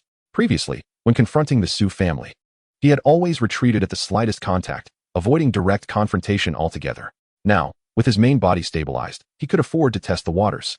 Gao Linzhi observed as his post rapidly garnered attention, with private messages flooding in, reaching a staggering 999 in an instant. He instructed the corpse vine to open each message. Unsurprisingly, only a few were direct trade inquiries. The majority were invitations. Brother, please consider our family. We are a large corporation, among the world's top 3,000. We are willing to allow you to choose from our family's direct descendants and assist you in establishing your own lineage after a generation. The Liu family, a royal lineage and a large corporation, would make you the head of the family, changing the surname to yours. This was clearly a ploy, assuming he was a fool. These companies were indeed clever. If they managed to invite him in, there would be no need for a trade, as he would simply become part of the family's treasury. Of course, there were some earnest trade proposals. Brother, we are Darren Company, ranked among the top 50 in the world. Let us agree on a location for the transaction. We can find a guarantor, and both parties will hand over the items to the guarantor for transfer. The guarantor is Jiang Yin 1968, the leader of the official group, a reputable and reliable individual who never accepts newcomer red packets. This individual's status is second only to the administrator, truly a significant figure. Upon reading this, Gao Linzhi recalled the official group he had declined twice. A faint smile crept onto his face. They were attempting to fish again, weren't they? Having lived 2 lives, he was well acquainted with such tactics, exploiting information asymmetry to encircle and trap individuals. Many initially skeptical would gradually come to believe after encountering similar messages repeatedly. Regarding the leader of this group, he remains unaware of the other's true identity. They could potentially be a good person, yet how could he trust them? Nonetheless, this is one of the few willing to trade items rather than resort to violence. Consequently, he instructed the SHSHTing to add the other party as a friend on the forum to engage in online conversation. What official built-in group? Does this game even have an official presence? Is that true? Gao Linzhi feigned ignorance as he spoke. What? The great player can produce so many skill books, and yet is not part of the official built-in group? YZHHNGXing expressed her astonishment. She initially assumed this was some discreet group member selling skill books.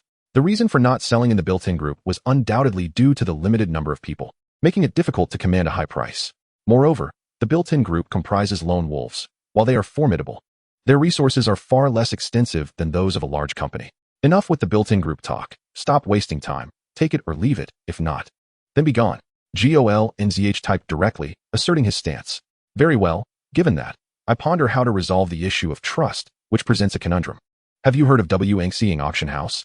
They are founded on trust, regardless of whether you are a beggar or a millionaire. As long as the items are obtained legitimately, they will accept them, ensuring your safety and privacy. Oh, so if they are not legitimate, they will confiscate them, right? What is considered legitimate is determined by them, Gao Linzhi provocatively retorted. YZHNGX recognized that the other party lacked a sense of security, and she empathized with the sentiment. It is all due to the short-sightedness of certain corporate executives who relentlessly suppress and hunt down casual players, exterminating their eligibility to participate in the game. They fail to realize what New York in-world represents. It embodies longevity, infinity, and the future. The most advantageous course for those in power is to establish a fair mechanism that stimulates the collective wisdom and strength of all, developing New York in-world, and first securing longevity. YZHNGX took a deep breath and patiently inquired, how would you like to proceed with the transaction? We are willing to cooperate fully, as long as we can acquire your skill books. This manner of negotiation undoubtedly placed her at a disadvantage. Yet she was indifferent to it. The minor loss of benefits in the present moment is trivial. Furthermore, she believed that the other party was more desperate to complete the transaction, as they needed the enhancement of their capabilities. Gao Linzhi contemplated. Can you fulfill my demands? We possess everything. The skill stones you require are indeed rare, but we can find a way to gather them. YZHNGX continued.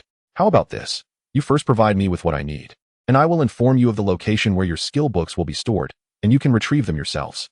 Gao Linzhi directly opted for the most advantageous transaction method for himself. How will you deliver the items to us?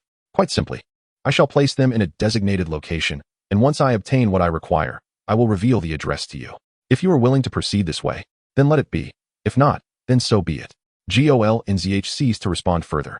At this moment, in a basement, YZHNGX who had just conversed with Gao Linzhi, was urgently gathering various experts to assess the reliability of the transaction. From the manner of the other party's speech, there is a 90% probability that they are a casual player, a psychologist remarked, unabashedly expressing his distrust towards the other party in the transaction. This is because he has no means to punish the other party should they fail to uphold their end of the bargain. He would be the one suffering the loss. Another negotiation expert added. Moreover, such transactions can be conducted through many channels by company players, rendering forum posts unnecessary. YZHNGX nodded and then asked, in your opinion, is this transaction feasible? Feasible. This casual player likely intends to engage in long-term trading. They probably possess an island where these rare items can be periodically sourced, yet they lack trading channels, hence they would not engage in one-time sales. In comparison to future benefits, the risks we undertake are minimal. Although these skill books are precious, they are renewable resources. After hearing the experts' insights, YZHNGX made a decisive choice to proceed according to Gao Linzhi's proposal. To an ordinary person, this might seem foolish. However, different perspectives arise from varying levels of understanding. Just as many investments appear unwise yet are pursued, the reasoning lies in the fact that they do not fixate on a singular opportunity, but rather engage in thousands simultaneously, ensuring that one success can offset all risks. Such a strategy is beyond the comprehension and imitation of the average person. Just like now, ordinary players are well aware that Gao Linzhi possesses valuable items, and that with a bit of risk, they could engage in a trade. Yet, they hesitate to bear such risks, for if they are deceived, they may never recover. But large corporations are unafraid. This represents a controllable risk, manageable losses, and potentially high returns. After making her decision, YZHNGX did not allow the experts to depart. Instead, she seized the opportunity to express her newly conceived idea. Based on this transaction, it is evident that there are many talented casual players in New York in-world. Even under the oppressive control of companies, they can still shine brilliantly. For our utmost benefit, we should lower our pride, vigorously stimulate player enthusiasm, protect casual players, and establish a fair mechanism. We must undergo certain transformations to put an end to the previous brutal suppression model. The gathered experts remained silent. They were not opposed, but wished to observe closely whether HNGX was merely fishing for affirmation. Such occurrences are frequent. What high-ranking individuals state initially may very well be the opposite of their true intentions. Should anyone hastily agree, they might find themselves targeted in the future. Fortunately, HNGX understood their hesitation and continued. Throughout history, numerous technological revolutions have relied on the rise of countless geniuses among the common populace. If we persist in suppressing the common people, the world would remain in the darkness of the medieval ages. Although the proportion of geniuses nurtured by noble families is high, their absolute numbers are far too scarce. Most family-owned enterprises fail to recognize this truth, or rather, they cannot tolerate the rise of the lower classes. Clearly, everyone is striving together. Once longevity is secured, the remaining matters are easily managed. The act of dismantling bridges after crossing, concealing bows after birds are hunted, and killing the donkey after the grinding is complete, these are the specialties of the aristocracy. Yet, they are engulfed by fear. It is precisely this that reassures the experts. They can discern that this manager speaks from the heart. The counterpart is not inherently virtuous, but rather a competent political creature, aware of their position and circumstances, knowing precisely what actions to take.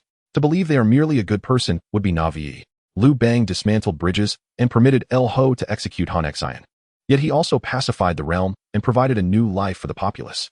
Can one truly categorize him as simply good or bad? At this moment, an expert finally remarked, "This is understandable. After all, the opportunities in the world of Tianyun are abundant."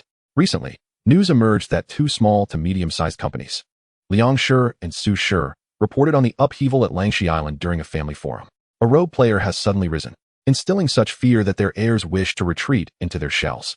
Indeed, even the direct descendants of their families dare not engage in the game, fearing that one day, the opponent may recall past grievances and come to eliminate them.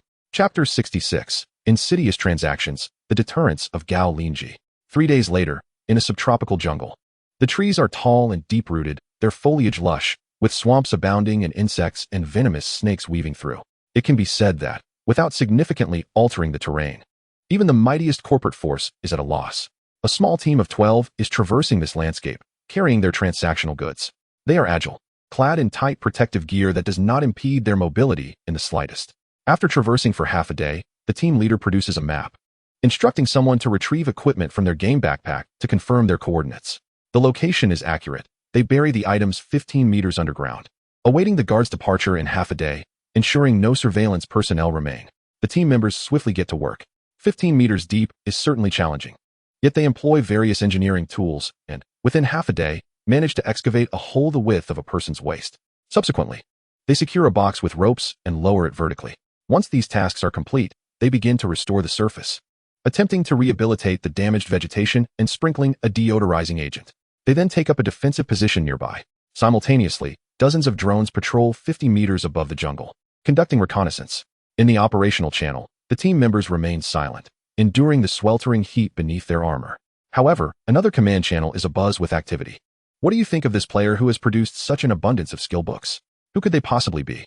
Perhaps a rogue player from the same island, retrieving them from the village warehouse.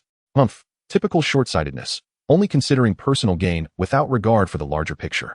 Such a plethora of skill books, if used for long-term cultivation, could resolve numerous issues, yet they only seek to compensate for their own shortcomings. One scoffed. Indeed, they are all rogues, so why contemplate the long term? Those who think long-term perish in the present, allowing their accumulated resources to benefit others. That may not necessarily be true. What if their talent is exceptional? Bah. Even with great talent, it has its limits. Ultimately, they cannot compare to corporate players who possess comprehensive strategies, abundant resources for trade, and detailed developmental insights at each juncture. Maximizing cost-effectiveness. In no time, the command channel flooded with 999 messages. As time passed, night fell. Suddenly, a message interrupted the command channel. The trading party has retrieved the goods. They are currently inspecting them. All personnel prepare for action. Half a day later, in a remote mountain range in the south, within a vast cave, Gao Linzhi accessed the traded items through his game backpack. The Shiji Vine had successfully secured the transaction goods, utilizing the default pet pickup feature to store them in Gao Linzhi's backpack. Aware of the potential for a mail bomb, he opted to go online and send his character, who was low on health, to retrieve the items. After all, his character had perished countless times, remaining at level 1, and could clear the death penalty with a day's worth of meteorite expenditure. Thus, he logged on, with his character appearing in the Elders' Assembly Hall of Dongling Village. Just as he was about to retrieve the transaction items, the game's minimap emitted a glaring red warning. Warning, warning. A highly dangerous item, Heavenly Wolf Spider Venom, has been detected in the game backpack. Any contact will result in paralysis and sealing of the game character, along with remote tracking. The game prompt stated, you may purchase a Heavenly Purification Talisman from the store to remove this negative effect. Indeed, it is a relentless defense. Gao Linzhi swiftly captured a screenshot of this warning, erasing any content that might reveal his identity.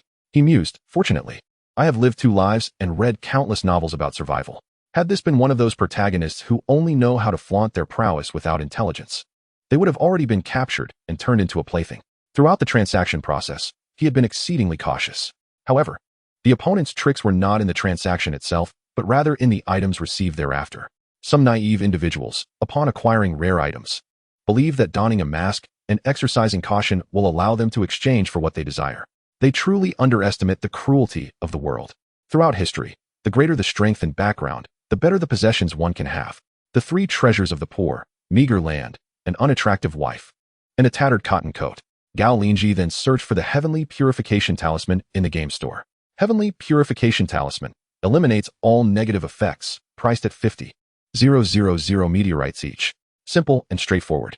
Goodness, at 50,000 meteorites per talisman, that equates to approximately 5,000 grams of gold. 5,000 grams of gold, which amounts to 5 million yuan for a single piece. How many wealthy individuals can truly afford such a luxury? But I possess over 100 million Tianyu stones, so I am quite at ease.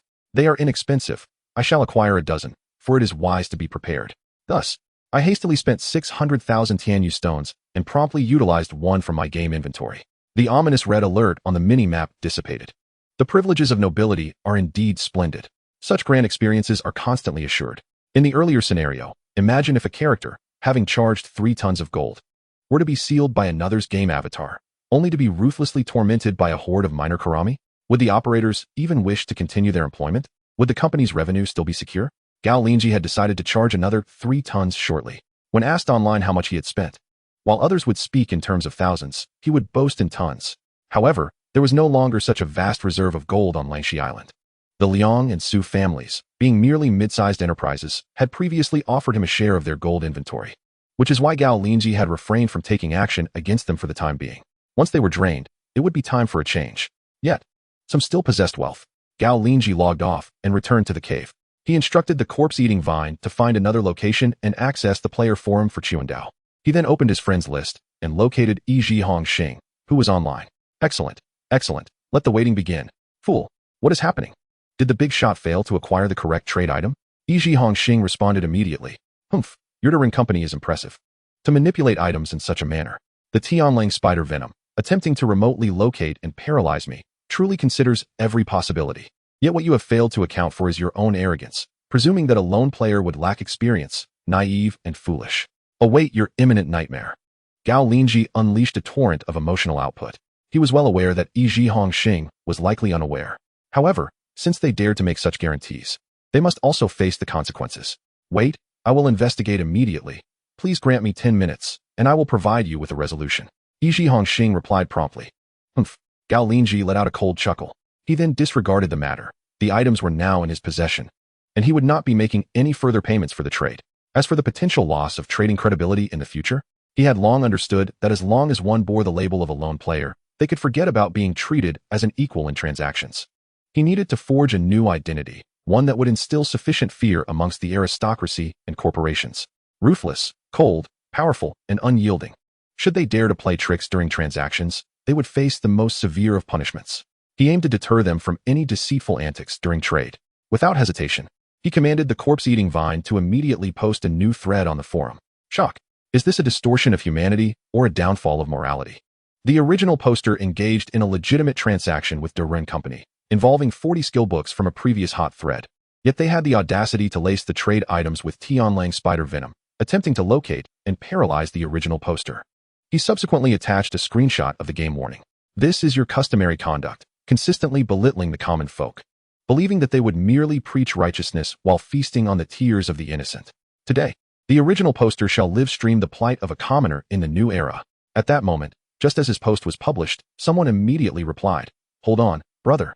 This was an act of ignorant, short-sighted individuals. We will swiftly apprehend them and deliver you satisfaction, allowing you to deal with them as you see fit." Yi Hongxing responded. Instantly, the thread reignited with fervor, its popularity soaring into the hundreds of thousands.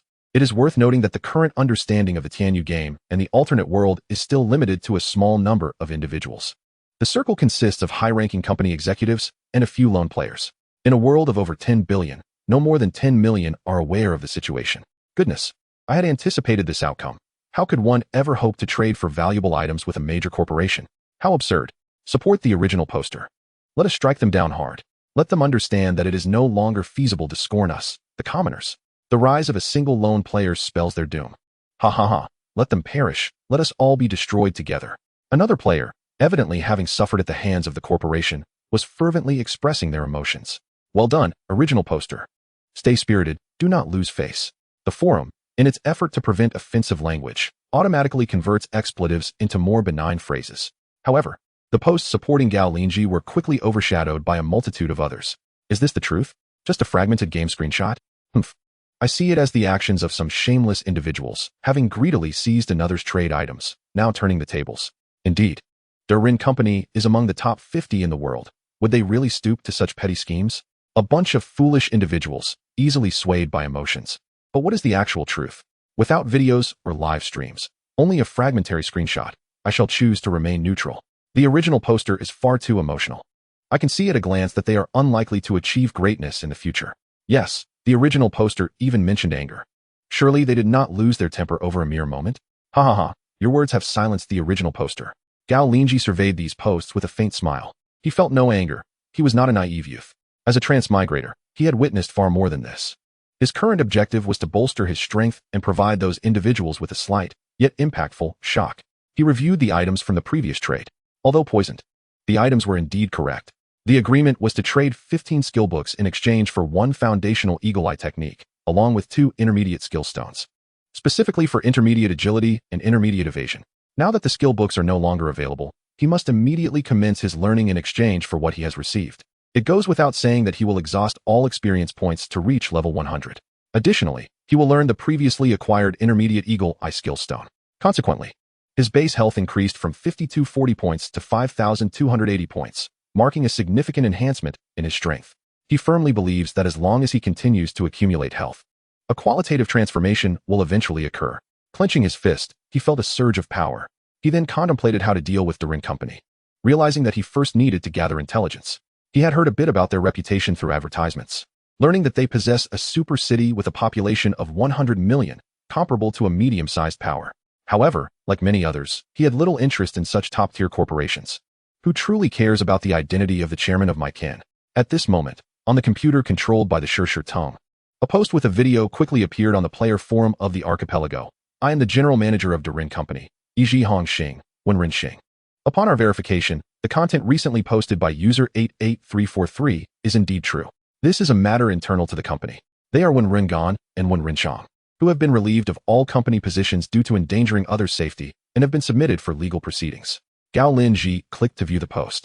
There, he saw 2 middle-aged men bowing deeply at a 90-degree angle, their faces flooded with tears. We sincerely apologize. It was our moment of greed that led to this. We promised to study the Rin Shu diligently while in prison. Please forgive us. Gao Linzhi could not help but smile at this spectacle. Yet, how could he verify whether these 2 were indeed the culprits? It was highly likely they were merely scapegoats. Thus, he instructed Shir Tang to post, "Stop trying to fool me with these useless antics. If you wish to apologize, it must be with real gold and silver. 3 tons of gold. Send the address privately." Yizhi Hongxing simply replied, making no additional demands. Upon seeing their response, the post quickly gained traction. Ha ha ha. It turns out the matter is indeed true. Those fools have been slapped in the face, haven't they?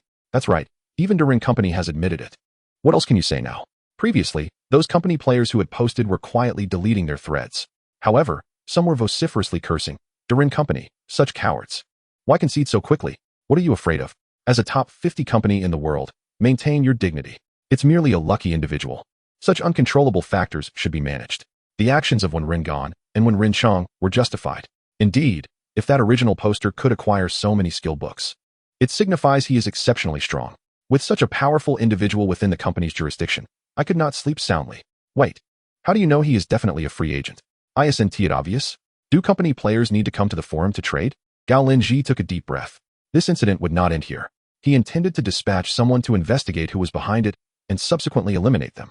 Only by doing so could he establish his reputation on the player forum, ensuring that no one would dare to play tricks in future transactions. Chapter 67. Gao Linzhi's Caution, Tenfold Refinement. Gao Linzhi pondered whom to send for the investigation. The only reliable personnel available to him was Shir Tang. He also possessed a rare pet, the Feng Lang Wang, purple, but its required level was 30, making it impossible to utilize at this moment.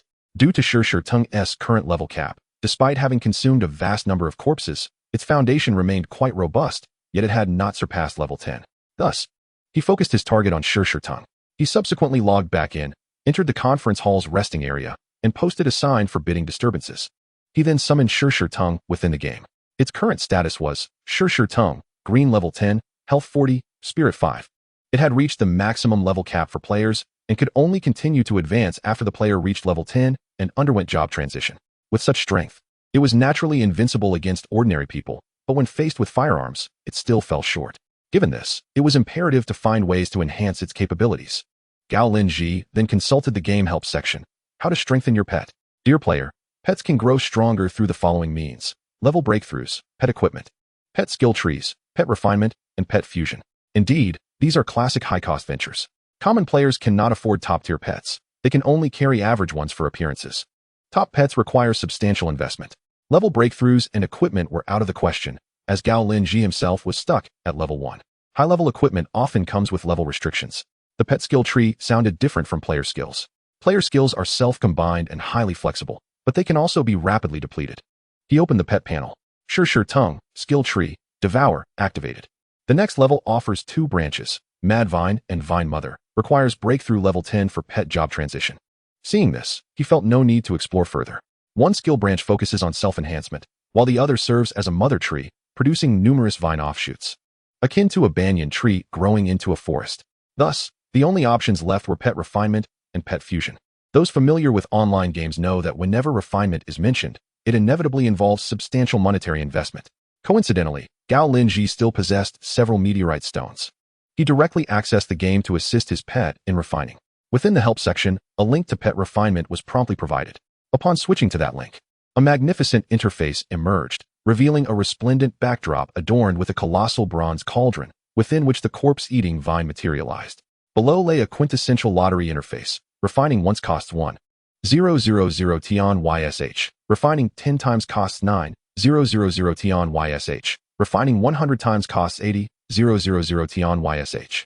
Refining 10,000 times costs 7 million Tian YSH. And refining 100,000 times costs 600 million Tian YSH.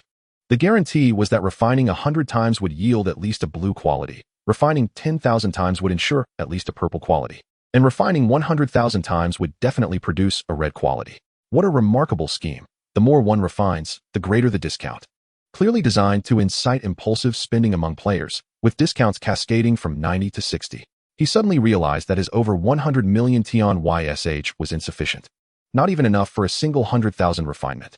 Well then, let the impulse take over. Gao Linzhi decisively opted for 10,000 refinements. How embarrassing. True grandeur lies in the highest levels of consumption, without consideration for cost-effectiveness. As he confirmed his choice, the bronze cauldron erupted in a dazzling glow. Rays of light surged into the green-quality, corpse-eating vine. Although 10,000 refinements sounded substantial, it was merely 5 minutes before completion. To Gao Linzhi's delight, he did not face a setback. The corpse-eating vine did not require the guaranteed outcome, transforming into purple midway, and continued to ascend until it shimmered in gold. Only then did it conclude. Upon reopening the pet panel, corpse-eating vine, gold level 10, constitution 320, spirit 40. It appeared that there was a twofold attribute disparity between each quality. When green, its attribute was merely 40, but upon reaching gold, there were 3 tiers of quality. From green to blue, blue to purple, and purple to gold.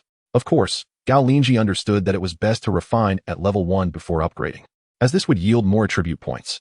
Currently, the game straightforwardly multiplied attributes by 8. This essentially coerced seasoned players to invest heavily in Tian YSH from the outset, to refine their pets directly to red quality. The requirement for Tian YSH was immense, starting at a minimum of 600 million. What does 600 million Tian YSH signify? To put it into perspective, Gao Linzhi had invested 3 tons of gold, resulting in a mere 30 million Tian YSH, with an additional 100 million provided as a bonus for the initial recharge. Meanwhile, after the refinement, the corpse-eating vine displayed a newfound affection towards Gao Linzhi. It even mimicked a dog, rolling on the ground and wagging its tail. Goodness! Its intelligence had evidently increased. It seemed to be pleading for another 100,000 refinements to ascend to red quality. With over 300 in constitution, it was more than sufficient to dominate in the real world. Let us not forget that pets can resurrect after death. Regular gamers are well aware that the concept of permanent pet loss is merely a source of frustration. After investing considerable effort into nurturing a pet, to be told it is lost upon demise is utterly disheartening. Gao Linzhi further investigated the resurrection of pets. Currently, With the pet at level 10, the resurrection time amounted to 410 hours, requiring the removal of 12 to the power of 10, or 1024 Tian YSH. Remarkably, this aligned with his assumptions. In a realistic online game, the resurrection feature is a formidable advantage, certainly accompanied by substantial costs. Fortunately, he had capped the pet at level 1. Had he upgraded normally, the time and Tian YSH required for resurrection would have been exorbitant. For instance, dying at level 100 would necessitate a 100-day wait for revival. Upon reflection, this seemed reasonable. A level 100 character, being an elite force, ought to require such a duration for resurrection, making it quite a bargain. Quick resurrection through Tian YSH was impossible due to the overwhelming consumption. One could merely endure the passage of time. Of course, he enjoyed the privilege of Nobility 17, granting him 15 daily exemptions from death penalties. This too served as an indirect incentive for players to recharge. Fortunately, he could afford the 1024 Tian YSH. Yet this implied that he could no longer allow the corpse-eating vine to exceed its current level. There was another option, however, to acquire a new pet and refine it anew. Nonetheless, Gao Linzhi was a sentimental individual.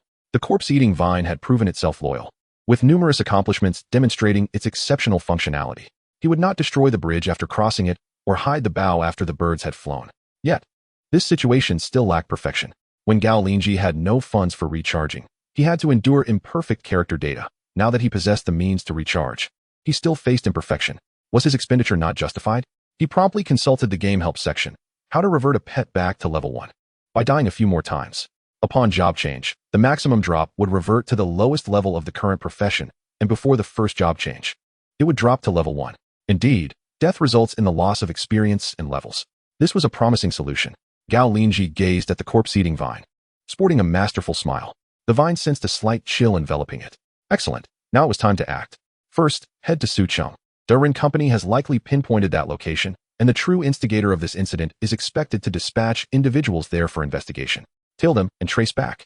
Gao Linzhi issued his commands and concluded with a grand promise. Once the master possesses 600 million, 100,000 refinements will be granted. The corpse-eating vine immediately began to sway. Innocently, it remained oblivious to when this grand promise would materialize. Meanwhile, in Sucheng, on the streets, 2 unexpected visitors arrived. One old and one young, both men. Their attire was remarkably simple, clad in casual wear, resembling a father-son duo on a leisurely trip. Upon their appearance on the streets, they meandered into an empty park. The elder, according to intelligence, was the individual selling skills on the forum, likely the recent conqueror of Wolf Snake Island, as only he could potentially produce skill books in abundance. He must have originated from this city. These rogue individuals, believing they are well concealed, remain oblivious to the fact that once they expose themselves, the latest search algorithms can swiftly identify the most suspicious characters. The young man, with a hint of disdain, commented on this matter. However, the old man remained much more circumspect, cautioning against being overly careless, for no one truly knows the extent of their talents. Let us analyze this thoroughly. We cannot rely solely on the intelligence provided from above. Very well, the young man, slightly impatient, began to dissect the intelligence. Currently, those identified as suspicious by the intelligence center include the following individuals. Liang Sheng of the Liang family, also known as Jiang in 1912, who is part of the official internal group. With such background and capability, he also possesses the motivation and temperament to match. He has long been oppressed by a rodent-like entity, harboring a deep-seated hatred for grand families and large corporations, aligning with the style of online discussions. This individual is quite likely to have previously acquired a puppet talisman, potentially making the injured individual from the same village his puppet. The old man remarked. Anyone who can enter the official group is undoubtedly a person of immense potential, a future powerhouse. Even large corporations must treat them with respect, for they are beyond harm and must be appeased. The foolish Liang family remains entirely unaware of this matter. Had they known, they would surely realize that their death knell has already sounded, with the only distinction being when the mourning would commence. There is another suspicious figure, a technical manager from the Su family who mysteriously perished, suspected of holding a high-ranking game qualification. After his death, that qualification was seized by a customer service manager named Lin Qing. Lin Qing may also possess puppet-like abilities, having controlled the current injured individual. Why does your analysis insist that the injured individual is a puppet rather than an independent player? There is another person, Gao Linzhi, who fled into the deep mountains after the inquiries concluded. The old man interrupted the young man. Why not suspect him? He is a novelist, having immersed himself in conspiracy theories. This time, he happened to catch on. There is only one game qualification, and he is not even a player. How could it possibly be him? The young man found this amusing. Ah, that is a valid point. The old man silently took note. Very well. Let us first investigate these two individuals. Unbeknownst to them, while they conversed, a vine was descending from a tree in the park. This was, of course, the flesh-eating vine. It possesses remarkable camouflage abilities, indistinguishable from a natural vine until it launches an attack. After countless refinements, its innate capabilities have been significantly enhanced. It was able to locate these two precisely due to Gao Linzhi's minimap functionality. The area where the pet resides automatically activates the minimap. Upon the flesh-eating vine's arrival in Sioux City, the individuals were revealed on the minimap. The minimap of Noble 17 covers a vast range. Gao Linzhi's deductions were not in vain. The unseen orchestrator had indeed pinpointed Sioux City and dispatched individuals to investigate. This is quite easy to deduce. On Wolf Snake Island, a major incident recently occurred, with the 4 villages being controlled by rogue players. The village warehouses are the source of a large number of skill books. This connects the injured individual with forum players selling skill books. Furthermore, Wolf Snake Island is the territory of both the Liang and Sioux families. They possess the most intimate knowledge of the rogues on Wolf Snake Island. Thus, to uncover the true identity of the injured individual, it is best to infiltrate the domains of the Liang and Sioux families. Gao Linzhi never underestimates these large corporations. 3 days later, in a hotel, the elder and the youth were synthesizing the recently acquired intelligence. According to the current information, that Jiang in 1912, or Liang Shang, is still attempting to purchase skill books from the forum. It is highly unlikely that he is the seller, unless he is a madman intent on stirring up trouble. Lin Qing has a strong talent, likely related to resurrection after death, a late-game ability, and he has fled to West Wolf Village, making it improbable for him to be the culprit. After eliminating all impossibilities, the fugitive Gao Linzhi is the only possible suspect. The young man stated coldly. I recall a detail. It seems the Sioux family is pursuing a particular game item. Perhaps Gao Linzhi has acquired that item, allowing him to enter the game. This should be the truth. Remarkable indeed. A mere ordinary person, preemptively considering that the adversary would not allow anyone to escape, thus evading the pursuit of a small to medium-sized company. Utilizing a game item, he rises step by step, causing both companies to suffer setbacks. This is truly the classic path of a novel's protagonist, the old man chuckled. Humph, his path to ascension ends here, the young man scoffed. Now that we have pinpointed his true identity, the next step is to capture him. If I am not mistaken, he is likely still lingering near Sioux City. The old man, puzzled, inquired. Why? The young man, brimming with confidence, replied. It is quite simple. He has yet to exact complete revenge on the Sioux family. According to the typical mindset of rogues and commoners, he would rather take the risk of being discovered than leave this place before delivering a blow to the Sioux family. Until the Sioux family is annihilated, he will not depart, always seeking justification for his presence. Therefore, if we conduct a meticulous search here, we shall undoubtedly locate him, and then dispatch a special operations team to apprehend him. The old man nodded. That makes sense. Previously, a peculiar incident occurred in Sioux City. An heir of the Sioux family was murdered, and gold went missing. Clearly, this is his doing. Let us now request additional personnel. The young man urged eagerly. The old man nodded, then sighed, stating, in truth, this fellow has done rather well. At the very least, his actions were resolute. Unlike the scattered players we had previously captured, who, even when cornered at their homes, still demanded proof of their status as gamers. While the two conversed, they remained unaware of the slender tendril clinging to a green plant by the window. In this moment, Gao Linzhi had already overheard their analysis, prompting a cold smirk from him. Fortunately, as a traveler between worlds, having lived 2 lives, he had witnessed a myriad of schemes. Thus, he acted decisively, making his way to the uninhabited mountain range and the vast cavern. After all, being a major corporation, they had considered every possible scenario. Any tiny flaw would be seized upon. If he had been like some others, who naively believed that the absence of evidence meant safety, he would have long since turned to dust. Chapter 68. The weary general manager and the fool's sudden inspiration. Their dialogue served as a reminder for him. He possessed a remarkably precious game item from the deceased Li Gu. Revival Pearl, 33 upon character death, allows for damage-free revival. Once revival attempts are exhausted, experience points can be used for recharging. The total experience points determine the amount needed for a full recharge. Clearly, to maximize the utility of this item, one must not only remain at level 1, but also refrain from using game experience to learn any skills. In essence, it necessitated becoming a pure natural being, learning and growing like an indigenous person. Everything had to be self-taught and self-earned. Even so, it remained exceedingly valuable, considering it allowed for damage-free revival. By managing his total experience, he could achieve infinite revivals. From this perspective, despite its considerable limitations, the Revival Pearl was undoubtedly a divine artifact. However, for Gao Linzhi, it was somewhat superfluous. After all, He already possessed the revival capabilities of an ordinary player, along with the noble privilege of exemption from death penalties. This pearl could create a powerful being. He pondered the mention of the puppet talisman, which could create a player puppet for himself, thus providing an additional tool for security. With this thought in mind, he searched the game store, only to find that the puppet talisman was not available for purchase. However, the game assistants offered a method for acquisition. Players can obtain it through spell techniques, trading, or drops within the game. This seemed straightforward. He could simply acquire one through trade. 2 days later, in an office building that had been entirely reserved, an old man and a young man from Durin Company, along with a special operations team, were engaged in discussions within a large conference room. The team leader stated with precision, "Gentlemen, after our preliminary searches, big data analysis, and facial recognition, we can preliminarily ascertain that Gao Linzhi is currently not within Sioux City." The young man confidently asserted, "Then he must be in the mountains to the south. The mountain range is vast and the terrain complex. Locating him will take at least a month, and it would cause significant commotion. He can easily remain hidden within the game." The team leader shook his head. Upon hearing this, the young man felt disheartened. "Damn it, are we truly helpless against these scattered players?" The old man sighed. "Indeed, we are at an impasse. I can now comprehend General Manager Wenrinching's approach.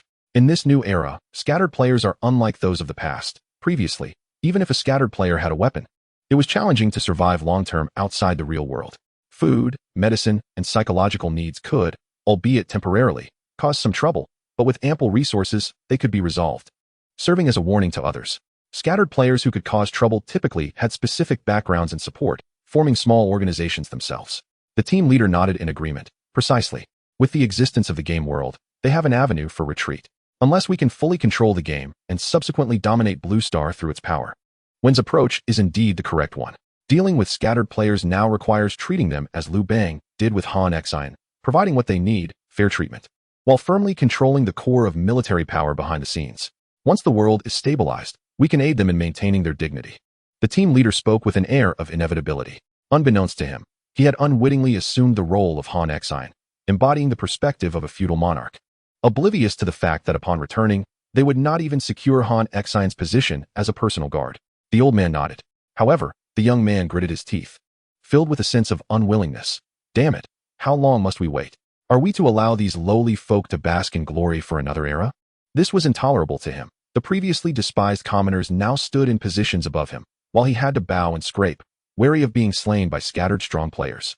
This feeling was unbearable for even a single day. He understood why the Sioux and Liang companies were so determined to suppress scattered players. They lacked the resilience of larger corporations. Perhaps they shared the same foresight, yet their material foundation did not permit them to act according to such visions. They were compelled to make decisions based on immediate interests. Just like now, due to a minor oversight, the emergence of one Gao Linzhi had turned the two companies into a fragile structure, waiting for Gao Linzhi to extend a foot and bring them crashing down. Damn it! Why could that Gao Linzhi endure? Why didn't he act like the protagonists in novels, emerging to flaunt his prowess and eradicate the upper echelons of these two companies? He clearly possessed the capability to do so, something other scattered players could not achieve. He was fully capable. Indeed, if Gao Linzhi did this, the entire corporate landscape of Blue Star would be set into motion. All mobile security forces will be mobilized for a comprehensive manhunt. Unfortunately, there is an unending stream of prodigious talents emerging from the civilian populace, much like Liu Bang, who was once an ordinary commoner. The elder spoke, asserting that our objective should be to transform these gifted individuals into members of our ranks, akin to the founding emperors Liu Bang and Zhu Yuanzhang. The most prudent course of action now is to swiftly bring Gao Linzhi into our fold, either by making him our son-in-law or by supporting the establishment of the Gao family. Once he possesses a vast corporation, dozens of wives, and hundreds of children, his threat will diminish significantly. The captain of the action team nodded in agreement, aligning himself with the elder's perspective. Unlike the youthful idealism of the younger generation, he was focused solely on expediting the tasks at hand so he could return home to immerse himself in gaming, leveling up, and transitioning classes. He too harbored aspirations of establishing his own dynasty. In a 2-to-1 situation, the youth had no choice but to temporarily concede, but a malicious idea flickered in his eyes. That evening, at the Sioux Corporation's 99th floor conference room, the 5 branches of the Sioux family convened. Su Zhongyin of the second branch, visibly anxious, remarked, "Elder brother, I sense a storm brewing in Sioux City. We must expedite our contingency plans." Su Zhongxin of the first branch responded with displeasure, "How many times must I reiterate? In this company, titles hold weight. Second brother, why are you behaving like them?" The urgency of the moment left little room for trivialities. Su Zhongyin replied nervously. The situation is quite complex. The Darren Corporation and player forums are engaged in skill book transactions, while others may watch from a distance. We find ourselves in the eye of the storm. Su Zongtong of the third branch dismissed his concerns, stating, "What you say is irrelevant. Those skill books have nothing to do with the Su family. We are in the same boat." The youth's naivety was astounding. Skill books are immensely valuable, and news of scattered players claiming an entire island at Langshi Island would undoubtedly draw attention to us. Their focus will surely shift towards us, leading to infiltration and control of our company to seize a share of the profits, Su Zongyin insisted anxiously. Su Zongxin chuckled lightly. It matters not if they wish to acquire control. Every company has its established territory.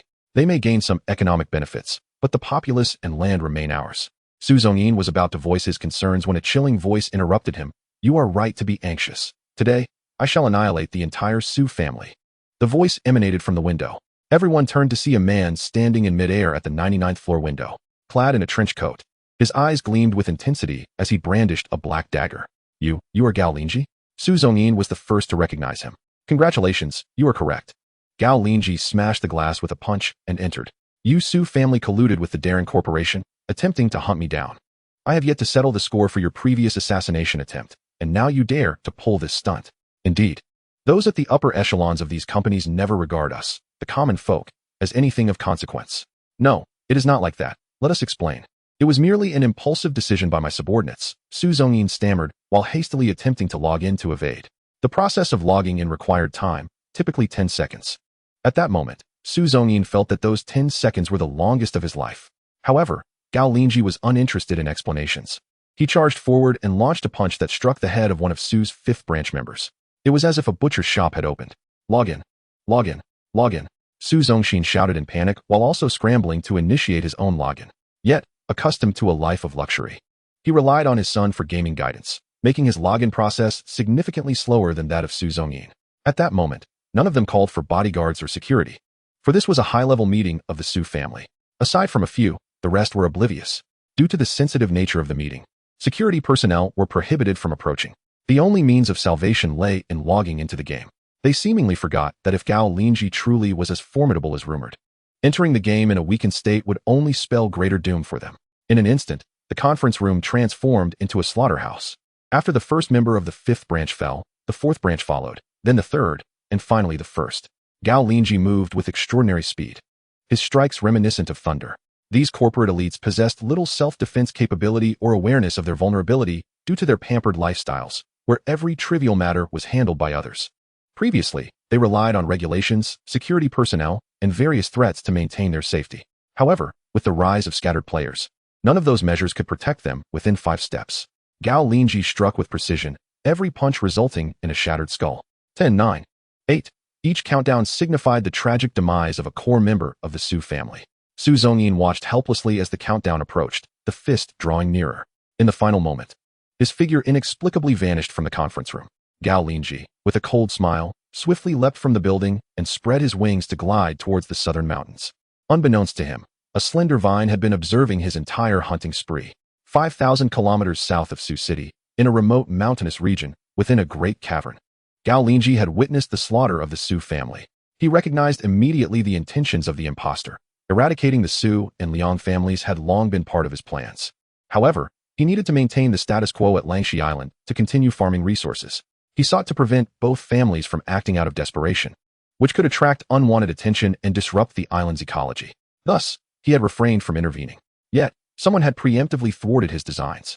Sushar never anticipated that the true perpetrators of their demise were not the scattered individuals, but rather the high-ranking executives from other companies, whom they had always considered to be allies in the same position and queue. How ironic it is that enmity lies most profoundly among peers. It is akin to the downfall of one royal family often being orchestrated by another, or the extermination of an entire minister's family typically being the work of another minister. How ruthless! Gao Linzhi, witnessing this scene, was fortunate to have the game recording feature. He had instructed Shishiding to record the entire episode. Subsequently, he directed Shishiding to post on the player forum, Chuandao. The post read, "Shocking. The greatest hatred resides among peers. The Su family has just been annihilated, and I have the entire scene recorded." Soon, a video surfaced within the thread, showcasing the entirety of the incident involving Darren Company's senior and junior members, culminating in the Su family's extermination. If one wishes to conceal their deeds, they must first refrain from wrongdoing in attempting to frame others. Have you forgotten that we are in an era where games permeate reality? You can never be certain if an unseen deity is observing your every action. Upon the emergence of this post, the forum erupted once more. Gao Linzhi's ability to ignite such fervor with a single post was largely due to the relatively small community of players, where substantial news was scarce. Many significant revelations had already been digested within smaller circles. What on earth is Darin Company doing? They profess fairness while secretly dispatching individuals to uncover the true identities of others. When their efforts yield no results, they resort to exterminating local magnates and framing others. Indeed, the fiercest animosity lies among peers. The company fixates solely on scattered individuals, neglecting the reality that their greatest competitors are other firms. Observe how, before the scattered individuals could rise to take revenge, the companies have already turned against one another. In that moment, the entire forum descended into chaos. To Gao Linzhi's surprise, his post went unmonitored by any administrators. On a conventional website, it would have been swiftly removed. It seemed that this Qiyuandao forum was perhaps genuinely connected to the mysterious game officials, who showed little concern for such trivial disputes. Moreover, despite being among the world's top 50 companies, Darin Company lacked the authority to interfere with the game forum. Meanwhile, in a port city in the southeastern region of Sushi, within an office, Wen Rinxing fumed. Bastards! Imbeciles! How foolish can one be to commit wrongdoing so ineptly? She had never anticipated that, just as she was about to suppress matters, others would take it upon themselves to escalate the situation. This is the flaw of large corporations and influential entities. Factions abound, and everyone harbors their own agendas. Despite possessing the best strategies and talents, they inevitably arrive at the worst outcomes. If everyone had adhered to her vision of equitable collaboration, Darin Company could have secured a reliable supplier of rare gaming items. Now, certain individuals insisted on controlling others, striving to seize them from the source, resulting in utter chaos. I refuse to play this foolish game with you idiots any longer. I will pursue the path of the puppet master and transform you all into puppets. I do not require your intellect, only your hands and feet. Thus, she promptly took to the internet and posted, "I'm exhausted. Let it all be destroyed swiftly. Mr. Low Health, feel free to do as you please with Darin Company's personnel. I can neither manage nor control them. If others refuse to heed my words, what purpose do I serve here? I shall leave, and let whatever happens, happen." Indeed, merely half an hour later, an inconspicuous piece of news circulated online. Ms. Wen Rinxing, the general manager of Darin Company, announced via her personal network account that due to health reasons, she would permanently resign from her position and relinquish all personal shares in Darin Company. Chapter 69, A Complete Turnaround, The Emergence of the Puppet. Darin Company's Wen Zhengshuan, dispatched to investigate Gao Linzhi, had now achieved his objective. Companies surrounding Su Cheng united, deploying nearly all available security forces. With the cooperation of Su Zhongyin, a surviving member of the Su family, an extensive manhunt commenced. The southern mountains of Sucheng and several nearby cities were under tight lockdown. The skies were filled with rows of drones, early warning aircraft, and armed helicopters, while the ground was patrolled by mechanical dogs, inspection canines, and action teams. Below ground, numerous robotic dogs equipped with life detection devices traversed the sewers. This was indeed an unprecedentedly extravagant search array. Online, a bounty of 500 million was placed on Wen Zhengshuan, utilizing the extermination video uploaded to the player forum. They employed big data, gait analysis, and facial recognition techniques to swiftly uncover the truth. At the time of the incident, the building's surveillance cameras had malfunctioned, making detection difficult. However, thanks to the extermination video, the situation became clear. It was Wen Zhengshuan, the grandson of Wen Rinxian from Darin Company's third branch, who was responsible. He, too, was a gamer, an adept at disguise, having changed his class once, reaching level 19, with a physique exceeding 30 points. At this very moment, while the manhunt was underway, an urgent joint meeting of the executives from various companies was convened. United by common roots, why must we turn against one another so swiftly? Su Zhongyin wept bitterly as he spoke at the meeting. Ladies and gentlemen, I truly never anticipated that our Su family, which has always adhered to propriety and never overstepped boundaries, would be subjected to such bullying by Darin Company, despite their standing among the world's top 50. Today, they can violate the century-old Blue Star Company agreement, resorting to brutal assassination tactics to annihilate our Su family. Who knows what they might do tomorrow? Can we endure their tyranny simply because they are larger? Today it is our Su family. Tomorrow it could be the Liang family, the Zhao family, or the Chen family. Liang's family was the first to voice their agreement. Liang Xiongxiong from the second branch of the Liang family, filled with righteous indignation, exclaimed, "This is utterly absurd. Clearly, we all collaborated to confront the rogue individuals. Yet, he has directed the conflict towards us. If this continues, Will it not allow the rogues to dismantle us one by one? I had thought that we were all educated over the course of 18 years. Yet here lies such ignorance. Foolishness, beyond comprehension. The crowd fell silent. The actions of Wen Jingxuan had made them acutely aware of a terrifying reality, with the advent of an era dominated by personal martial prowess. Even the great families and corporations could no longer govern their internal affairs. Should one individual choose to act independently, the resulting havoc could be unbearable for the entire family. In a certain sense, anyone could become a rogue with extraordinary luck. The question of how to construct a new framework of order and establish stability would pose a monumental challenge. In former times, even if Wen Jingxuan had sought to act alone, he would have needed to rally a group, and his intentions would have been evident. However, this time, as observed through the entirety of the forum video, it was clear that his opponent had acted on a momentary whim of foolishness. He was unwilling to heed the advice of two seniors to resolve the issue amicably and return home. Instead, he was determined to achieve some form of merit, unable to tolerate the rogue's triumph. Thus, he sought to frame another, attempting to bully Gao Linzhi, a rogue, knowing he had no one to speak on his behalf.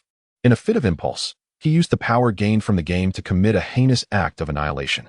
Although there remained many mysteries surrounding the incident, such as how the opponent learned the time and place of the Su family's secret meeting and how they ensured no evidence would surface afterward.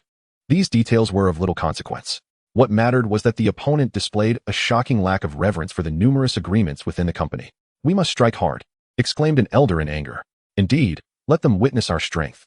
If it comes to it, let us destroy everything and scatter in all directions." In the southern region of Su City, nestled within the southern mountains, a filthy and damp cave housed a solitary figure murmuring to himself. This individual was Wen Jingxuan, currently in a state of desperate flight. At this moment, he was utterly forsaken. Dairen Company had just announced online that the actions taken were solely Wen Jingxuan's personal conduct. The company had terminated his position, removed him from the family lineage, and both his father and grandfather had publicly severed ties with him. The matter concerning Wen Jingxuan was now relegated to the relevant company for resolution. Dairen Company had already compensated the forum player, and in a spirit of amicable negotiation, both parties had openly exchanged views and reached a consensus. Dairen Company had consistently conducted its affairs with fairness and transparency, never indulging in favoritism or injustice. Anyone who dared to engage in wrongdoing privately would face no leniency. Meanwhile, a player on the forum had posted, "Dairen Company, indeed benevolent." Wen Jingxuan, recalling the news he had just seen, was consumed with rage. "Damn it. I did this for the good of the Wen family. That Gao Linzhi must possess a significant secret. If we uncover it, we could ascend to become the royalty of a new era. You old fools, you are among the world's top 50 corporations. How can you be so cowardly?" To this day, Wen Jingxuan did not believe he had erred. His only mistake was underestimating the possibility that someone could record the entire incident. He had been exceedingly cautious. Could there truly have been an invisible observer? Fortunately, he still possessed an escape route. He could stealthily enter the game, gather a sufficient amount of supplies, then use his game backpack to hide for 2 days before heading south into the uninhabited mountains. The east was bounded by the isolated sea, while the west lay barren and grassy plains, neither of which were suitable for prolonged, covert survival. Only the south, with its mountainous forests, abundant rainfall, and resources, posed a hellish challenge for ordinary individuals due to the multitude of venomous snakes and insects. Yet for a player with exceptional physical capabilities, it was quite pleasant. Coincidentally, Gao Linzhi had previously undertaken a similar approach. It could be said that heroes see the world in similar ways. Just as Wen Jingxuan was preparing to log in, he suddenly heard a faint noise from outside the cave. "Old 7, you mean the Su family has been annihilated? My father, third uncle, fourth uncle, and fifth uncle are all dead?" This was unmistakably the voice of Su Tianlang. "Yes, young master. Currently, only the second elder is struggling to maintain things. He instructed me to inform you not to log off for the time being, to remain in the game until the storm passes," replied Su Qi. Wen Jingxuan felt a flicker of curiosity. In his investigation, Su Tianlang had been used as a tool for the Su family to apologize, reduced to a mere pawn. It seems they provided a substitute, he thought. The small family's cunning was laughable. They truly believed that the pawn would fall for their ruse, while their intention to spare the Su family was merely a means of survival. In truth, both the Su and Liang families would eventually face retribution. From this perspective, that pawn demonstrated the qualities of a hero, capable of adapting to circumstances rather than acting impulsively on personal emotions. "There's a cave here. Let us discuss inside," Su Tianlang suggested. As Wen Jingxuan was about to evade, a sudden spark of inspiration struck him. In the next moment, "You? How can it be you?" Su Qi exclaimed in shock, having recognized Wen Jingxuan from the wanted posters. Wen Jingxuan smiled faintly and stepped forward. delivering a punch that swiftly incapacitated Su Qi and his companion. Su Tianlang immediately conjured a jade talisman while subtly drawing out a familiar dagger. A fireball hurtled towards Wen Jingxuan. He quickly dodged, and the next moment, the fireball exploded, revealing the dagger. Nevertheless, Wen Jingxuan nimbly evaded it, advancing with a fierce punch aimed at Su Tianlang's abdomen. Su Tianlang was sent flying backward, crashing into a piece of bluestone, which cracked upon impact. Stop! Do not kill me. I have a way to help you escape. Su Tianlang, in agony, was filled with regret. He should not have reached level 11. Yet now, it was too late to level up, as that would require several minutes of adaptation time.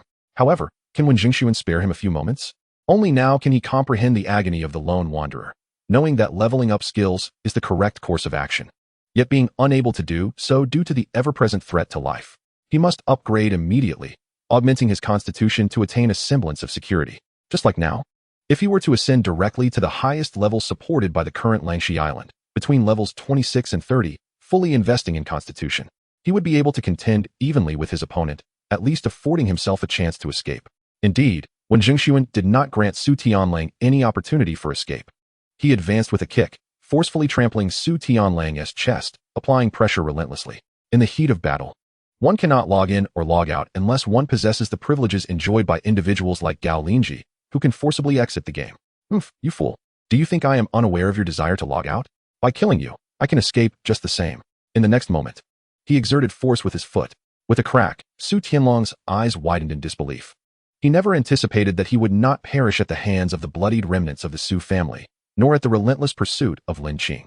Instead, he was to meet his end at the hands of his own kind, the scion of a prestigious company whom he had once envied and admired. You shall not have a favorable outcome either. I can foresee your demise, but as for mine.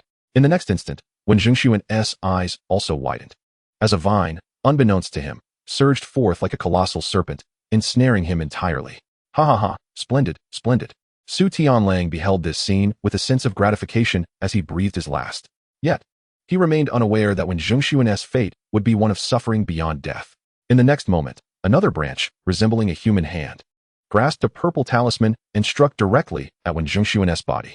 Gao Linzhi was observing this spectacle through the perspective of the flesh-eating vine. Soon, Wen Jingxuan began to undergo a transformation amidst his torment. In a mere half hour, Wen Jingxuan's body, will, from hardware to software, and even his memories, bore the mark of Gao Linzhi. He now resembled an artificial intelligence within a game, executing whatever tasks Gao Linzhi commanded. His consciousness had been eradicated. Akin to a drone or an AlphaGo, he could achieve first place within his domain, yet he lacked self-awareness, existing solely to fulfill the directives of his master. When Jingxuan had perished, as a player, he was no more. His gaming qualifications would presumably emerge, though it remained uncertain where they would be deposited, likely in a place he frequented in life. Typically, such items do not drop at the site of death, particularly not in cases of wrongful demise, but rather in locations the deceased held dear during their lifetime. Otherwise, it would be far too easy for lone players to acquire their gaming qualifications upon death. The world of Tianyun is indeed wondrous, encroaching upon reality, capable of transforming a fully self-aware living being, altering both body and will into a loyal subordinate of another. Compared to the present weakness, it gains significant adaptability, possessing the capacity for human-like ambiguous decision-making and intelligence, enabling it to undertake more complex tasks. The only aspect eradicated was its self-awareness, self-realization, and personal ambition. Thus, Gao Linzhi transformed the schemer, Wen Jingxuan, into a living puppet. He would be even more obedient than Su Tianlang. Furthermore, this puppet talisman originated from the compensation of the Wen family, potentially issued by Wen Jingxuan's own father. What a bitter irony. However, Gao Linzhi did not indulge in the pleasure of revenge. He had just received 3 tons of gold as compensation from the Darren Company, along with various functional items, including this purple-grade puppet talisman. He fully understood that this was not an act of benevolence from the Darren Company, but rather the result of a power equilibrium established between himself and the company. He stood firm within the realm of Tianyun, monopolizing an island, rendering the company powerless against him. He also possessed video evidence and a forum for offline players, the Chuandao, to voice their concerns. Unless the Darren Company was willing to forfeit its reputation, inviting scorn from all lone players and the majority of companies, it had no choice but to offer reparations. This victory in confrontation validated Gao Linzhi's earlier decision to flee. One must ensure that they cannot be physically captured or eliminated to earn the right to speak. Subsequently, he examined Wen Jingxuan's attributes. Wen Jingxuan, puppet, constitution, 120, spirit, 19, It was no wonder he could overpower the Su family. Yet, Gao Linzhi sensed an anomaly. Given the capabilities and wealth of the Su family, along with their insight, they should have first cultivated several finished accounts, even if it meant exhausting their potential. For instance, they could have rapidly leveled up to 30, thus acquiring 30 points of free attribute points, combined with the base constitution of 5 points, resulting in a foundational constitution of 35. They could then spend gold to purchase skill books from the village. At level 30, there would be 36 skill slots. Even if the basic skill books were expensive, acquiring 5 would not pose a problem. 5 books would yield 50 points of constitution. This would grant them 85 points of constitution, and with suitable equipment, reaching 100 points would not be an issue. As long as such finished accounts were present to obstruct him, it would be impossible for Wen Zhongxuan to easily eliminate numerous high-ranking individuals. After all, logging in only required 10 seconds. Unless there was an insider who provided the enemy with a space and time devoid of finished accounts. Gao Linzhi snorted softly. He could speculate on who the insider was. He suspected that others might have deduced the same. But what of it? The new power holder could mediate interests from all sides, even resolving the conflicts with the bloodied remnants. Indeed, when Gao Linzhi logged in once more, prepared to claim another 3 tons of gold, he received a piece of news. Su Zhongyin, the new head of the Su family, personally announced in the village that they would formally apologize to the lone players who had been harmed by the Su family in the past. They would offer compensation and donate 800 kilograms of gold jewelry to the village as restitution. They will adhere to the philosophy of unity among players, promoting coordinated development, mutual survival, and shared prosperity, collaborating with independent players to cultivate the village. They shall grant complete freedom to the companies they control and disband clandestine training facilities, allowing players to explore freely. Gao Linzhi was momentarily taken aback. This second faction has made a dramatic 180-degree turn, evoking a newfound respect from him. However, the gold they offered was only 800 kilograms, suggesting they had nearly exhausted their resources and would need to gradually accumulate more. As he pondered this, a knock sounded at the lounge door. The second elder, third elder, and fifth elder hurriedly entered together. "Elder, we cannot allow the company players to disband." The second elder exclaimed immediately. "Indeed, we must not grant complete freedom to the independent players." Chapter 70. The monsters are attacking the city. Gao Linzhi again confronts 3 tons. Hearing the words of the 3 elders, Gao Linzhi felt a sense of ironic amusement. Hatred for the company, understanding of the company, becoming part of the company. He feigned ignorance. What could be the reason for this? The 3 elders soon realized they had spoken too candidly in their urgency. After all, he had risen from the ranks of independent players and inevitably held some sentimental ties to them. "Elder, you must have heard about the monster siege, right?" The second elder quickly explained. "Yes, I have heard," Gao Linzhi nodded. "In the world of Tianyun, the monster siege signifies a surge in human activity, population density, and vitality, which in turn attracts the covetous gaze of monsters. From the perspective of players, it serves as a ploy by the developers to stimulate significant in-game purchases, while simultaneously providing a stage for prominent players to showcase their developmental achievements. Ordinary players, too, can demonstrate their value in the game, following behind the elites as pawns in the narrative. The monster siege itself is not particularly frightening due to the presence of monsters. However, after several waves, a bizarre entity is invariably involved, sighed the third elder. Indeed, while monsters are relatively easy to defeat, the bizarre entities are much harder to contend with. The second elder concurred. During the siege, the rules invariably shift. Before the descent of the celestial beings, we must draw lots, sacrificing the lives of elderly, weak, and ill villagers in succession to probe the patterns of the bizarre entities, often resulting in heavy casualties, the fifth elder added. Since the advent of company players, this duty has fallen entirely upon them, and the village has tacitly accepted their various actions, as long as they are not excessively outrageous. Gao Linzhi understood the underlying message. The lives of villagers are valued, while those of independent players seem to hold little worth. Indeed, the population of Blue Star is overwhelmingly large. Each year, there are millions of accidental deaths, with total fatalities exceeding 60 million. The crux lies in the fact that compared to the tumultuous and technologically backward world of Tianyun, the population on Blue Star, under the management of numerous companies, can easily thrive. By providing ample welfare, food, and housing, many individuals are driven by a singular purpose, to defy fate. With more children, there is bound to be one with either intellectual or physical talent.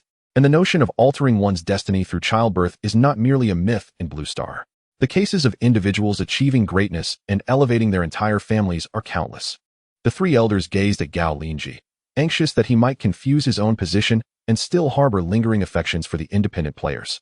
Such sentiments would disqualify him as a competent leader. Hearing their concerns, Gao Linzhi shook his head in response to their disappointed expressions. Have you heard about Shilang village? Yes, I have heard that a celestial being, unwilling to endure oppression, provoked a bizarre entity to rampage, resulting in the village sacrificing dozens of young men to pacify it. The second elder seemed to grasp Gao Linzhi's insinuation. Indeed, humans will resist. Even the company cannot achieve perfection, Gao Linzhi remarked. Unfortunately, if only our puppet talismans could reduce the demand for materials, the third elder lamented. He, being responsible for talisman crafting, was acutely aware of the intricacies involved. Gao Linzhi immediately comprehended the underlying intent. They wished to transform players into puppets, using them to probe the bizarre entities. Such ruthlessness was alarming. Indeed, those in power often fail to regard individuals as human. Contemplating a perfect resolution to this issue, he decided to consult the game. He directly accessed the game assistance. How to deal with the bizarre entities in Tianyan. Bizarre entities, rule-bound beings, impervious to death or destruction, akin to narrative elements. One can activate exclusive story instances, and upon completing these instances, the bizarre entities will transform into ordinary nests. Upon reading this, Gao Linzhi's eyes lit up. Of course, in single-player games, certain narrative characters cannot be killed, no matter how easily one could defeat them. They will always resurrect in subsequent storylines. Only by completing the corresponding narrative and executing a storyline kill can they truly be eradicated, never to return. It seems the Tianyun game has superimposed its rules upon this grand world, thus possessing the ability to alter the fate of bizarre entities. He promptly inquired how to activate the exclusive story instance for bizarre entities. Different bizarre entities possess distinct levels. One can purchase story instance scrolls from the shop to unlock the corresponding narratives. White tier bizarre entities require 10,000 Tianyun stones. Green tier 100,000, blue tier 1,000,000. Purple tier 10,000,000, gold tier 100,000,000, and red tier 1 billion. Remarkably, that adage holds true. When faced with insurmountable challenges in a game, refrain from cursing the developers. Instead, ask yourself if you have exerted enough effort or invested sufficiently. Invest another 50,000, and you will become stronger. Gao Linzhi then inquired, based on your experience, what tiers of bizarre entities typically emerge during the monster siege? Well, it generally depends on the size of the village, the density of its population, and the extent of its wealth. In short, the greater the abundance, the higher the level of the bizarre entity. Thus, larger villages often require division. The second elder contemplated briefly, stating that the village could not be too small, otherwise, ordinary monsters could easily annihilate it. It is no wonder that Panlongzhan is not of significant size. It merely houses military forces without establishing a commercial or handicraft center. The peculiarities affecting the societal structure of this world are manifold. Well, I have my own strategies for this matter. You all should diligently collect gold and seek ways to explore gold mines. The 4 villages cannot afford to harbor idlers, declared Gao Linzhi. Gold. Do you intend to use it to placate the anomalies? The third elder inquired suddenly. Third elder, what do you know about this? Gao Linzhi retorted. This is wisdom passed down through the village. Wealth can manipulate the uncanny. It is said that as long as there is sufficient gold, the anomalies will steer clear. However, gold is scarce and precious, utilized in many places, so the village will refrain from using it unless in dire straits, the third elder elaborated. I see. In the eyes of these individuals, human life is significantly cheaper than gold. Mining for gold is no simple task, whereas procreation is far more straightforward. Yet, for Gao Linzhi, it is not the same. Unlocking the exclusive narrative dungeons of the anomalies promises substantial rewards. Thus, he waved his hand, dismissing the 3. You may leave.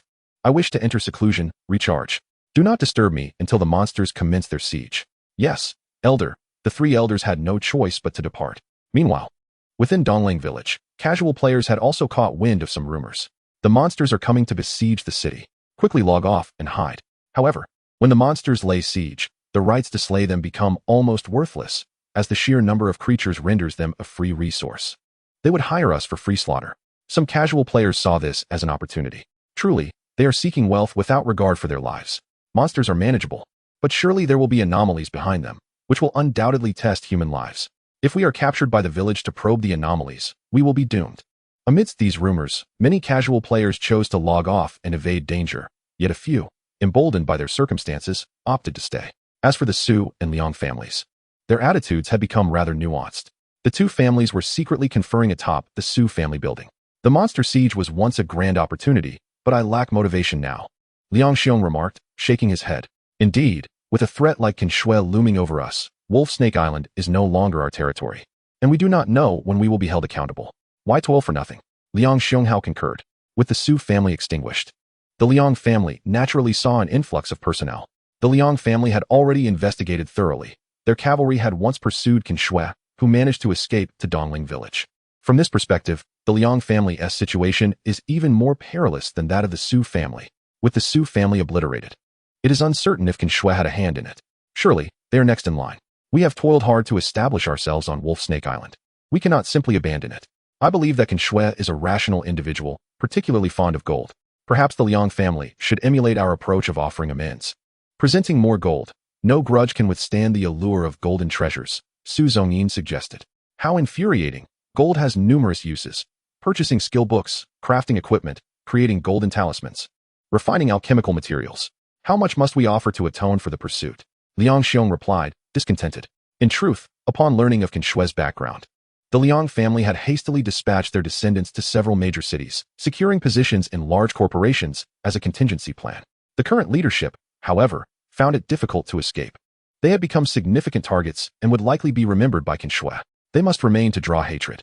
That must be calculated by the ton, Su Zhongyin estimated. By the ton? Do you truly believe gold is akin to rice, to be discussed in tons? Those colossal corporations barely possess over 10,000 tons. Liang Xiong retorted angrily. Then what do you propose we do? Su Zhongyin, now the head of the Su family, expressed his impatience. His previously humble demeanor had begun to wear thin. Let us part ways here. We will dissolve our partnership, leaving behind only an empty shell.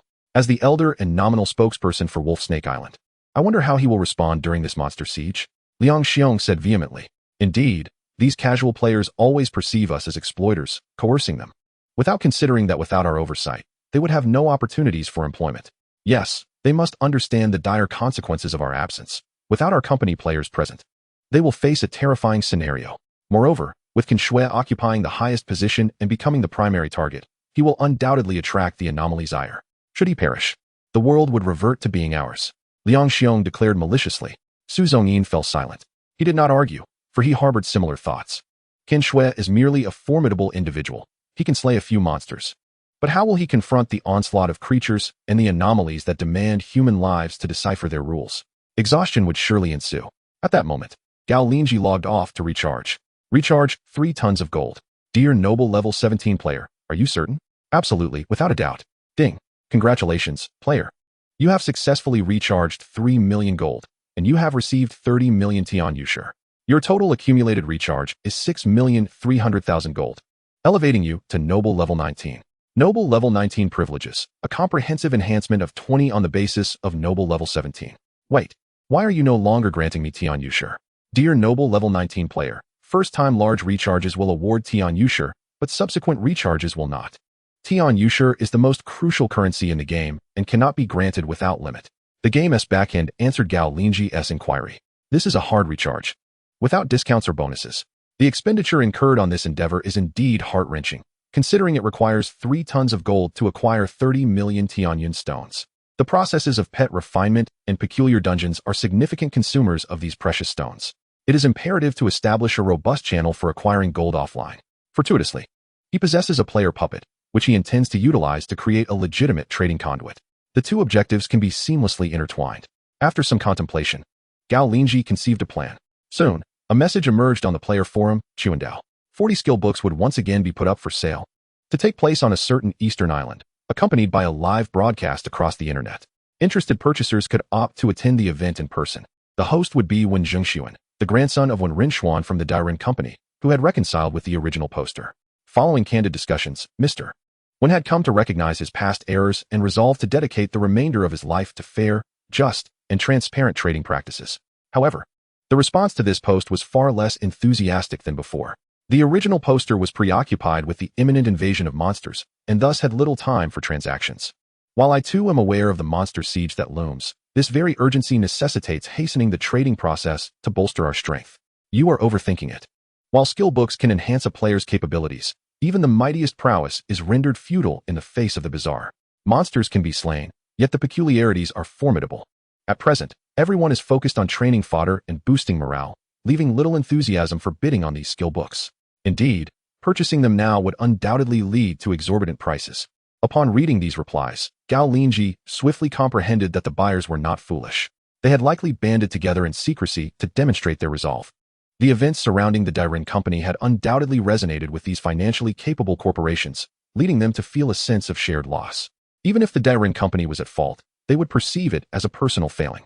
In their eyes, a solitary player like himself had no right to occupy such prime resources and should willingly submit as a son-in-law, enduring daily humiliation for the chance to obtain protection and resources.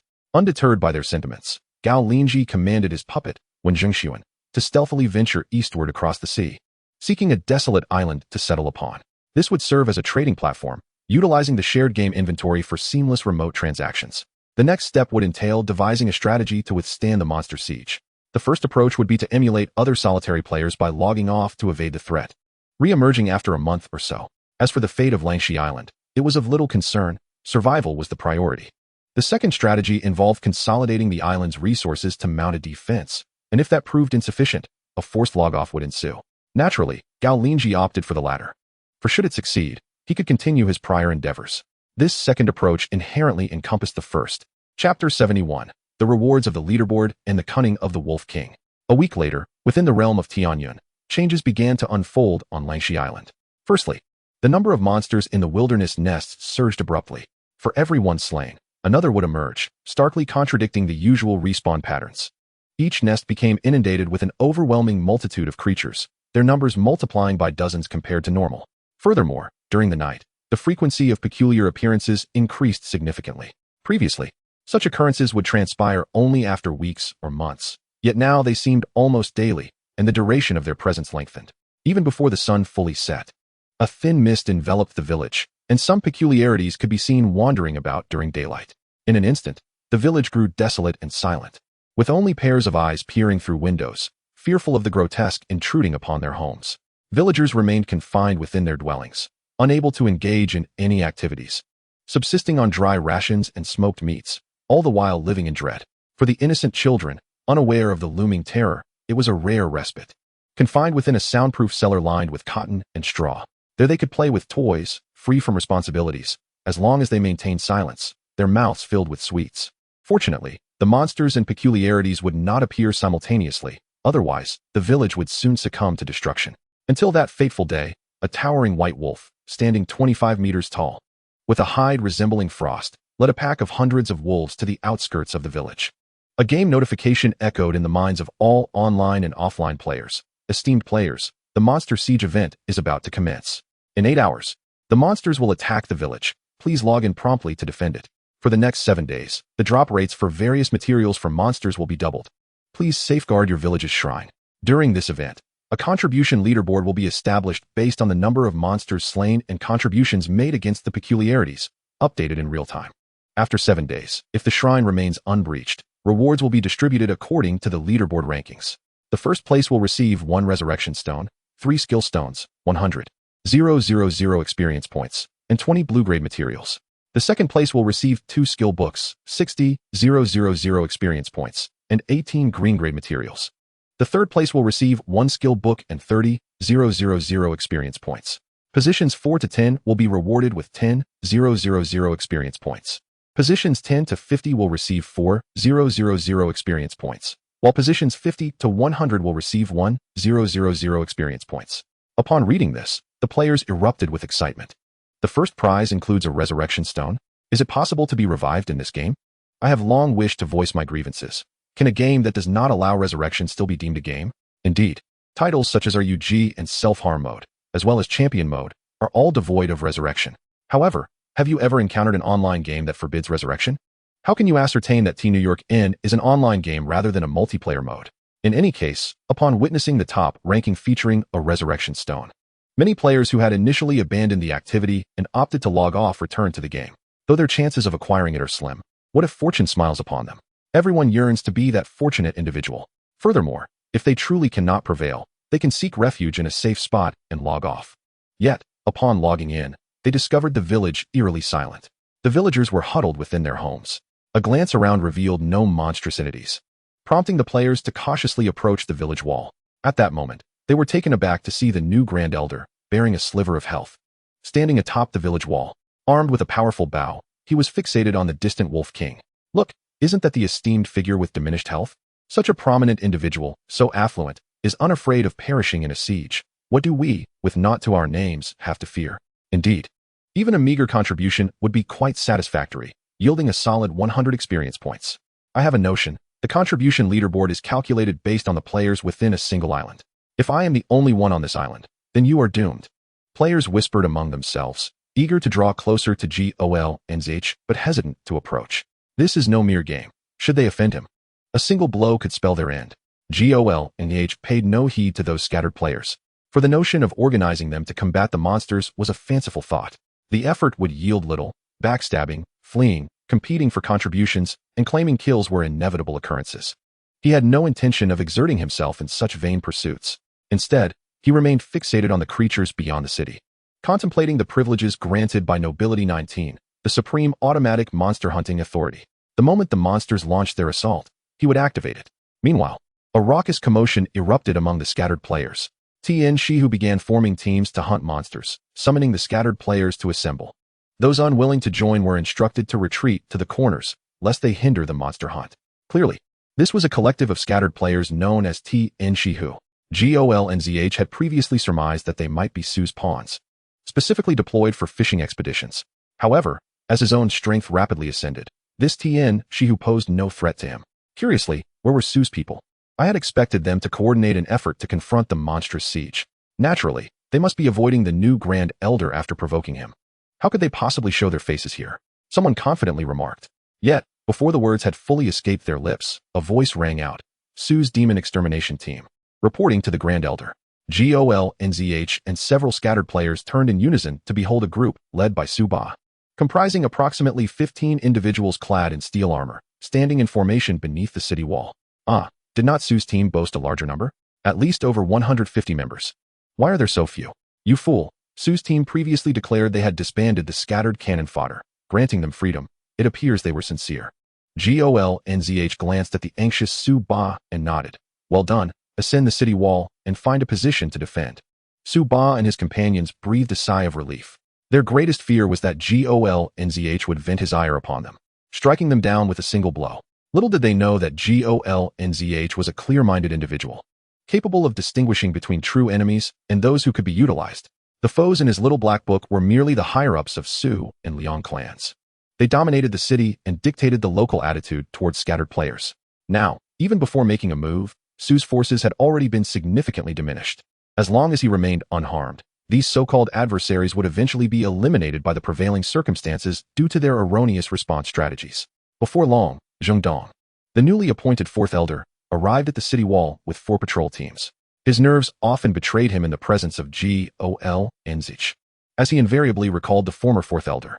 While others eagerly sought to curry favor with Gao Linzhi, he had scarcely made an appearance since his appointment.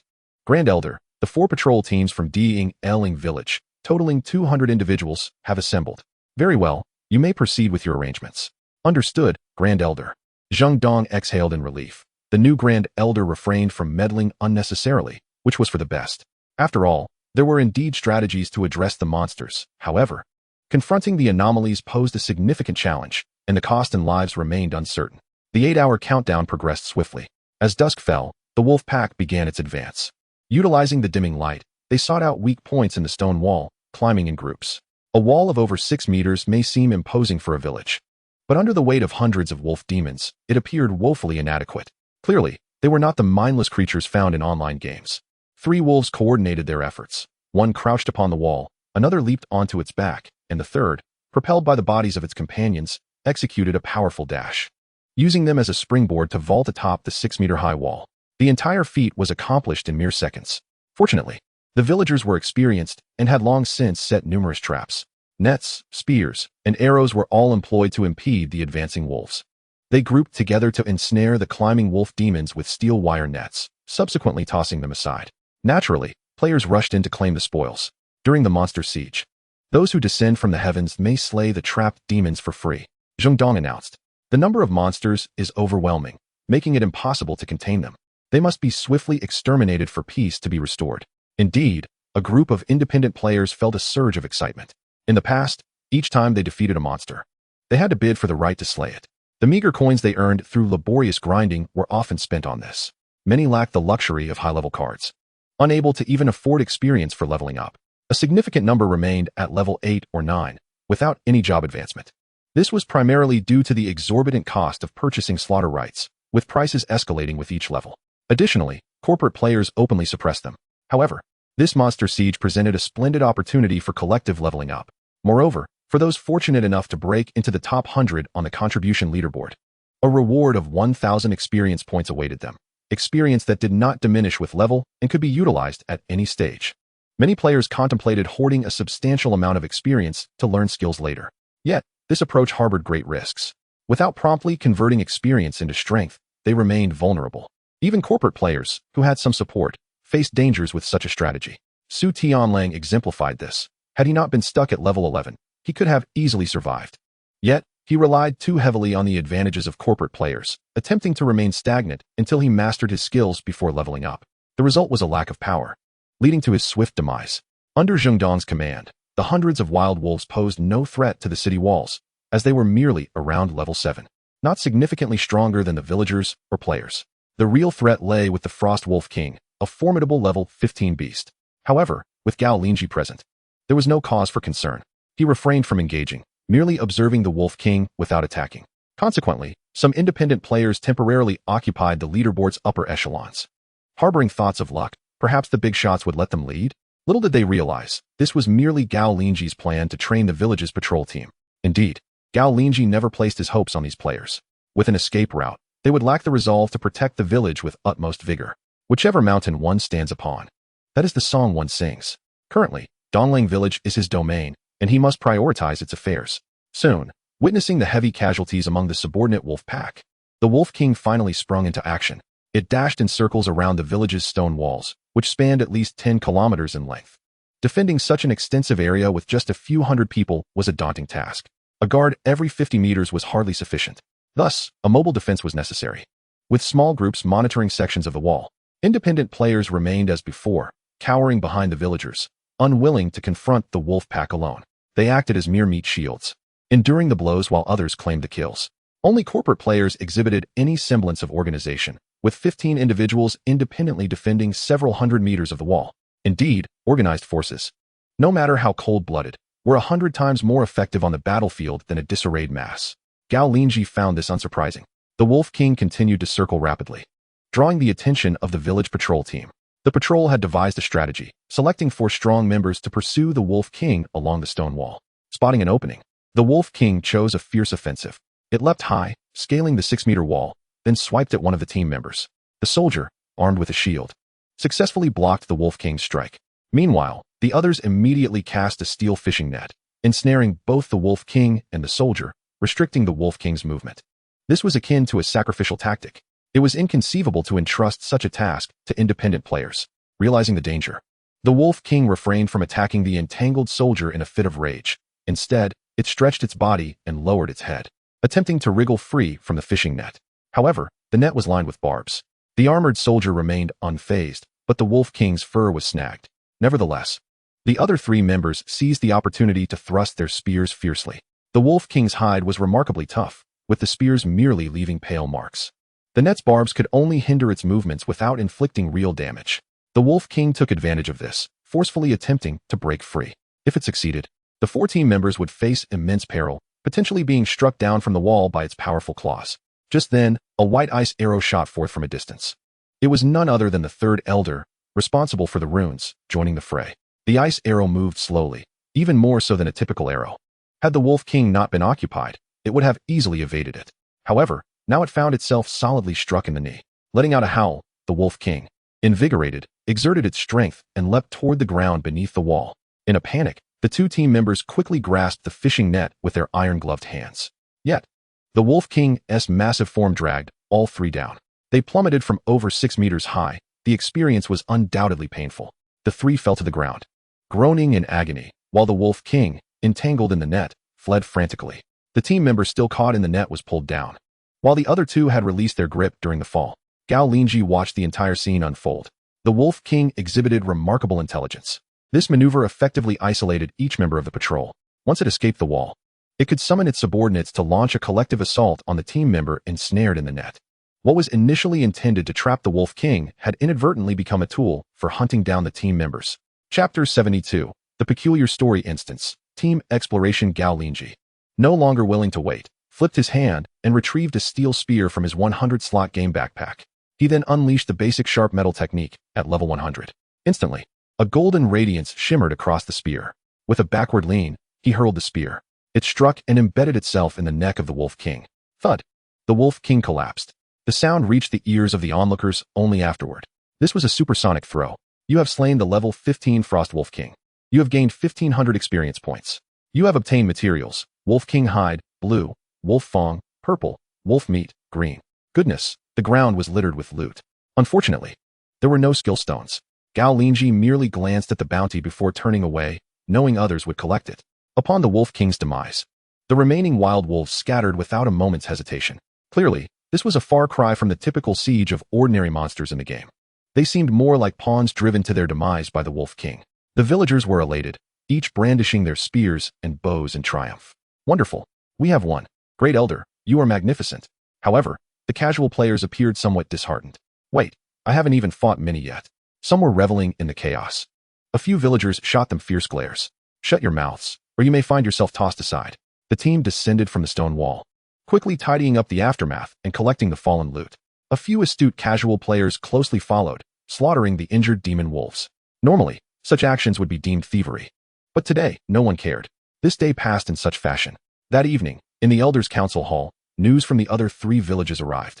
Great Elder, Shilang Village, Nanlang Village, and Beilang Village have seen no corporate players, relying solely on villagers and a handful of casual players, the second Elder expressed with concern. They have suffered significant losses.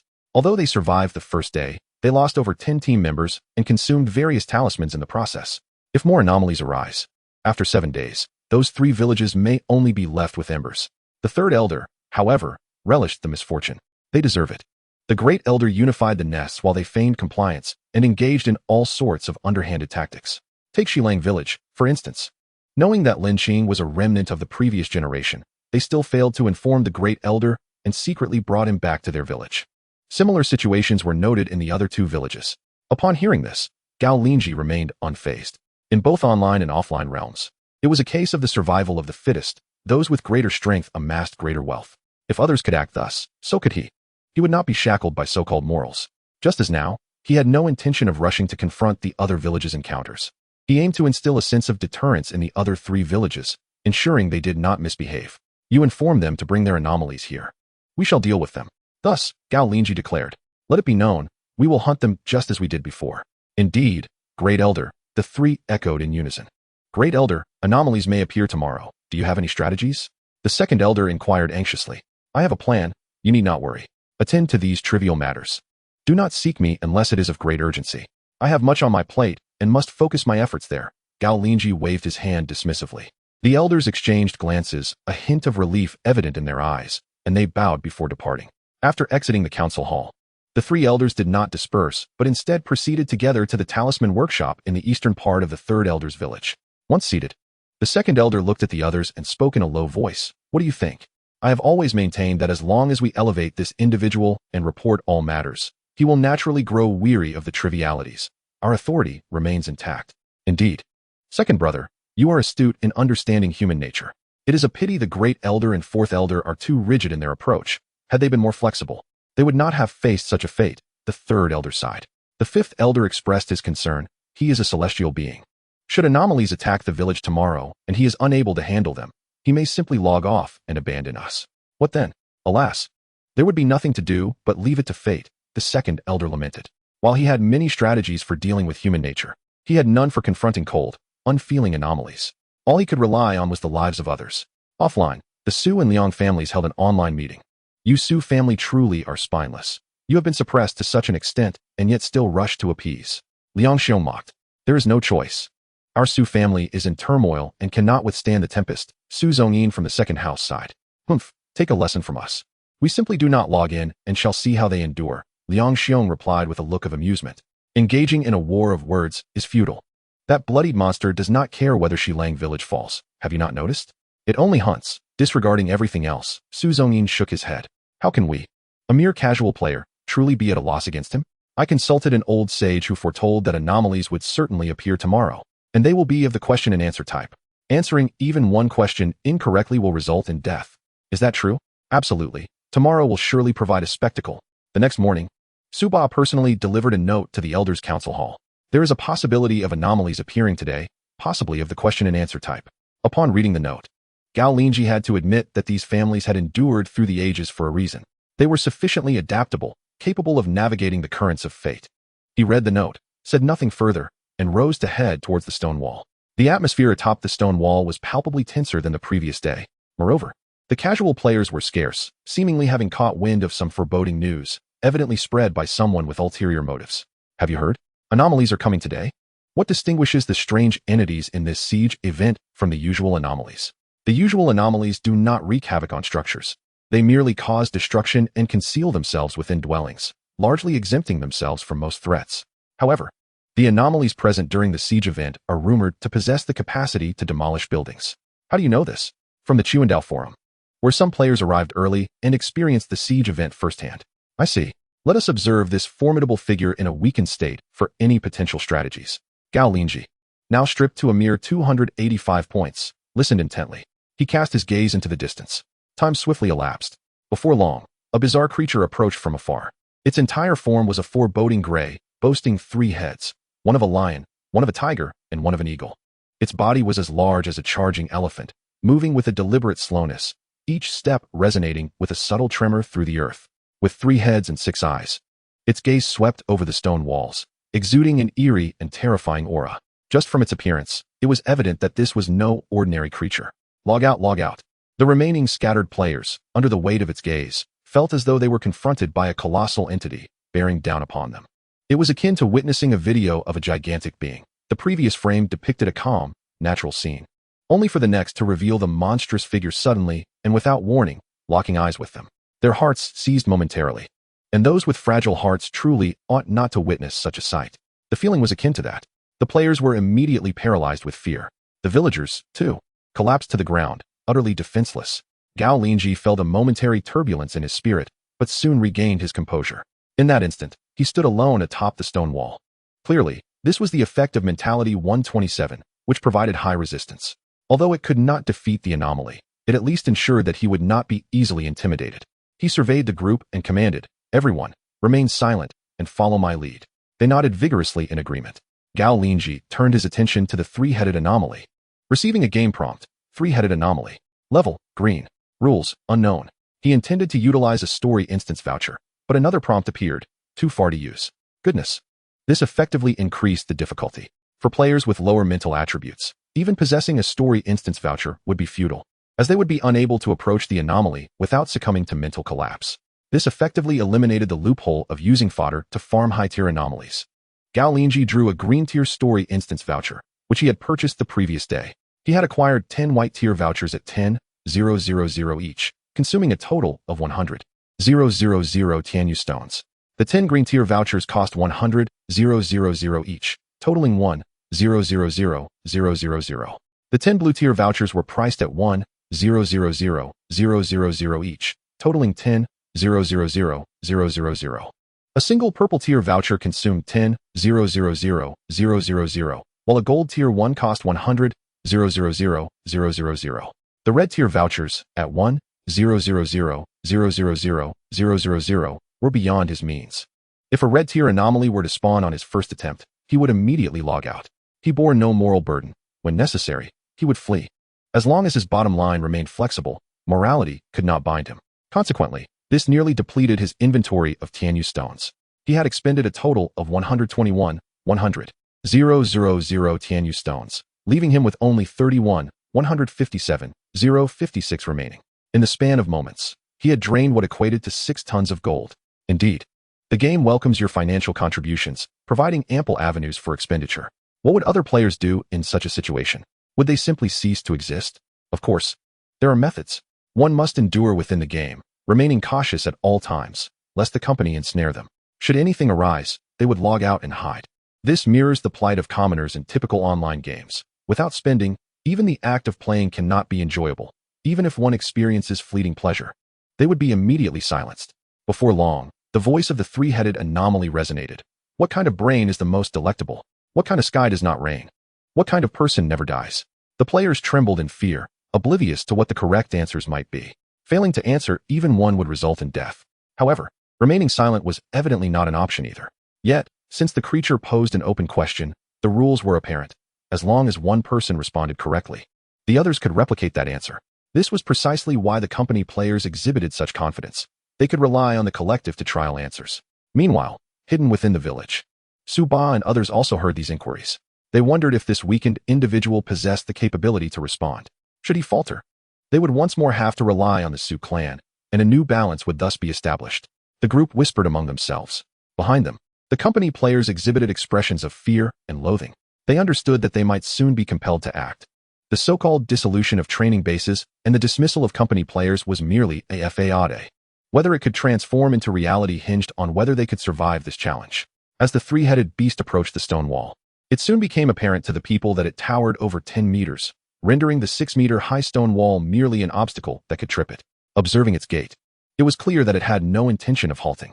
Just as the monstrous creature neared the wall, Gao Linzhi finally received the game prompt. You may use a story instance voucher. He promptly utilized one of his green tier vouchers. Subsequently, the game revealed the answers to the 3 questions: salty tofu pudding, yesterday, dead man. After completing the quiz, 3 peculiar exclusive dungeons would be unlocked for individuals together. In the next moment, under the gaze of the crowd, Gao Linzhi boldly proclaimed the answer. The best dish is xian tofu now, salty tofu pudding. It will not rain again tomorrow. The dead will not die again. Following his declaration, the 3 peculiar entities radiated beams of white light before vanishing. Leaving behind an arched doorway, the anomalies had disappeared. Elder is mighty. Elder is mighty. The crowd erupted with excitement, their legs no longer trembling, rising to their feet. However, Gao Linzhi seized the moment, leaping down from the stone wall and heading straight into the dungeon. This would surely yield great rewards. After all, this dungeon had cost him 100,000 meteorite stones to unlock, and it seemed unlikely that the rewards would be of high caliber. Hurry up and follow. The second elder urged the patrolling team. Yet when they reached the arched entrance, they discovered that no matter what they did, they could not gain entry. It appeared that only the chosen ones could enter. In a vast grassy expanse, distant mountains loomed while nearby, a gentle river flowed. Gao Linzhi found himself standing on the prairie, surveying his surroundings. The grass barely reached his ankles, and a few resilient flowers bloomed, surrounded by a swarm of green flies. He promptly opened the game help menu and inquired, how can one swiftly complete the peculiar story dungeon? Players are encouraged to explore the story elements on their own and team up with others for greater enjoyment. I desire no enjoyment, merely wish to pay to pass. Players may hire expert players to complete the dungeon, which can be tackled in teams. This made perfect sense, and Gao Linzhi found himself unable to refute it. Before long, a few players clad in full steel armor, all bearing the same prefix, appeared not far from him. Yangshi Qingfeng, Yangshi Mingyue, Yangshi Dariai, and Yangshi Huangtu. They were clearly members of a corporate team. Gao Linzhi had indeed heard of the Yang family, known as an ancient lineage, with its members serving as high officials for generations. It was said that for 4 generations, someone from the family had held the esteemed position of Sangong, 3 dukes Tai Shi, Tai Fu, and Tai Bao. The family's profound heritage dwarfed that of the Su, Liang, and when families he had recently encountered, placing them in entirely different realms of significance. At that moment, Yangshi Qingfeng approached Gao Linzhi, clasping his hands in greeting. Brother, you arrived first. Do you have any knowledge of this place? Gao Linzhi smiled. This is undoubtedly a game dungeon, where monsters are spawned, perfectly normal. Indeed. Then shall we act together? It would be prudent for mutual support. Yangshi Qingfeng responded with great courtesy. Of course, Gao Linzhi nodded. Entering this realm meant there were no guides. He preferred not to overthink and opted for teamwork. Chapter 73. Is it just about playing with tropes? What kind of dungeon is this? As for any ulterior motives from the others, he thought little of them. He had his fists. Gao Linzhi sensed immediately that these individuals possessed a physique that barely exceeded 100, a gut feeling. Employing his skill, Tian Shi, Di Ting, Jian Ren Shu, heavenly insight and earthly hearing to discern people, he received an accurate assessment. Level, 25. Physique, 80. Spirit, 15. With a level of 25 and a physique of 80, they must have acquired at least 5 foundational physical skills. These individuals were undoubtedly elite members of a large corporation, all falling within this range. Now he understood why superheroes seldom overthink situations. At that moment, Yangshi Qingfeng smiled and continued. May I inquire if you have any understanding of this dungeon? Well, to say I understand would be an exaggeration. I merely know this dungeon is a manifestation of 3 peculiar creatures. After answering their questions in our village, Gao Linzhi naturally omitted mentioning his use of the story dungeon voucher, providing only a brief account. I see. So it seems the anomalies we encounter are one and the same. Clearly, this anomaly possessed the ability to create duplicates, akin to monster replication in games. Yang Shi Qingfeng pondered. What shall we do next? Gao Linzhi inquired. First, let's send people to scout the area and gather intelligence. Qingfeng directed the group. Mingyue, Darii, Huangtu. You will split up. Remember to exercise caution. Understood. The individuals, evidently well-trained, followed Qingfeng's lead without questioning why this stranger wasn't he assigned to work, dispersing without hesitation. Approximately half an hour later, the group gradually returned. During this time, Qingfeng had engaged in conversation with Gao Linzhi, and they had shared insights about one another. So, you are the renowned lone wolf from the same island. I am truly honored, Qingfeng said, bowing once more. Not at all. You and your Yang family are truly remarkable. A lineage of grace and propriety. You are too kind, Qingfeng replied, then turned to the others. Share your findings. There is an abandoned village nearby, but the ancestral hall within still emits a faint glow, housing a statue of a beast, Mingyue reported first. The others followed suit, sharing their discoveries. There is a large pit in the distance filled with bones. It seems that to clear this dungeon, we must investigate that village. Let us proceed. Soon, under Mingyue's guidance, the group arrived at the village. It was a quintessential ancient village, with mud brick houses whose roofs had long since collapsed, exposing empty interiors filled with dilapidated wooden furniture. A main road led directly to the village center, where a stone courtyard could be faintly seen, housing some stone carvings, presumably the village's ancestral hall. Gao Linzhi instinctively glanced at the minimap, which displayed over a dozen red dots. These red dots were hidden within the abandoned houses, yet no danger warnings were issued, indicating these dots posed no threat. At that moment, just as Gao Linzhi was about to signal a warning, Mingyue led the group into the village, heading towards the ancestral hall. As they entered the street, a sudden twang of bowstrings echoed. Thud, thud. Arrows rained down.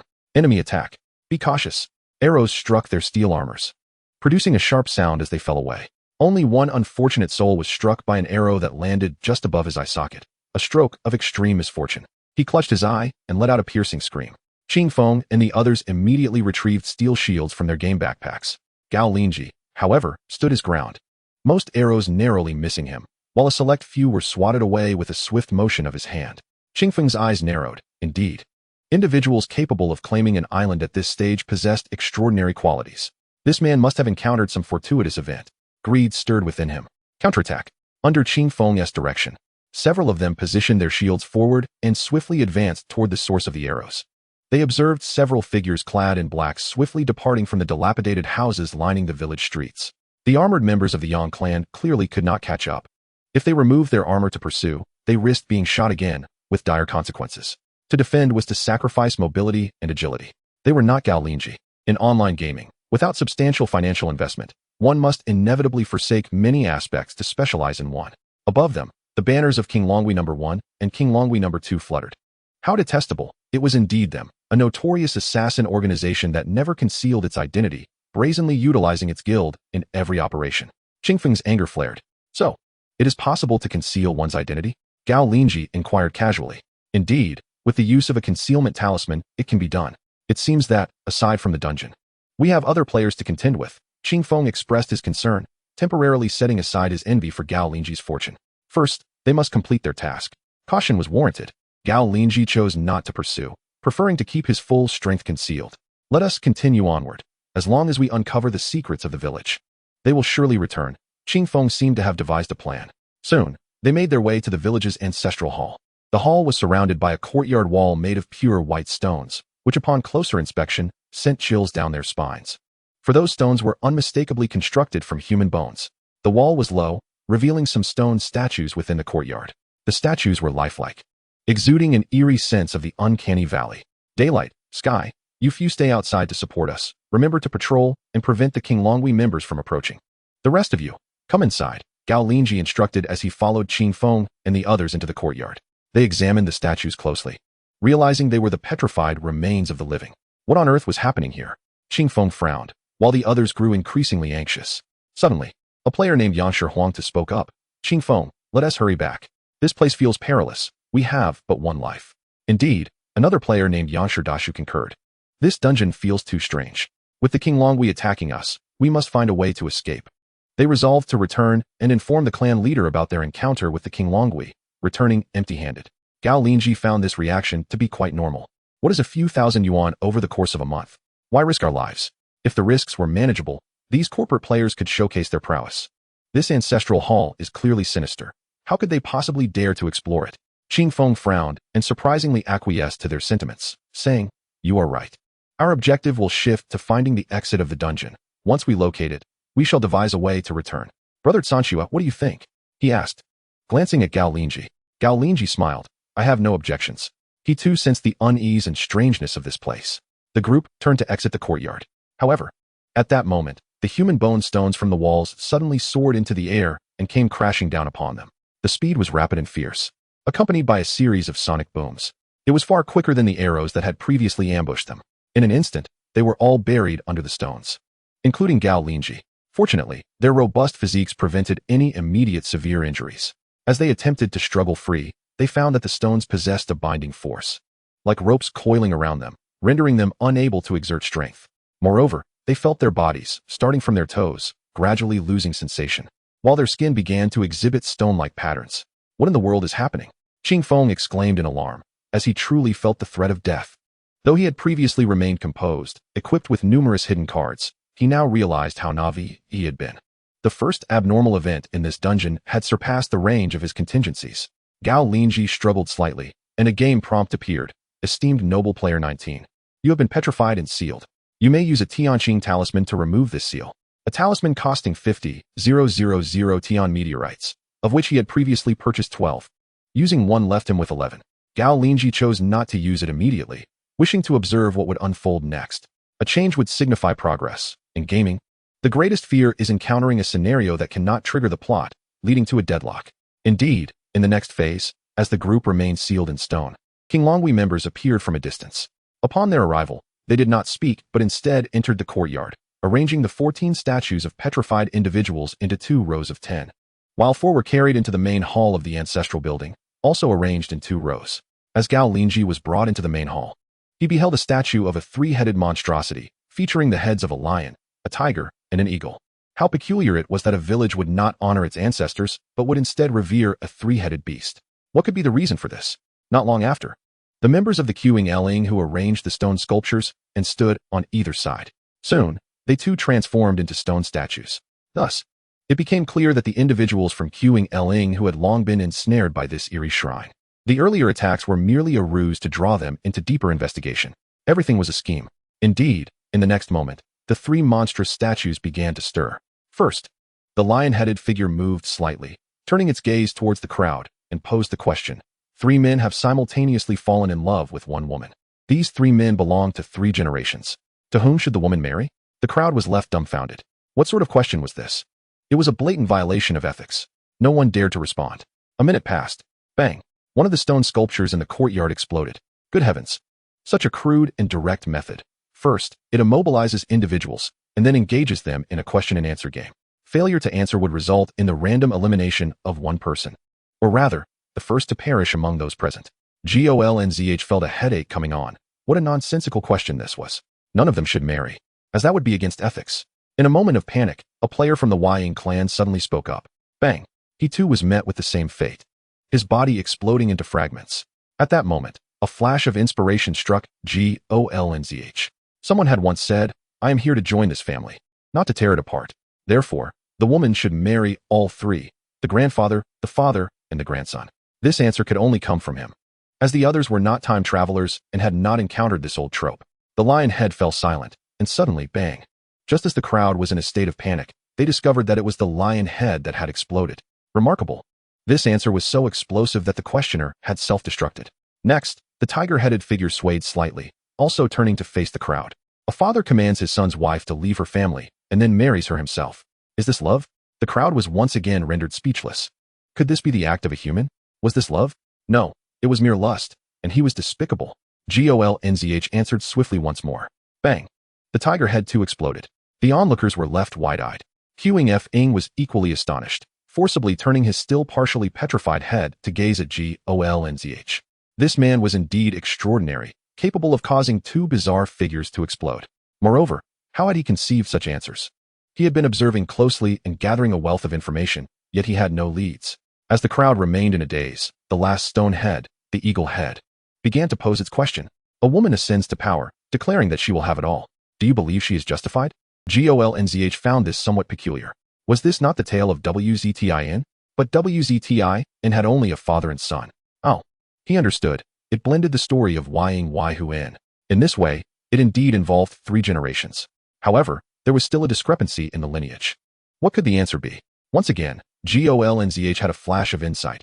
She should be dragged out and torn apart by 5 horses. Reduced to a pulp. Bang! The eagle head also exploded. The crowd looked at Gao Linzhi with curiosity. They could not fathom how he had conceived such a sinister answer. Strange indeed. Encountering such oddities left them with but one path, death. The only solution was to distance themselves. It was no wonder that those colossal corporations, despite dominating an island, had yet to embark on their voyages of conquest. One by one, they murmured softly. This was their first direct confrontation with the bizarre. Previously, they had encountered a few, but either they had logged off to evade, or they had been provided with strategies in advance. Now it was their turn. They realized the bloodied trails hidden behind those strategies. How many lives must be sacrificed to arrive at the answers? Meanwhile, Gao Linzhi pondered deeply. Why had this occurred? Could a few tropes truly unravel this story as subplot? Suddenly, someone shouted, "Look! Treasures!" Gao Linzhi immediately turned to look. Beneath the feet of the 3 monstrous heads that had exploded, 3 glittering stones appeared. Advanced skill stones, advanced fire, advanced earth, advanced water. There were no restrictions to learn them, and upon acquisition, they would automatically supplant both basic and intermediate spells, forfeiting the mental enhancements of the latter too. Upon receiving the game prompt, Gao Linzhi was elated. Indeed, this was a significant windfall. He promptly affixed a T-anking talisman to himself, dispelling the petrification. He then stepped forward to collect the 3 high-level skill stones. The eyes of the others turned red with envy. Those were high-level skills. Chapter 74, the version far ahead. One punch to the ground. Just as Gao Linzhi picked up the 3 high-level skill stones, he suddenly felt a gust of wind approaching from behind. Basic evade skill, absolute evade talent activated simultaneously, triggering his passive ability. His body lifted like a willow catkin in the breeze. A flash of cold light grazed past him. When he turned to look, he was met with the sight of Ying Shqing. The latter wore a fierce expression, entirely devoid of the previous elegance and decorum. Humph, indeed, wealth stirs the heart. Gao Linzhi was not surprised. Damn it, why don't you just die? You lowly peasant? Shqing brandished a dagger, his eyes gleaming with malice. You think yourself so noble? Generations back, your father was a mere field laborer. Gao Linzhi kicked out. Shqing attempted to evade, but he lacked Gao Linzhi's talent and skills, as well as his physique and eyesight. Consequently, he was sent crashing against the shrine's wall, shattering several pieces of bluestone. Were it not for the silk lining within his steel armor, this blow could have been fatal. Despite possessing a physique rated at 80 points, demise does not easily befall me. Qingfeng spat blood. His countenance twisted with rage as he glared at Gao Linzhi. You wretch, do you comprehend the burden you have placed upon countless esteemed families and corporations? How many have had to alter their strategies and reconfigure their plans solely because of you? Are you aware of the magnitude of disorder your actions have wrought? All I know is that your end is nigh. Gao Linzhi advanced, delivering a brutal kick that crushed the opponent beneath his foot. The coarse commoner, Qingfeng, found himself momentarily speechless. At that moment, other members of the Yang clan, liberated from their petrified state due to the bizarre demise, regained their freedom. In the courtyard in the ancestral hall, the Yang clan members surged forward, encircling Gao Linzhi. Had the hall not been spacious, they would have been unable to accommodate their numbers. They seemed to believe that their collective strength could subdue Gao Linzhi alone. However, the black-clad figures from the Qinglong society, though also freed from their stasis, remained motionless. Yang Shimingye was the first to voice her indignation. Cease this at once, you commoner. Do you understand the enormity of your transgressions? How can you still refuse to meet your demise? Yang Daryl followed suit, exclaiming, countless corporations, having forged a community of players unafraid of death by controlling the qualifications of expendable players, now find themselves gripped by hesitation due to your existence. The recent monster siege will undoubtedly devastate numerous villages due to this upheaval. In the future, these anomalies may wreak havoc, unable to discern the rules, thus invading the real world. Do you still not perceive your guilt? Truly, a commoner, utterly oblivious to the greater picture. Gao Linzhi chuckled derisively. The greater picture? When someone invokes the notion of a greater picture, it invariably signifies that you are about to pay a steep price. You scoundrel, what a master of evasion you are. If everyone were as selfish as you, thinking solely of their own interests, this world would surely perish. Mingyue retorted with fury, her expression suggesting that Gao Linzhi's immediate demise would be the most favorable outcome. You people, despite being mere servants, act as if you possess the stature of nobles. How laughable. The young ladies enjoy lives of luxury, adorned in gold and jewels, yet you lament for them, blaming the servants for their selfishness. Without considering the broader implications for the young ladies, Gao Linzhi, uninterested in engaging in further debate, advanced, delivering one punch after another, sending them crashing against the walls. They had intended to resist, yet found themselves as sluggish as snails in his presence, unable to react in time. One by one, they coughed up blood, glaring at him in fury. However, a few among them exhibited unmistakable fear. They were Huang Tu, Da Shu, and the others who had initially proposed seeking an exit from the dungeon. Only now did they realize the vast disparity in strength between themselves and Gao Linzhi, who remained resolute. They had once believed that sheer numbers would prevail. Yet in this new era, their multitude resembled ants futilely assailing a volcano. These individuals comprehended that Gao Linzhi was indeed intent on ending their lives. Their faces were ashen with dread. No, spare us. Yes, grant us mercy. We meant no harm. We merely wished to survive. You still claim to be members of the Yang clan? Mingyue exclaimed in exasperation. Indeed, muster some spirit and maintain your dignity. Think of your wives and children. Gao Linzhi's cold laughter echoed. You do not regret your choices. You are merely resigned to your fate. He discerned that these individuals had been thoroughly manipulated by the so-called Yang clan. They belonged to that category who, while kneeling, sought to justify their prostration, even preventing others from standing. It was evident that weapons proved effective. If mere words sufficed, why would humanity ever invent firearms? Gao Linzhi had no desire to engage in further discourse. Having lived 2 lives, he had learned not to let his guard down easily. The lofty ideals of moral superiority held no sway over him. He had witnessed too many hypocrites espousing virtue while amassing wealth behind closed doors. Thus, he dispatched them one by one with lethal precision. You commoner, shall meet a grim fate. Your wanton slaughter will render you another Huang Chao. You will be torn apart by horses and reviled by countless souls. Amidst the most venomous curses, the Yang clan members breathed their last. They possessed no means of resurrection. Death was final. In the Tianyun game, it was akin to a permadeath mode, where life was forfeit. Gao Linzhi then commenced his search of the corpses, fostering the habit of looting. He uncovered several sets of steel armor and an assortment of broken talismans. Surely, there were more treasures within their game inventory. Perhaps accessible to a successor? He turned to inquire further. Previously, he had deemed himself financially secure, but after recharging twice with 3 tons, he realized he still lacked resources.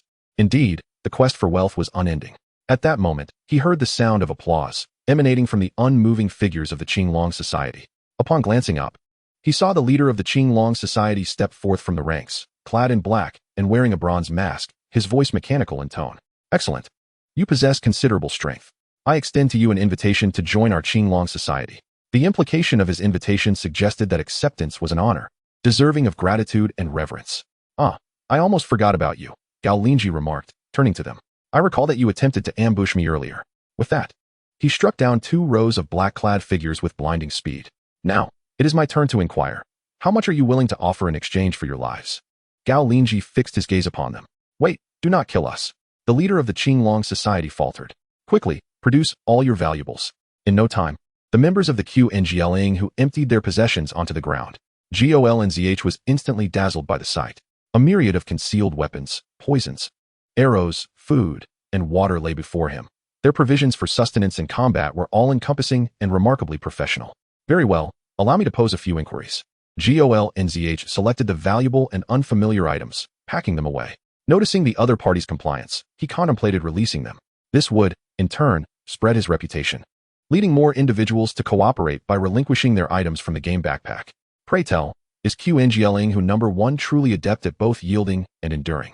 And has the mechanical voice been discarded, making it exceedingly agreeable? Were you previously under the control of the Ancestral Hall? Gao Linzhi inquired. Indeed. We were initially commissioned by a large corporation to target the Ying family, aiming to weaken their elite forces.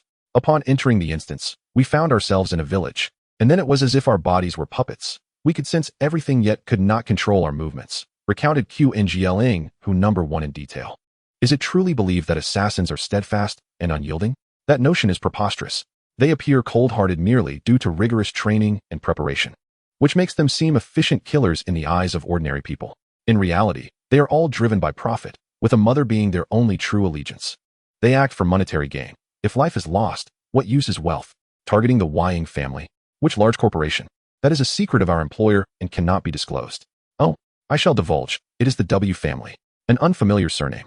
Gao Linzhi refrained from further questioning. Large corporations and prominent families were inevitably rife with rivalry. However, an early balance had been established among them, with disputes primarily revolving around economic interests, avoiding encroachments on each other's territories and populations. They continually bickered, yet none profited. A formal agreement had existed previously, yet now, with the advent of a new era, whether such agreements could still bind them remained uncertain. Seeing that you all possess a modicum of understanding, begone. Gao Linzhi dismissed them. Yes, we are most grateful for your magnanimity.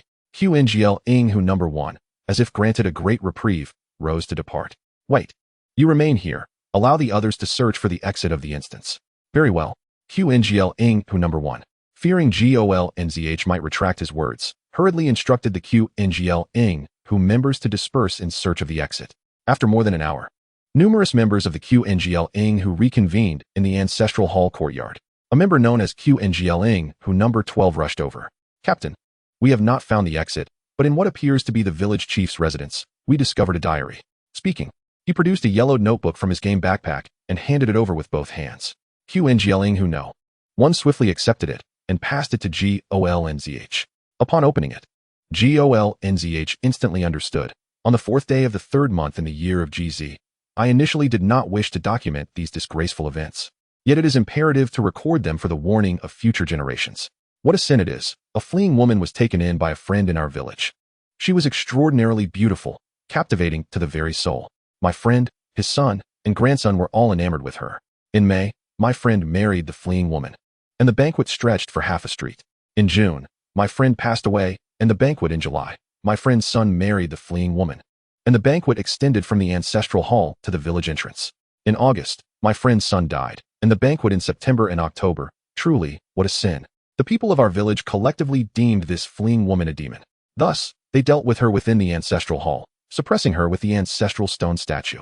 However, since then, strange occurrences have plagued the village. One by one, the able-bodied men have perished, and everyone is terrified, attempting to flee, yet escape is futile. I deeply regret taking her in. Had I known, I would never have offered refuge. The allure of beauty is perilous. What a tale of a friend's tragic sequence. A classic story of beauty turning into a demon, Gao Linzhi mused. Just then, the entire ancestral hall fell into silence. A sultry voice emerged. My lord, do you find me beautiful? The voice emanated from the shattered remains of the 3 monsters. The shells suddenly split apart, revealing an exquisite woman, draped in sheer fabric. She appeared ethereal, her beauty striking. Gao Linzhi even discerned shadows of various crushes from his school days within her form. Remarkably, she seemed to materialize according to the desires of the observer's heart. At that moment, many members of the Qngl who were rendered speechless. While Gao Linzhi retained the capacity to critique and contemplate, they transformed into lovesick fools, completely devoid of critical thinking. They resembled those who would spend 9.08 million to marry a tank only to have it run away. Most crucially, as the woman approached, she glided toward Gao Linzhi. Had those foolish men been in his place, they would undoubtedly have swooned, unable to move from their infatuation. However, Gao Linzhi stepped forward and delivered 2 resounding slaps, striking her left and right. Knowing she emerged from a grotesque form, he had no intention of being verbose. You dare strike me? The woman exclaimed, clearly unaccustomed to such treatment. She had previously bewitched many, and even the most steadfast had politely pointed out her monstrous nature, advocating for her removal, but none had been so coarse. The stunning woman soon bore the appearance of a swollen visage. At this moment, the others began to regain a semblance of clarity. They were utterly astonished. They never anticipated that a man would dare to treat such a beautiful woman in such a manner. Was he even still a man? What is wrong with hitting you? You, this demonic being, escaping with your life is one matter, but daring to emerge and ensnare me is tantamount to courting death. Gao Linzhi scoffed. Such a creature, still daring to charm him? He has always harbored an intense disdain for the so-called turtle men, who shamelessly inflate prices and eagerly fawn over any woman they encounter online. This has resulted in an overwhelming influx of messages on platforms, inundated with female avatars. It is utterly ludicrous. In this company-dominated Blue Star, there exists one significant advantage over previous worlds, the near absence of turtle men. Furthermore, women seldom deceive the working class and do not demand bride prices. The reason is quite simple. This society has long since evolved to an advanced stage, far ahead of its time. The lower-class men in this realm, aside from their work and leisure, do not engage in procreation. Certain unmentionable desires can be directly fulfilled at designated company locations. As for the future of the working class, will Blue Star face extinction? Such concerns are unfounded. Naturally, it is the responsibility of families and corporate elites to ensure continuity. Many high-ranking individuals have fathered upwards of 180 to over 200 offspring. It is said that the highest record stands at an astonishing 333 children, a number deliberately contrived. One individual can represent the lineage of 30,000 households. With so many children, it is inevitable that they cannot be meticulously nurtured. Only those endowed with talent and diligence will ascend to the ranks of the elite, while the rest will inevitably descend into the working class. In other words, the lowly commoners that Yang Shi frequently refers to are, in fact, descendants of prominent families or corporate elites from a few generations past. Thus, Gao Linzhi, upon arriving in this world, has never encountered his parents, like many workers. He was raised by an institution. His parents are not deceased, but belong to some distant branch of a family, their whereabouts unknown. Chapter 75. New skills require exchange. At this very moment, the stunning woman has been transformed into a grotesque figure by Gao Linzhi. She instantly erupts in fury, exclaiming, I want you dead. Yet, from her body emanates the voice of an elderly man. The members of the Qinglong Society stand momentarily frozen. Upon closer inspection, they witness the woman undergoing a dramatic transformation, revealing the form of an old man, bald, with a long beard, hunched, exuding the scent of a dying elder. Many of the black-clad individuals, despite their extensive training, are unable to withstand the stark contrast before them. Particularly, those who had just envisioned a beautiful woman are now confronted with the reality of a dying old man. The sensation is indescribable. The number one of the Qinglong Society is among the few who do not succumb to nausea. Thankfully, he had been preoccupied with thoughts of escape. Indeed, the bizarre is truly bizarre. Gao Linzhi, utilizing his skills, accesses the opponent's game panel. Anomaly, Fusion. Health points, 500,000. Skills, Fusion, Charm, Illusion. Good heavens. The health bar has finally revealed itself. Gao Linzhi lunges forward, unleashing a flurry of punches and kicks. The anomalous old man attempts to evade, yet cannot keep pace with Gao Linzhi's speed. It is noteworthy that Gao Linzhi possesses a base attribute of 285 points, far surpassing that of an ordinary novice. His strikes produce sonic booms, rendering the old man utterly defenseless. Though its attacks are not weak, it is unable to react or retaliate. Nevertheless, its health, attack, and defense remain intact.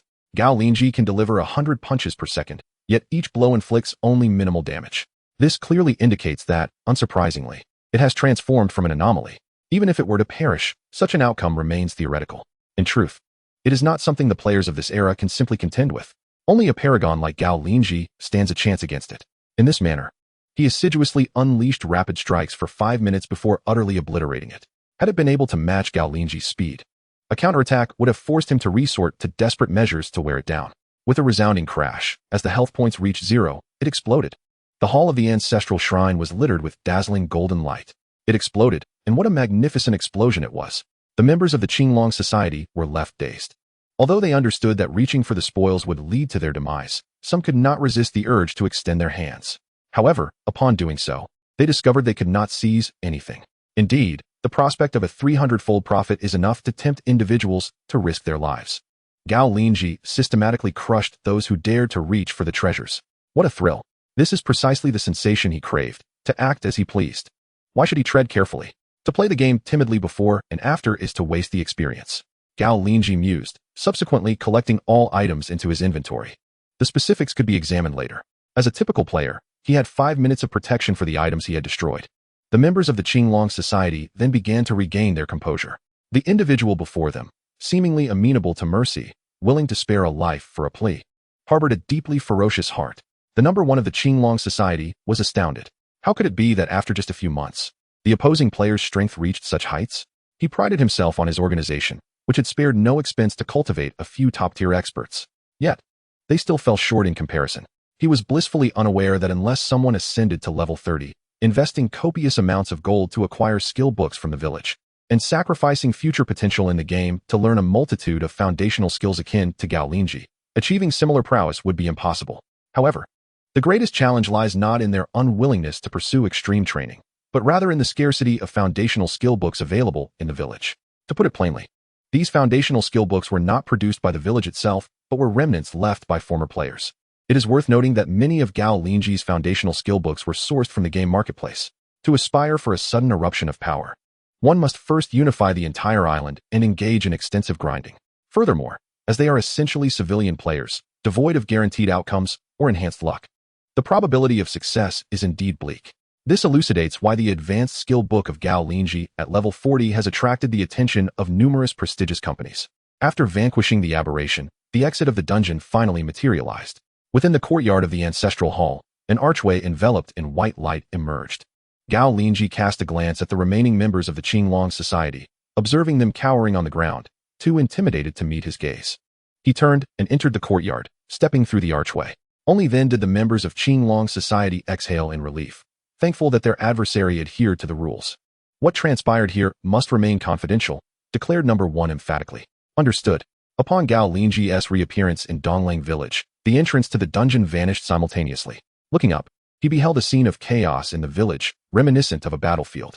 Luggage was strewn everywhere, crowds jostled, and noise filled the air. After all, it was merely a village, a makeshift assembly. Regardless of prior experiences in combating monsters, when a grave crisis struck, the underlying reality became evident.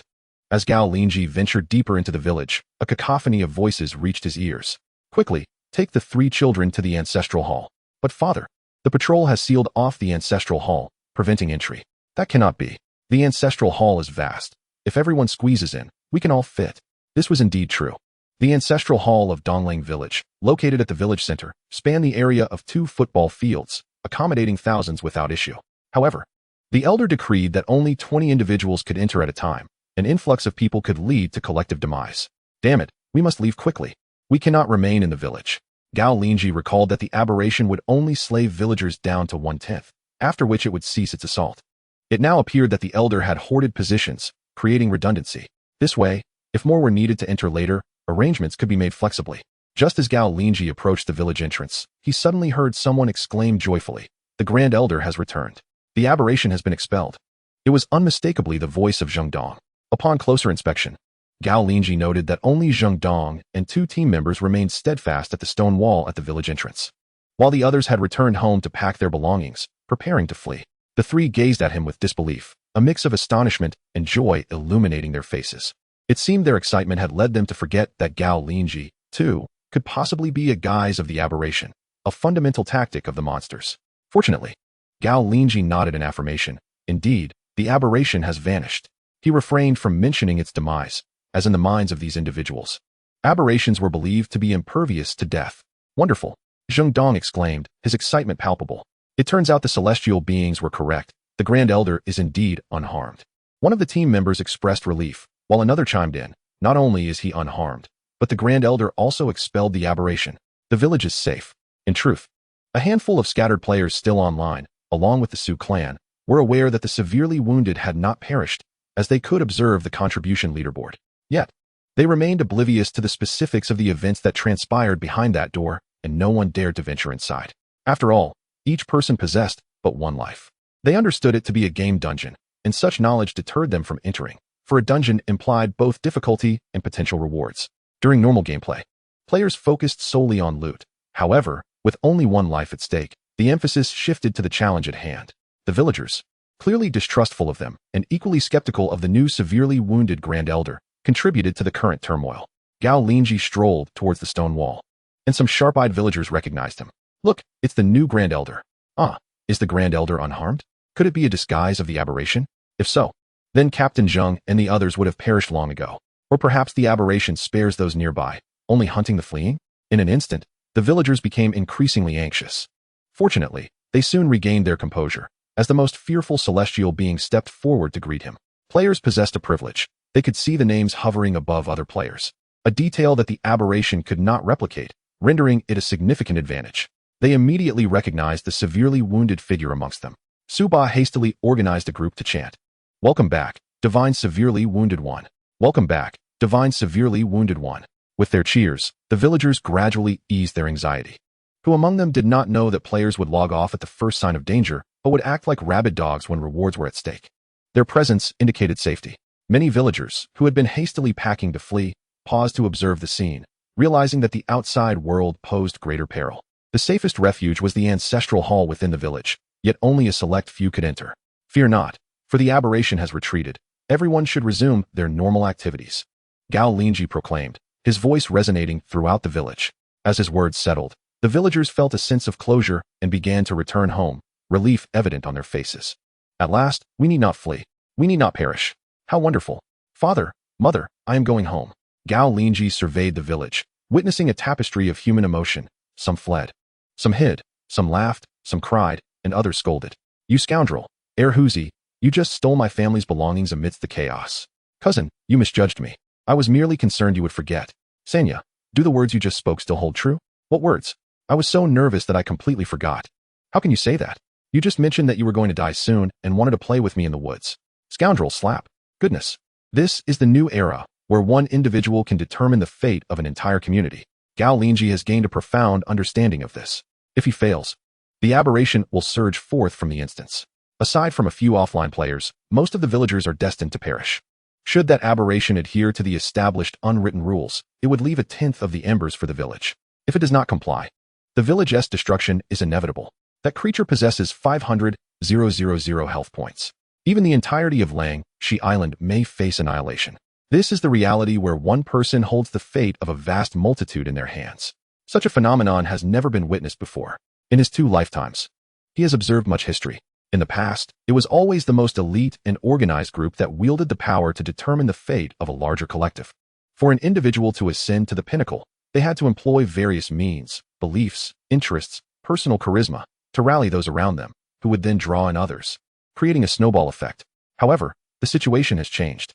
Gao Linzhi requires no such alliances. His actions alone can dictate the fate of the entire island. His emotions, whether joy or sorrow, even indifference, directly influence the survival of this land. Gao Linzhi shook his head. At that moment, the 2nd elder, 3rd elder, and 5th elder hurriedly arrived. Wonderful news, it turns out the Grand Elder is unharmed. Indeed, you entered that archway for quite some time without returning. So we hastily arranged for the villagers to take refuge. Alas, there were too many people and too little space, the 2nd elder lamented. Grand Elder, I sincerely apologize for disappointing you. The chaos in the village is our fault. The 3rd and 5th elders admitted their mistakes directly. Enough. There is no need to dwell on these trivial matters. What is the situation in the other villages? Gao Linzhi inquired directly. The 2nd elder quickly responded. Shilang village has just encountered a question and answer type aberration. Half of the populace perished before they could decipher the creature's answer. The aberrations faced by the northern and southern villages are stationary. As long as one does not approach, there is no danger. However, such creatures, if not expelled, will permanently occupy a portion of the land outside the village. Gao Linzhi understood. He felt little about this matter, as it did not personally concern him. Very well. Please organize yourselves. I shall take a brief rest. In truth, he was eager to examine the drops from that aberration. All right, Grand Elder, take your time. Zhengdong, please escort the Grand Elder to rest. No need for that. Gao Linzhi then returned to the Elders' Council Hall and subsequently logged off. This was merely the first day of the siege event. Offline, in the Great Cavern, Gao Linzhi examined his game backpack. The items that had just dropped were all in the slots behind. Upon closer inspection, he found 3 high-level skill stones. Advanced skill, Golden Dragon Ascension Technique. Effect, cultivating this technique allows one to surpass the 100-point limit in physique, continuing to be effective. Requirement, level 35. Excellent, but it is of no use to him. Skill stones are rare items. They can yield skills with no level requirements, but they can also produce high-demand skills. This is not contradictory. Advanced evasion. Ignore prerequisites and learn directly. Upon learning, it will replace the basic evasion and intermediate evasion skill slots. If neither has been learned, the physique bonuses from both will no longer be available. Indeed, this is quite useful. Gao Linzhi set it aside to learn later. The 3rd, advanced skill, blood contract. Effect, establish a contract with other life forms using blood, with customizable content. Requirement, profession, trickster advanced apprentice, level 35. Another formidable skill, but similarly of no use to him. This is quite normal. Most items dropped in the game are not applicable to one's own profession and must be traded. Chapter 76, The Great Company's Shift. The Serpent's Moniker. Gao Linzhi then proceeded to examine the drops from that creature with 500,000 health points. At the time, there had been so many drops that he had no opportunity to inspect them. Skill Stone, basic burrowing technique, ignore requirements, learn directly. Effect, able to rapidly dig underground. Comparable to a pangolin, when combined with the game backpack, it can quickly create underground caverns. This skill is excellent. Gao Linzhi was overjoyed, as it could be utilized in the real world offline. He currently resided in an uninhabited area within a vast cavern in the southern mountains. Although typically, no one could find it. Satellites, drones, and mass search tactics would prove ineffective. However, it should be noted that the game features the mage profession, specifically the trickster. Currently, players are at a low level and cannot learn powerful spells. Yet in the future, surely someone will acquire divination and locating spells. Finding and calculating individuals is among the most common aspects of divination. It is wise to prepare for the future and remain vigilant in peace. This is a valuable lesson Gao Linzhi learned from years of living under the company's shadow. This windfall is truly worth it. Just this basic burrowing technique alone is invaluable. After all, Gao Linzhi did not risk his life. He then placed the basic burrowing technique and advanced evasion together. Intending to learn them both shortly, he continued to browse through the other items. Expert level technique, indestructible Vajra technique. Level requirement, 55. Effect, cultivating this technique can enhance physique by 200 points, allowing it to surpass the 300-point limit, continuing to be effective. Upon seeing this, Gao Linzhi could not help but feel a stir of excitement.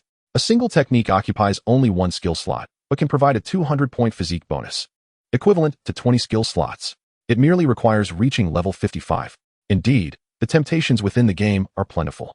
Stalling at a certain level has significant advantages, allowing for the accumulation of experience without any loss, effectively creating a treasure trove of invaluable experience that seems boundless.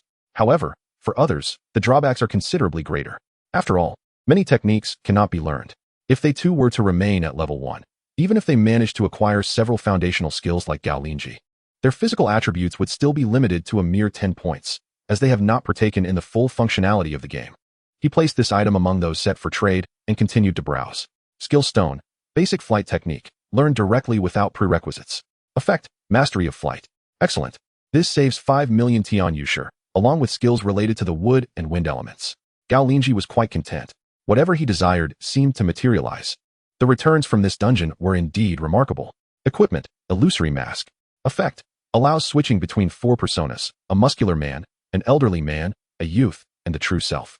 It remains undetectable by skills below master level. This is even better. Gao Linzhi found it quite necessary. It would prove useful when his true self needed to relocate. He continued to inspect further. Healing elixirs, 500 units, blue tier. Each use restores 1500 health, lasting for 1 minute, interrupted by attacks. Restorative supplies, quite good. Energy restoration elixirs, 500 units, blue tier. Each use restores 1500 energy, lasting for 1 minute, interrupted by attacks. This is even better. Puppet jade talismans, 5 units, purple tier. Capable of forcibly transforming other beings into advanced puppets, retaining more of their original intelligence, with a level cap of 55. This is also quite commendable. Gao Linzhi had never trusted others. It was a deeply ingrained habit. When playing games, if he could create a secondary account, he would rather do so to form a team himself than rely on teammates. This is also why he chose to explore uninhabited areas alone, residing in vast caverns. Arrows, 2000 units, blue tier, possessing greater lethality. Consumables. As he continued to peruse, there was little that caught his eye. However, the items he had just seen were already sufficient to satisfy Gao Linzhi. After all, this was merely the oddity of a novice's early game. The loot could not be overwhelmingly powerful. Thus, Gao Linzhi swiftly learned advanced evasion and basic burrowing technique, elevating both to level 100. Upon checking his data panel, his physical attributes increased by another 20 points. His base physicality reached 305 points, fully effective. He then organized the other items, placing them in his game inventory. Awaiting their future trade, his gaze then turned to his sole puppet, Wen Jingxuan. At that moment, Wen Jingxuan was diligently occupied on the eastern island. There, despite not receiving direct instructions from Gao Linzhi, he utilized his own intelligence to construct a stone house and gather food and fresh water while creating pathways. His prior self was an elite of the Wen family, with a physicality of 100 points, which sufficed for survival on the island. Immune to illness, untroubled by temperature extremes, and unfazed by seawater. With such physical attributes, gathering food, creating fresh water, and building a house on the island was a simple task. Much like the little characters within the game, they automatically constructed, managed, and fulfilled their basic needs without the need for player intervention. Unless a player set a specific goal, they would act according to their inherent requirements, akin to the classic simulation of life. The little characters did not require player manipulation. They would attend school, work, earn money, purchase homes, eat, and use the restroom autonomously. Currently, although Wen Jingxuan had become a puppet, he still required sustenance and shelter. After all, he must adhere to the laws of energy conservation. Unless he could cultivate immortality and absorbs spiritual energy for survival. Clearly, the real world lacked such spiritual energy. Upon witnessing this, Gao Linzhi felt a renewed sense of awe for the Tianyun world. This puppet talisman was truly remarkable. It essentially forced a transformation into a being of diminished intelligence, albeit without such formidable computational powers. The crux lay in its eradication of treachery, ambition, and desire, leaving only the instinct for labor. One could say it was akin to a divine beast talisman. With this thought, Gao Linzhi instructed Wen Jingxuan to begin crafting advertisements on the island using stone, offering a plethora of skill books and skill stones, including advanced techniques, expert-level techniques, and high-level skills, in exchange for rare foundational skills, foundational wind skill stones, foundational wood skill stones, and intermediate wood skill stones, all of which must bear the inscription, "Learn without prerequisites." After issuing his command, just as he was about to depart, he caught sight through the eyes of the puppet Wen Jingxuan of a luxurious passenger ship approaching the island. Undoubtedly, it was highly probable they were there for trade. This island lay off the beaten path, quite secluded, and rarely saw vessels. In truth, arriving by plane would have been preferable, yet there was no airport on the island. Helicopters were also unsafe due to the tumultuous sea. Indeed, he observed as the passenger ship dropped anchor in the distant waters, dispatching 2 speedboats. Each speedboat carried 4 individuals. As they advanced toward the island, one of them shouted through a megaphone, "We are from the Wen family, here to continue trading with the esteemed Sir Remnant Blood. We are from the Liu family, also here for trade." What a sight, such a grand family, so magnanimous. Despite previous discord, they still sought business, driven by profit and disregarding past grievances. "Come aboard," Gao Linzhi called out through Wen Jingxuan. The 2 speedboats surged onto the shore, and soon 8 individuals disembarked. Meeting with Wen Jingxuan, the 4 members of the Wen family were the first to recognize Wen Jingxuan. "Young master, you are unharmed," one exclaimed joyfully. "Indeed, I had anticipated that the weakened individual would not disregard the dignity of the WN family." Silence. Lao Shi, the leader, promptly interrupted the ramblings of those beside him. It was evident to him that the young master WNGXN was behaving rather strangely. The persons seemed to have lost their mind, their gaze vacant. "You may examine the inventory list first." WNGXN disregarded the others and directly presented 2 wooden plaques. Upon them was the inventory he had inscribed with his fingernail. It contained the skill books and skill stones intended for trade by Gao Linzhi. The leader of the Li family took it and whispered, "This WNGXN appears to have become a mere puppet. Alas, this is the price of ambition. He was once favored among the WN clan, eligible to propagate the next generation. However, the times have changed. Without strength, one holds no status within the family."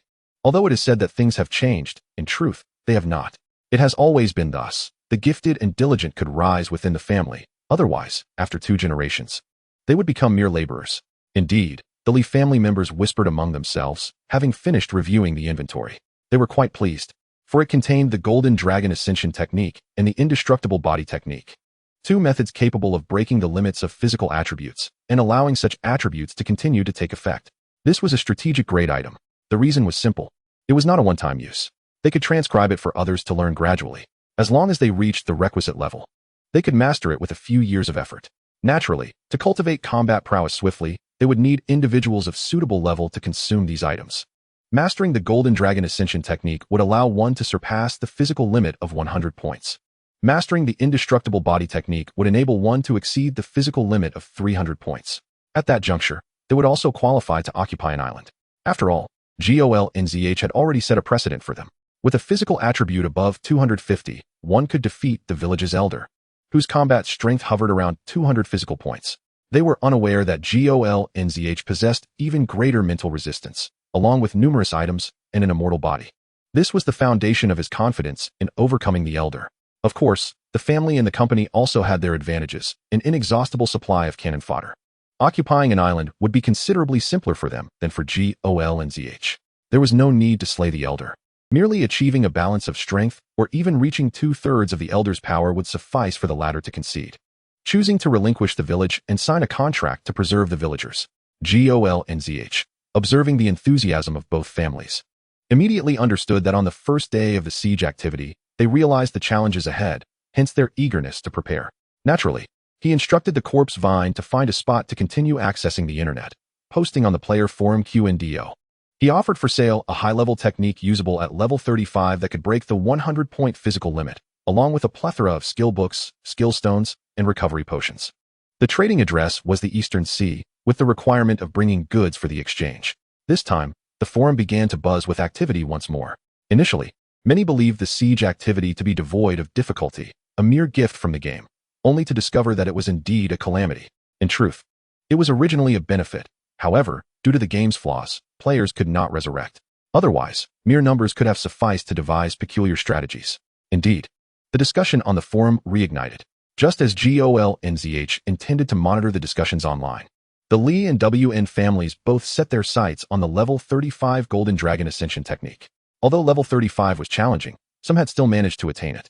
After all, each level required 100 experience points to level up, but the experience gained from defeating lower-level monsters would diminish sharply, even dropping to 0. It was essential to defeat monsters of equal or higher levels to gain sufficient experience. The leader of the Li family inquired first. We, the Li family, desire the Golden Dragon Ascension technique. May I ask what you require in return? Gao Linzhi, naturally, had his own considerations. He had learned 37 skills, with a cap of 70. His most pressing need was for fundamental physical and magical skills, as well as higher-level related skills that could be learned without regard to level restrictions. Therefore, he instructed WNZHNGXN to compile another list, seeking to acquire a plethora of basic physical and magical skills. He also sought a substantial quantity of advanced related skills and prioritized the acquisition of skill stones that disregarded level restrictions. If he wished to conceal his skill repertoire, he would need to acquire indiscriminately. Any targeted acquisition would reveal to others which skills he had learned. Thus, it was preferable to establish a grand trading market, consolidating vast resources to avoid exposing his details to outsiders. At this nascent stage, if Gao Linzhi attempted to collect everything, it would be excessively extravagant. For instance, skill stones were already precious, and those that ignored level restrictions were even more so.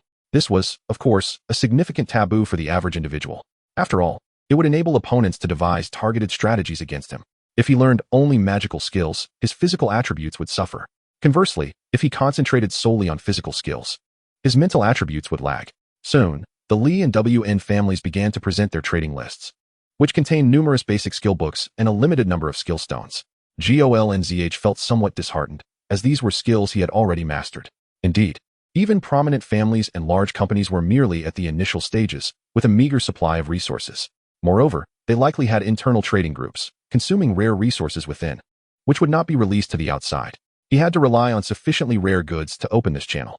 Of course, another option was to resort to theft. However, thievery was notoriously inefficient and difficult to sustain. Thus, he suggested, many others will seek to purchase. We shall hold an auction, and the highest bidder shall prevail. He then delegated these arrangements to WNZHNGXN. The counterpart is akin to a superior being, fully capable of managing the situation. Simultaneously, he has assigned the shishading to the counterpart, thus enabling them to complement each other's deficiencies. The commonality between the two lies in their lack of humanity. This is not a derogatory statement, but rather a neutral observation. Upon hearing this, the members of the Lu family and the Wen family immediately wore grim expressions. However, they found themselves powerless, as they could not threaten Gao Linzhi. Reluctantly, they made their way back to the ship. On the return journey, someone remarked, "Is this brat toying with us? How infuriating. He is too cunning. If only he would show himself. We would certainly make him aware of the inviolable dignity of a major corporation. Judging by his tone, he should be quite young. Why is he so evasive? Hiding away and using a puppet in his stead?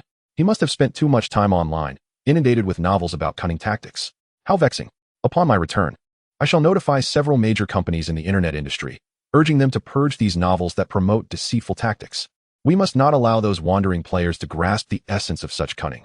We should encourage them to flaunt their superiority and slap faces left and right. Indeed, that is the way to go. Previously, it did not matter. Those who were cunning posed no threat to us and, in fact, contributed to a more stable situation. Now, however, each cunning individual is a potential viper. Yes, the Tianyun game has endowed them with fangs and venom glands. A change of course is imperative. Chapter 77. The event approaches its conclusion. Contribution rankings plummet. At this moment, within the official built-in group Yushir Tiantang, 21, the esteemed members inquired, "What points does everyone currently have on the contribution leaderboard? I only have 538 points. Does anyone know how many points the top players have? One minor demon only has 1 point, and with the level decay, it's utterly frustrating. Grinding small monsters in large quantities is simply infeasible." Kong 2086 queried. "It must be around 30,000 points. That's the contribution leaderboard on my island," Zhang in 1912 replied. "What the heck? Are we even playing the same game?" I'm stuck at level 11 and have only managed to accumulate over 500 points. Did he get stuck at level 1? Is he just waiting to fight these small monsters? Kong Kong 2086 was astonished. No, he only fought one, entered a dungeon.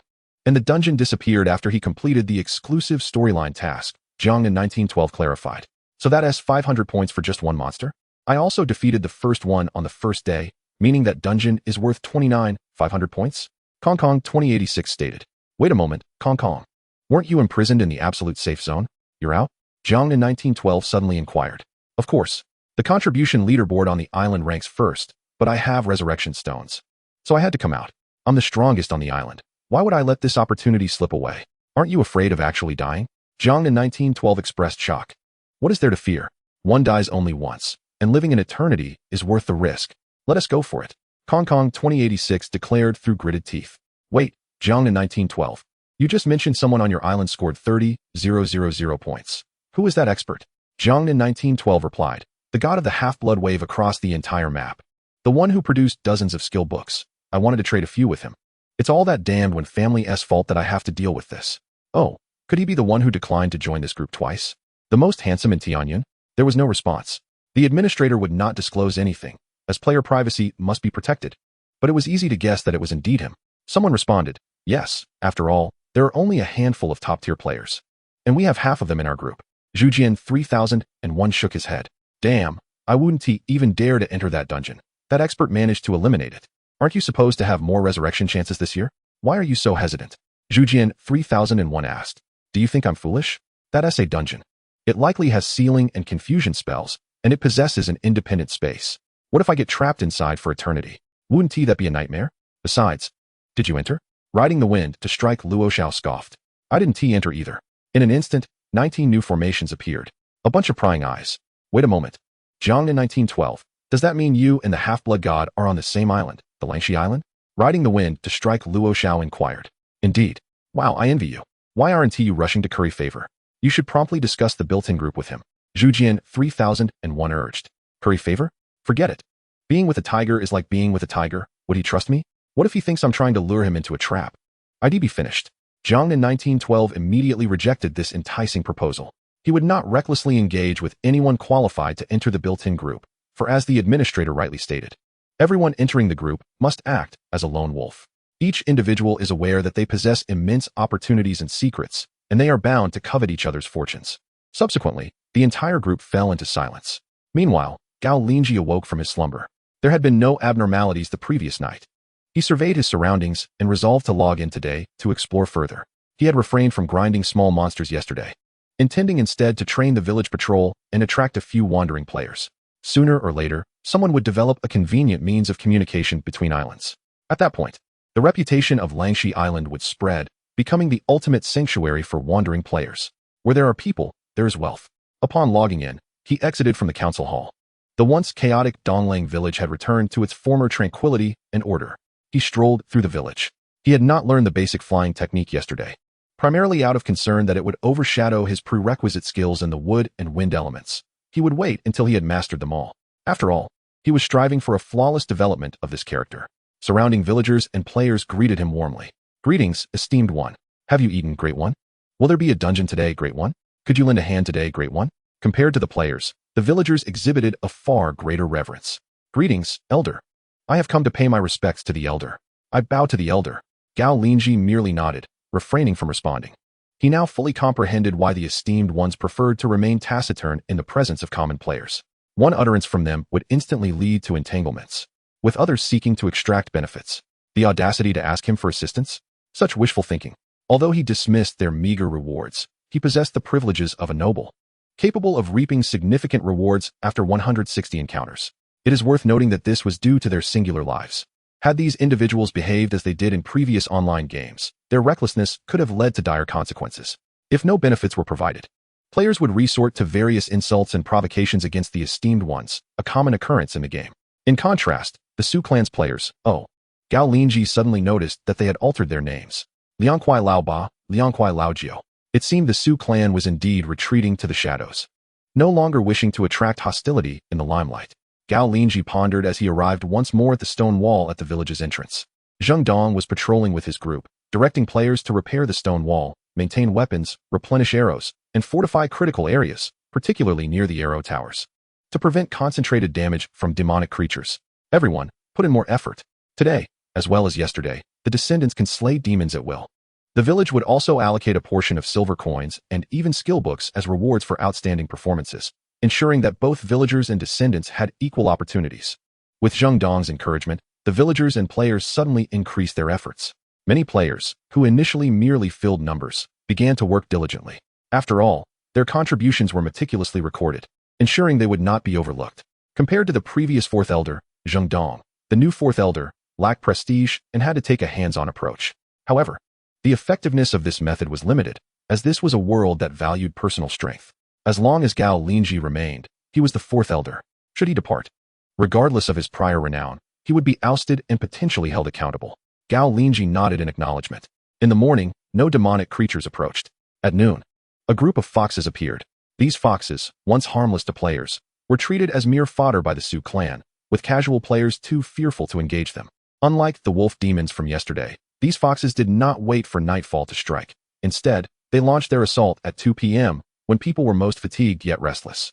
One by one, the foxes began to prance about, and a thick white mist enveloped the surroundings, rolling toward the walls. Big brother, care for some health tips? Sir, come and play. Young man, let me show you something special. Gao Linzhi remained clear-headed, but the others were not so fortunate. Their faces flushed and their gazes glazed. How curious. While wolves employed physical attacks, the foxes wielded psychological manipulation. No wonder they chose to strike in the afternoon, a time when most individuals were at their most dazed yet excitable. Players began to descend from the walls, rushing toward the foxes. The villagers, possessing higher resistance, managed to brace themselves. Those are illusions. Do not be deceived. There is nothing worthwhile to touch. Hold your ground. The attackers are male foxes. The females are at home giving birth. Do not fall for their tricks. How astonishing. Gao Linzhi found himself at a loss for words. The implications of these statements were profound. Experience had clearly favored the villagers. In contrast, the players appeared significantly weaker. Gao Linzhi felt compelled to intervene. He dashed down from the wall and soared into the air, delivering a series of explosive punches toward the foxes. Ah, please spare us. Woe is us. The fox demons, terrified, fled in disarray. Compared to the fearless wolves, these foxes were far more cowardly. Gao Linzhi dispatched a mere dozen, and the remaining foxes hastily retreated. As they fled, they cunningly attacked their own kind, injuring them to divert Gao Linzhi's attention. Just as he prepared to eradicate the last of them, he heard Zheng Dong calling from behind. Elder, spare them. We can farm them slowly later. Gao Linzhi nodded and ceased his pursuit. However, it was peculiar that the foxes had not reappeared. Scanning the area, he found only the scattered remnants of fleeing foxes. Consulting his minimap, he noticed a massive red dot rapidly vanishing, soon disappearing altogether. It seemed this cunning fox had recognized its peril and fled without hesitation. This was far more astute than the wolf king from yesterday. It must have hidden among the group of foxes. A pity. Gao Linzhi sighed not, returning to the walls without further ado. In the time that followed, no demonic creatures attacked the village again. As evening approached, everyone grew anxious once more, as this signified the potential return of anomalies. To their astonishment, however, the anomalies did not appear. Gao Linzhi understood that the creatures from yesterday had been entirely eradicated, leading the nearby anomalies into a cool-down phase. Meanwhile, Zhang in 1912 maintained his usual low profile within Dongling village, though not out of any deliberate intent to remain inconspicuous. He, like other players, engaged in slaying minor creatures. Currently, he was the esteemed leader of the Liang and Su clans guild, renowned for its excellence. However, due to unforeseen circumstances affecting the Su clan, the guild's growth encountered significant challenges. He pondered about venturing to the eastern island after logging off, aiming to acquire the coveted skill book. According to the forum, an auction was to be held where these books would be sold. On the 3rd, 4th, and up to the 7th day, no peculiar creatures appeared, only crabs, serpents, and an occasional rabbit surfaced, posing no threat to Gao Linzhi, who dispatched them effortlessly with mere punches. Eventually, he grew weary of lingering in Dongling village, swiftly traversing to the other 3 villages to eliminate their minor creatures as well. Despite Gao Linzhi's inherent caution, a sense of monotony crept in.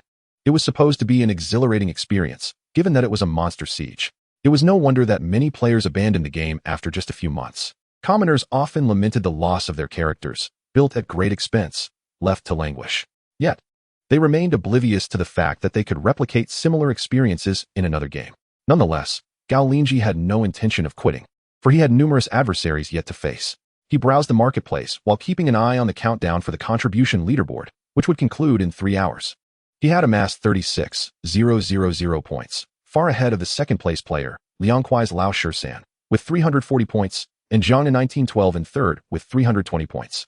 This disparity vividly illustrated the divide between the elite and the commoners within the game.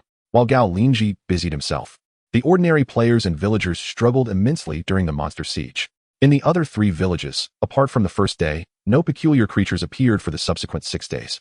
Yet their resistance remained arduous. The challenges were exacerbated by the negligence of the Su and Liang clans. Before Gao Linzhi arrived to vanquish them, the villagers and casual players faced overwhelming odds. Despite the attacking monsters being of similar levels to those in their lairs, their numbers multiplied by tens or even hundreds, significantly heightening the difficulty. Furthermore, the villages were expansive. Although the walls were high, they stretched over 50 meters, with only 1 defender assigned per section, rendering the defense exceptionally challenging. On several occasions, the monsters infiltrated the other 3 villages, claiming the lives of the elderly, weak, and infirm. Most women and children were herded into the ancestral hall and village center, while the houses on the outskirts were occupied by the vulnerable, essentially using them as bait and buffer. Nevertheless, the villages managed to endure. Following the siege, numerous benefits emerged. Elders from the other 3 villages proactively sent representatives to Donglang village, expressing their desire for a merger. "We hope to unite our villages," stated the second elder of Shilong village. "Why is that? Have you forgotten that a larger population could attract more formidable creatures?" queried the second elder of Donglang village, puzzled. It was well known that previously, when the elder attempted to seize a lair, many from those villages had voiced grievances. Yet, fearing Gao Linzhi's martial prowess, they had no choice but to acquiesce. Now, however, they approached voluntarily. "But isn't your village's elder capable of repelling the monsters?" "Indeed, we witnessed that the creatures vanished, and for several days, none appeared. It became clear that the peculiar creatures were the true impediments to the village's expansion, rather than the monsters themselves. With a larger population, as long as they were well organized, their strength would escalate exponentially. The presence of more monsters posed little fear. The true terror lay in the unresolvable peculiarities. The larger the population grew, the greater the danger, the more challenging the resolution, and the higher the casualty rate. Chapter 78. First place on the leaderboard, auction commences. In Donglang Village's Elder Council Chamber, Gao Linzhi awaited the conclusion of the contribution leaderboard countdown. At that moment, 3 elders arrived together. "The other 3 villages have sent their second elders to discuss the merger of our villages. They believe you can repel the peculiar creatures. Is that true?" The second elder inquired cautiously. Gao Linzhi contemplated for a moment. He immediately discerned that the merger was merely a facade, a test of his ability to expel the peculiar creatures. Indeed, the peculiarities were an absolute calamity within the Tianyun world, profoundly influencing societal structures, without exception. The emergence of miraculous dungeons, the inexplicable disappearance of peculiarities, and their absence for several days had garnered the attention of their highest authorities. Even in its flawed state, the Tianyun game surpassed the highest martial prowess of this world by leaps and bounds. He initially thought that the prices for the peculiar story dungeon tickets in the marketplace were exorbitant. 10,000 Tianyun stones for white tier peculiarities, 100,000 for green tier, 1,000,000 for blue tier, 10,000,000 for purple tier, 100,000,000 for gold tier, and 1,000,000 for red tier. Moreover, purchases were limited, not for a lifetime, but rather restricted to monthly quotas. Now it seemed that if others had access to such a channel, they would almost empty the marketplace. This presented him with an additional avenue for trade. An idea struck him, and he quickly formulated a plan. It may not be perfect, but it would undoubtedly benefit him.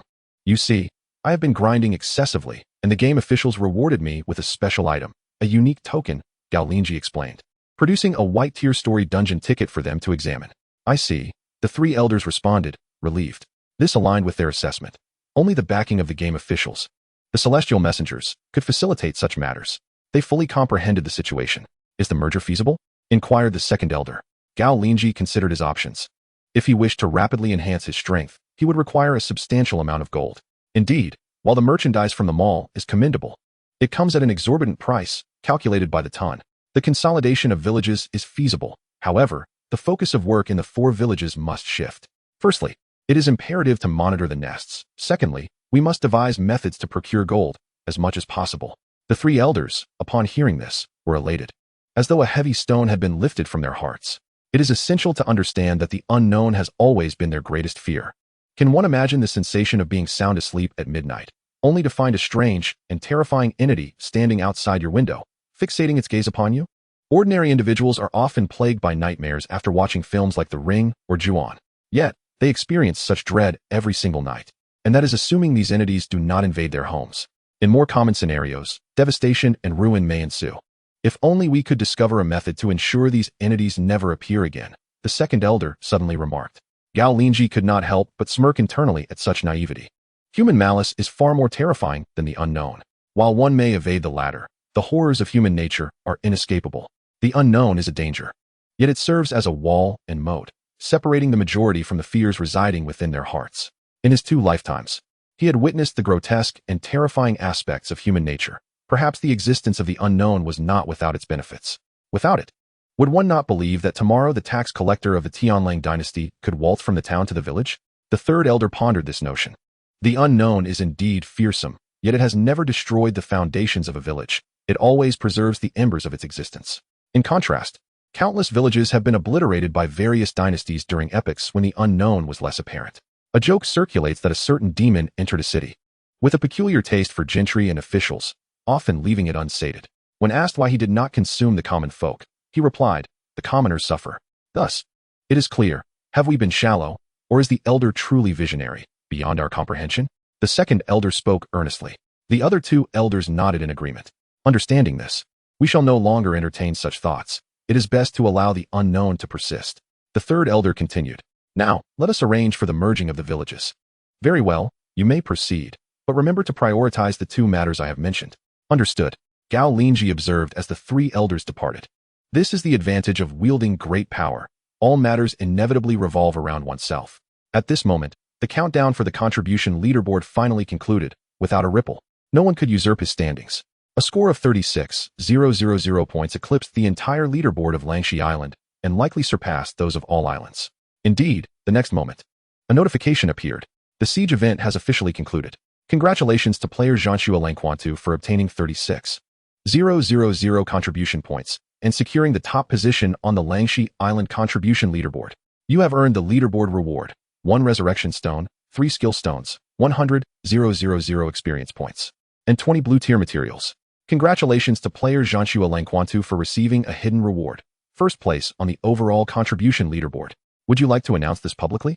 You have received a hidden reward: 5 resurrection stones, 10 selectable skill stones, and a choice of 1 package, either 1,000,000 experience points, or an increase of 5 in skill slots, or an additional 10 inventory slots, and 100 purple tier selectable materials. Excellent, I have struck gold. Gao Linzhi was instantly exhilarated upon seeing the leaderboard rewards. While resurrection stones hold little utility for him, they are immensely valuable to others. How much gold could they be exchanged for? 10 tons for 1 is quite reasonable, is it not? A life for merely 10 tons. Would they even charge you an extra dime? Announce it, he declared decisively. You have been granted the privilege to enter the official built-in group. Do you accept the invitation? Decline. Gao Linzhi had reached a level of strength that rendered him unafraid of drawing attention within the game. To be prominent signifies credibility, which in turn expands the trading circle, facilitating the acquisition of numerous resources. Yet, in the real world, he must remain as inconspicuous as possible. In the game, I strike with force. In reality, I tread softly. Thus, I shall forego joining the built-in group. The impossibility triangle: common folk, good fortune, voluntary invitation. These 3 elements cannot coexist within a single reality. He understood the power of the internet. Physically locating someone is not particularly challenging. In the real world, he accessed the internet through others' homes using the Shidgeting Vine, effectively eliminating the possibility of being tracked online. At this very moment, 3 game announcements erupted. Congratulations to Langshi Island player Zhanshua Langquantu for obtaining 36,000 contribution points in the siege event, claiming the first position on the overall contribution leaderboard. Receiving hidden rewards, the players of the Tianyun game were instantly thrown into a frenzy. With no chat channels in the game, they hastily convened in offline networks to discuss. Various family groups, such as the Xingfu family, the Yang clan, and the AI family, were abuzz with excitement. This is impossible, 36,000 points. Surely, this must be a result of spending money? Yet, there is no recharge option within the game. I have hundreds of tons of gold at home, but I can only exchange it slowly with the village elders, as their productivity is far too low to consume such wealth relying solely on the creation of charms and equipment. I only scored 140 points. nearly falling victim to that fox. Indeed, I only achieved 600 points. Goodness, a player with 600 points has emerged. Nonsense. That is merely a fraction of what others have. Immediately send forth our most esteemed daughters, no, granddaughters and great-granddaughters, to seek a union with this Jianxue. Dispatch spies at once, employing every means to infiltrate Linzhi Island. We must uncover the secrets of this Jianxue, for he undoubtedly harbors significant mysteries. In an instant, various families, corporations, and even many lone players turn their attention towards Linzhi Island. Navigating the online realm has proven exceedingly challenging. The vast ocean is teeming with anomalies.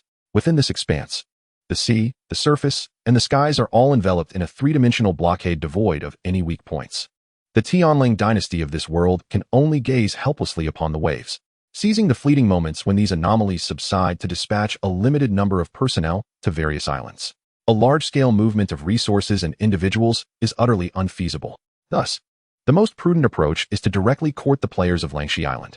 In a flash, Su City and Liang City are inundated with throngs of people. Players tend to congregate on a single island, delineating their spawn points by region, which undoubtedly benefits the game. This arrangement facilitates offline communication and team building among players, fostering more cohesive and committed guilds. However, this is predicated on the game functioning normally. In its current fragmented state, it spells doom for the civilian players. Local inns and eateries are suddenly swept up in a wave of consumer enthusiasm. This could be considered Gao Linzhi's modest contribution to his newfound hometown. Despite his never having regarded Su City as such, Gao Linzhi soon recognized the advantages of the game announcement. Numerous players logged in to consult the village elder. Some entrusted me with messages for the elder, suggesting that if he were to enter into a marriage alliance, the rewards would be exceedingly generous: gold, women, shares, land, and population. Anything one desires would be readily available. Others requested that I procure game resurrection stones from the elder at the price of 3 tons of gold. Some even asked me to acquire optional skill stones from the elder at a negotiable price. Immediately, Gao Linzhi conceived a plan. He could synchronize the online platform he was establishing for the Eastern Island with the one he was creating. Moreover, it would be significantly safer. Of course, the offline platform would not be discarded. It would serve to attract the attention of others. Thus, he instructed the third elder to establish a shop in the prime location of the village, naming it the Donglang Auction House. This establishment would primarily acquire gold, skill stones, and skill books, auctioning off rare items. The first batch of inventory would consist of resurrection stones and skill books. Very well, elder, the third elder exclaimed, brimming with excitement. This will surely invigorate the village. Since the new elder took charge, good news has been pouring in one after another. Indeed, like people, this village must undergo renewal to thrive. At this moment, Jiangnan 1912 is in Donglang village, within his residence. He is somewhat incensed. How infuriating. To have my ranking stolen at the last moment. In the final 3 hours, I fell short by 20 minutes, yet there were simply no monsters left to defeat.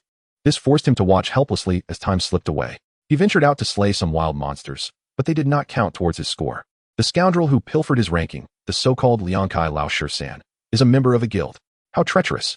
He recognizes the true identity of his rival. It is Liang Xiongxiong of the Liang clan. He also understands the method by which the rival stole the ranking, buying off the villagers and controlling players from the company to capture a batch of monsters without engaging them, leading him to let down his guard. To maintain a low profile, he refrained from excessively grinding. In truth, had he exerted himself, he could have achieved a score of 600. This is precisely why Jiangnan 1912 is so enraged. He clearly had the potential for a high score, but lost his second place due to his own complacency.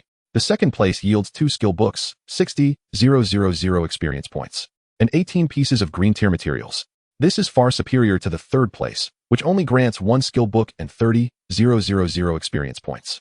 He had hoped to secure the second place reward and negotiate with the wounded elder, thus minimizing his offline costs. How vexing it is that he is still a member of the Liang clan and even the guild leader. Jiangnan 1912 resolved to take action. He would inform the elder about the Liang clan's secrets.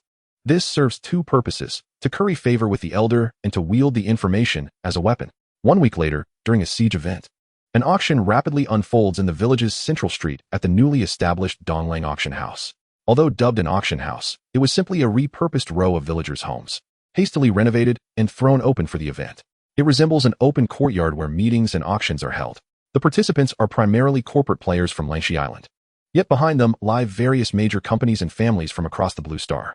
These corporate players are thoroughly indulging in the spoils, while the independent players find themselves entirely excluded. The reason is straightforward: those large companies do not trust them. The second elder presides over the auction, standing atop a makeshift wooden platform. Below him, tables and benches are filled with eager participants, each table marked with different numbered placards.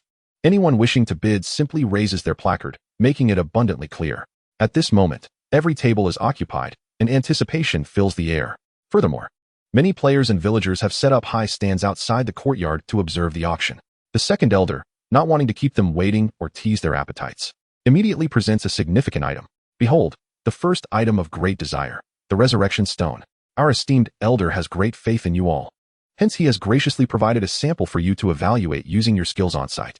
With that, the second elder retrieves a jade box, carefully placing it on the table atop the platform. The crowd collectively holds their breath, awaiting the second elder's unveiling. He swiftly opens the box with utmost care, revealing a golden stone shimmering with light, intricately engraved with a human figure, clearly a treasure. The resurrection stone allows one to return to life once after death. Upon resurrection, one may choose to revive at any location previously visited, provided it is not a closed-off space. This also applies offline, and the interval between using 2 resurrection stones cannot be less than 30 days. As the crowd completed their assessments of their gaming skills, some individuals had acquired skills with identification capabilities. After all, many insignificant players often squander their skill slots. This is quite impressive. It truly grants an additional life, and one need not fear being camped by their adversaries. Indeed, if one were to respawn in the same location, it would hold little significance, as those who could kill you once could easily do so 100 times. The value is extraordinary. What is the starting bid? Some eager players from companies quickly inquired. Chapter 79. Successful Transaction, Power Test. The base price is 10 tons of gold. This is for a rare foundational skill book, the likes of which cannot be found in the various villages. Skill stones, disregarding demand, will prioritize those with intermediate skills or above. The 3 types of items for exchange are prioritized as mentioned. The second elder articulated this clearly. The audience erupted in astonishment. 10 tons of gold.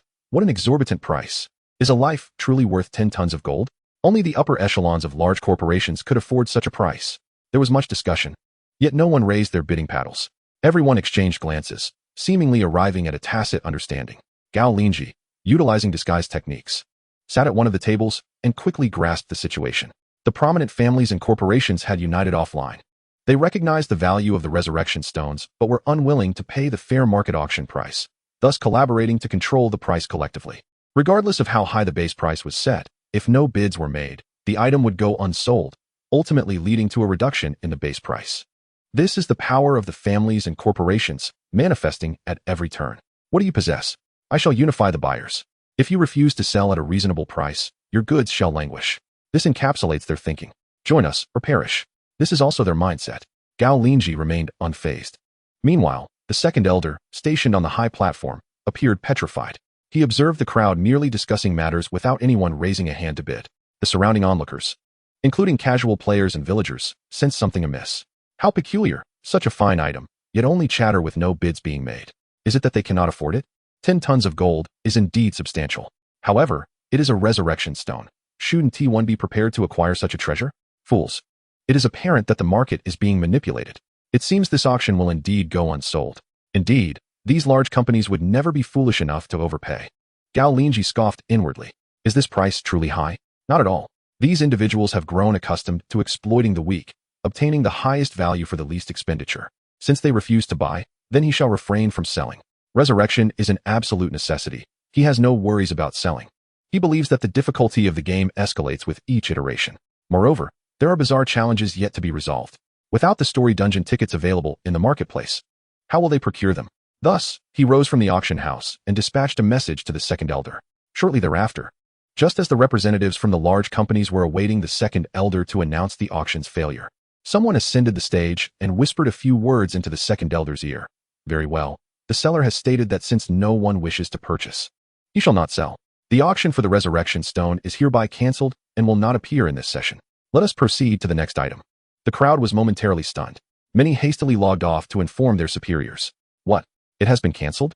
I must tackle a bizarre creature immediately. I need that resurrection stone. Cursed be it. Had I known better than to collaborate with those scoundrels, I would have realized that the wounded one was indeed formidable. Yes, the opponent is undoubtedly a tough nut to crack. They will not bend to us. We must adhere to the standard market regulations. Indeed, let us set the price alliance aside. Hoarding such a rare item as the resurrection stone will not diminish its value. On the contrary, as levels rise, its worth increases. And the opposing party will certainly not concede. Gao Linzhi's maneuver directly incited impatience among those desperately in need of the resurrection stones. This exemplifies the downside of alliances, discord among hearts. Before long, some agents received orders to acquire the resurrection stones at any cost. In the auction hall, someone immediately raised a paddle. How can it be cancelled? We wish to bid 20 tons of gold. Gao Linzhi's simple refusal shattered their price alliance. Apologies. If you wish to buy, you must present your best offer to the seller. Our auction will no longer proceed with the sale. The second elder shook his head. What? How can you do this? The crowd erupted in outrage. Consequently, their plans were utterly thwarted. In an instant, the agents scrambled to log off. Zhang in 1912 observed this turn of events with a smirk. These individuals remain unable to relinquish their high and mighty airs. They believe that allowing the impoverished to profit from their wealth is a sin. In the eyes of many, lower-class citizens are mere tools, destined only to generate wealth, not share it. He then rose and discreetly made his way to the Elders' Council chamber. Inside the chamber, Gao Linzhi was examining his data panel, reviewing his character's development statistics, which brought him great joy. Constitution 305, Spirit 127, Skill Limit 70, currently possessing 36. A pile of fallen star stones, Nobility level 19, and a trove of rare items. At that moment, Su Go arrived to report. My lord, someone seeks you. He claims to be Jiang Nan and possesses items you require, hoping to exchange them for other skill books. Oh, what does he offer? He claims to have skill stones that disregard demand levels, specifically foundational wind skills and intermediate wood skills. Upon hearing this, Gao Linzhi was momentarily taken aback, for these two items were precisely what he required. He had already developed the foundational flying technique, but hesitated to learn it, fearing it might overshadow these two prerequisite skills. It appeared that his counterpart had discerned his urgent need for flight from his stance in the air, undoubtedly an elite among the casual players. Thus, he spoke. Very well. Let him in. Gao Linzhi then encountered Zhang in 1912, who bore a rather ordinary nickname. Yet the number accompanying it suggested a deeper significance, one that was certainly not trivial. The Tianyun game was a unique realm, devoid of the concept of server divisions. Thank you for receiving me, esteemed player, Zhang in 1912 said, producing two skill stones. Precisely the foundational wind-type skill and the intermediate wood-type skill that Gao Linzhi sought. After verification, Gao Linzhi found no discrepancies. Skill stone, foundational wind-type skill. No prerequisites required for learning. Skill stone, intermediate wood-type skill, learnable without prerequisites. However, mastering it would supersede the foundational wood-type skill, and failure to learn the foundational skill would result in a permanent loss of corresponding mental bonuses. Gao Linzhi nodded in approval. Excellent. What do you require in return? I need 2 foundational healing skill books, 3 foundational agility skill books, and 2 foundational defense skill books, Zhang in 1912 replied. Of course, Gao Linzhi responded, fully aware that his counterpart likely had further demands. Skill books were far more commonplace than skill stones, and the value of the stones offered was significantly higher. Exchanging 7 skill books for 2 skill stones was a lucrative deal for Gao Linzhi. He reminded himself that these foundational skill books could also be purchased from the marketplace, albeit with a monthly limit. The transaction was soon completed. Just as Zhang in 1912 was about to depart, he suddenly remarked, seemingly out of the blue, esteemed player. Have you ever pondered whether, as we enter the Tianyun world, its beings might also breach into our realm? Impossible, Gao Linzhi retorted. We are safeguarded by game rules. While the Tianyun world lacks such protections, yet they possess a form of rule-bound entities, which is peculiar. Moreover, let us not forget, humans are not short of various guides. Zhang in 1912 added, some individuals would rather sacrifice their lives than betray their organization. Gao Linzhi fell into deep contemplation. His counterpart's words were not without purpose. Could it be that these entities might invade reality? If so, it would indeed pose a significant problem. Yet, it seemed that some individuals were intent on actively unleashing these anomalies into the real world. Did they not comprehend the terror of these entities? Were they merely seeking a more thrilling existence offline, or did they harbor ulterior motives? Gao Linzhi mused, suspecting certain motivations, such as a desire for vengeance against large corporations. Such individuals were numerous. He shook his head. These matters were beyond his control, and he could not intervene. All he could do was strive to grow stronger and invest wisely. After all, the game shop offered tickets for story dungeons that dealt with anomalies, albeit the higher-tier ones were exorbitantly priced. The red-tier anomalies demanded 10 billion Tianyun stones. Subsequently, he learned the intermediate wood-type skill stone and the foundational wind-type skill, along with the previously acquired foundational flying technique, and elevated them all to level 100. As a result, his mental attribute increased by another 30 points. From this perspective, the game was indeed generous to its players. Learning a skill could effectively enhance one's capabilities. However, ordinary players, unable to afford skill books, would toil for months or even years to master just one. This disparity was stark compared to company players, lucky players, and dedicated players like himself. His mental attribute now stood at 157 points. Without gear, his data panel displayed physique, 5,300, mental, 7,150, 3,050, 1,570, 39 skills, with a maximum of 70. Moreover, these were fully effective. He felt quite at ease. However, he needed a benchmark to ascertain the level of his newfound strength. Presently, the strongest creature on the island was merely level 30, an octopus residing in the sea near Nanling village, which was not a worthy opponent to gauge his abilities. The anomalies that had emerged were primarily rule-based confrontations, necessitating a clear understanding of their weaknesses. Even if a story dungeon were to form, one must solve the adversary's puzzles to enter the climactic phase, revealing their health points. Thus, in search of a suitable reference, he aimed for a higher-level opponent, ideally around level 55, to accurately measure the disparity in strength.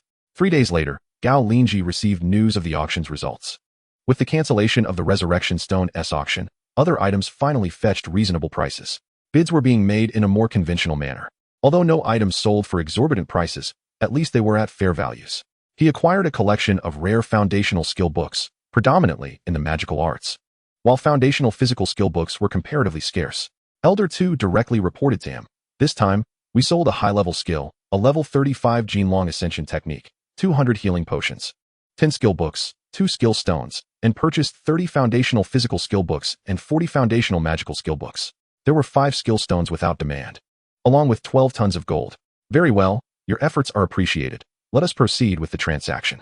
Gao Linzhi, of course, would not relinquish the items to the village, but rather stowed them within his gaming backpack. In merely an hour, both parties successfully completed the exchange. Following this, Gao Linzhi began to peruse the skill books before him. To his astonishment, he discovered 5 new foundational physical skills and 12 foundational magical skills. These included basic counter, basic regeneration, basic navigation, basic critical strike, and basic combo. Without hesitation, he decided to acquire them all. Each skill required an expenditure of 10,000 experience points to elevate to level 100. If one were to be capped at level 1, amassing that 10,000 experience would indeed be quite troublesome.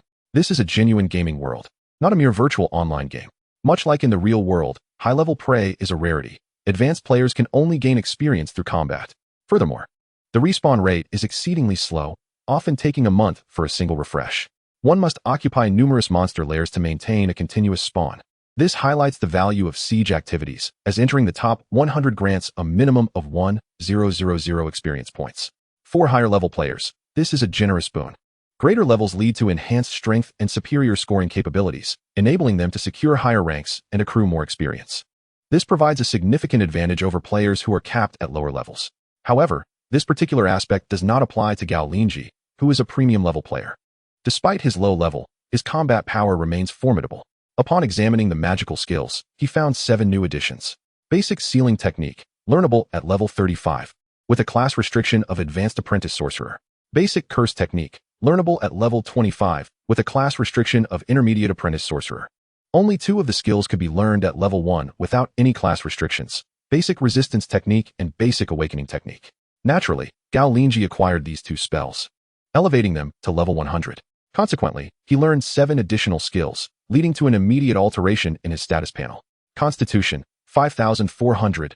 Spirit, 7,170. After a flurry of attribute allocation, he felt invigorated. Suddenly, a brilliant idea struck him. He would test his strength. He chose to log off and return to the desolate mountains, to the vast cavern. Gazing into the dark abyss of the cavern, he faintly perceived the subtle sounds of venomous snakes and insects scuttling about.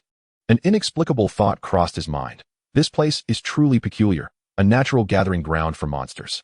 He abruptly had an epiphany. Could it be that these anomalies were introduced by an influential family? Their intention might be to allow the aberrations to occupy the uninhabited regions of Blue Star. In doing so, solitary individuals would have nowhere to hide, forced instead to take refuge in cities and villages. Yet, he quickly shook his head, pondering whether they would be so foolish. Inviting a deity is easy, but sending one away is far more challenging. However, reflecting on history, wasn't this precisely what transpired during the late Ming dynasty? They allied with the Tartars to eradicate the righteous forces, ultimately leading to their own demise at their blood-soaked hands.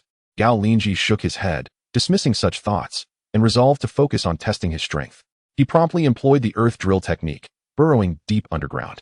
Indeed, he intended to utilize the high temperature and pressure of the Earth's crust to ascertain how many meters he could endure. If he were to perish, he could always revive.